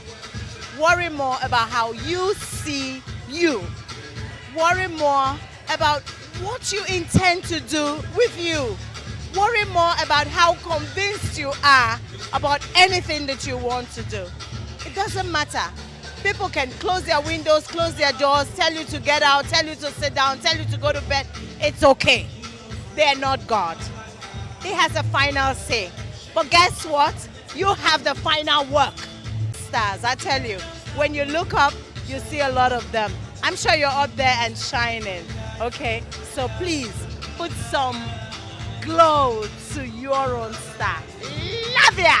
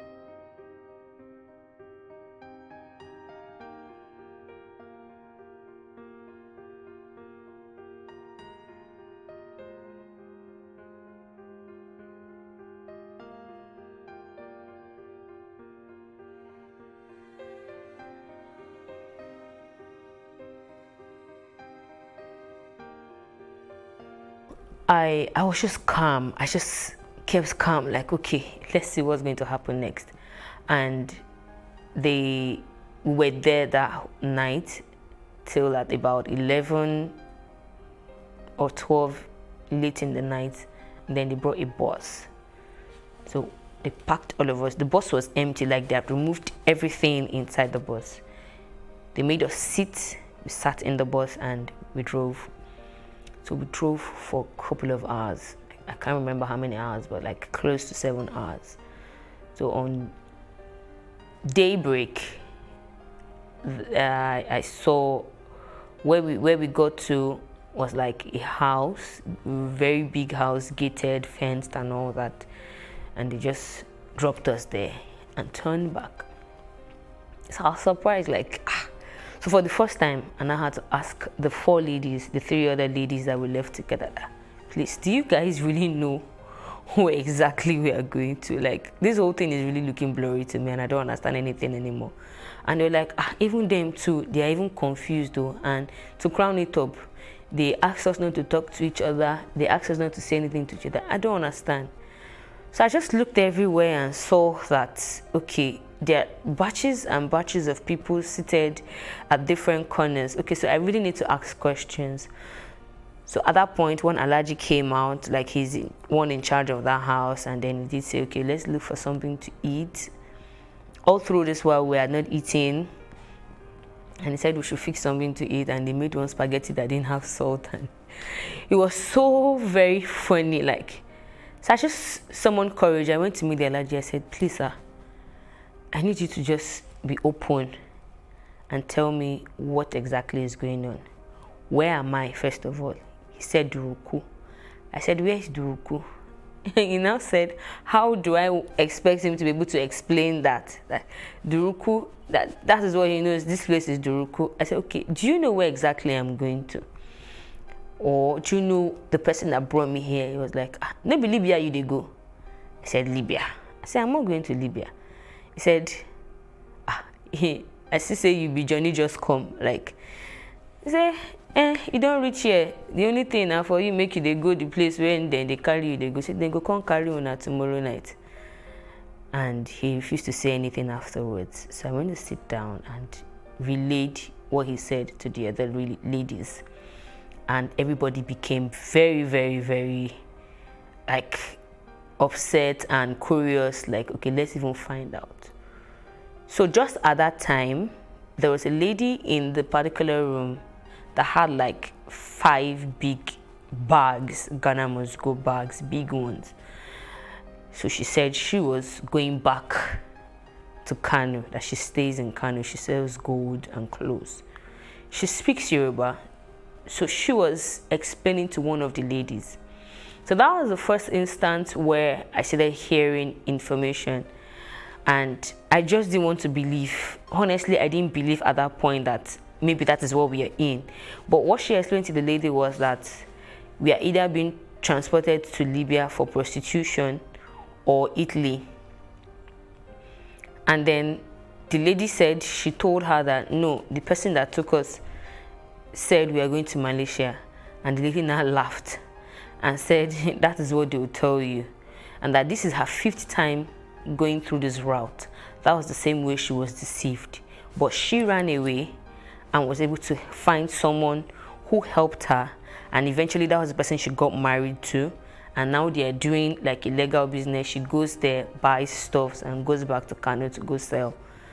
So I said, no, it cannot be possible. Like, we all agreed that it cannot be possible, because that was not what they told us. Looking at what the first guy told us, what the magician guy told us, what the lady told us, that it cannot be possible, that maybe hers is a different kind of connection. So fast forward from there, they came to pick us the next night in a Hilux, arranged us, and we drove for like 3 days non-stop. Okay, we had 2 stopovers. The first stopover was in a very cold, white place. Like, I have never seen that kind of cold in my life before. I was shivering to the brain. Like, I just couldn't imagine why I was going through this. Like, if these people really want to help me, this is not a way to help someone. you cannot be helping someone and the person is in pain. So, but I couldn't really say much because I was already in it. So we drove for days, and on the third day where we stopped was really looking like, I didn't know what to call the place. There were thousands of people, young ladies, guys, and they were calling it ghetto. This is ghetto. They were calling the particular ghetto. The ghetto had a name, and they said, okay, now we can go and have our bath. So for the first time after 7 days, 8 days, we're going to have our bath and have change of clothes. So first of all, my concern was to even just let me even have a bath first and find something tangible to eat. So they made rice, we ate. In the midst of eating, I started hearing conversations. So I said, okay, since they said we should not talk to anybody, no problem. I'm going to find out everything I need to find out, and if possible, go back from here. So during conversations, I heard people saying, they will tell you everything possible, that here it is Libya they're taking you to. You either go and work as a housemaid, or you go and work in connection house, all manner of things. And at that point, it really dawned on me that what that lady had said earlier was very true. So the other 3 ladies, 2 of them now came to meet me when I was sitting down. I like, see what I am hearing. I said, okay, even me too. I heard the same thing. And they're like, are we sure we want to continue this journey? So at that point, I was really upset with myself not to have verified whatever information I got. I started crying. I was in pain. Like, why will I be going through this? Like, no. Even if, for crying out loud, this is not help. This is like putting me in a pit where I can't talk, I can't communicate. Now there is no communication, nothing. So I looked around. We were there till the next day, and then there was this particular guy, Mohammed, that was giving out clothes, was calling out names and all. So I walked up to him and said, please, at this junction, I don't think I want to continue this journey. Can you help me? I want to go back home. And then he said, that what I just asked is very dangerous. That if it was yesterday when I came that I said that it would have been, maybe you can manage or think of how to go about it. That already the person that I'm being taken to knows I'm here. Whatever makes me not get to her, he has to be the one to pay for me.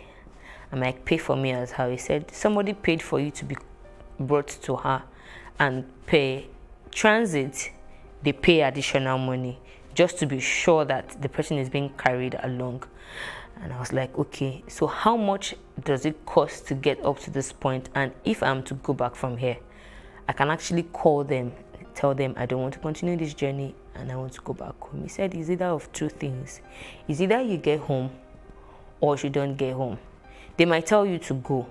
They'll either kidnap you and sell you to a place where you'll never be able to come out from, or they might even kill you. That he would advise me to just go and face my fate, but I should pray that whoever I'm going to go and meet is not a bad person. And I asked that, why did he say so? He said he cannot say anything more. That I'm here, and the only way forward is to move forward. I was like, okay. I was broken. I couldn't even tell the other ladies what he had said. I summoned courage to eventually see. So that night, they put us in a hilux. We're about 36 or 32 of us. And they made us sit in rows in the hilux. So we drove for like 3 days. We had a couple of stopovers, but I was really choked up because I was seated back in the hilux. So everybody's weight was resting on me, and it was hell for me. I couldn't breathe at some point. My legs were dead. I couldn't move. Even when we stopped, I took like minutes. Most of us took like minutes to even be able to stand up. And I was like, no. But even if I were to travel by road, he did say it was going to be at some point. At least by now, the traveling by road should have stopped. And that was So I remembered what the other guy said at the where we were, that there's no flight, anything. They deceived you. Everything they told you was just to cajole you to decide to go, that there is no flight anywhere. You're going by road to wherever you're going to. So at that point, I was just concerned with one thing, which is surviving and coming back home at all cost.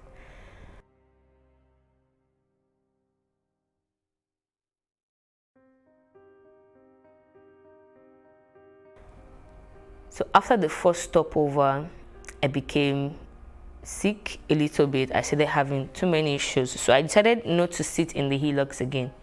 And then I had to sit at the edge on top of the tire box. And then I had a stick in between my legs.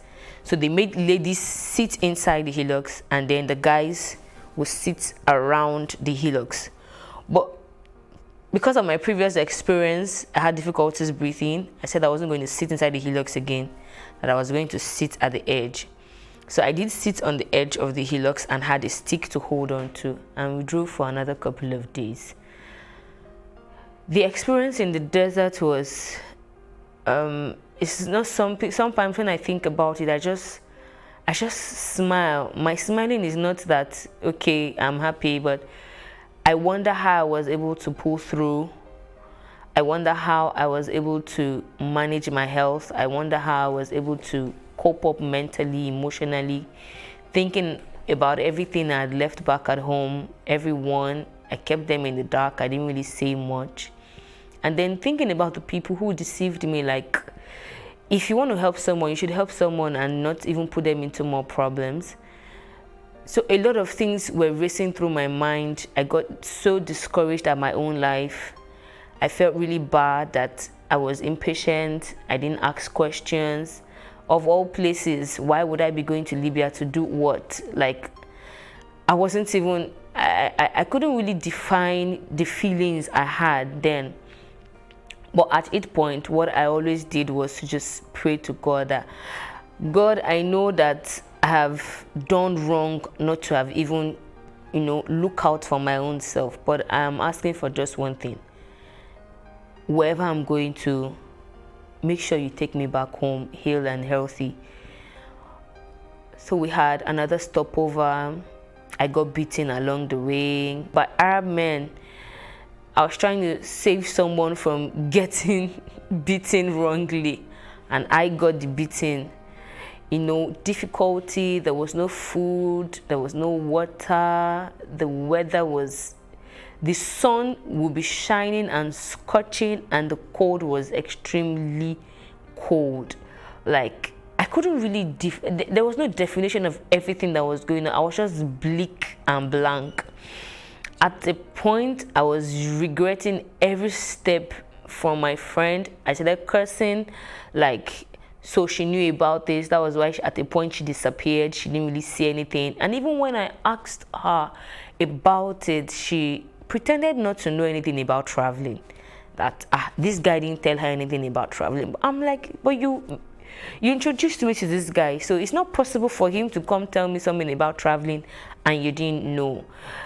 I thought so far and wide to the point where I felt, okay, I know I'm not going to die. I know I'm not going to die. I know I will go back home. And I'm so going to fish these people out and really find out the reason why they ever did such to me. At some point, I became very ill. I had very bad cough because I refused to sit again at that point. We had sat for like 3 days.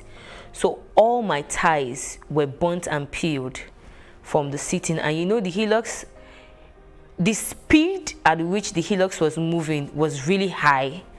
It wouldn't stop. At a point, a guy fell off the Hilux and they didn't wait. They didn't wait. The drivers were so mean. We don't understand their language. They don't understand our language. So even when you're beckoning on them to say, oh, something is going on. There was a time a guy was throwing up. He was feeling, okay, I think it was about throwing up. So we're like, okay, maybe if he stops. We tried beckoning on them. And if they come out, the next thing they do is to maybe hit you with something, saying all manner of languages. We didn't understand. We couldn't speak to them. They couldn't speak to us. It was hell for me.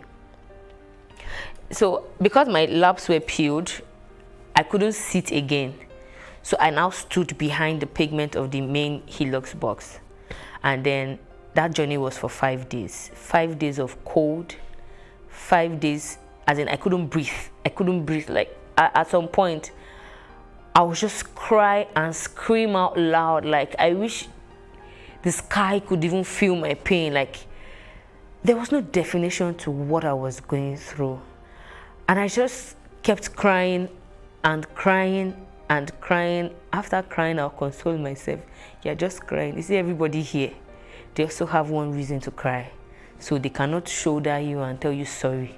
So you alone will have to shoulder your pain. And that hurt me so bad. Sometimes when people see me talk about the story and I'm not really showing so much emotions, they feel, oh, we're not too sure you went through this. I have said it like 1,000,001 times.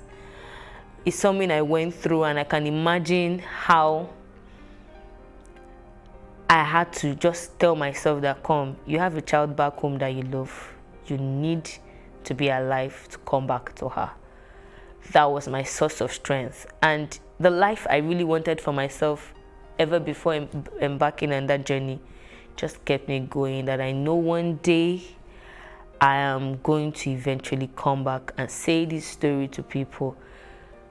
So at that point, remembering and recalling everything, one question kept popping in my head: why will people not have any other thing to do other than to do a business where you transport people to an unknown country, you lie to them, you deceive them, you promise them heaven and earth, and then put them on a dangerous path where is either they make it or they don't make it, and you will not even tell them any of this.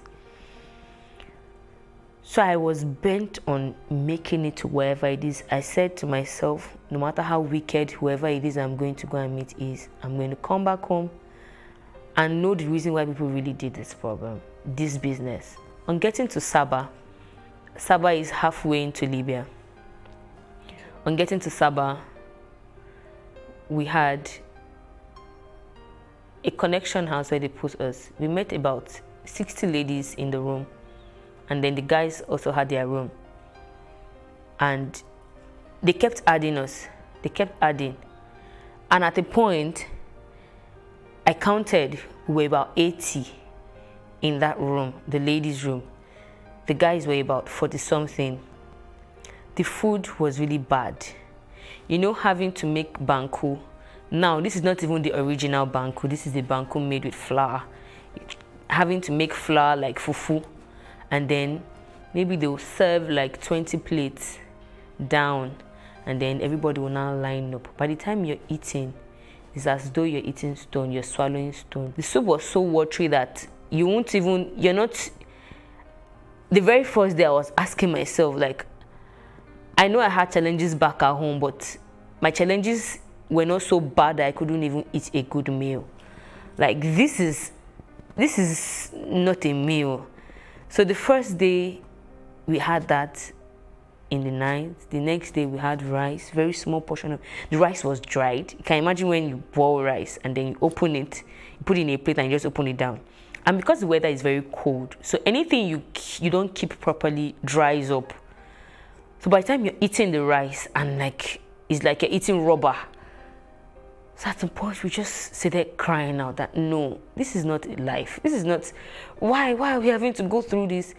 I would cry every night. I would beg God that please, can I just vanish from here? Okay, at the point I was begging for death to come because it wasn't funny. It wasn't funny. And within ourselves, some girls were like, they were really radical about it and they were like, no, we need to tell them, it's either they change the way they are doing this food or maybe we should even take up the cooking by ourselves. So I thought of it, I was like, okay, that's true. So if already I'm going through hell and then food now has to be a problem. So we waited for the ghetto man, the person in charge of the ghetto, like we waited for him to come. We kept shouting, when is he coming? When is he coming? We don't even know why we are here. We don't even know what we are doing here. So at that time we had stayed a week. We don't know why we are being kept here. We don't know who even put us here. We don't even know anything. Nobody is saying anything. So when the connection man did come, we took turns to ask questions. I noticed everybody was just asking questions. Where are we going to? Where are we going to? And all. So I did ask him. I said, okay, first of all, why are we here? Do you have an answer, or do you know the reason why we are here? And then he said, you are here because you're being transported to your burger. And then we now asked, what is the meaning of a burger? He said a burger is a person that paid for you to be transported from Nigeria. So we're like, is that the reason why we are being given bad food? Like when you're given something to swallow and it's already hurting your throat, like practically almost everybody had sore throat from that banku. And it was like, okay, he doesn't know anything about the way the food was being prepared, but that this place is just a transit, and the reason why we are here is because the road is bad, there is war, and they cannot transport us. It's very risky, and that we might meet rebels on the way, and rebels, they either rape, kill, abduct. And we're like, okay, so for how long are we going to be here? He said he doesn't know until the war is over. So if it takes 1 month, if it takes 2 months, but just know that for every food you are eating, for every extra thing you collect here, your money is piling up. It is your burger that is paying, and when you get to wherever you're going to, you have to work to pay your burger back. So we now, 5 of us volunteered to be cooking our food by ourselves, and we were there for extra 2 weeks and some days. In total, we were there for 3 weeks and 5 days. And then we started the journey to Libya. That was where I had a near-death experience.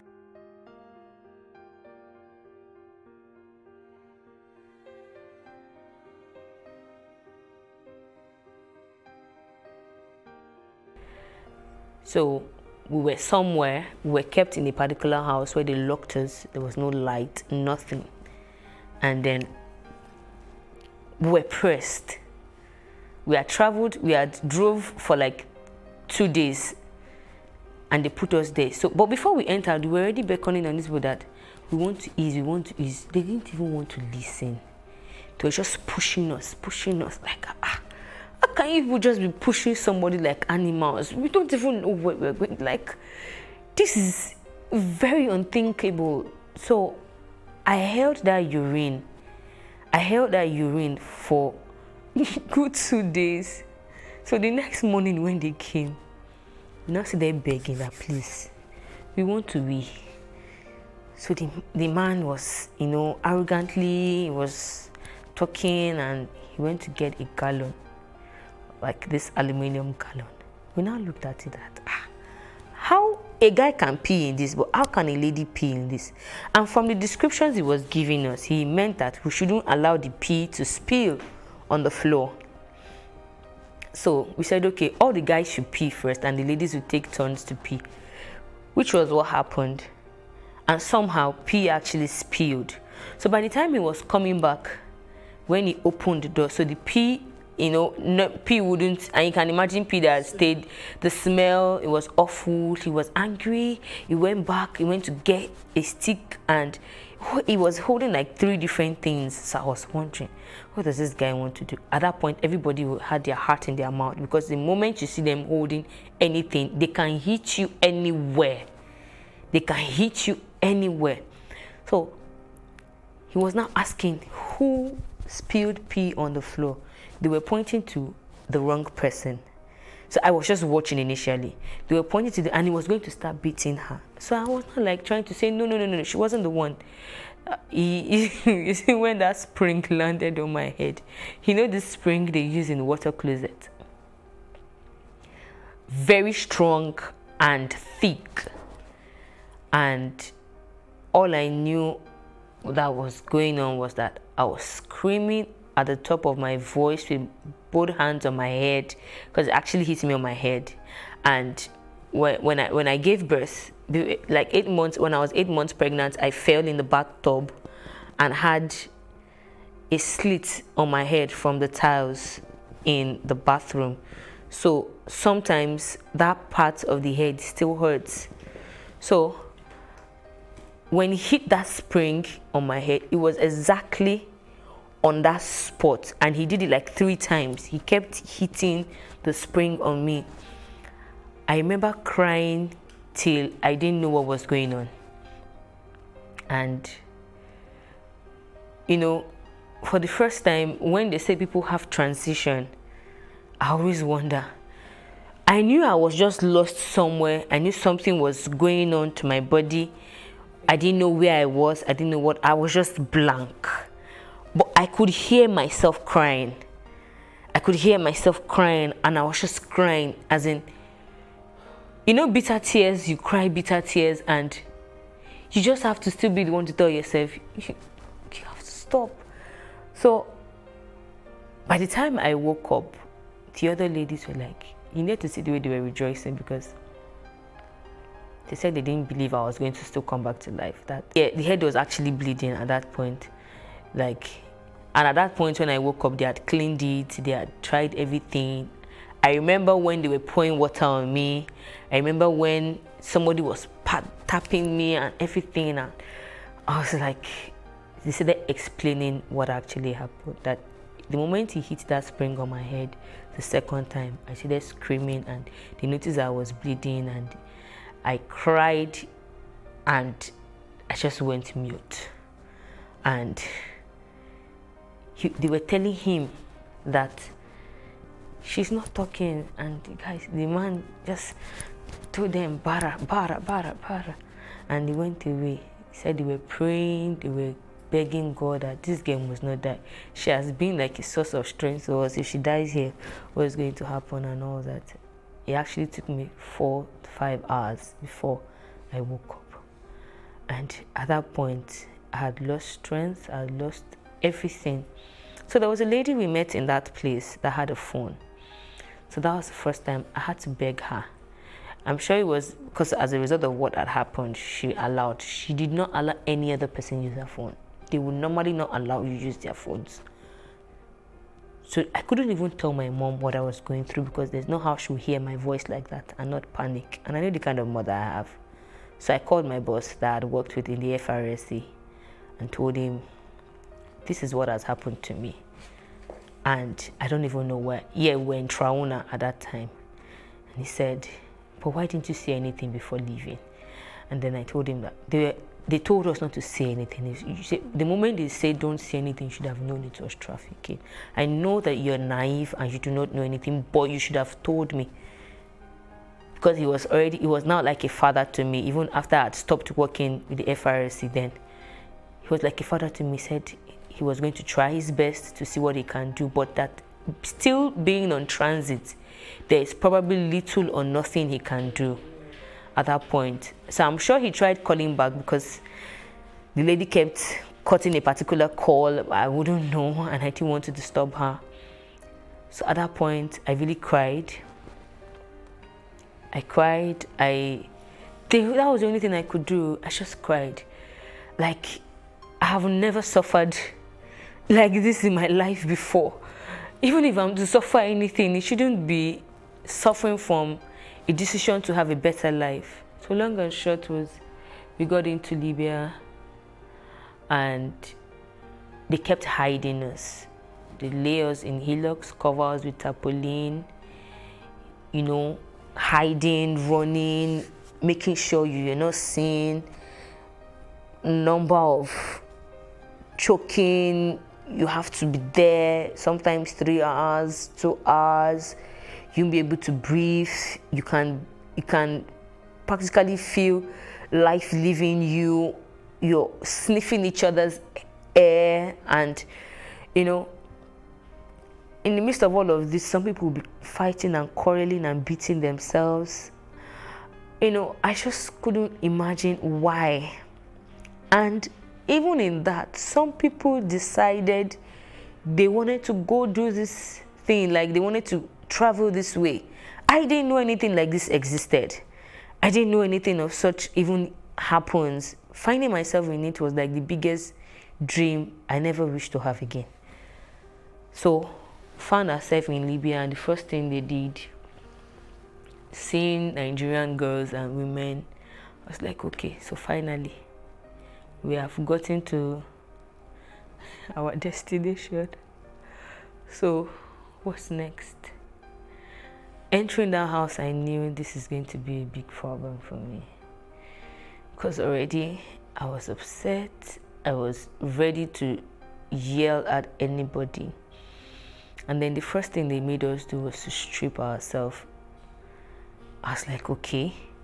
So I did remember at some point in the journey where a particular guy, we met him somewhere, and he also gave us a hint of how it actually goes. He said they're taking you to the garage. And then I now asked, what is the garage? He said the garage is a place where they take Nigerian girls to. And that's the most common place that they take them to. And they're going to take you to the connection house. And what they do normally in a connection house is sex trade. So I said, no, me, I'm not going to do that one. He said, you will not have a choice. He said, they'll make life hell for you. You will not have a choice. So he now said that if eventually I get there and that is what it is, that I have an option to run away. But that is very risky. And then he did give me his number and said that I must not write that number anywhere. That if they see that number with me, they will beat the living daylight out of me. Because they will know that I have contacted the burger as well. So he made me cram that number. Two of us, we crammed that number to be sure that we didn't forget the number. But you see all the experiences we went through afterwards. At a point, I couldn't even remember the number anymore. And then I remember what he said. He said, you just have to help yourself remain strong. And while they asked us to strip ourselves, I was like, for whatever reason, I'm coming to work for someone. Why would you ask me to strip myself? So they said this. They were searching, maybe you have a number written somewhere in form of a tattoo, or maybe you wrote the number somewhere and you hid it in your clothes, or anything. They just wanted to be sure you didn't have any information whatsoever. They collected my phone, went through my phone, and that night they called us one after the other. So, what were you doing in Nigeria? And then I explained, and the man said, okay, now this is the woman and her husband. The man said, okay, I can see. And then the first question he asked me was, what are you doing here? And I'm like, I was dumb, like, he said, you have something good doing. What are you doing here? I said, it was a friend though, that said there's traveling opportunity, and said, there's no need to explain. You are here, you are here. Oh, no choice near. Your own is to make sure you work on time and pay and get out of here. So the wife now asked, what did they tell you that you're coming here to do? I said, first of all, this is not where they told me I'm coming to, and they told me I'm going to be working in a hair factory and a restaurant. And then she laughed and said, that is not it. That this is what they do here. That did I see all those other girls outside? I said, yes. He said, what do you think they are doing? I said, I don't really know, but I saw a couple of girls sitting down. He said, they're working for their money. He said, that is the same thing you're going to do. And I was like, I don't understand. He said, yes, that's the same thing you're going to do. So the earlier, the better for you. I bluntly refused, because this is that wasn't what I was told in Nigeria. And for no reason, why would I leave Nigeria to come to Libya, to come and prostitute with my body to make money? How much money do I want to make? So I felt I was doing myself good by trying to be as open as possible. I was very plain and blunt, and then she just kept laughing. I was like, but yeah, nobody will tell you. So she said, okay. And the same thing with every other girls, because we had agreed that, okay, if eventually we find out that that is what we're actually being taken there to do, that we are not going to agree to it, because that was not the agreement. And for whatever reason, we cannot just decide to leave Nigeria and go and prostitute somewhere. So she was like, she knows that girls that they just bring from Nigeria are very stubborn, that she will give us 3 days to go and decide. But in that 3 days, we should be watching at the other girls to see how they actually go about what they do. And the first day went by, second day went by. I vowed to myself, I said, nowhere in heaven's name will I live this kind of a life. Like, it was so absurd. I was grieved, I was bitter, I was angry, all manner of words, because looking at all the experience in the journey, I almost died, and then all for what? To come here and come and use my body to work to pay someone. I'm like, it didn't make sense. I cried every minute I remembered. And on the third day, she did call us to ask us if we were ready. I told her that she has to look for another job for me. And then she said, okay, since I don't want to take it easy, since I don't want to take it the easy way, that they'll show me how they also go the hard way. So that night, we didn't even know what she meant. That night, a girl was brought in, and we watched more than 5 people beat that girl black and blue. Wow. She had also refused the connection house where she was taken to.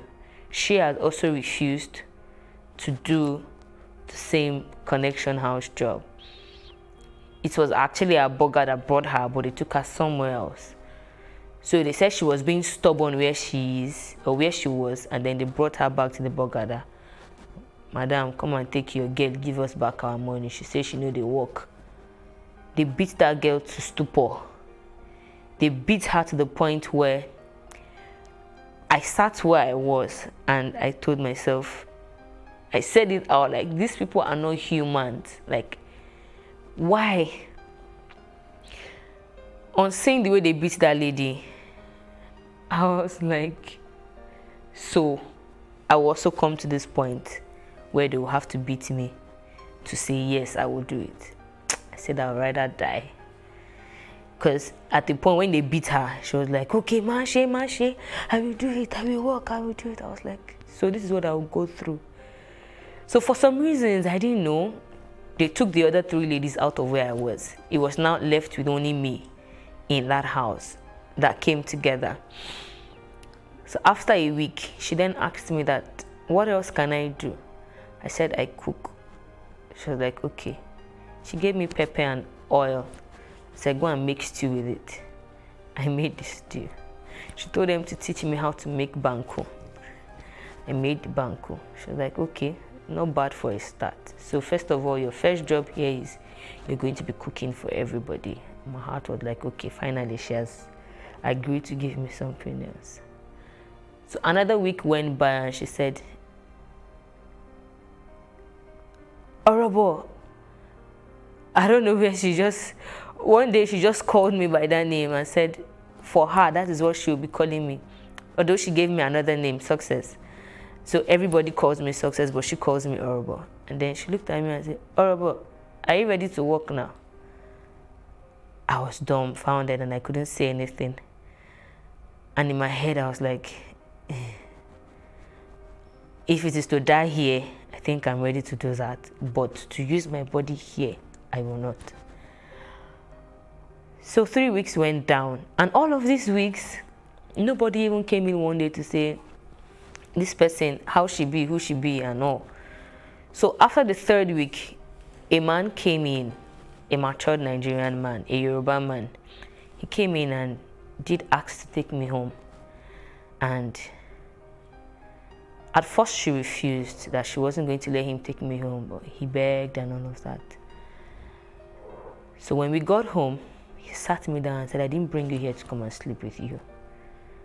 I brought you here to teach you one lesson that will help you if you must live where you are. He said he noticed the way I was being questioned, the way I was being bullied and all that, that is the way the woman does.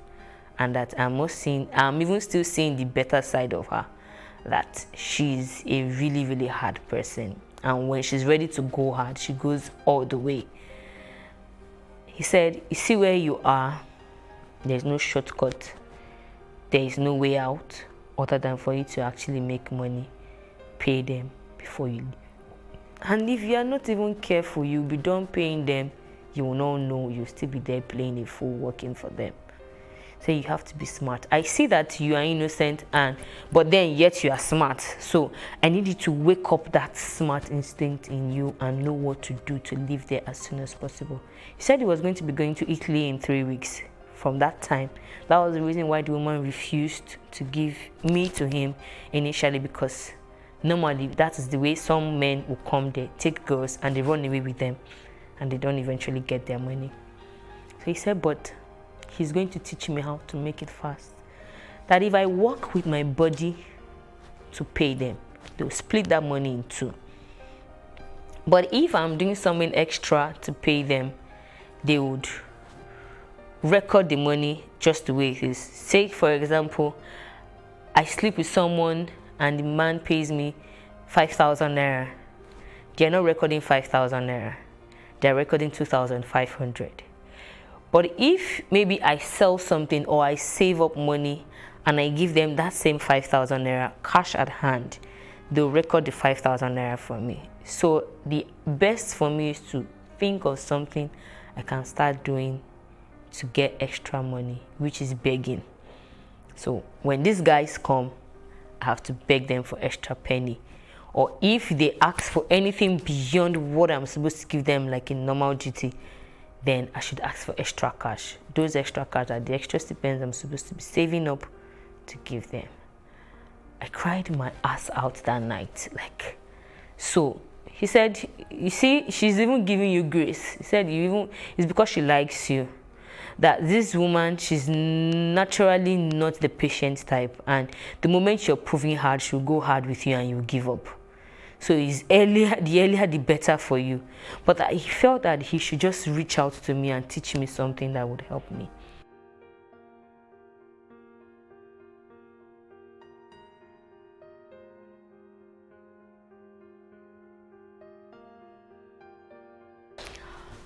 So I eventually spent 2 years and 9 months in Libya altogether. I spent a year and 8 months in the Connection House, and that a year and 8 months was hell for me. So after 7 months, I tried reaching out. So at the point they released a phone for the girls in the house to call their customers, to know when they're coming, to know if you're having someone who is coming to come and sleep with you over, or someone who is going to come and take you out and all. So I begged one of the girls in charge one day to allow me buy airtime on the phone to call. So I did call my dad, and my dad was really bitter, and he said the only way he knows I can get out of that place is for me to find my way to the Nigerian embassy and tell them that I want to come back home. So I waited for 3 days to actually get that report, because he didn't know what to do at that point. He said, okay, can I call you back? So I said, I don't know, but I'll try and talk to the person in charge of this phone so that whenever you call, they give me the call to answer, which was what actually happened. And somehow, I don't know how they got to know, but they found out that I called the Nigerian embassy, and they beat hell out of my life. They beat hell, everybody in the house. Plus, at that time, my burger wasn't in Libya at that time. She was in Nigeria. It was the husband that was at home then. The husband beat me. All the girls in the house beat me, so I wanted to run away. Oh, I'm trying to be smart and this and that. After all, they knew that from the very first day I came, the woman was calling me a virus because she knows that I'm kind of smart. I will try to play smart. So from that time, they locked me out from phone. They stopped allowing me go out. It was I can't start recounting experiences, day-to-day activities, how I felt. At some point, I would just practically pray that, God, please, when I sleep this night, don't allow me to wake up in the morning. I slept very late, and I'm always the first to wake up. So after a while, I started gaining confidence, like, no, even if I foolishly allowed myself into this, I should be able to still bring myself out of it. So I changed my attitude and started being very smart. I called up as much information as I could. I got to, I became very nice. I always learned lessons, and, I was trying my possible best to see beyond the problem I was in and was already thinking of a way out. So I had a couple of guys who would just naturally like me, and they would tell me, you see, when you're ready to leave this place. Some guys went as far as asking, okay, madam, how much is this girl's money? Let's pay. She would intentionally double the money and make them run away. So when she did that the first time, the second time, I just knew that, okay, so this woman is actually being wicked. But not to worry, I'm actually still going to live here. So when it was about 1 year and 5 months, I sat down one day and calculated how much I had paid, minus all the subtraction. If you do anything, she'll beat you and subtract your money. Maybe 50 dinars, maybe 100. If you quarrel with anybody, maybe 200 dinars. If you fight, maybe 500 dinars and all. So by the time I calculated and I saw that the money had gotten up to like 5,000 dinars, which was actually what that man told me. He said normally it's supposed to be 2,500 dinars, but burgers are always wicked. They want to collect even double of that. So sometimes you have to pay up to like 5,000 to 6,000 dinars before they will let you go. And some will still not let you go, except you fight for your freedom.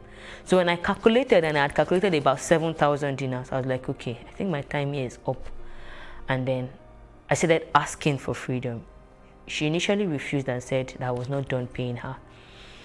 So I said, okay. So in 2016, when she was going to come to Nigeria in September, she gave me freedom in August. That was 1 year and 8 months. She said, okay, that now I am free to work for my own money. But whatever money you're working, the same way they were splitting in two, it's just that this other half now, instead of them collecting it, they'll give it to you. Sometimes they may not even give it to you. They'll tell you to keep it with them. Maybe you want to send some money to Nigeria. So I said, okay, no, that I didn't want to keep it with them, that I actually wanted to live there. She said, I cannot live there until she comes back. I have to wait for her to come back to Libya because she had a new child and she wanted to come home. I said, okay. So throughout that month, that September, I kept having dreams that if I don't leave that place, I probably might not have my life again.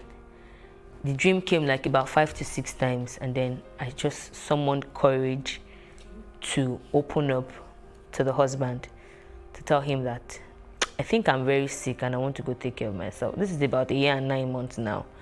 From the day one up until now, I worked every day and slept nothing more than 3 to 4 hours that I needed to take care of myself.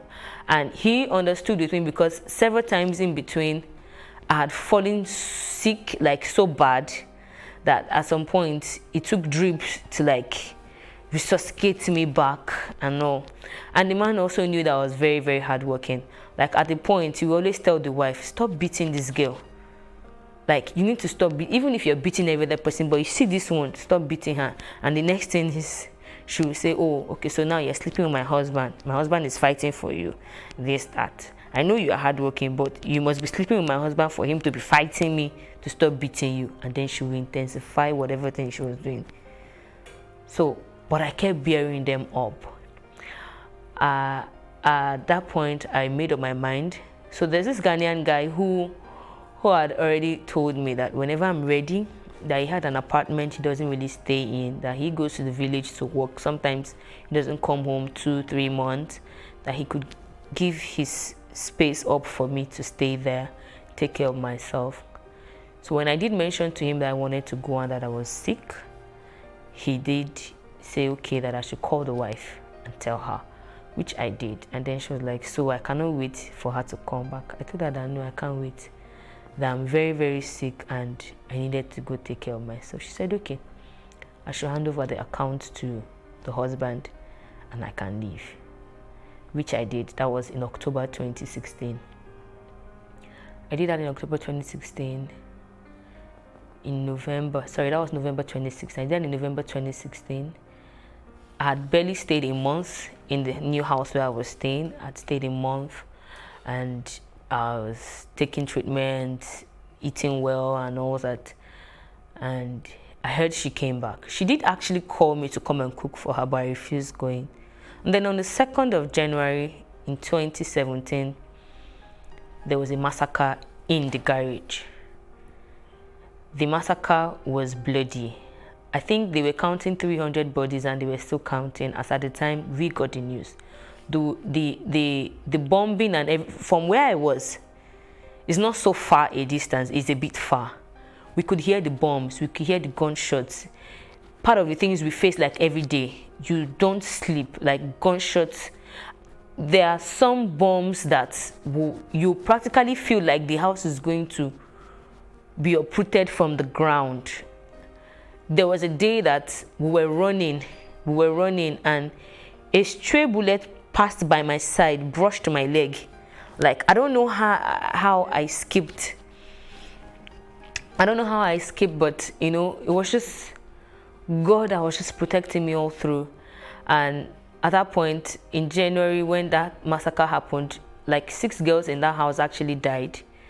And for me, I felt, oh, this is God just saving me. I guess this is what God was talking to me about when I kept seeing those dreams, and I made up my mind I was going to just go back home.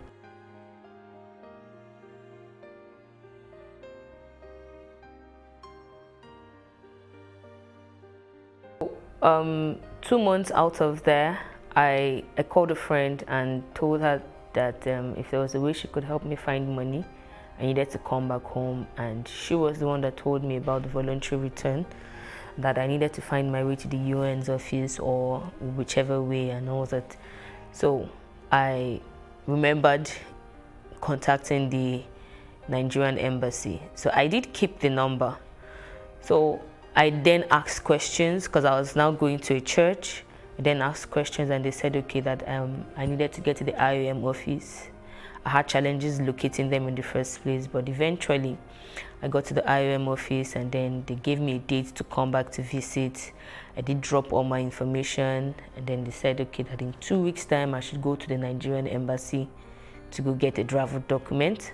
And after getting a travel document, they will not let me know when to come back and I'll be ready to go to Nigeria. So that was all. And up until then, I just came, and for me, that was the best decision I could make. Though it was painful that I just went to suffer my life out for almost 3 years and no gain, nothing, and then I'm back, having to come back empty-handed. And up until today, both the travel agent, both the guy that introduced me to the travel agent and the lady, none of them has been found. And life hasn't been easy getting back to my feet. Like, I was in bad depression for like almost 2 years. It was really bad coming back to see that, okay, first of all, I have lost money, I have lost friends, I have lost business, and then having to resume my motherly duties almost immediately because children wouldn't hear, oh, I had a bad experience. And then having to reintegrate back into the community, it was really difficult. Like, it just took the grace of God and it took my kind of strong personality to just keep resuscitating me, and I just kept believing that I'll definitely be who I really wanted to be. I didn't really need to think about the pain, but then the lesson can never be forgotten. The experience can never be forgotten. The trauma, the pain and everything can never be forgotten. But then one thing can be done, which is moving ahead and making use of all the experiences. And then I did find answers to my quest as to why people did trafficking as a business. And I think that apart from poor economy, some people are just ignorant and they don't really care. They just can do anything just to make money. Increase the reach of your events or business services. To advertise on Plus TV Africa, please call 0906 0005719 or 0909 040 8408, or send an email to marketing@plustvafrica.com. Plus TV Africa. Big stories live here. Comic Republic is a Nigerian startup where we tell African stories. We push the African narrative forward through a traditional art form that is popular all around the world, which is comic books. We kind of write stories that everybody can find a bit of themselves somewhere in there. You know, when you read our books, you will always be able to find one book that you are able to connect with, even if you are not an African. It's not just for Africans alone, but it's the African narrative. That's really what we do. We take the process of telling our stories, you know, making our comic books engaging. We do it professionally and we take it as a business. We're growing bigger every day.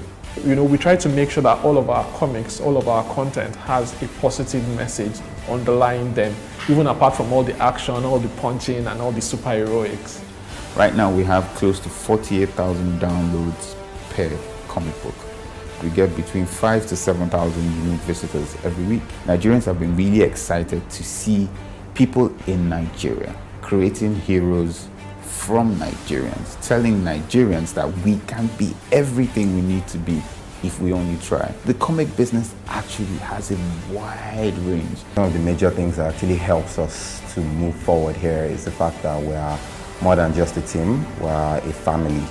And family is everything. We understand ourselves, we know what we're meant to do when we're meant to do, and we get them done. The first and foremost vision for Comic Republic is to take control of the African narrative. Who are the biggest superheroes you know today? You're looking at Spider-Man, Captain America, and Superman. If you look at the colors of their uniform, they're all the colors of the American flag. If you look at where those people come from, they come from America. This is a way that a country has from generation to generation, you know, programmed their people to believe that they are strong and they are efficient. We want to do the same with Comic Republic. That's what we want to do at Comic Republic. That's our vision. And until we're number one at that in the world, we're not going to stop.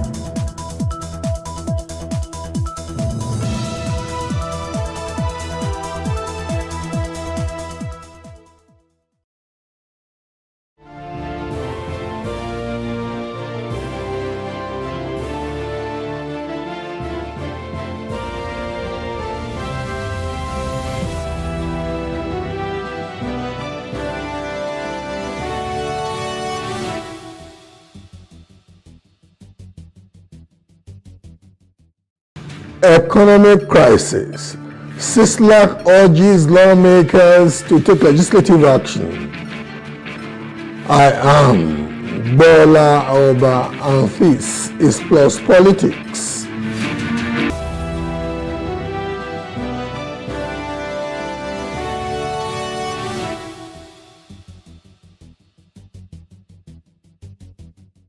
The chairman, Civil Society Legislative Advocacy Center, CISLAC, Ibrahim Rafsanjani, has called on lawmakers to take legislative action by investigating the movement and spending of loans received by the federal government in the past and present administrations.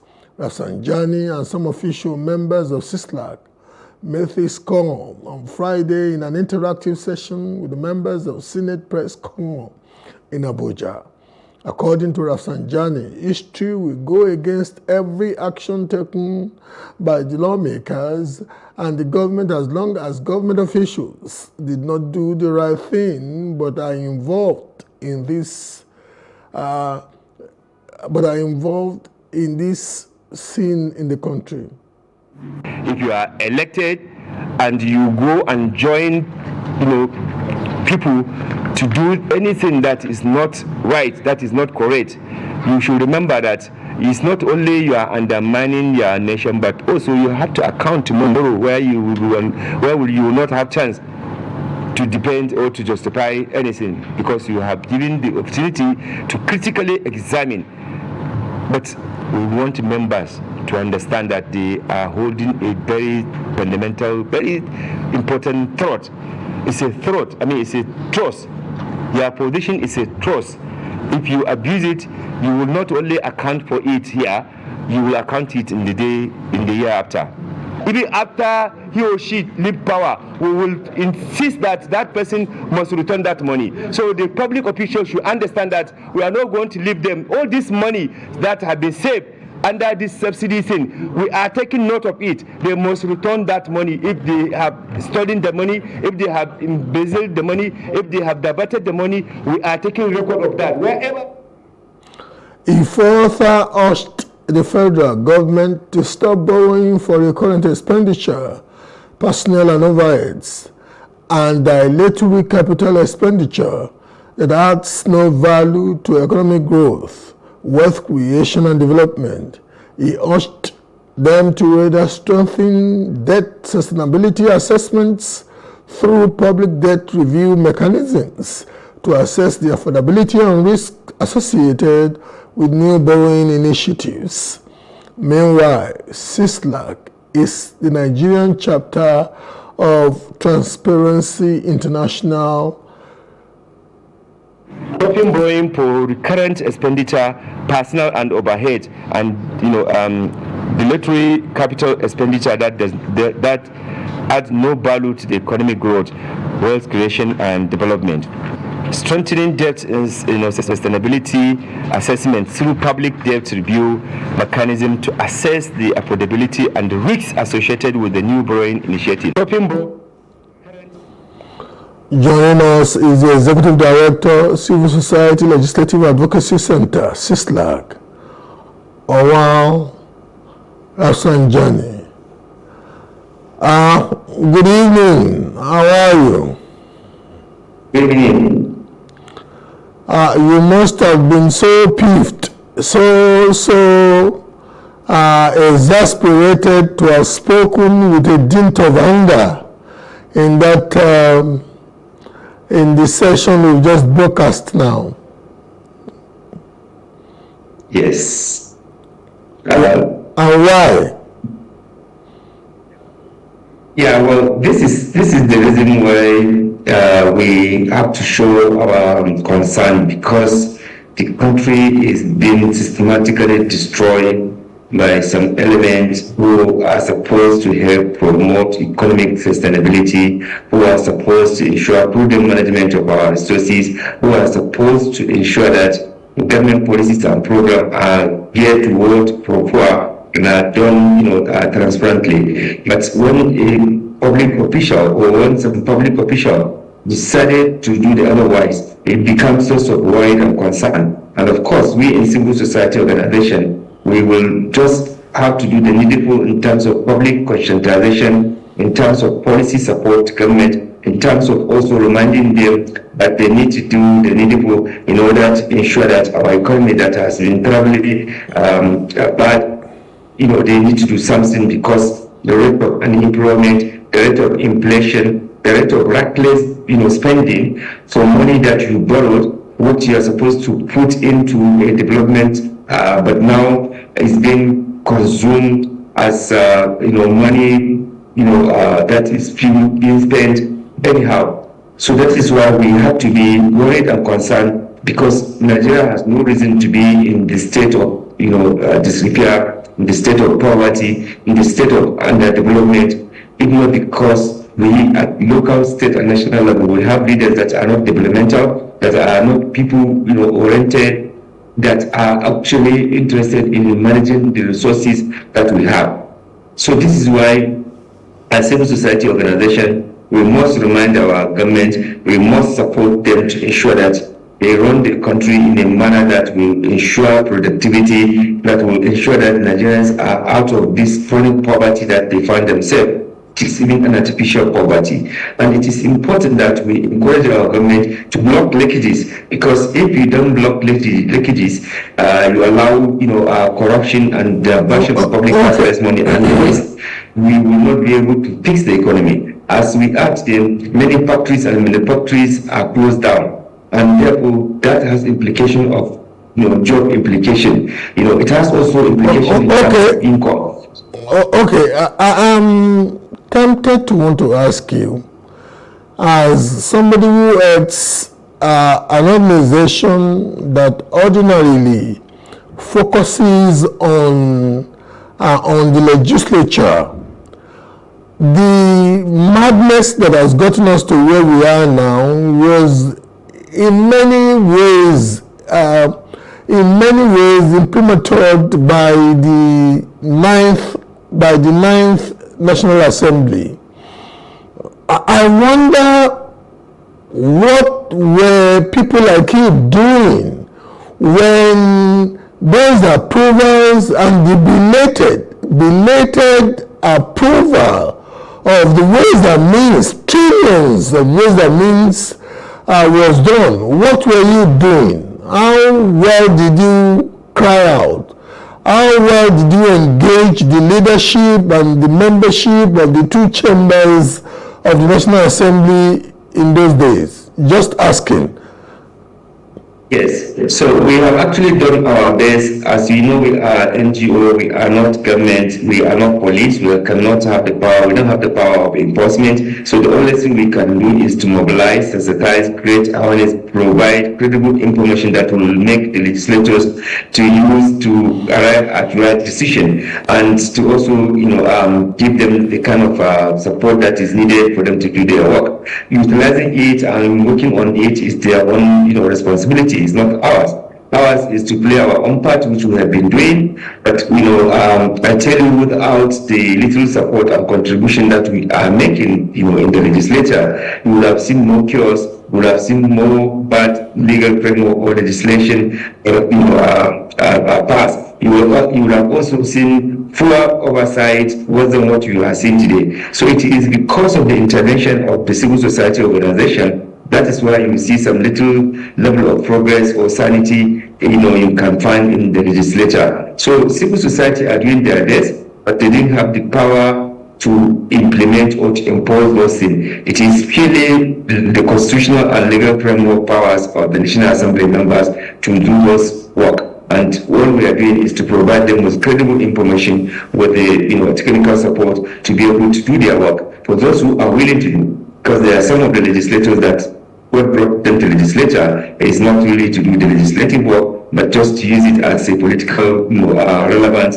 and also use it just for their own personal businesses. So such kind of people, it is difficult to get them to even listen or to get them to understand the need for them to give their attention or their support to any legislative work that will ensure right things are done in the country. But for those women that are willing, that are interested, we find them very useful, very cooperating, and they are appreciating the little information or support that we are providing them to do their work. Somebody who avidly follows the National Assembly may be tempted to say, okay, the present National Assembly, the two chambers, may be as docile, may be as supine, may be as not quite assertive as the ninth Assembly, because as it is now, loans too are being approved. Apart from loans being approved, the culture of profligacy, which in some respects defined the Ninth Assembly, seems to still be prevailing. How would you want to respond to that? And I'm asking this question if one juxtaposes the posture and the disposition of the 8th National Assembly session to the 9th and the incumbents. How would you want to respond to that? So sadly, many things are declining. The 7th and 8th Assembly were assembly that actually has some people with more of like independent mindset to be able to focus and do things. But the last assembly under law it has actually helped to undermine itself.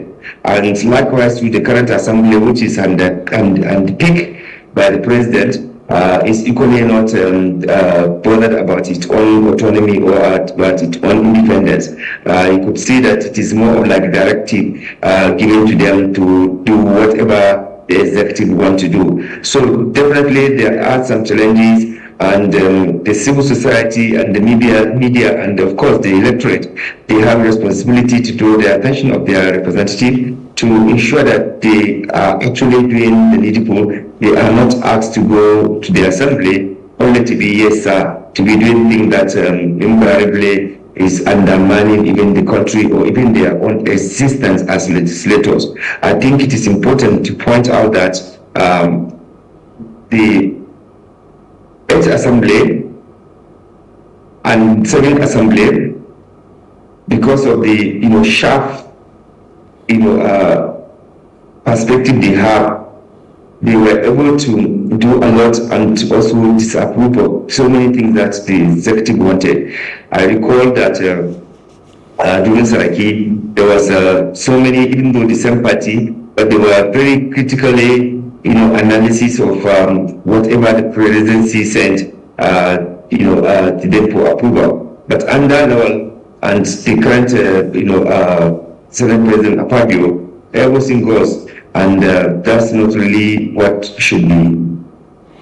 But ironically, the preponderant majority of the Nigerian electors, the electorate, thought the Saraki-led National Assembly was a bit too belligerent, too combative, and unlike some of us who probably because we read developments across the world and we see how cohabitation, say in a place like France, where the National Assembly is controlled by the opposition, or even in a place like America, where the House of Representatives, the lower chamber, is controlled by the opposition, we see the degree of sanity that it brings to government. Sometimes it creates loggerheads, but the typical Nigerian elector sees an assertive National Assembly as problematic, or they are the ones disturbing the executive. How can somebody like you, given the profound understanding that you have when there is a National Assembly that is assertive, and when you have a National Assembly that is somewhat supine, how can civil society organizations and the media enlighten our people that it is not necessarily a bad idea to have an assertive legislature? So the Constitution is very clear. That is why it created legislature. And of course, it created the executive and the judiciary, which means that there must be division of labor, there must be independence, there must be respect for one another. However, the need to work together for the national unity and development, is very paramount. Now, a situation whereby one arm of government want to undermine or want to pocket or want to control another arm of government that is independent, that is supposed to be independent, then it raises concern. But I think, Nigerian people, understand that the reason why legislature is there is to ensure that it check excesses of the executive and to ensure that whatever the executive is bringing it, with a view to promote national interest. So if Nigerians understand that, I don't think they will have quarrel with whatever the legislature who will see clearly, obviously, when they see division or when they see diversion of public funds or misappropriation of public funds and the legislature raises issue, they will not, complain about that. I also agree that yes, there's need to, engage more in terms of civic education for the electorate to understand and appreciate the fact that there's a reason for having a legislature. There's a reason for ensuring that legislature carry out effective oversight in order to safeguard and save the government, because the work that the legislature is doing is to help even complement the effort of the executive by ensuring that within the executive, the president will not know everything, but the legislature will expose wrongdoings and correct it, and where there are deficiency in either the legal framework or the budgetary allocation, the legislators who it oversight, they'll be able to identify that and then be able to, use their legislative power to address that problem. So if, for example, you have under budgeting in a particular sector, the legislature will use its oversight to note that and be able to correct it. If there are lacuna in the legal framework, in the legislative framework, the legislature will also be able to use its powers to correct that. So I think if we all appreciate and understand the important role that the legislature is playing in governance, under democracy, under our constitutional democracy, people will not be complaining when the legislature insists on certain things, because it is not for personal interest, it is for national interest. A cynic watching this program may want to say, what is Rafsanjani complaining about? After all, your parent organization, that is Transparency International, seemed to have given Nigeria a bit of a pass mark by upping Nigeria's transparency rating. Or somebody who defends the government may want to say, look, whatever you may think or whatever you may say, the point is that Nigeria has done better in the latest Transparency International's rating relative to the past. What would be your response to that seemingly cynical remark, if I throw it to you as a question? So if anybody look at the rating and the score, definitely you cannot be jumping to be celebrating, because in a score of 100 you have scored 25. I don't think it is something you should be celebrating. The score is what is the most important. So Nigeria in the previous ranking had 24 mark. This time around it has 25. So there is no much significant difference. And even Nigeria had actually reached up to like 40 or 45, you can be celebrating. But when you have out of 100, you have 25 score. I don't think it's something that you should be over celebrating. However, it's better than to decline back again. And there are reasons why Nigeria got that 25, and it is simply because of certain action or intention of government to deal with certain issues. That's what gave that score. But if Nigeria continue to reverse the little progress we made, Nigeria can actually go down again. But we are hoping that the Nigerian authority will do everything possible not to go down by ensuring that those areas that were pointed out for reforms, for compliance, for implementation, will be taken seriously, and with that be able to have a better improvement in our scoring. The issue of position from one position to another is not what is important. What is important is the score, because the other one is just a function of somebody has improved or somebody has declined. Another country has other move forward, or therefore the position it will have will change. But the most important and critical thing is the scoring, which we got 25 out of 100. Some countries have done better than Nigeria, including even our neighbors, Ghana, and what have you. So we need to work very hard to block leakages. We need to work very hard to ensure implementation of legal framework that we have that can minimize corruption, like public procurement law, like freedom of information, fiscal responsibility, implementation of the petroleum industry law, and what have you. There are a number of legal framework that we have in this country, but they are not being respected or complied with. And we still have some other legal framework that are needed to complement the fight against corruption, like whistleblowing. So I think let Nigeria continue with effort to ensure that we block leakages and decisively deal with issues that continue to draw us back in this country. If we are able to do that, our rating will definitely improve, and we shall all be able to celebrate, to say that yes, we are making progress. But this is not the time that we should be jumping. We should be actually spending effort and energy to improve more in the areas where we are lacking, where we are having challenges.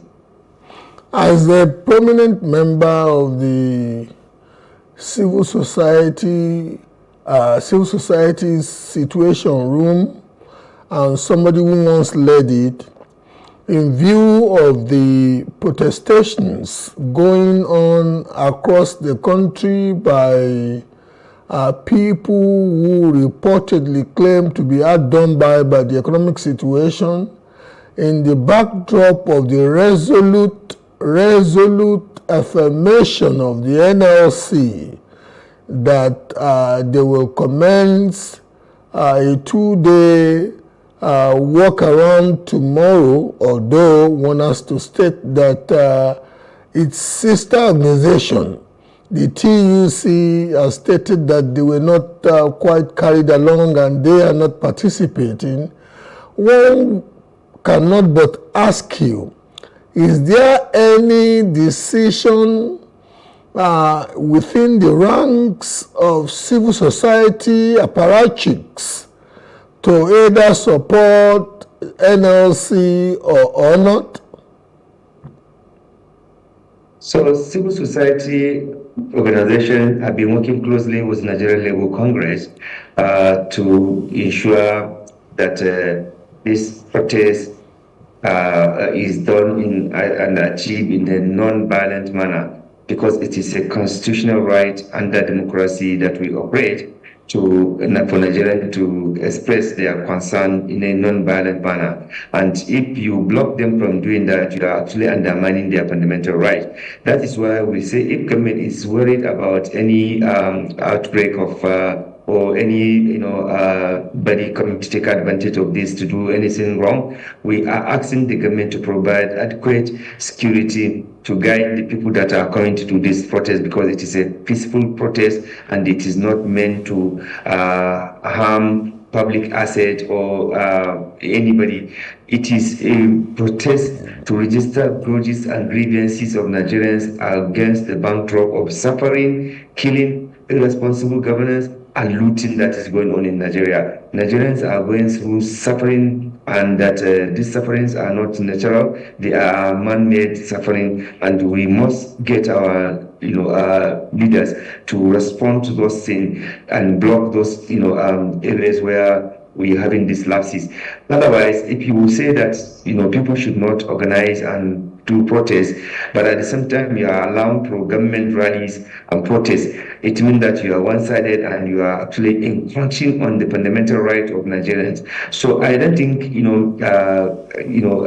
government is right to stop or to blackmail or to do propaganda against this rally. Even if some people say they are not, going to come, millions of Nigerians are ready to come because millions of Nigerians are going through hardship, they are going through trouble. Even if the NLC did not, and civil society did not organize this protest, the general public will still organize and protest because the hunger is catching many people, and if government did not do something drastically, reduce the hardship and suffering, Nigerians will definitely come out to do. The advantage of allowing this organized protest is because it's going to be guided, it is going to be led by people who understand and who can manage and control the essence of why they are coming. But if you do not allow them to do this, then you will have you will have ended up having uncoordinated protests across the country, which is not going to be good.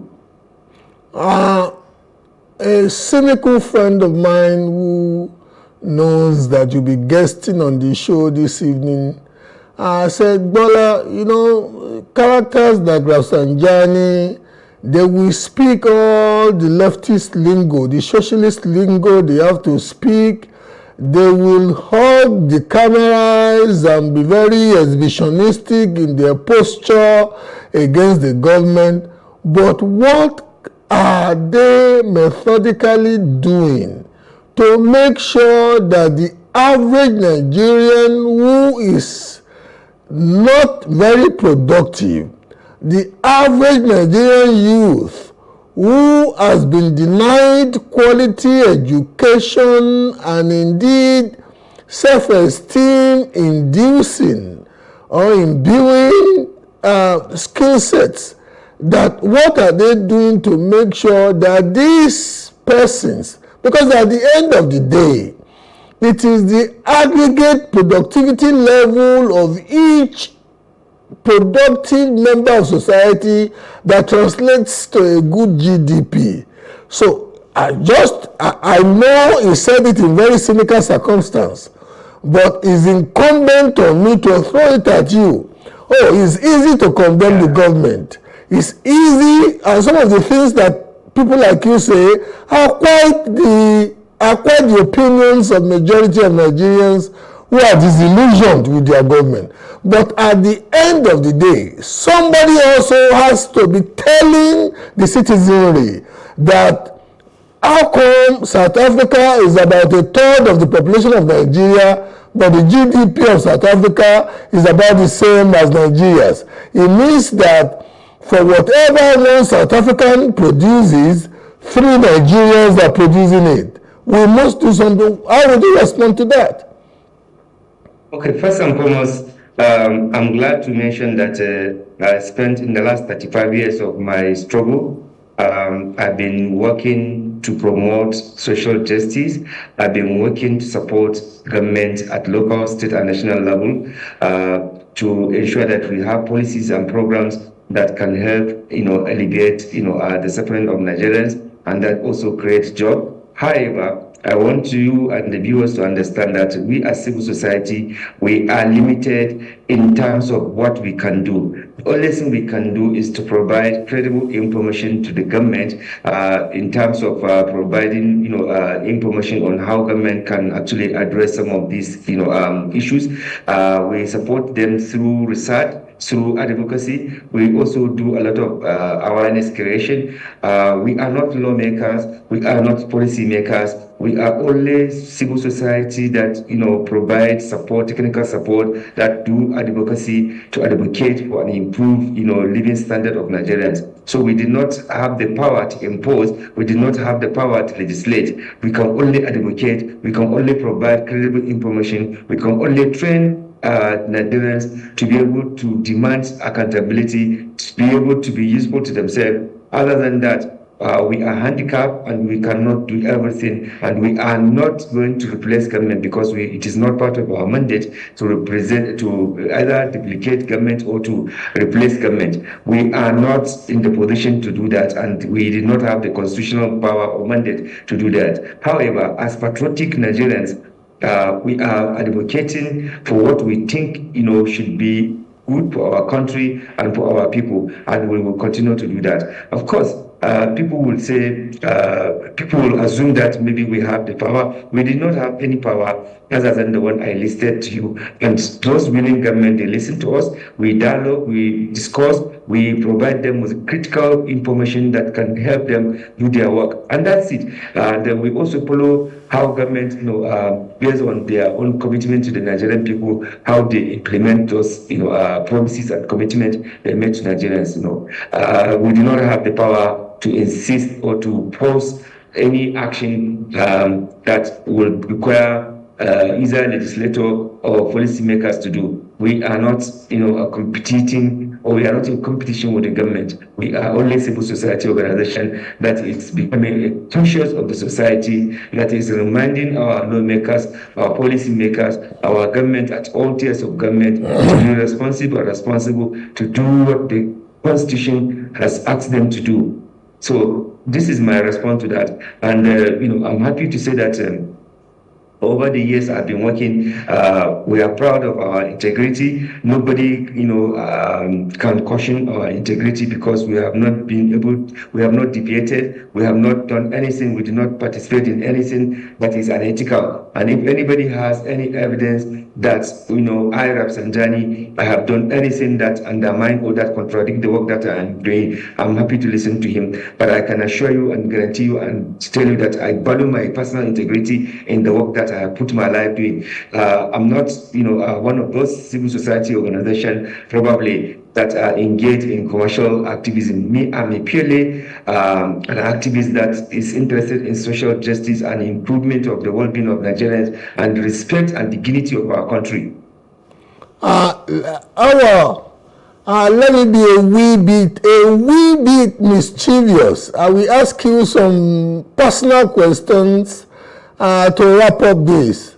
Number one, will you be joining the NLC's march anywhere tomorrow? Just asking. You will answer that. But apart from that, like I told you, I want to be a wee bit mischievous. In recent times, some disillusioned Nigerians, very unhappy, disgruntled, and justifiably so if one looks at the economic situation. Some of them have been mentioning the C word. I don't want to mention it, but I know you understand it. Somebody like you who came from a background of fighting against militarism, what would be your closing remark or your exhortation and encouragement to let people know that things may be bad, things may be tough, but some of the ideas they are bantering may indeed be inimical, ultimately inimical to them? The two questions: are you joining any of the marches tomorrow? First and foremost, not only that I'm joining the protest, to tell you that I have been part and parcel of the organization of the protest itself. We've been working closely with the NLC and civil society organization to ensure that justice is done in this country. And therefore, I'm not only participating, I am also one of the civil society behind the NLC protest to demand for social justice in Nigeria. The second question is to say that we see our role as a role that will have to ensure that justice is done in this country. My intervention or my participation in the whole governance issues is to basically address the injustice, is to basically ensure that we demand for accountable governance in this country. And I will continue to use my whatever disposition to ensure that we institutionalize legacy of integrity in the work that we are doing. Because anybody who is doing the work we are doing, there must be some kind of code of conduct, some ethical value that you must go with, so that tomorrow nobody will look at you and say, don't mind them. I am not one of those people that, you know, is interested to see that all the work I have done in the last 35 years of my life, somebody will rubbish it. We want to leave a legacy. We want to encourage and motivate young people to know that there is a value in doing the right thing. There's a value in being, you know, pro-poor. There's a value in advocating for social justice. There's a value in ensuring that we promote rule of law in this country. So I want to leave a legacy that, you know, younger people and other people will copy it and be able to know that there's a, you know, a value, there's a reward, you know, in terms of promoting social justice in this country. So I want to believe that with the kind of response you've given to the last question, you don't quite support the idea of people going around speaking to wishing that there is a coup plot. So I want to believe you don't support it. We are promoting democratic consolidation. So there's no way we should be promoting such kind of ideas. We suffer against military, you know, dictatorship in this country. We fought it. You know, we were expelled and rusticated from the university as a result of resistance to continue military dictatorship in this country. So we know what we have gone through, and that is why it's painful to see that those who are in charge of our country have forgotten the pain and the struggle that many people who have put their life to ensure that we have democracy in Nigeria. You know, is not what they are seeing today. What we are seeing is the opposite of the contribution and the struggle many of us gave our life, gave our comfort. So many people were forced out of the country simply because of demanding for, you know, democracy and, you know, demilitarization in this country. So nobody will pray, nobody will agitate for the military comeback, but we will insist that constitutional order are followed. We will insist that democratic tenets are complied with in this country. That is a struggle we must continue to do, not to, you know, have a temporary relief when you think that, you know, maybe you advocate for military to problem will be solved. It will not be solved. We really have to go. Thank you very much. I want to let an average Nigerian watching this or anybody watching this know that indeed some of your colleagues paid the ultimate price in order to get Nigeria out of military rule. And one cannot fault the fact that in so much as you criticize the government on for not doing the right thing, I know somebody like you will not subscribe to the idea of coup d'etat that some people are whispering around these days. Thank you so much for gracing the show. It's always engaging to either listen to you or have the opportunity of relating directly with you. Thank you. Thank you very much. Thank you very much. This is where we leave it for today. I am Bola Oba. Have a good evening.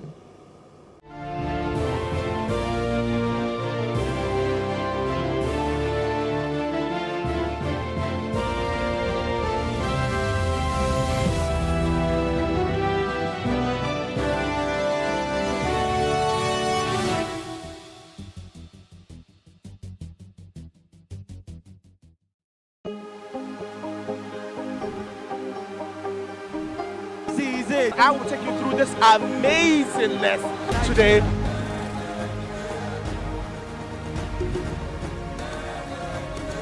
Welcome to Plus Trending. I am Buki November, your host, saying thank you for joining us on today's episode. Welcome back. It's tea time on Plus TV Africa. Practice makes perfect. I'm not perfect yet, but I'm a lot better than I used to be. He's a king. He's entitled to marry 100 if he wants to.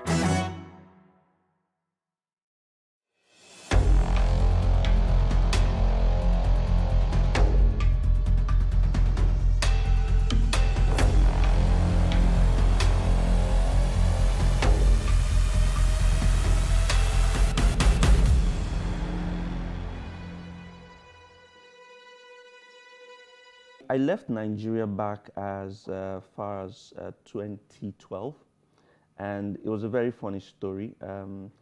As you can see from my social media pages, my best food is amala.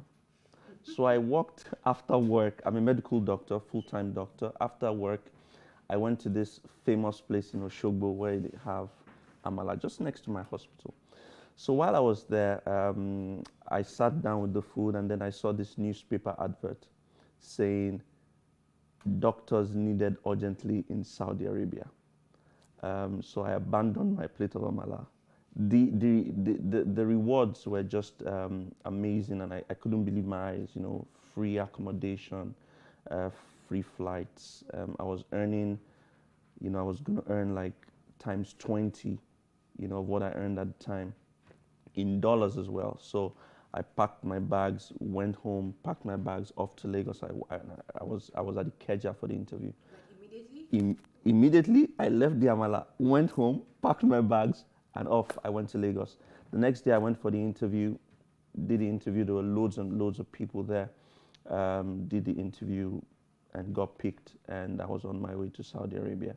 So from Nigeria, I worked in Saudi Arabia for 2 years, and then I walked around the Middle East, Dubai, Oman, Bahrain, and from there, while I was working, I was writing my exams to work in the UK and the Republic of Ireland.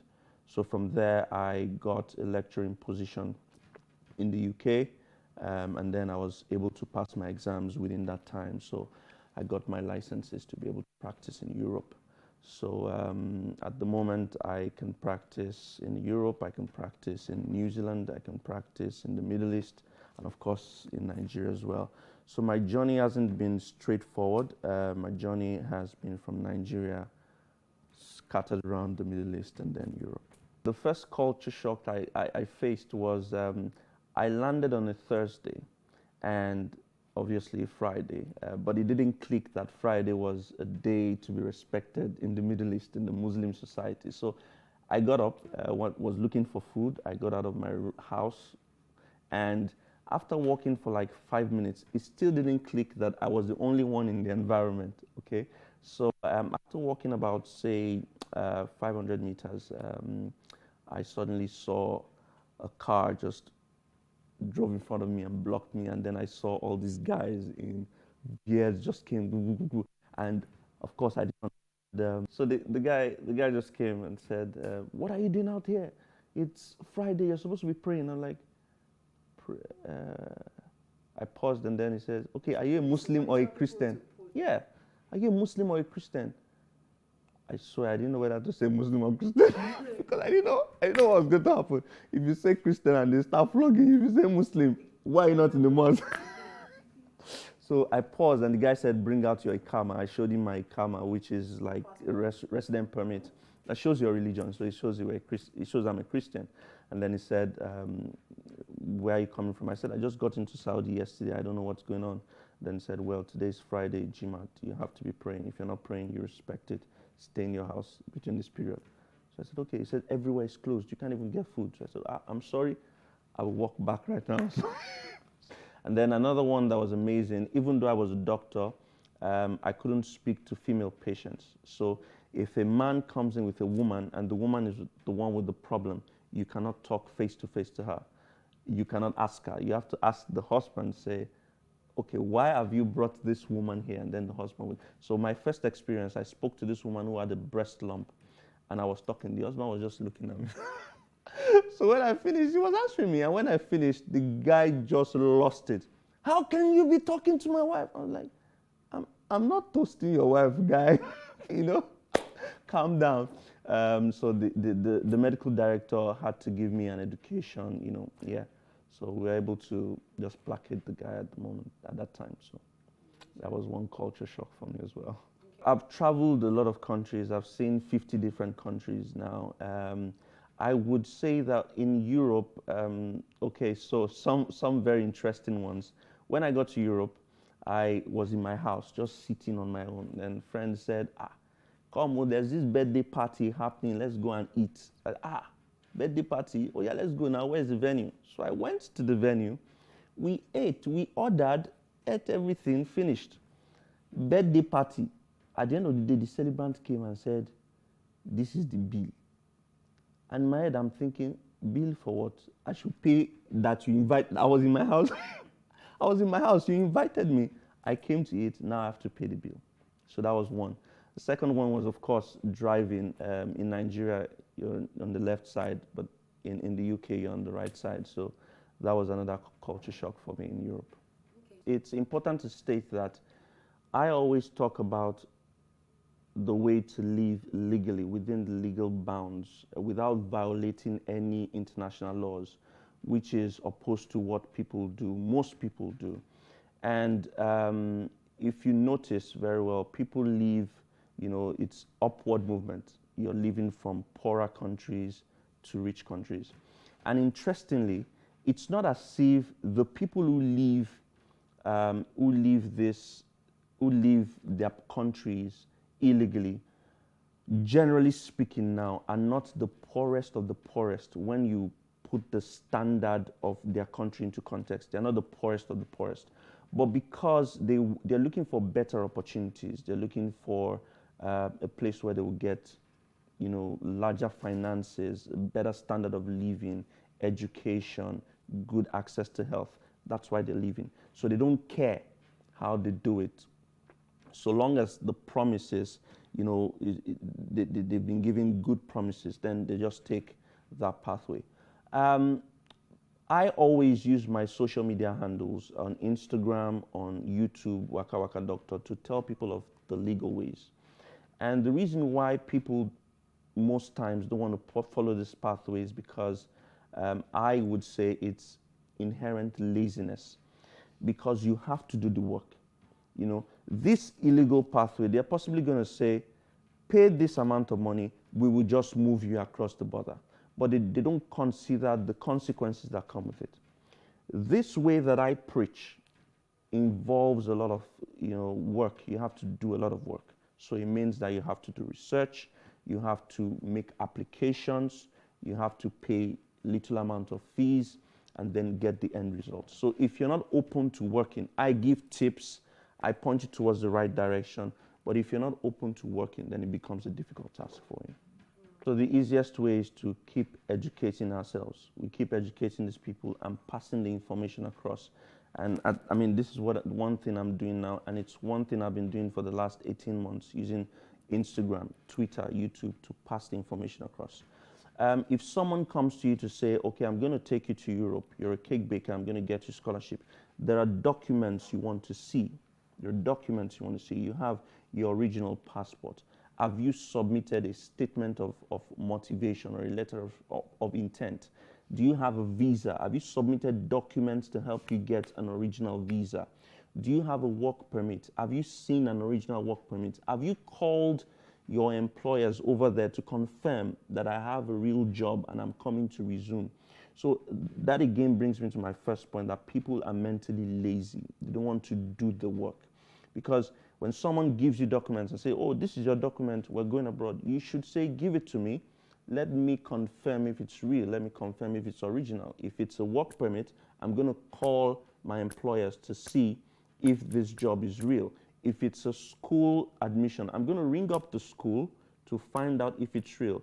I told you behind the cameras, I said, people have this mentality that, you know, things work outside just the way it works in this country. It's wrong.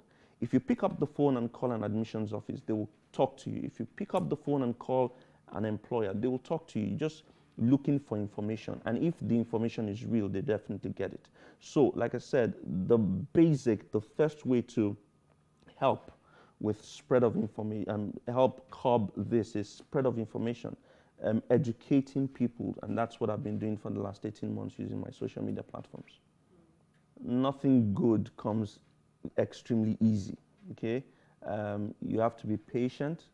I tweet sometimes, I say that, I say, when you travel abroad, your life changes, you know, your skin becomes fresh, your smile is different, okay? There's peace of mind, you know, things come to you easily. You can actually actualize your dreams. You can live out your dreams right in front of you because there's a system that supports that. So my advice is When you go abroad, be patient, keep working hard, don't stop, don't relax, you know, have a vision, write it down, allow your eyes see that vision, you know, consume it and continue to work towards it. It's simply as basic as that. That would be my advice. Save, and always call home, because one of the downsides to going abroad is that it can be boring sometimes. And that's why you should call friends. Don't cut people off. Call friends. You know, always call home if you miss home. Like, I'm home now because I missed Amala. I missed all those things, so I came home. So yeah, that's my advice. Keep working. Keep your head down. Of course, keep your connections back home so that you can always come back to them. This is a huge subject. It's a huge subject, and it's not something I can share in 1-2 minutes. So I'm going to say that the first thing you want to do is open an Instagram account if you don't have an Instagram account, and look for me, Waka Waka Doctor, because I give tips. Now, there are job boards across Europe, across Asia. You cannot streamline your choices and say that, oh, I just want to be in Canada. I just want to go to the US. I just want to go to the UK. There are 195 different countries in the world. So you have to say that I'm open to any one of them. And most of these countries have job boards, okay? Websites, different websites where you can submit your applications. You go through rigorous interviews. You submit documents. If you then succeed, they are able to process your work permits and employ you. Now, some people will say, oh, I've tried the UK, it didn't work out, so they give up.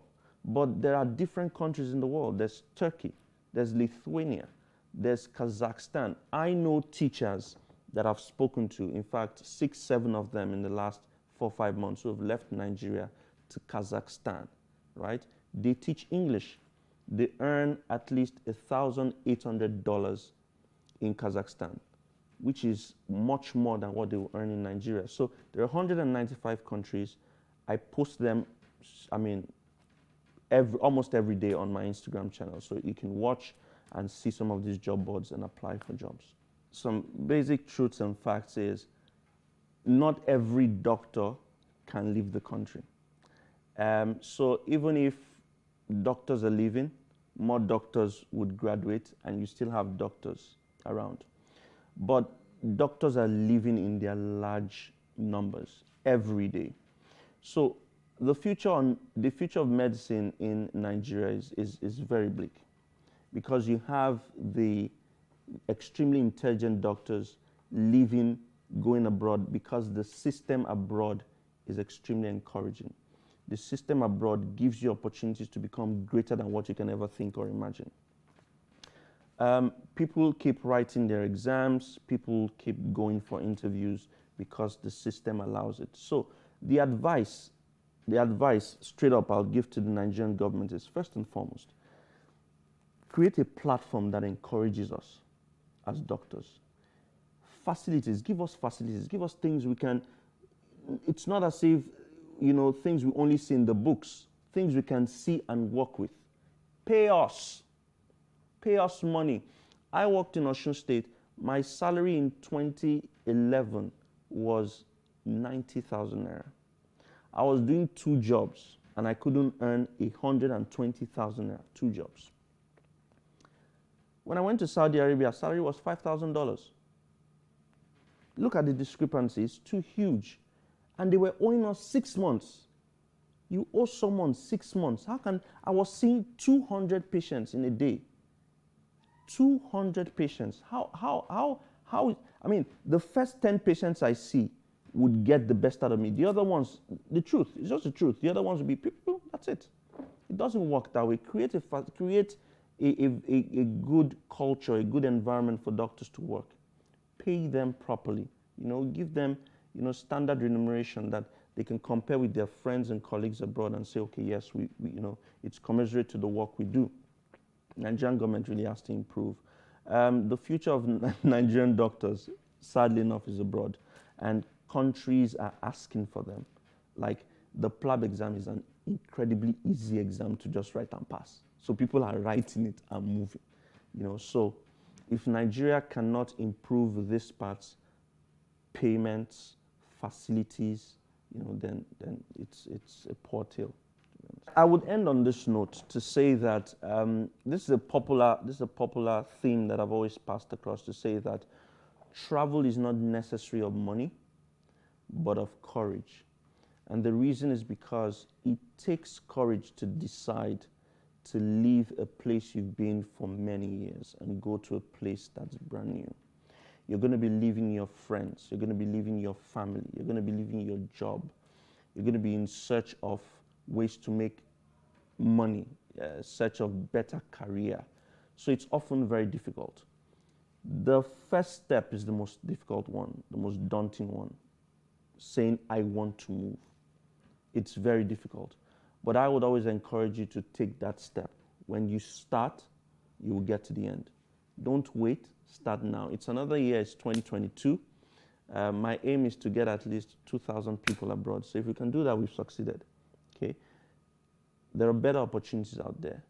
If you're attaining this level right now in Nigeria, if you go abroad, you'll be times 20. That's it. So start now, make the move. If you're in town, if you catch me in any of the cities abroad, you can holler at me and I'll be there. Traveling abroad, migrating abroad is not age specific. Age is not a limitation. Even if you're in your 50s, you're in late 50s, you can still go abroad. I always talk about academics because academics seems to be the easiest path. But even if it's true career, like I've said earlier, you can go search for these job boards that will give you employment.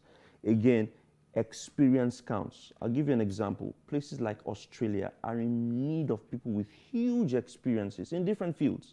Whether you're a cameraman, you're a technician, you're a chef, if you have 5-10 years, electrician, 5-10 years of experience, and you apply for jobs in Australia, they'll take you.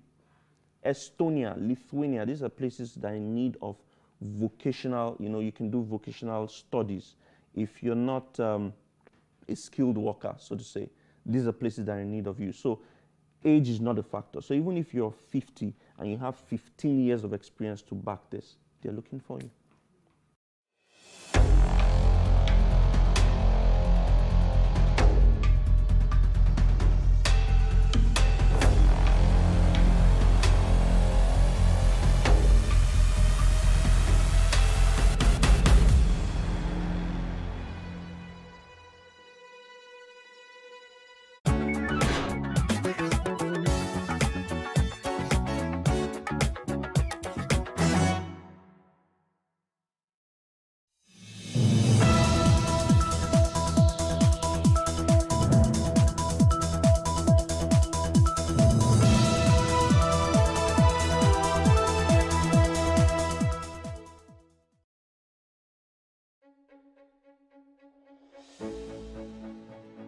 Hello, welcome to Timeless Conversations. Today my guest is someone for whom I have a great deal of respect. Indeed, he's my trainer, my teacher. If someone has been your teacher once, you can't say he's my former teacher. So he's my teacher. He is an award-winning broadcaster, an icon in our industry, a very committed Nigerian. Please welcome Sonny Irabor.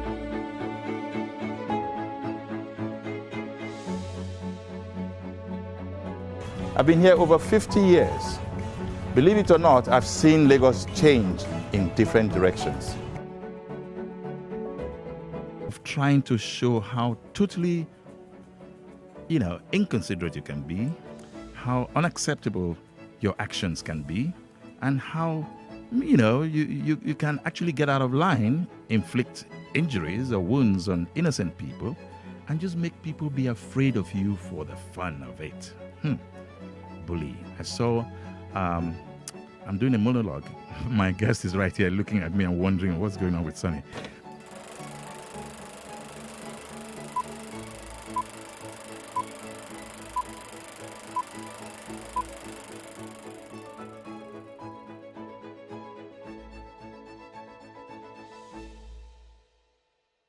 Thank you very much. And welcome too. It's like you're doing my job for me. Yes, I'm doing your job for you now. Now, so you teach us. I recall that in 1982, I was one of the first people in your class. The very first class you had to take. 40 years ago. 40 years ago. Oh, wow. Yes, I recall then that you would leave us in the class to quickly go take the network news, and of course by the time you came back the class was upside down, and then you tried to restore order. Let me ask you, why broadcasting? I've said this times without number. There was Edele Olowu, a great friend, was my senior in school, and that was in 1968. I heard his voice on Midwest Radio. The voice didn't change. It was just the same light, personable voice. And I said to myself, that must be Dele Olowu. That must be Dele Olowu. I said, okay, when I grow up, I'll be like him. But guess what? He came back to school that same day. I said, did I hear your voice on radio? Those days of rediffusion. Rediffusion, yes. And he said, did you listen? I said, yeah. I said, really? How did I sound? I said, great, But it never left my mind. I made up my mind, one way or the other, I will have to be a broadcaster. So, to me, he was the influence. That was your influence. But your trajectory started from the prison service. Yeah. Now called correctional service. Is that what they call it now? Yes, it's called the correctional service. Hallelujah. Now. Yes. Well, would that correct them? But anyway, let's go back to, the idea of being in prisons was accidental. Okay. Or correctional center. No, it was prison service. Yes, at the time. And so I was living with my sister. Yeah. She was the officer in the Nigerian prisons. So she said, look, while you're waiting to go back to school, this was in 1971, come and work with us. I said, okay. So I joined, and I started enjoying myself. 1 year, 2 years, 3 years. Yes. Oh boy, time don't work out. So anyway, along the line, a friend came, Jones Hussein. Jones Hussein, yes. Then another friend, Iria Inakimio. Oh, good. And another friend, Patrick Oke. Yes. And they were all from Radio Nigeria. There was a place called the Sharp Corner. Yes. And that's in Ikoyi, Obalinde. Yeah, no, on the Alagbon Close. Alagbon Close, okay. Yeah. And they would just come there, they would eat, some of them would drink. I never knew how to drink anyway, so I was like, oh, I wish I could just be like these guys. Then one day, Patrick and Jones said, you have the kind of voice that I think should make a good broadcaster. I said, really? Okay. So come, let's go. So we went to Radio Nigeria. You had an audition? No. Patrick Oke with Boma Kaliwo gave me a script to read. And I read, today I would say the email you are getting now. We read letters that took 2 weeks to arrive at the studio. Exactly. And maybe another 2 weeks to respond to. Yes. And so it was called NBC Mailbag. Patrick was the narrator. I was the voice. Ooh. And sometimes Boma, who was the producer, if there was no other voice, she would join when there were too many letters. So the feedback mechanism we had was through that process. Where people reacted to what programs they heard, no matter how long it took. Yes. But they reacted. And there was always a feedback. A feedback, yes. Yeah. So that gave me a leeway, and that was in 74. But in 76, I was sent to apply for a job. Okay, now. At Radio Nigeria. Whoa. Meanwhile, I was still with Alagbon Close. Alagbon Close, yes. And so that's how your radio broadcast life started. And I went for training in 1977. That thing about training, in those days, people didn't go on the air as full-fledged broadcasters without training. Yeah. But these days, what do we have? Well, talk about speed and time, because in those days, people looked at perfection, and you have to be ready for the job psychologically and physiologically. Yes. And then also you have to be prepared to be trained, and you have to show that you were trained for the job and ready to operate as a professional. Sure. So as luck will have it, I was trained. After 3 months, I became a junior presentation assistant.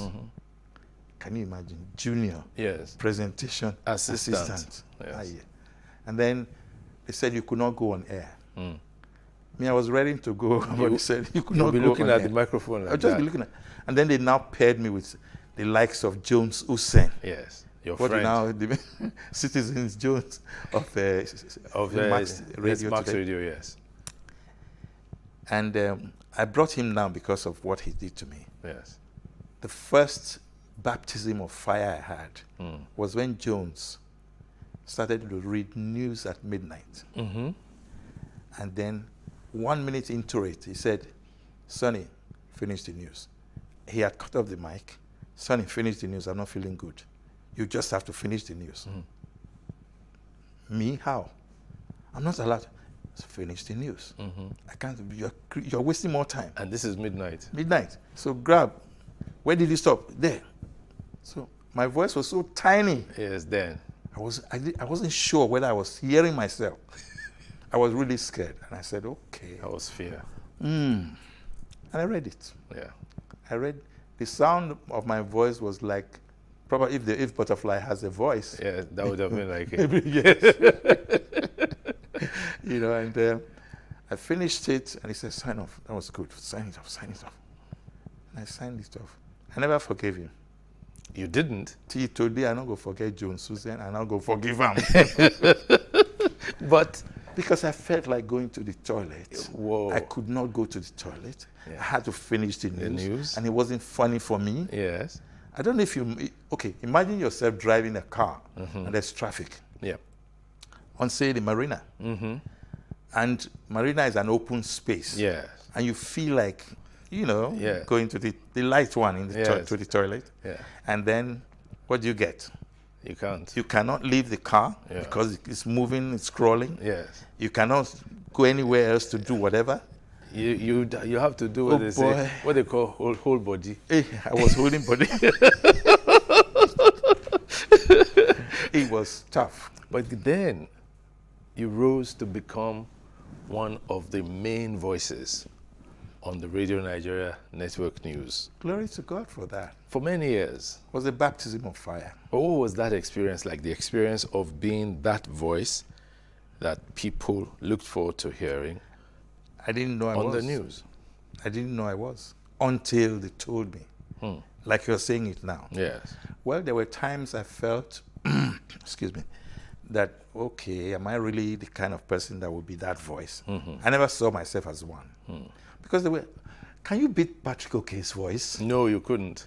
So, or even your voice. Well. You know, so I think it was just a stroke of luck for me. Well, what about the commitment that was required?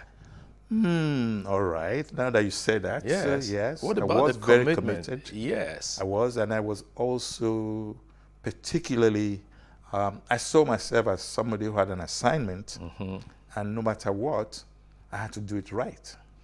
Because I was always told, put your best foot forward. Make the best of what you get, and try and live by it. Yeah. And then the rest is history. The rest is history. Well, historically, you will recall that governments used to change in the Radio Nigeria studio. I, Major General, or I, Colonel so and so. Joseph Navem Garba. Exactly.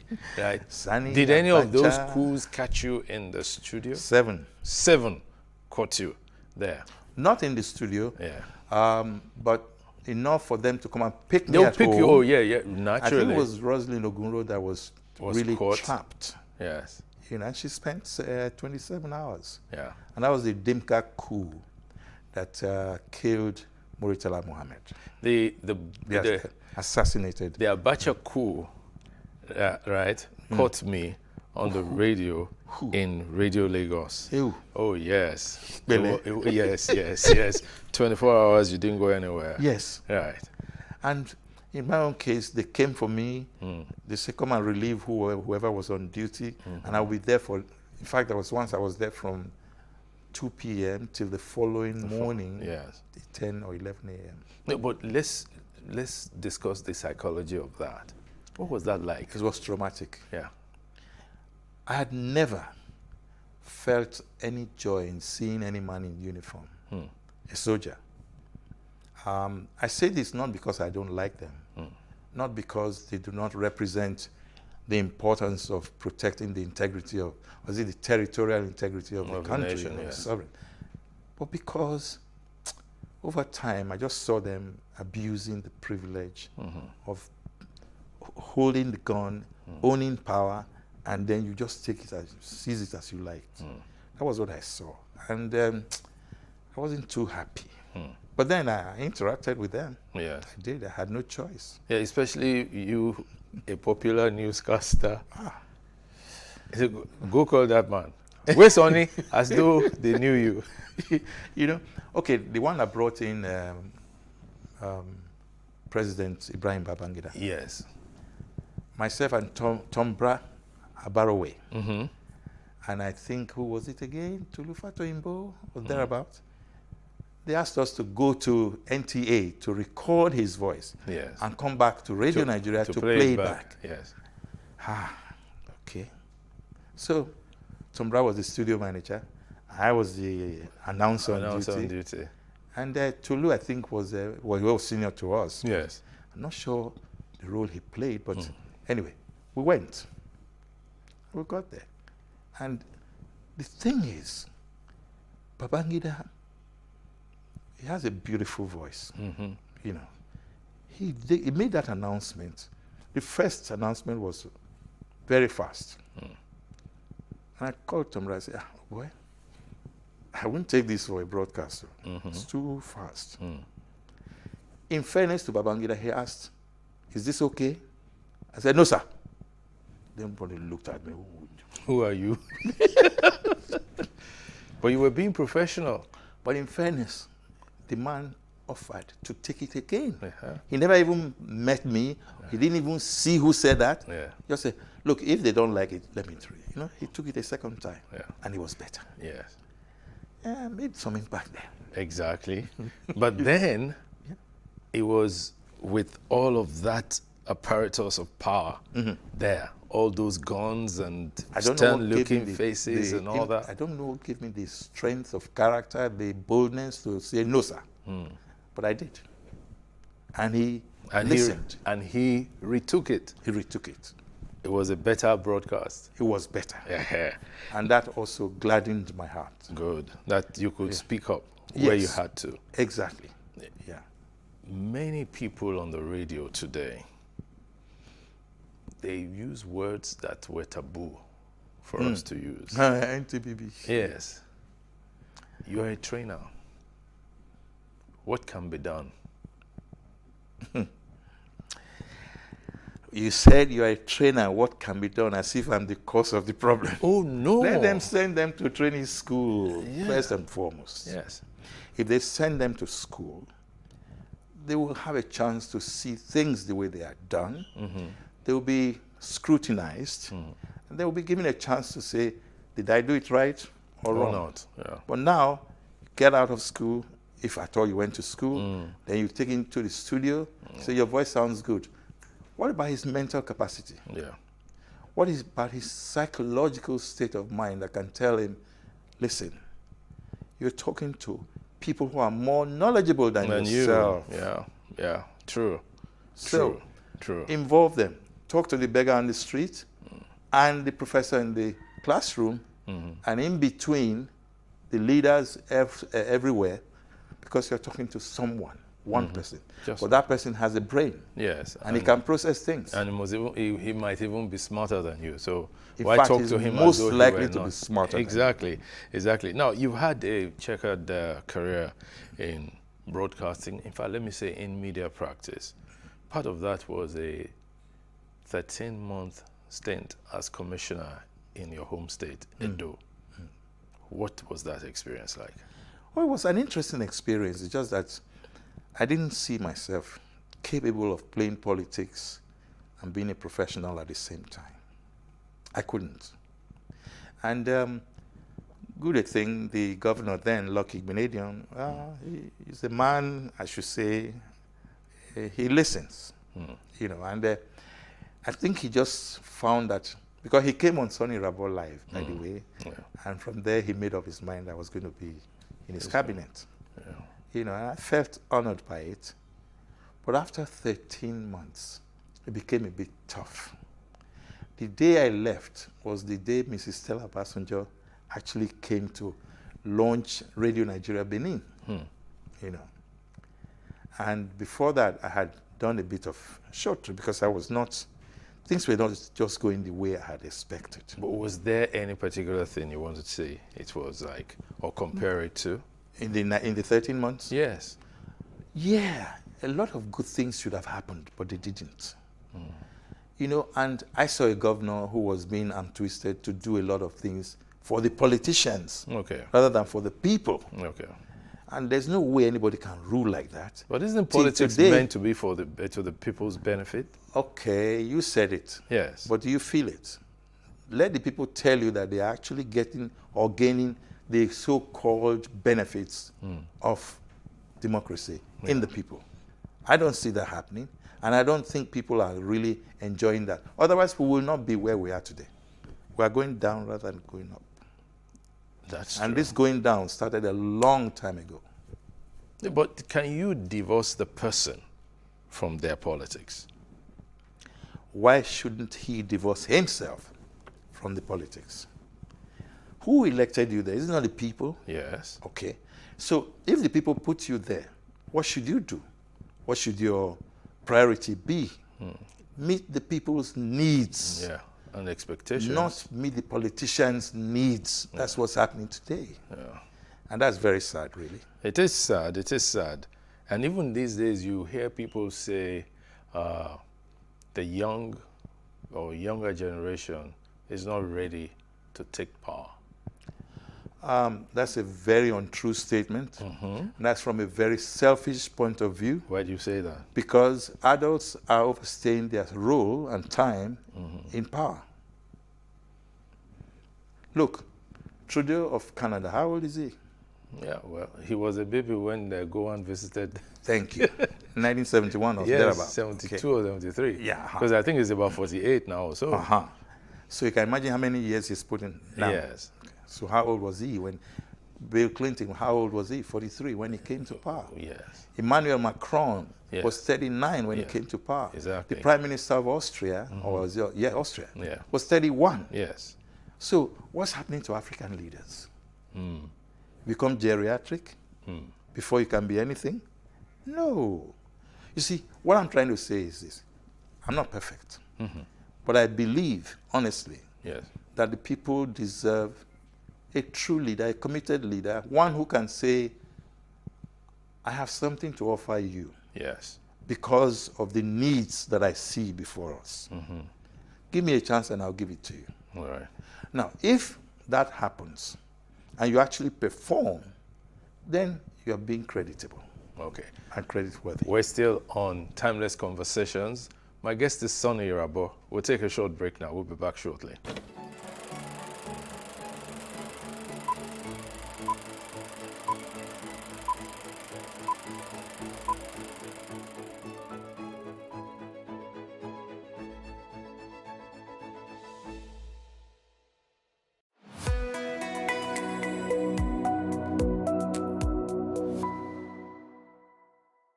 You're welcome back. It's still Timeless Conversations. My guest is Sonny Irabo. We're talking about the role of the youth and the older generation in politics. And you've expressed this salient fact that the older generation is overstaying its role or its position in power. Both. Both? Yeah. Because look, at this stage, there should be elder statesmen advising the young ones. But if you are not giving the young ones a chance to rule, to give them the benefit of the doubt. Let them experience life at that level. Yes. You might see that they have a lot to offer. But APC brought out its presidential form, a nomination form, at 100 million naira. How many young people would be able to afford that? And then they said they reduced it to 50 million, even 20 million. How many of them have it? That is part of the 4 power we are talking about. Yeah. Because you are now making people to go towards facing the wrong direction. I have no money to offer, but I have leadership, which I'm endowed with. And the 100 million is now standing between me and truism. Even 50 million? Even 50 million. It's not proper. How many people have 50 million? In fact, how many people have 1 million? How many states have that money today? Yes. States. States. Yeah. Do you know how many of them are begging? Yes. Is the country not begging and borrowing now? That's true. That's very true. So I think, you see, maybe we should not misplace our priorities. I think that's where the problem lies. Yeah, but you know, it's about practice. It's about saying something and doing the same thing, or saying something and doing another thing. Yeah. Why must politics be one where people say one thing and then they do another? Yeah, why? There used to be one Olu Obaseki. Yes. Many years ago, he said, "Do as I say, not as I do." Not as I do. And yes. the children know, no. Yes. You do it, we must follow you. Exactly. You know. Excuse me. Now, that question is salient. But do we have conscience? If we have conscience, we should be able to understand that the reason there is politics is because of the people. Yeah. You see, government of the people, for the people, and by the people. Is that what it is? Yes. Democracy? That's what it's supposed to be. So why should it be otherwise? Why should the National Assembly earn far more than their counterparts elsewhere in the world? Yes. It came as an aside, but it's the truth. It is the truth. Why, for example, should we now see a situation where there's no money to do certain things? I say, okay, don't worry, we'll go and borrow money to do it. When the money is brought, you divide the money into different bits and take it for other things instead of what it was meant for. Yes. Why should anybody that borrowed me money come and tell me how I should spend the money? Yeah. It's because they don't believe I will spend it the way I said I was going to. Should Nigeria be like that? No. But then, what's the role of integrity in power? What's the meaning of integrity? Yeah. Integrity is not supposed to be, let me even put it bluntly, somebody who is able to respect the rule of law and respect his own level of commitment to truth. Yes. And believe that he's not above the law. Then integrity can come in effortlessly. Yeah. That is not happening. Because if that were happening, then what we are going through now, we shouldn't be going through it. I'm not casting aspersion, because this started a long time ago, and it's continuing as it is, and we don't know when it's going to end. But you know, the younger generation, they say things like, "Daddy, uncle, your generation has failed us." Yes, they are right. And those uncles will now say, "But is your generation ready?" Why would I take advantage of the loophole that I see there? Did they give them a chance? NSAS came. What happened? There's a report on NSAS. Yeah. And it told the truth the best it could. International media came. They saw everything. Yeah. Now, when it came to a climax where people were killed, now we started looking for truth. Why should that happen? The children or the youths had a chance, and they proved to us that they could do things well. They could organize. Organize. And you are telling me they are not ready? Yeah. Bros, I beg. Get as it be. Nobody say it be as it gets. At all. It get as it be. Now, truthfully, the younger generation has a great deal working for them. Yeah. Technology, information dissemination. That we wrestle with them over? We always wrestle it with them. Yeah. Yes, because again, older people don't want to relinquish power But do we even know how to use the computer that is in front of us?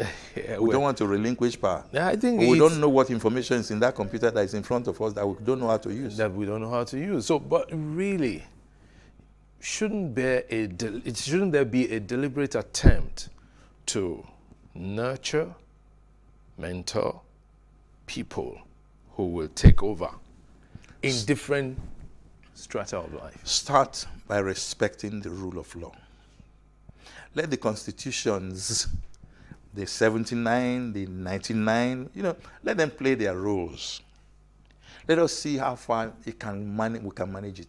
Let's stop amending constitutions when we don't even know the meaning of the constitutions. Mm-hmm. Our lawyers should honestly help us.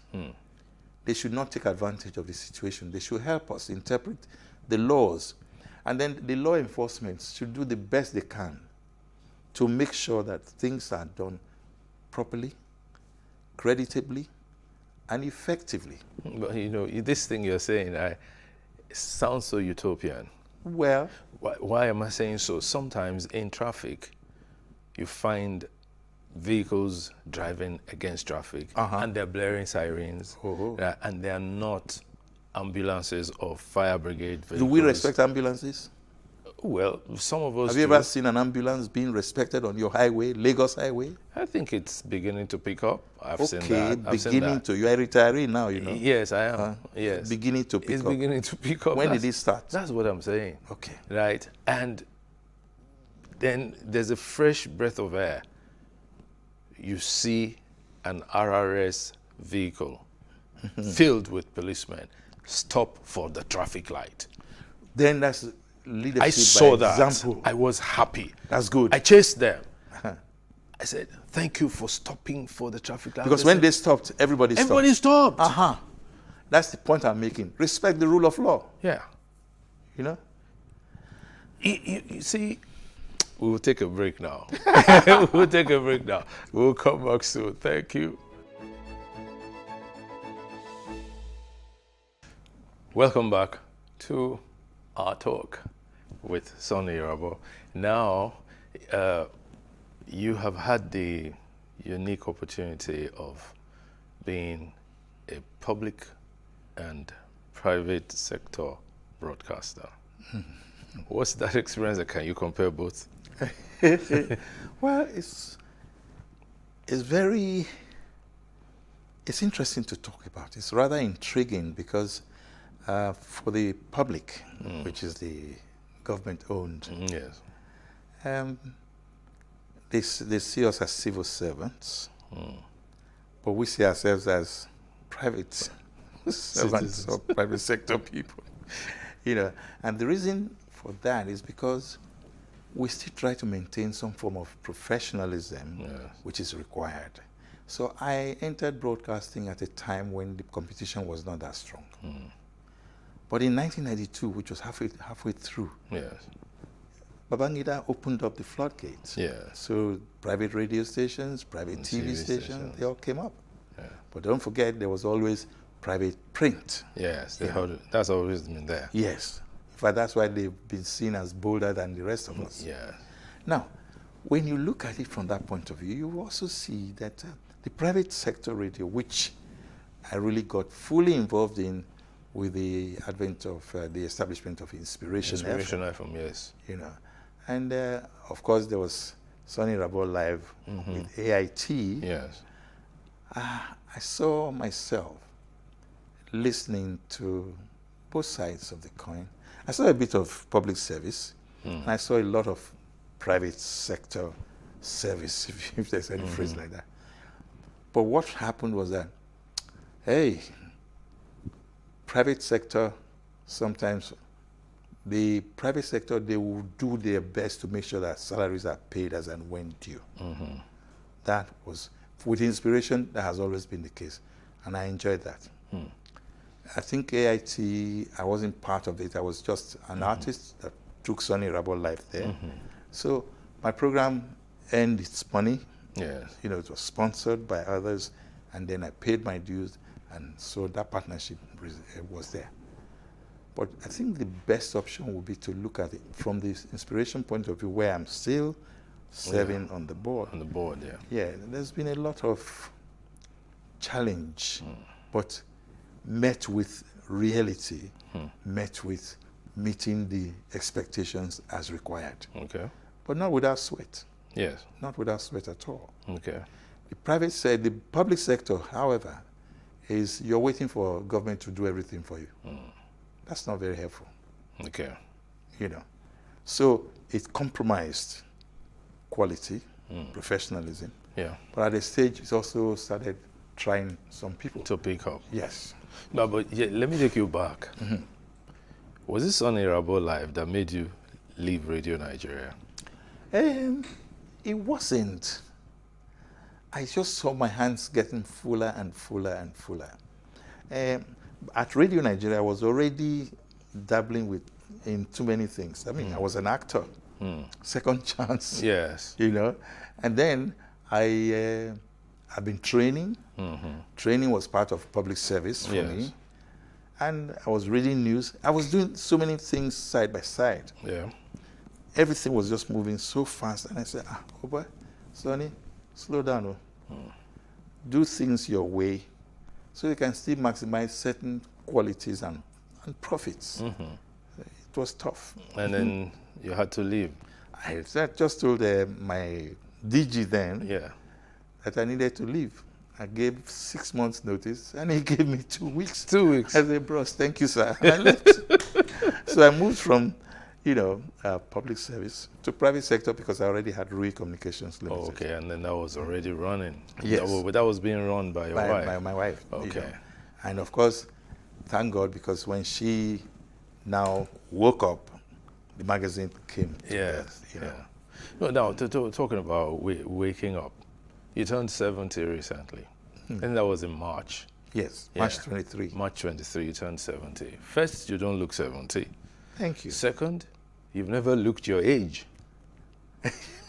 No, you have never looked your age. Okay. At least I've known you for not less than 40 years. Thank you. I fit talk. Okay. So, what's been the secret? Be a happy person. There are moments where you cannot afford to be not happy. Yeah. But just try your best. Everybody said I was a happy-go-lucky person, and but I think I worried less. There's a friend of mine, very rich man, but he didn't go to the kind of school we all went to, and not many of us went to school anyway. But there was something he always said, and that made me never forget him. If you worry, you die. You don't worry, you die. So why worry? Exactly. So I kept that mantra with me, and I did my best not to worry. But there were moments of worry, and there was nothing you could do. You just had to worry. But let go. Let God. Yes. On the occasion of your 70th birthday, our dear colleague and friend of yours, a junior of yours in school, Ogie Eboigbe, yeah, he wrote something about you. That the first day he met you, that you were playing table tennis at the college, and he had just been admitted, and he was looking, he said, okay, you stand behind me and be picking the balls. Oh God, that's unfair. Okay. When I see him, I will. Yeah, but he didn't lie now. He was describing his experience. I remember the experience. Right. Oh my God. Yeah, they don't do that in school these days. Or they will call it bullying. Oh, boy. But they still bully though. Oh, wait, I didn't bully. But people bullied me now. Yeah, well, that was an experience because, again, there was also a hierarchy of experience. Nami first reached you. Yes. Nami first reached school before you. Before, yes. And go behind me, pick the ball. Pick the ball. You were even in Form 3. He was just in Form 1. Oh. So he had 3 years experience already. He was about to start. That's what he wrote. Yeah. And it was a very beautiful thing. He happened to even end up being your best man when you were getting married. Yes. See how the world goes around. Yes. Because Ogie is very principled. Yeah, he is. He's, I say, and he's very spiritual. Yes. So he's that kind of person. look, you won't believe what Oge has done. Oge was State House correspondent. Yes. Then he finished and went to work for Canadian Embassy. He was their PR officer. Then he went to work for UBA as PR officer. Now, if you look at his trajectory, you say to yourself, maybe Oge be this. But he maintained a cool mien about it. Yes. If you worry, you die. You don't worry, you die. So why worry? Yeah, we won't worry, but we'll talk about something. Yeah. A few years ago, about 2 years ago, you had a fall. Yeah. 2020. Oh my God, blues. That year, pandemic year. Yes. I think the world stood still. In my case, my world almost stood still. On August 25, 26, maybe, I'm not so sure. I ran through the kitchen, which was being cleaned up, washed, you know, they mop it. Yeah. So it was wet. Just to give the driver the car key. I was feeling spriteful. I just, I slipped. And then I started doing Tom and Jerry, just trying not to fall. I navigated my way through the back door. I zoom. I hit the sharp edge of the steps. My chest at the back. And it was bang. I saw, well, I don't know if you can look at elephants as stars. That's what I must have seen. So I recovered and just got up and sat there. Poor drivers, they were just looking at, sorry, sir, sorry, sir. They made poor girl almost crying because she felt she caused it. And I got up and I just went back in as if nothing happened. A few days later, I was not feeling my best. And Betty, my wife, said, why is your shoulder slumped? It's like your one side was, you know. And I said, I don't feel it, but somehow I just feel one kind. I said, I know, call the doctor, blah, blah, blah. Anyway, I felt good. I thought I felt good. Then I said, I'll call the doctor later. And I didn't. Anyway, what then happened was that all of a sudden, I started feeling uneasiness and kind of heat wave around my system. Wow. So I now called the doctor. Doctor said, what's wrong with you? I said, I don't know how I'm feeling. But I had a fall. And when? I said, some days ago. Did you hit your head? I said, well, no, I didn't. Are you sure? I said, no, I didn't. Okay, come to my house. So we drove to his house. My son drove. My daughter I was at the back. No, I was in front. The two women were at the back, my wife and my daughter. So we got there. And his wife was having, this Dr. Sheyi Roberts. Okay. His wife was having her 60th birthday. Yeah. And so they didn't have any major, because pandemic, there was really no noise making of any kind. Anyway, so they came out and looked at me, examined me and said, if you feel like this by morning, go and check go and do MRI. But shake my hands. And I shook his hands with this hand. He said, grip me. And I gripped him. That's he your pulled right me. side. Yes. He pulled me and I pulled him back. You're okay, you're okay. So far, so good. But please, if you feel any discomfort or any change, call me and make sure. But in the morning, go and see go to Mikio and do your MRI. So everything seemed okay. I slept well. I went to do the MRI in the morning. By then, I was beginning to limp, and Betty said, take me. Because Betty, who had done surgery some years back, her clutches that she used. So yeah, take. So I started using that. And then got to do the MRI. Sitting down waiting for the MRI must have taken about 5 hours. And my system was degenerating. Oh no. So I felt something was really not the best for me.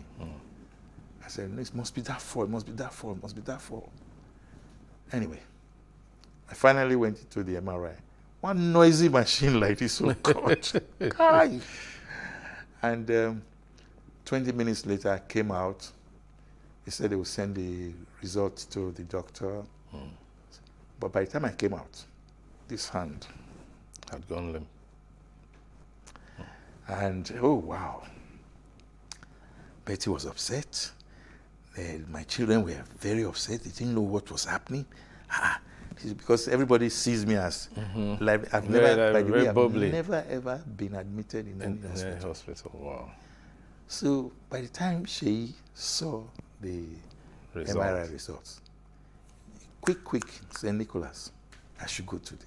So I spent 9 days there. And I already had what you might call it, almost a full-blown stroke. On this hand. Yeah. But luckily, that was the only thing that showed there was any stroke.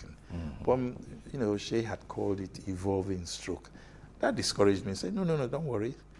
Make sure you drink a lot of water. Make sure you do this, do that. You know, and then put me on medication. And so the hand started coming back to life. Okay. Over now is 2 years. Or it will be 2 years. It will be 2 years in August. Well, August the 4th. Okay, but the stroke was 2nd September. Wow. You know, so that was it. What has it been like for you? You're somebody who is on the go. Hey, on the move. It was. It's been tough because even my family, they don't want me to do anything at all. They don't. But then when I insist, they say, no, it's okay, but you have to obey the doctor's orders. I say, you're right, it's true. So we've done a lot of physiotherapy. The hand is a lot better now. I can now lift up a little bit. You know? Yeah.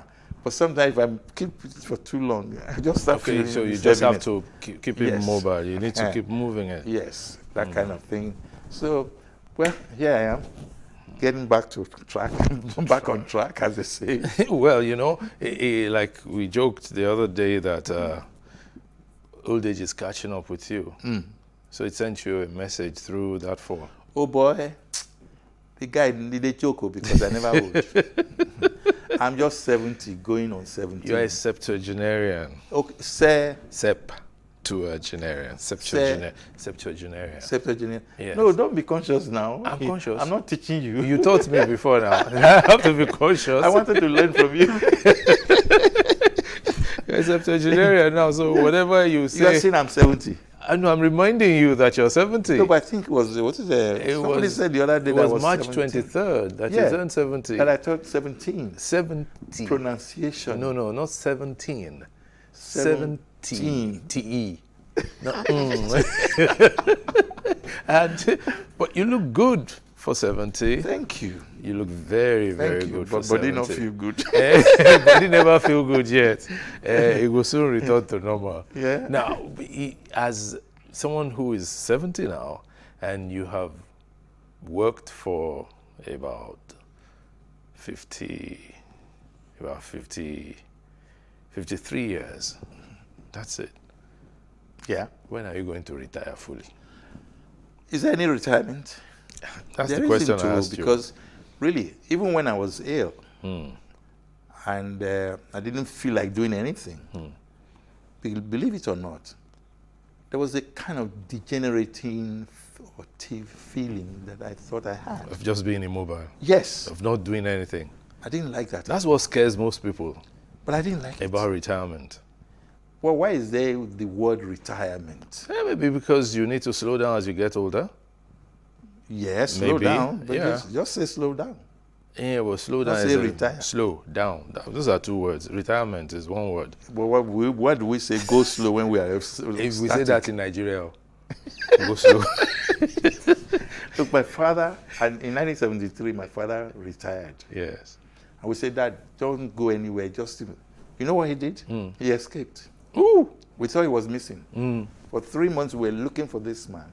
Wow. He went to a place called Eho on the way to Auchi in Edo State. Yes. He was Midwest there. Yeah. And the guy created a farm, a 5-hectare or acre land. Yes. Farmland. Got 8 able-bodied boys, 8 of them. Yeah. My father looked so fresh. We only saw him 3 months after we declared him missing. Yes. But one thing he did that got us a bit constable was that he said, don't worry, I'm okay, nothing wrong with me, but if you want to know where I am, don't bother. Because he said we were hounding him to stop. To just stop working. He said, Okay. no. So And we're you not know- going to hound you, so you So won't don't escape. hound me. So you won't escape. Yes. But one thing we're going to say is Yeah. that don't be in a hurry. No, to where? To get many things done. Okay. Right, that's the point. Yes, don't be in a hurry. Everybody is slowing me down, so I can't even hurry anymore. But at least take it easy. Now, taking it easy will make me ask you the question, what's your favorite meal? Oh, they stopped me on that a long time ago. It was sushi and banga soup. They don't stop. So Sushi, what's sushi? Sushi is that starch that they do in Urhobo land. Okay. That is very yellowish Very because of the yellowish. palm oil. Yes. Yeah, by the time you don't beat and well. Okay. Then you don't do banga soup with fish. Yes. Yeah. Not frozen fish, oh. You know, fresh fish now. Fresh fish. Fresh fish, yes. Not fried. Not fried, But just the one that they it's dry broiled. up, you know. Oh, did you dry it up? Yes, and then Okay. they cook it, and the one that they turn together is a roundish fish. Like tilapia is the best, but these days now only this thing they see. The electric Catfish. Catfish. Catfish. So anyway, I left that, and now I take. So you found a new love. Plantain mash with black soup. Hey, I was going to ask you about black soup. You know, I have a lot of friends who are Edo and all that. Bitter leaf soup. Yeah, I love Black soup. Give me knuckles. Yes, you know that black soup. Yes, when you take it, it keeps my body together. I love the what's that Pounded yam? leaf now? No, I don't take pounded yam. Me too. Yeah. But I still at it is a little bit out because No. the I mixture love is good. I love, you know, the efirin, ewuro, the Okay, ewuro yeah. bean, you know, when you mix it together and it's a beautiful But there was one I took in Ibadan, Gbegiri soup. Gbegiri is out there. Phew. Gbegiri And is lafun and all that. Gbegiri and amala. You understand me? And then when they add gbegiri to the amala and then with the soup, the other soup, that's The ewedu. ogufe soup. Ogufe. Ewedu. So that's why they call But it Nigeria abula. is so rich. Yes, it is. Yes, it is. But if you talk about Nigeria, 2023 is around the corner. What's going on? How do you feel? You're an old man I'm now. seeing- Oh, sorry, you're an elder citizen now. Well, of the above. I'm seeing untruth. I'm seeing falsehood. I'm seeing a desire not to allow the young ones play their roles. People who should not run, there's no need for them to run. Come on, they've had the best of times. They should slow down, give others a chance to roll. Honestly, I think what we are doing right now is like Shakespeare's Comedy of Errors. It should not be so. Some people said that Nigeria is at a precipice right now. We've been there too many times, and I Yeah. hope this time we'll be able to get away from it. We were in Get out of it. 1993. Yeah, we were in 1993. And that was very We were scary. in 1979. Yes. See? And the we were in the 1964 wet year. The truth is, 64, I wouldn't have been aware. I was just 2 years old then. Well. Right. So I was one of those they were carrying around. Not so for anything not to happen. Don't crawl out there. No, but seriously, why is it that every election year we heat up the politics so much? Some people enjoy that. They want the world to see. You see that fear-mongering? Yeah. Fear factor. Yeah. It doesn't help anybody. It takes us back, actually. So if we can tell the truth to ourselves and respect the rule of law, I keep saying that. Yeah, but you keep saying rule of law. Yeah. What is the rule of law? Who is going to lead in the respect of rule of law? There is something missing in the Nigerian political space. It's leadership, good quality leadership. Because the right people have not been given a chance, to rule or lead by example. And so somebody makes a mistake, he's at fault, he's taken to court, he's guilty. Let the judiciary handle their case themselves. Yeah, but talking about going to court, people don't get punished. People steal money, huge sums of money, and then they do a plea bargain, slap them on the wrist 6 months. And then why is the money so available? Shouldn't the money be in the banks? Yeah. Should it be in houses or bullion vans? The truth. Should any individual own bullion vans? Should anybody even say why? Look, I don't see why our money should be doled out the way it is being doled out. But the point is that there is a law, there is the EFCC Act that says you cannot withdraw more than so much in Nobody's cash. obeying it. Why? No, nobody is enforcing it. Aha, The that's banks, the word. the enforcement should start from the banks. The banks, really. that's right, yes. The moment you are withdrawing more than so much in cash, it should be reported. Absolutely. You can't do it in other And countries if it's now. reported, who should follow it up? Yeah, but they should do the reporting first. True. Absolutely. I They agree should with you. do it. Completely. Up to today, in fact, many arms of government, local, state, and even federal, they withdraw huge sums of money in cash. And that should To never do be. what? That shouldn't be. It shouldn't be at all. And there's no reason why anybody should bring us so low. Yes. Because I think it's because of that attitude of, I can get away with it. That's why all these things are. There's even more than I can get away. We are getting away with it. That's it. Nobody is being punished. So there is a dearth of leadership. And then we have leaders. Supposedly. They call themselves leaders. Supposedly. But you see, it transcends those in public life. Even in private lives. Who put the people there? It's not us. Yeah, we do. So, but how many good people are coming out? You have never come out to run for election. Was I given a chance? No, did you try? I tried and ran. So then you didn't try? I tried and ran away. No, you didn't try. Okay. You didn't stay. You have to have a fighting spirit. No, but I was appointed. I wasn't elected. Yes, that's what I'm saying. That's what I'm saying. So it's not really a case of live and let live. Yes. It looks like it's a case of live and let die. Oh, not die. That's what's happening. No, it's a case of standing by what you believe in. For us, yes. Yes. But for those who are there now, who don't want to give anybody a chance, what are they doing? They're living to let die. Yeah, but then me myself first. But the whole thing will crumble. That's where we're at the precipice. That's what led us to this. It's scary. Yes. Because from what we've discussed so far, I'm almost giving up saying, no matter what has been said, there's nothing I can hold on to as being the solution to the problem. I've heard Peter Obi give such a beautiful analysis of our economy. I listened to Soludo at the platform, yes. You know? But I was asking myself, on the Rewani, yes. Bismarck, yeah. Who is listening to these guys? Yeah. Who is willing to take the advice they have given? Yeah.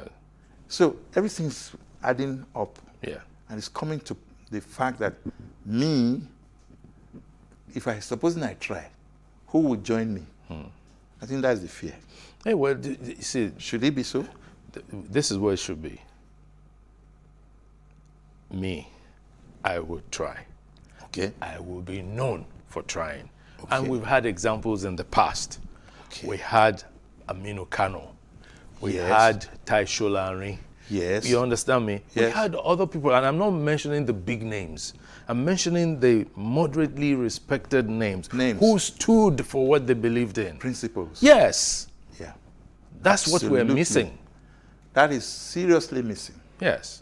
And there's I don't see any, no light at the end of the tunnel.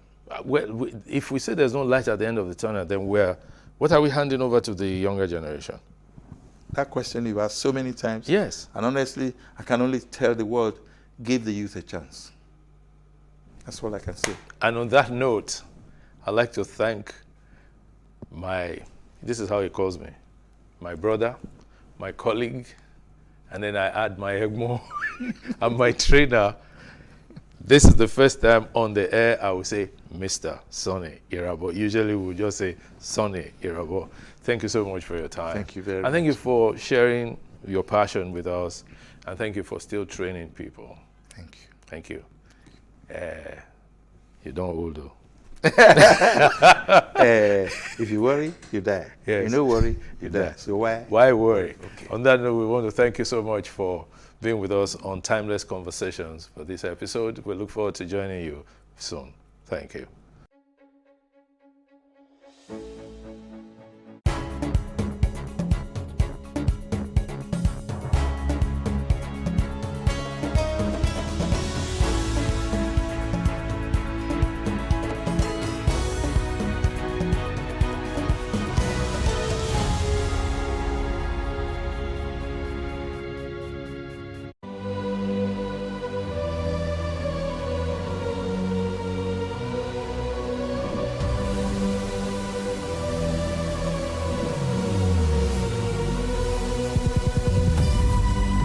What we do not understand, we will stigmatize. What you can see is the remaining of the tanker that exploded. He suffered equally confessed.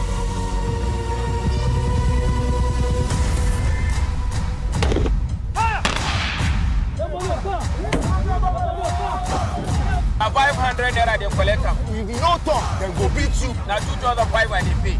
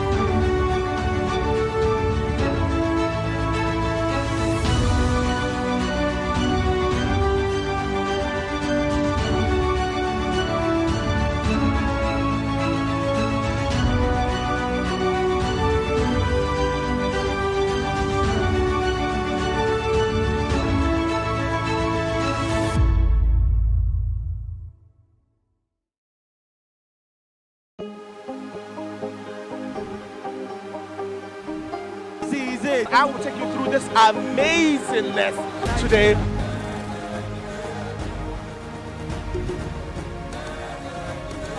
Welcome to Plus Trending. I am Bookie November, your host, saying thank you for joining us on today's episode. Welcome back. It's tea time on Plus TV Africa. Practice makes perfect. I'm not perfect yet, but I'm a lot better than I used to be. He's a king. He's entitled to marry 100 if he wants to.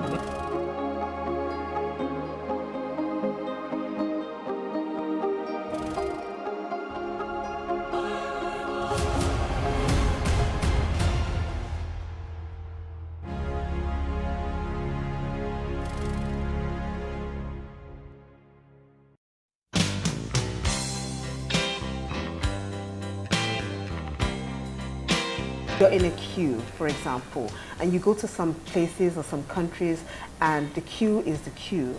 You have to join from the back, right? And that's conducive because, hey, I was here before you, makes sense. But then you find some people that they just don't have the time and everybody is in a hurry and they jump to the front stylishly and feel they will get away with it. Sometimes some people just don't want trouble and they just leave you with your, you know, your actions. But then you will find in some places where people don't like it, they don't condone it, and they will call you out. Excuse me, the queue is at the back. We need to see more of that nowadays. You've probably experienced a scenario like this. You're waiting in line for a service or to buy something, and someone who sees the long queue comes along and goes straight to the front of the line, completely disregarding everyone standing. In most cases, some people on the queue will speak up, but some will look on with utter disbelief. With teeming population, it is almost inevitable not to experience queuing. If you're not queuing at the bus station, you're queuing at the ATM or in the bank, or to get tickets to your favorite show. Queuing is a way to create orderliness and to ensure that there is some fairness. But like clockwork, there will always be the impatient ones, or the ones who feel too smart that they find a way to jump the queue. Queues are not created to simply waste time but to ensure orderliness, because the chaos that happens without the orderliness leaves a lot of people bitter, angry and helpless. The reason why queuing is challenging for us can be associated with the way we see it. Darden Professor Elliot N. Weiss and colleagues Graham Gillam, Kylie Simmons and Donald Stevenson explain that across the globe, people wait for food and transportation, to make purchases, to get services, or to have experiences. But how they view the wait, what the rules are, and what they expect vary widely. Some cultures see needing to wait as almost always negative, while in other societies, seeing there is a line can signal there's something worth waiting for. In an environment where they don't call it out and they allow people to jump the queue, and jumping the queue becomes normal and the norm, they won't say anything wrong with it. They will continue to do it because they can't see the bad in it. You get to an environment where, hey, it's not possible for you to ever think of jumping the queue because people say, get back. Excuse me, we've been here before you, join the queue. There and then you notice that you've done something wrong. It conditions your mindset, I can't jump the queue in this environment, it's not acceptable. And so you begin to readjust yourself. It's a culture change. Instead of seeing queues as a waste of time, see it as a way to better manage time. It is also a way to ensure fairness and equity. The next time you feel the urge to jump a queue, don't. Instead, remember some of these guidelines. Make up your mind if you will join the queue or not. Once you have joined the queue, stay in your line. You may decide to ask what the waiting time is before you join the queue. Some organizations will provide this service. Try to stay in lane, only reserve by using someone you know. Never say you were behind someone in a queue. Wait for someone to be behind you before you leave the queue if you must. Respect other people's space while on the queue. Watch your conversation on the phone, keep it confidential. Watch your personal belongings. Try not to leave shopping bags on the floor. Acknowledge the number of bags you're carrying. If you forgot something, unless it is close by, you will run the risk of losing your place once you leave the queue. Exercise huge amounts of patience, even when the queue appears endless. If you're holding a place for someone, explain to others around you to avoid conflict. Sometimes, the queue may be a telephone inquiry. You may have the option of calling back or leaving a message to be called back. If someone appears like they're jumping the queue, politely correct them without getting into a squabble. Always wait your turn if the queue is automated. Sometimes you may need to wait to be beckoned, served, or for the green light before proceeding. Follow the rules and move orderly.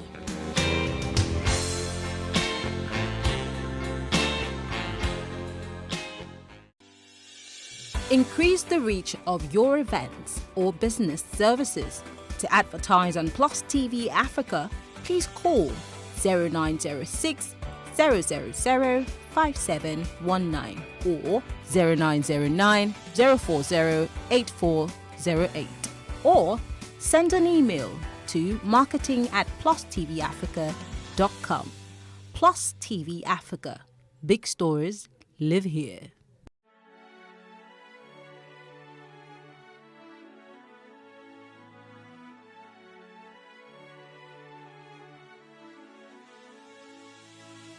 It is engagement we need to have. Those who suffer miscarriages are never taken into account. Members of the National Assembly are also influence peddlers. You are sitting on Nigerians' money. From the Babin, I pay my rent. On the Babin, I send my children to school. A consultative engagement. No any tangible notification before they ban us. It's one thing for people to be at your back and the heat of the moment, and another thing for them to still be with you when push comes to shove.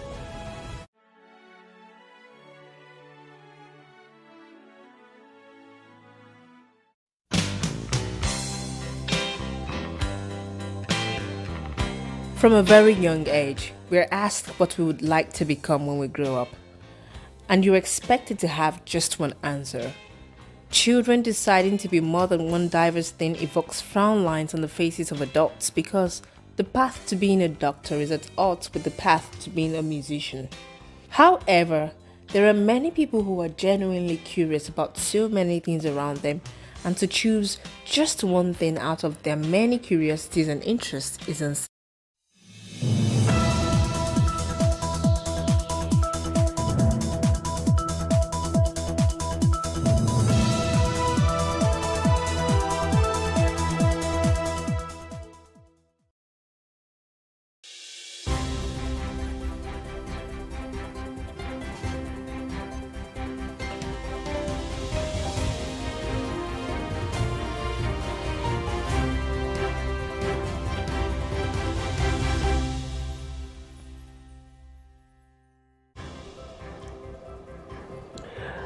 A very good morning to you. You're welcome to the breakfast on Plus TV Africa. My name is Rume Paulson. And I am Nyamgul Agaji. Today is February the 27th day, and we're just 2 days away from the end of this month. And I feel like January and February ran so fast. Yeah. Like in the history of the first months of the year, this is the fastest. I'm like, how are we already going into March? yeah, what God cannot do does not exist, because in a situation like this, and then you still have that January Pro Max, January, no, you couldn't have survived it. So it's good that the year is running. We do hope that as it is running, things will start getting better. Like the government, keep the ground running, hit the ground running as well. No, not that kind of running. Well, we're hearing that the dollar is crashing a little. No, it's crashing a little bit. From at some point it got to 2,000 anyway, and now it's like 1.5. So let's hope that it keeps coming down until it's less than 1,000 and maybe less than 500 naira. Do you think that's going to happen anytime soon? It may not be soon, but one day it will happen. One day is like there's a blank space there. You don't even. Human years, one day human years, not like God's years that they say 1,000 years is like one day. No, not that one, but it will happen sometime. All right. Well, today we're going to be looking at some hot topics as well as taking some global story making headlines. We'll also be taking some top trending stories. But first, let's look at our quote of the day.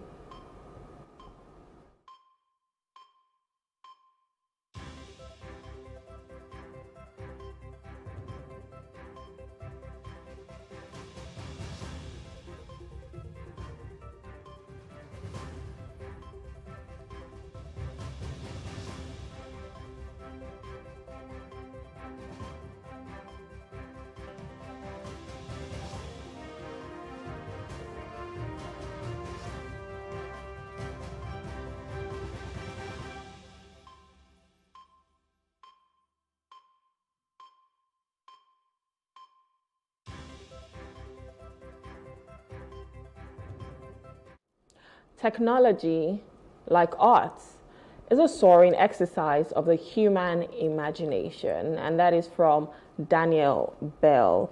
He was an American sociologist and writer and a professor at Harvard, and he says this morning, technology, like arts, is a soaring exercise of the human imagination. And that is our quote of the day. What do you think about this quote?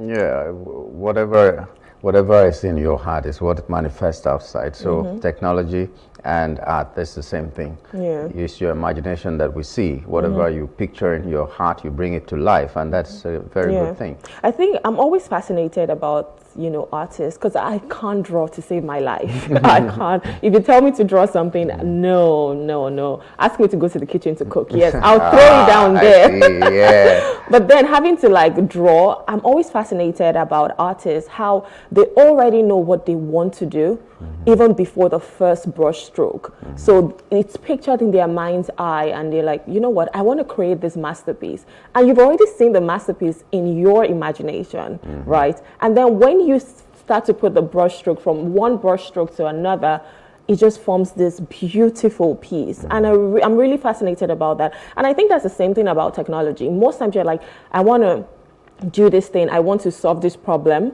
I want to create, for instance, you know, the mobile phones. Someone just thought about it and said, I want to be able to make people communicate with each other, and so I want to create this thing. So they've already thought about it in their mind's eye, and before you know it, one, you know, equation, because most times it's like that, one equation to another, they just create this thing. And you know, that's what technology is today. Today we're reaping the benefits of, you know, people in the past who have said, I want to create this thing. Right now you know, use vehicles to commute. Before it was horses. I can only imagine if we're still using horses at this time.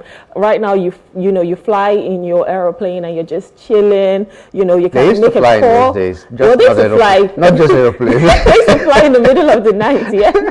Not aeroplane. Yeah, but all of these things, I feel like technology has advanced so much, and it's just, you know, from one person's human imagination. Yeah, and like you said, drawing is an aspect of art as well, and every other aspect of art also deals with imagination, and it's very intriguing.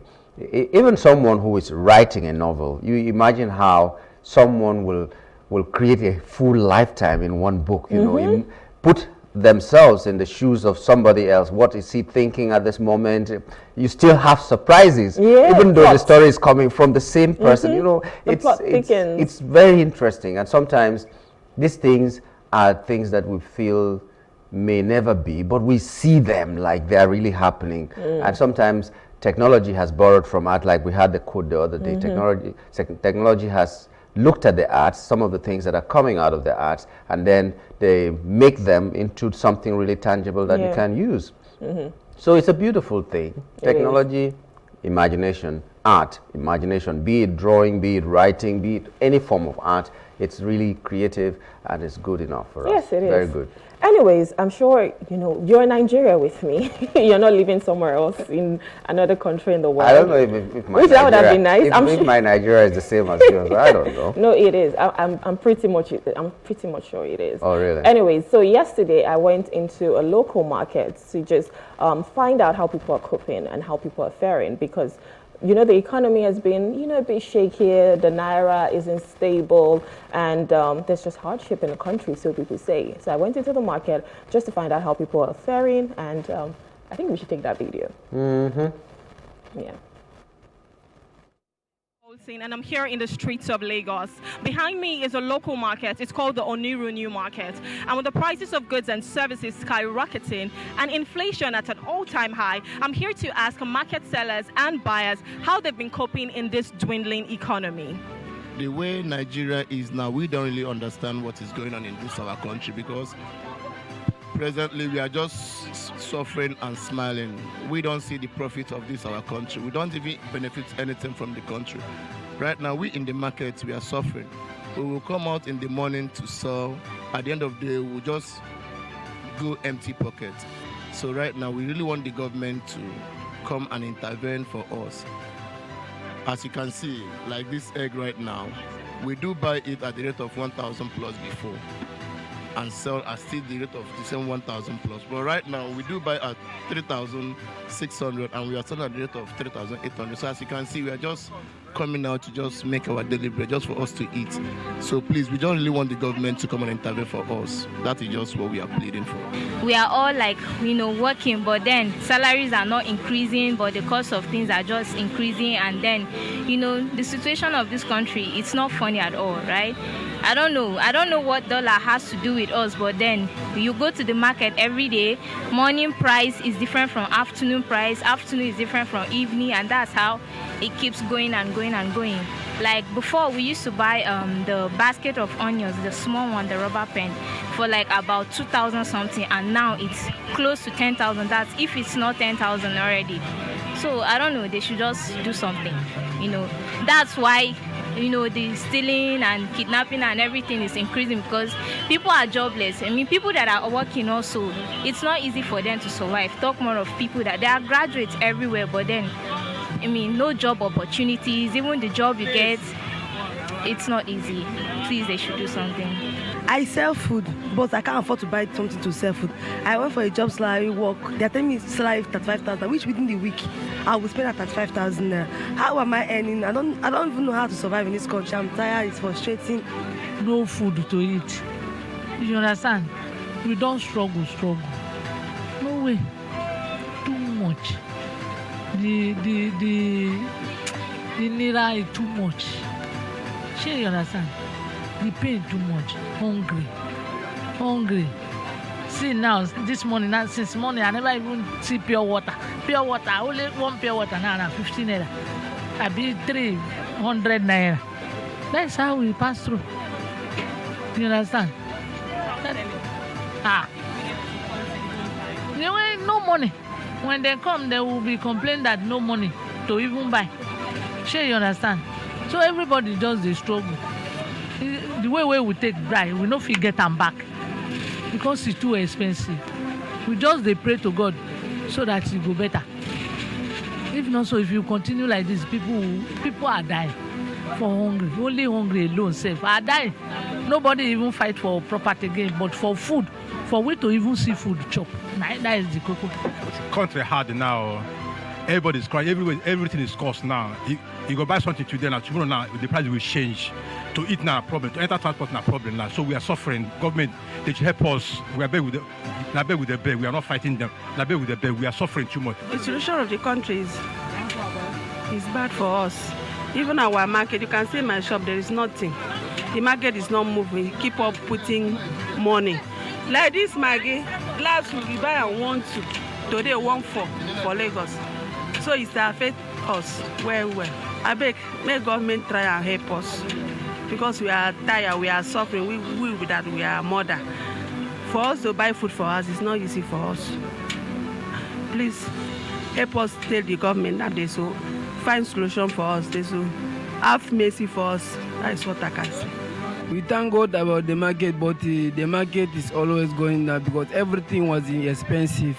We are tiring of this country, actually, because anything like this, more there, everything have been increasing about money, more money, and we didn't understand about this situation, and we are looking for good situation to help us, we people. How do you go to do when we say we are talking about we get a good governors, but they're not used to help us, and we are struggling. This country, we don't know where we go for this country. Everything is critical for us. The market now that we are buying is so expensive more than before. So, and the motor, people that help us to carry it from farm to here, they are collecting, the money that they are collecting is times 3 now. So, if we want to sell it, so it's little profit we are seeing. We are not seeing profit like before again. So that is it. So should government will help us bring all those things come down. Yeah, the price of goods is increasing.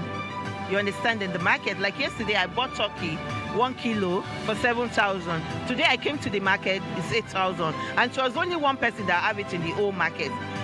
crate of egg now is now 3,800 to 4,000. So inflation of prices every day. What you buy in the morning is not what you buy in the evening. So we hope this country will be better. But we heard that they've settled the bills. So we pray that everything will be okay for every one of us. So they should pity the less privileged people and people that are earning less salary, transportation, feeding, allowance, everything. How can we cope? No lights, nothing in this country. But we all are praying for better Nigeria. So Tinubu, we pray that you help us all. Things are very hard. Now people are complaining. Even when they come to buy, they will complain. They will be shouting. So they will thought that it's our fault. So it's not our fault. They will say it's not all about dollar. I know there's no dollar in Gary or all this, but all those are still high. So that is it. So things we see now are normal, are not normal the way we normally see it. So people are feeding with hardship. People that normally buy 2, if they come now, they will buy 1 with the management and they will be crying. So I don't know, but I wish if God can help or Nigeria can help. So that's all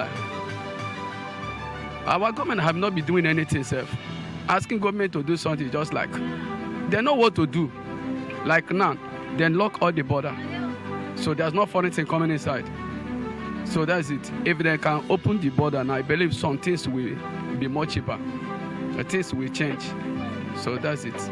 There you have it. There's an outcry of the citizens asking the government to help them, to help alleviate the sufferings of the people. And so we're using this medium to talk to the government to make all the necessary solutions that can bring us out of where we are in Nigeria. My name is Rume Paulson for Plus TV Africa.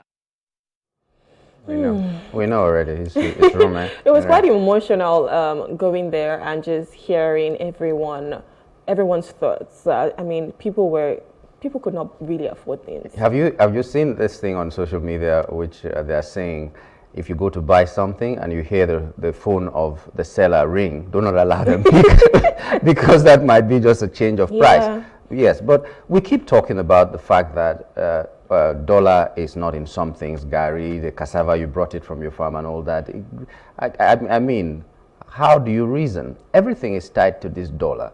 If you go to process Gary, for instance, you go to the grinding machine that they use fuel to do. So in fact, they even imported the machine. Yes, so a lot of things is tied to the dollar. So you cannot say that because the person harvested from the farm. That same person who harvested from the farm needs to also send the child to school. The person needs to buy some noodles, some rice, some things that come with dollar. So you cannot say, I will sell my food because I got it from the farm, when I know that when I want to use that money to buy something else that you use dollar to buy, I cannot afford it. So it is my food that I harvested from the farm that I will have to go to sell to be able to afford every other thing that I want. The shirt I want to wear, everything. Everything. And I just wish we can have a nation whereby people don't have to complain about the basic amenities. Food is like one of the most basic things. In fact, it is the most basic thing, because I've said it so many times. Now, person when you don't chop, now you think of savings. It's food first before you talk of accommodation, before you talk of dressing, anything else. Shelter, clothes on your back. It's always food first. And then going into the market and hearing all of this, people complain that they can barely afford something. You go.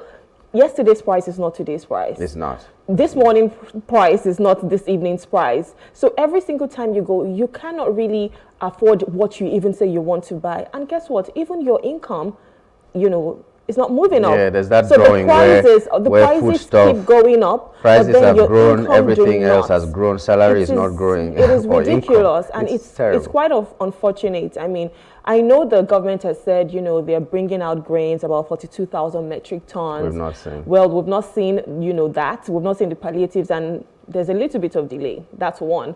And then two, that whole custom thing where people had to go buy food, and there was a stampede of about 6 people losing their lives. So, I'm like, so where do we go from here?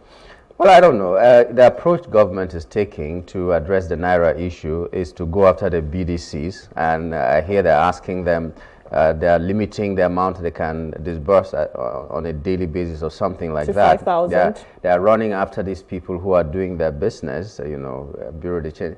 Every country has these BDCs. BDC is not a Nigerian name, for instance. Every country has it, but the regulation is there, and sometimes these things are run, these outfits are run by the banks themselves, like it's an extension of the bank. So everything is formal. Here in Nigeria, we don't find that. If I can have, for instance, from the official window, $1 for 500 naira, and it is available, why will I go to the BDCs? So I don't know whether this going after the BDCs will solve the problem, but if they feel it will solve the problem, and it does solve the problem, fine. We want the dollar to crash to the 200 naira we used to know it, the 180 that we used to know it, and all that. 120 even at some point. Well, in the history of Nigeria, there was a time the dollar was less than the naira. When I was in uni, dollar was less than 120 naira. Pounds was less than 250. So most times when my dad sends me, my dad is, no, don't worry. Let me not cast myself. But most times when my dad sends me money, he'll send me at the rate of 250. Yeah. And so I had like an extra fund, just to shop and do everything. Yeah, we've caught you today. And so paying my fees was easier. But imagine now having to send your kids abroad. You can't barely afford that. And when I was reading this story, the BDCs can only allocate about 10,000 for students. Now I'm like, how much is my fees first? Most school fees, as of when I was even in uni, my school fees was more than 10,000 pounds, right? So now if you're telling me I can only get 10,000 pounds in 6 months, where is the other funds going to come from? You're trying to remove dollar from the markets, from the society.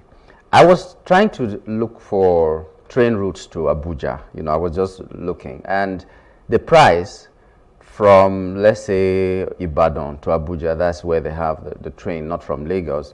They gave price in dollars.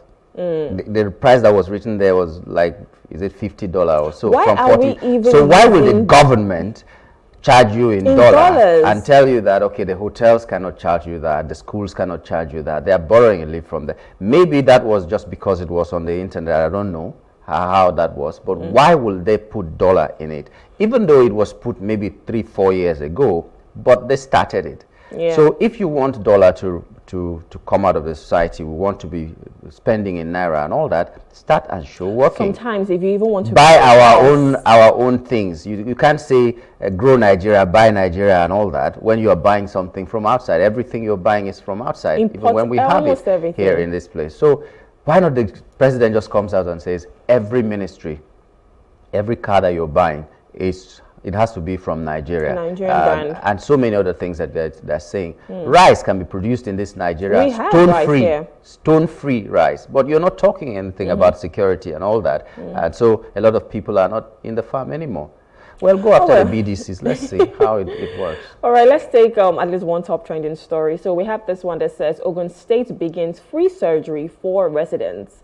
Ogun State government on Monday began the process of offering free surgery to indigents in the state as part of plans to help cushion the effects of the prevailing harsh economy. The Executive Secretary of Ogun State Health Insurance Agency, Dr. Afolabi Dosumu, at the flag off of the registration for the intervention held at the State Hospital Ijaye Abeokuta said the intervention was a directive given by Governor Dakmo Abiodun to provide succor to the people at this difficult time. Dosumu said hospitals in the state were ready to carry out the directive of the governor. Residents of the state with one surgical need or the other free to walk into any of the state or general hospitals to enroll on the insurance scheme, and once the doctors assess if it's the case that is ready for surgery, and once all other perimeters have been concluded, surgery will be done, Dosumu said. He added that those whose cases are not ready for immediate surgery would be enrolled for them to have access to the intervention when they are ready. The Executive Secretary noted that surgery operations will start on Tuesday as there were a lot of cases that needed urgent attention. He also explained that the governor had given a mandate for the enrollment of 70,000 people, and it is broken down to 20,000 pregnant women till they deliver, even if the surgery is through cesarean section, while any child delivered will also have its medical needs taken care of in the first 6 months. He lauded the state governor for impacting directly on the lives of the people,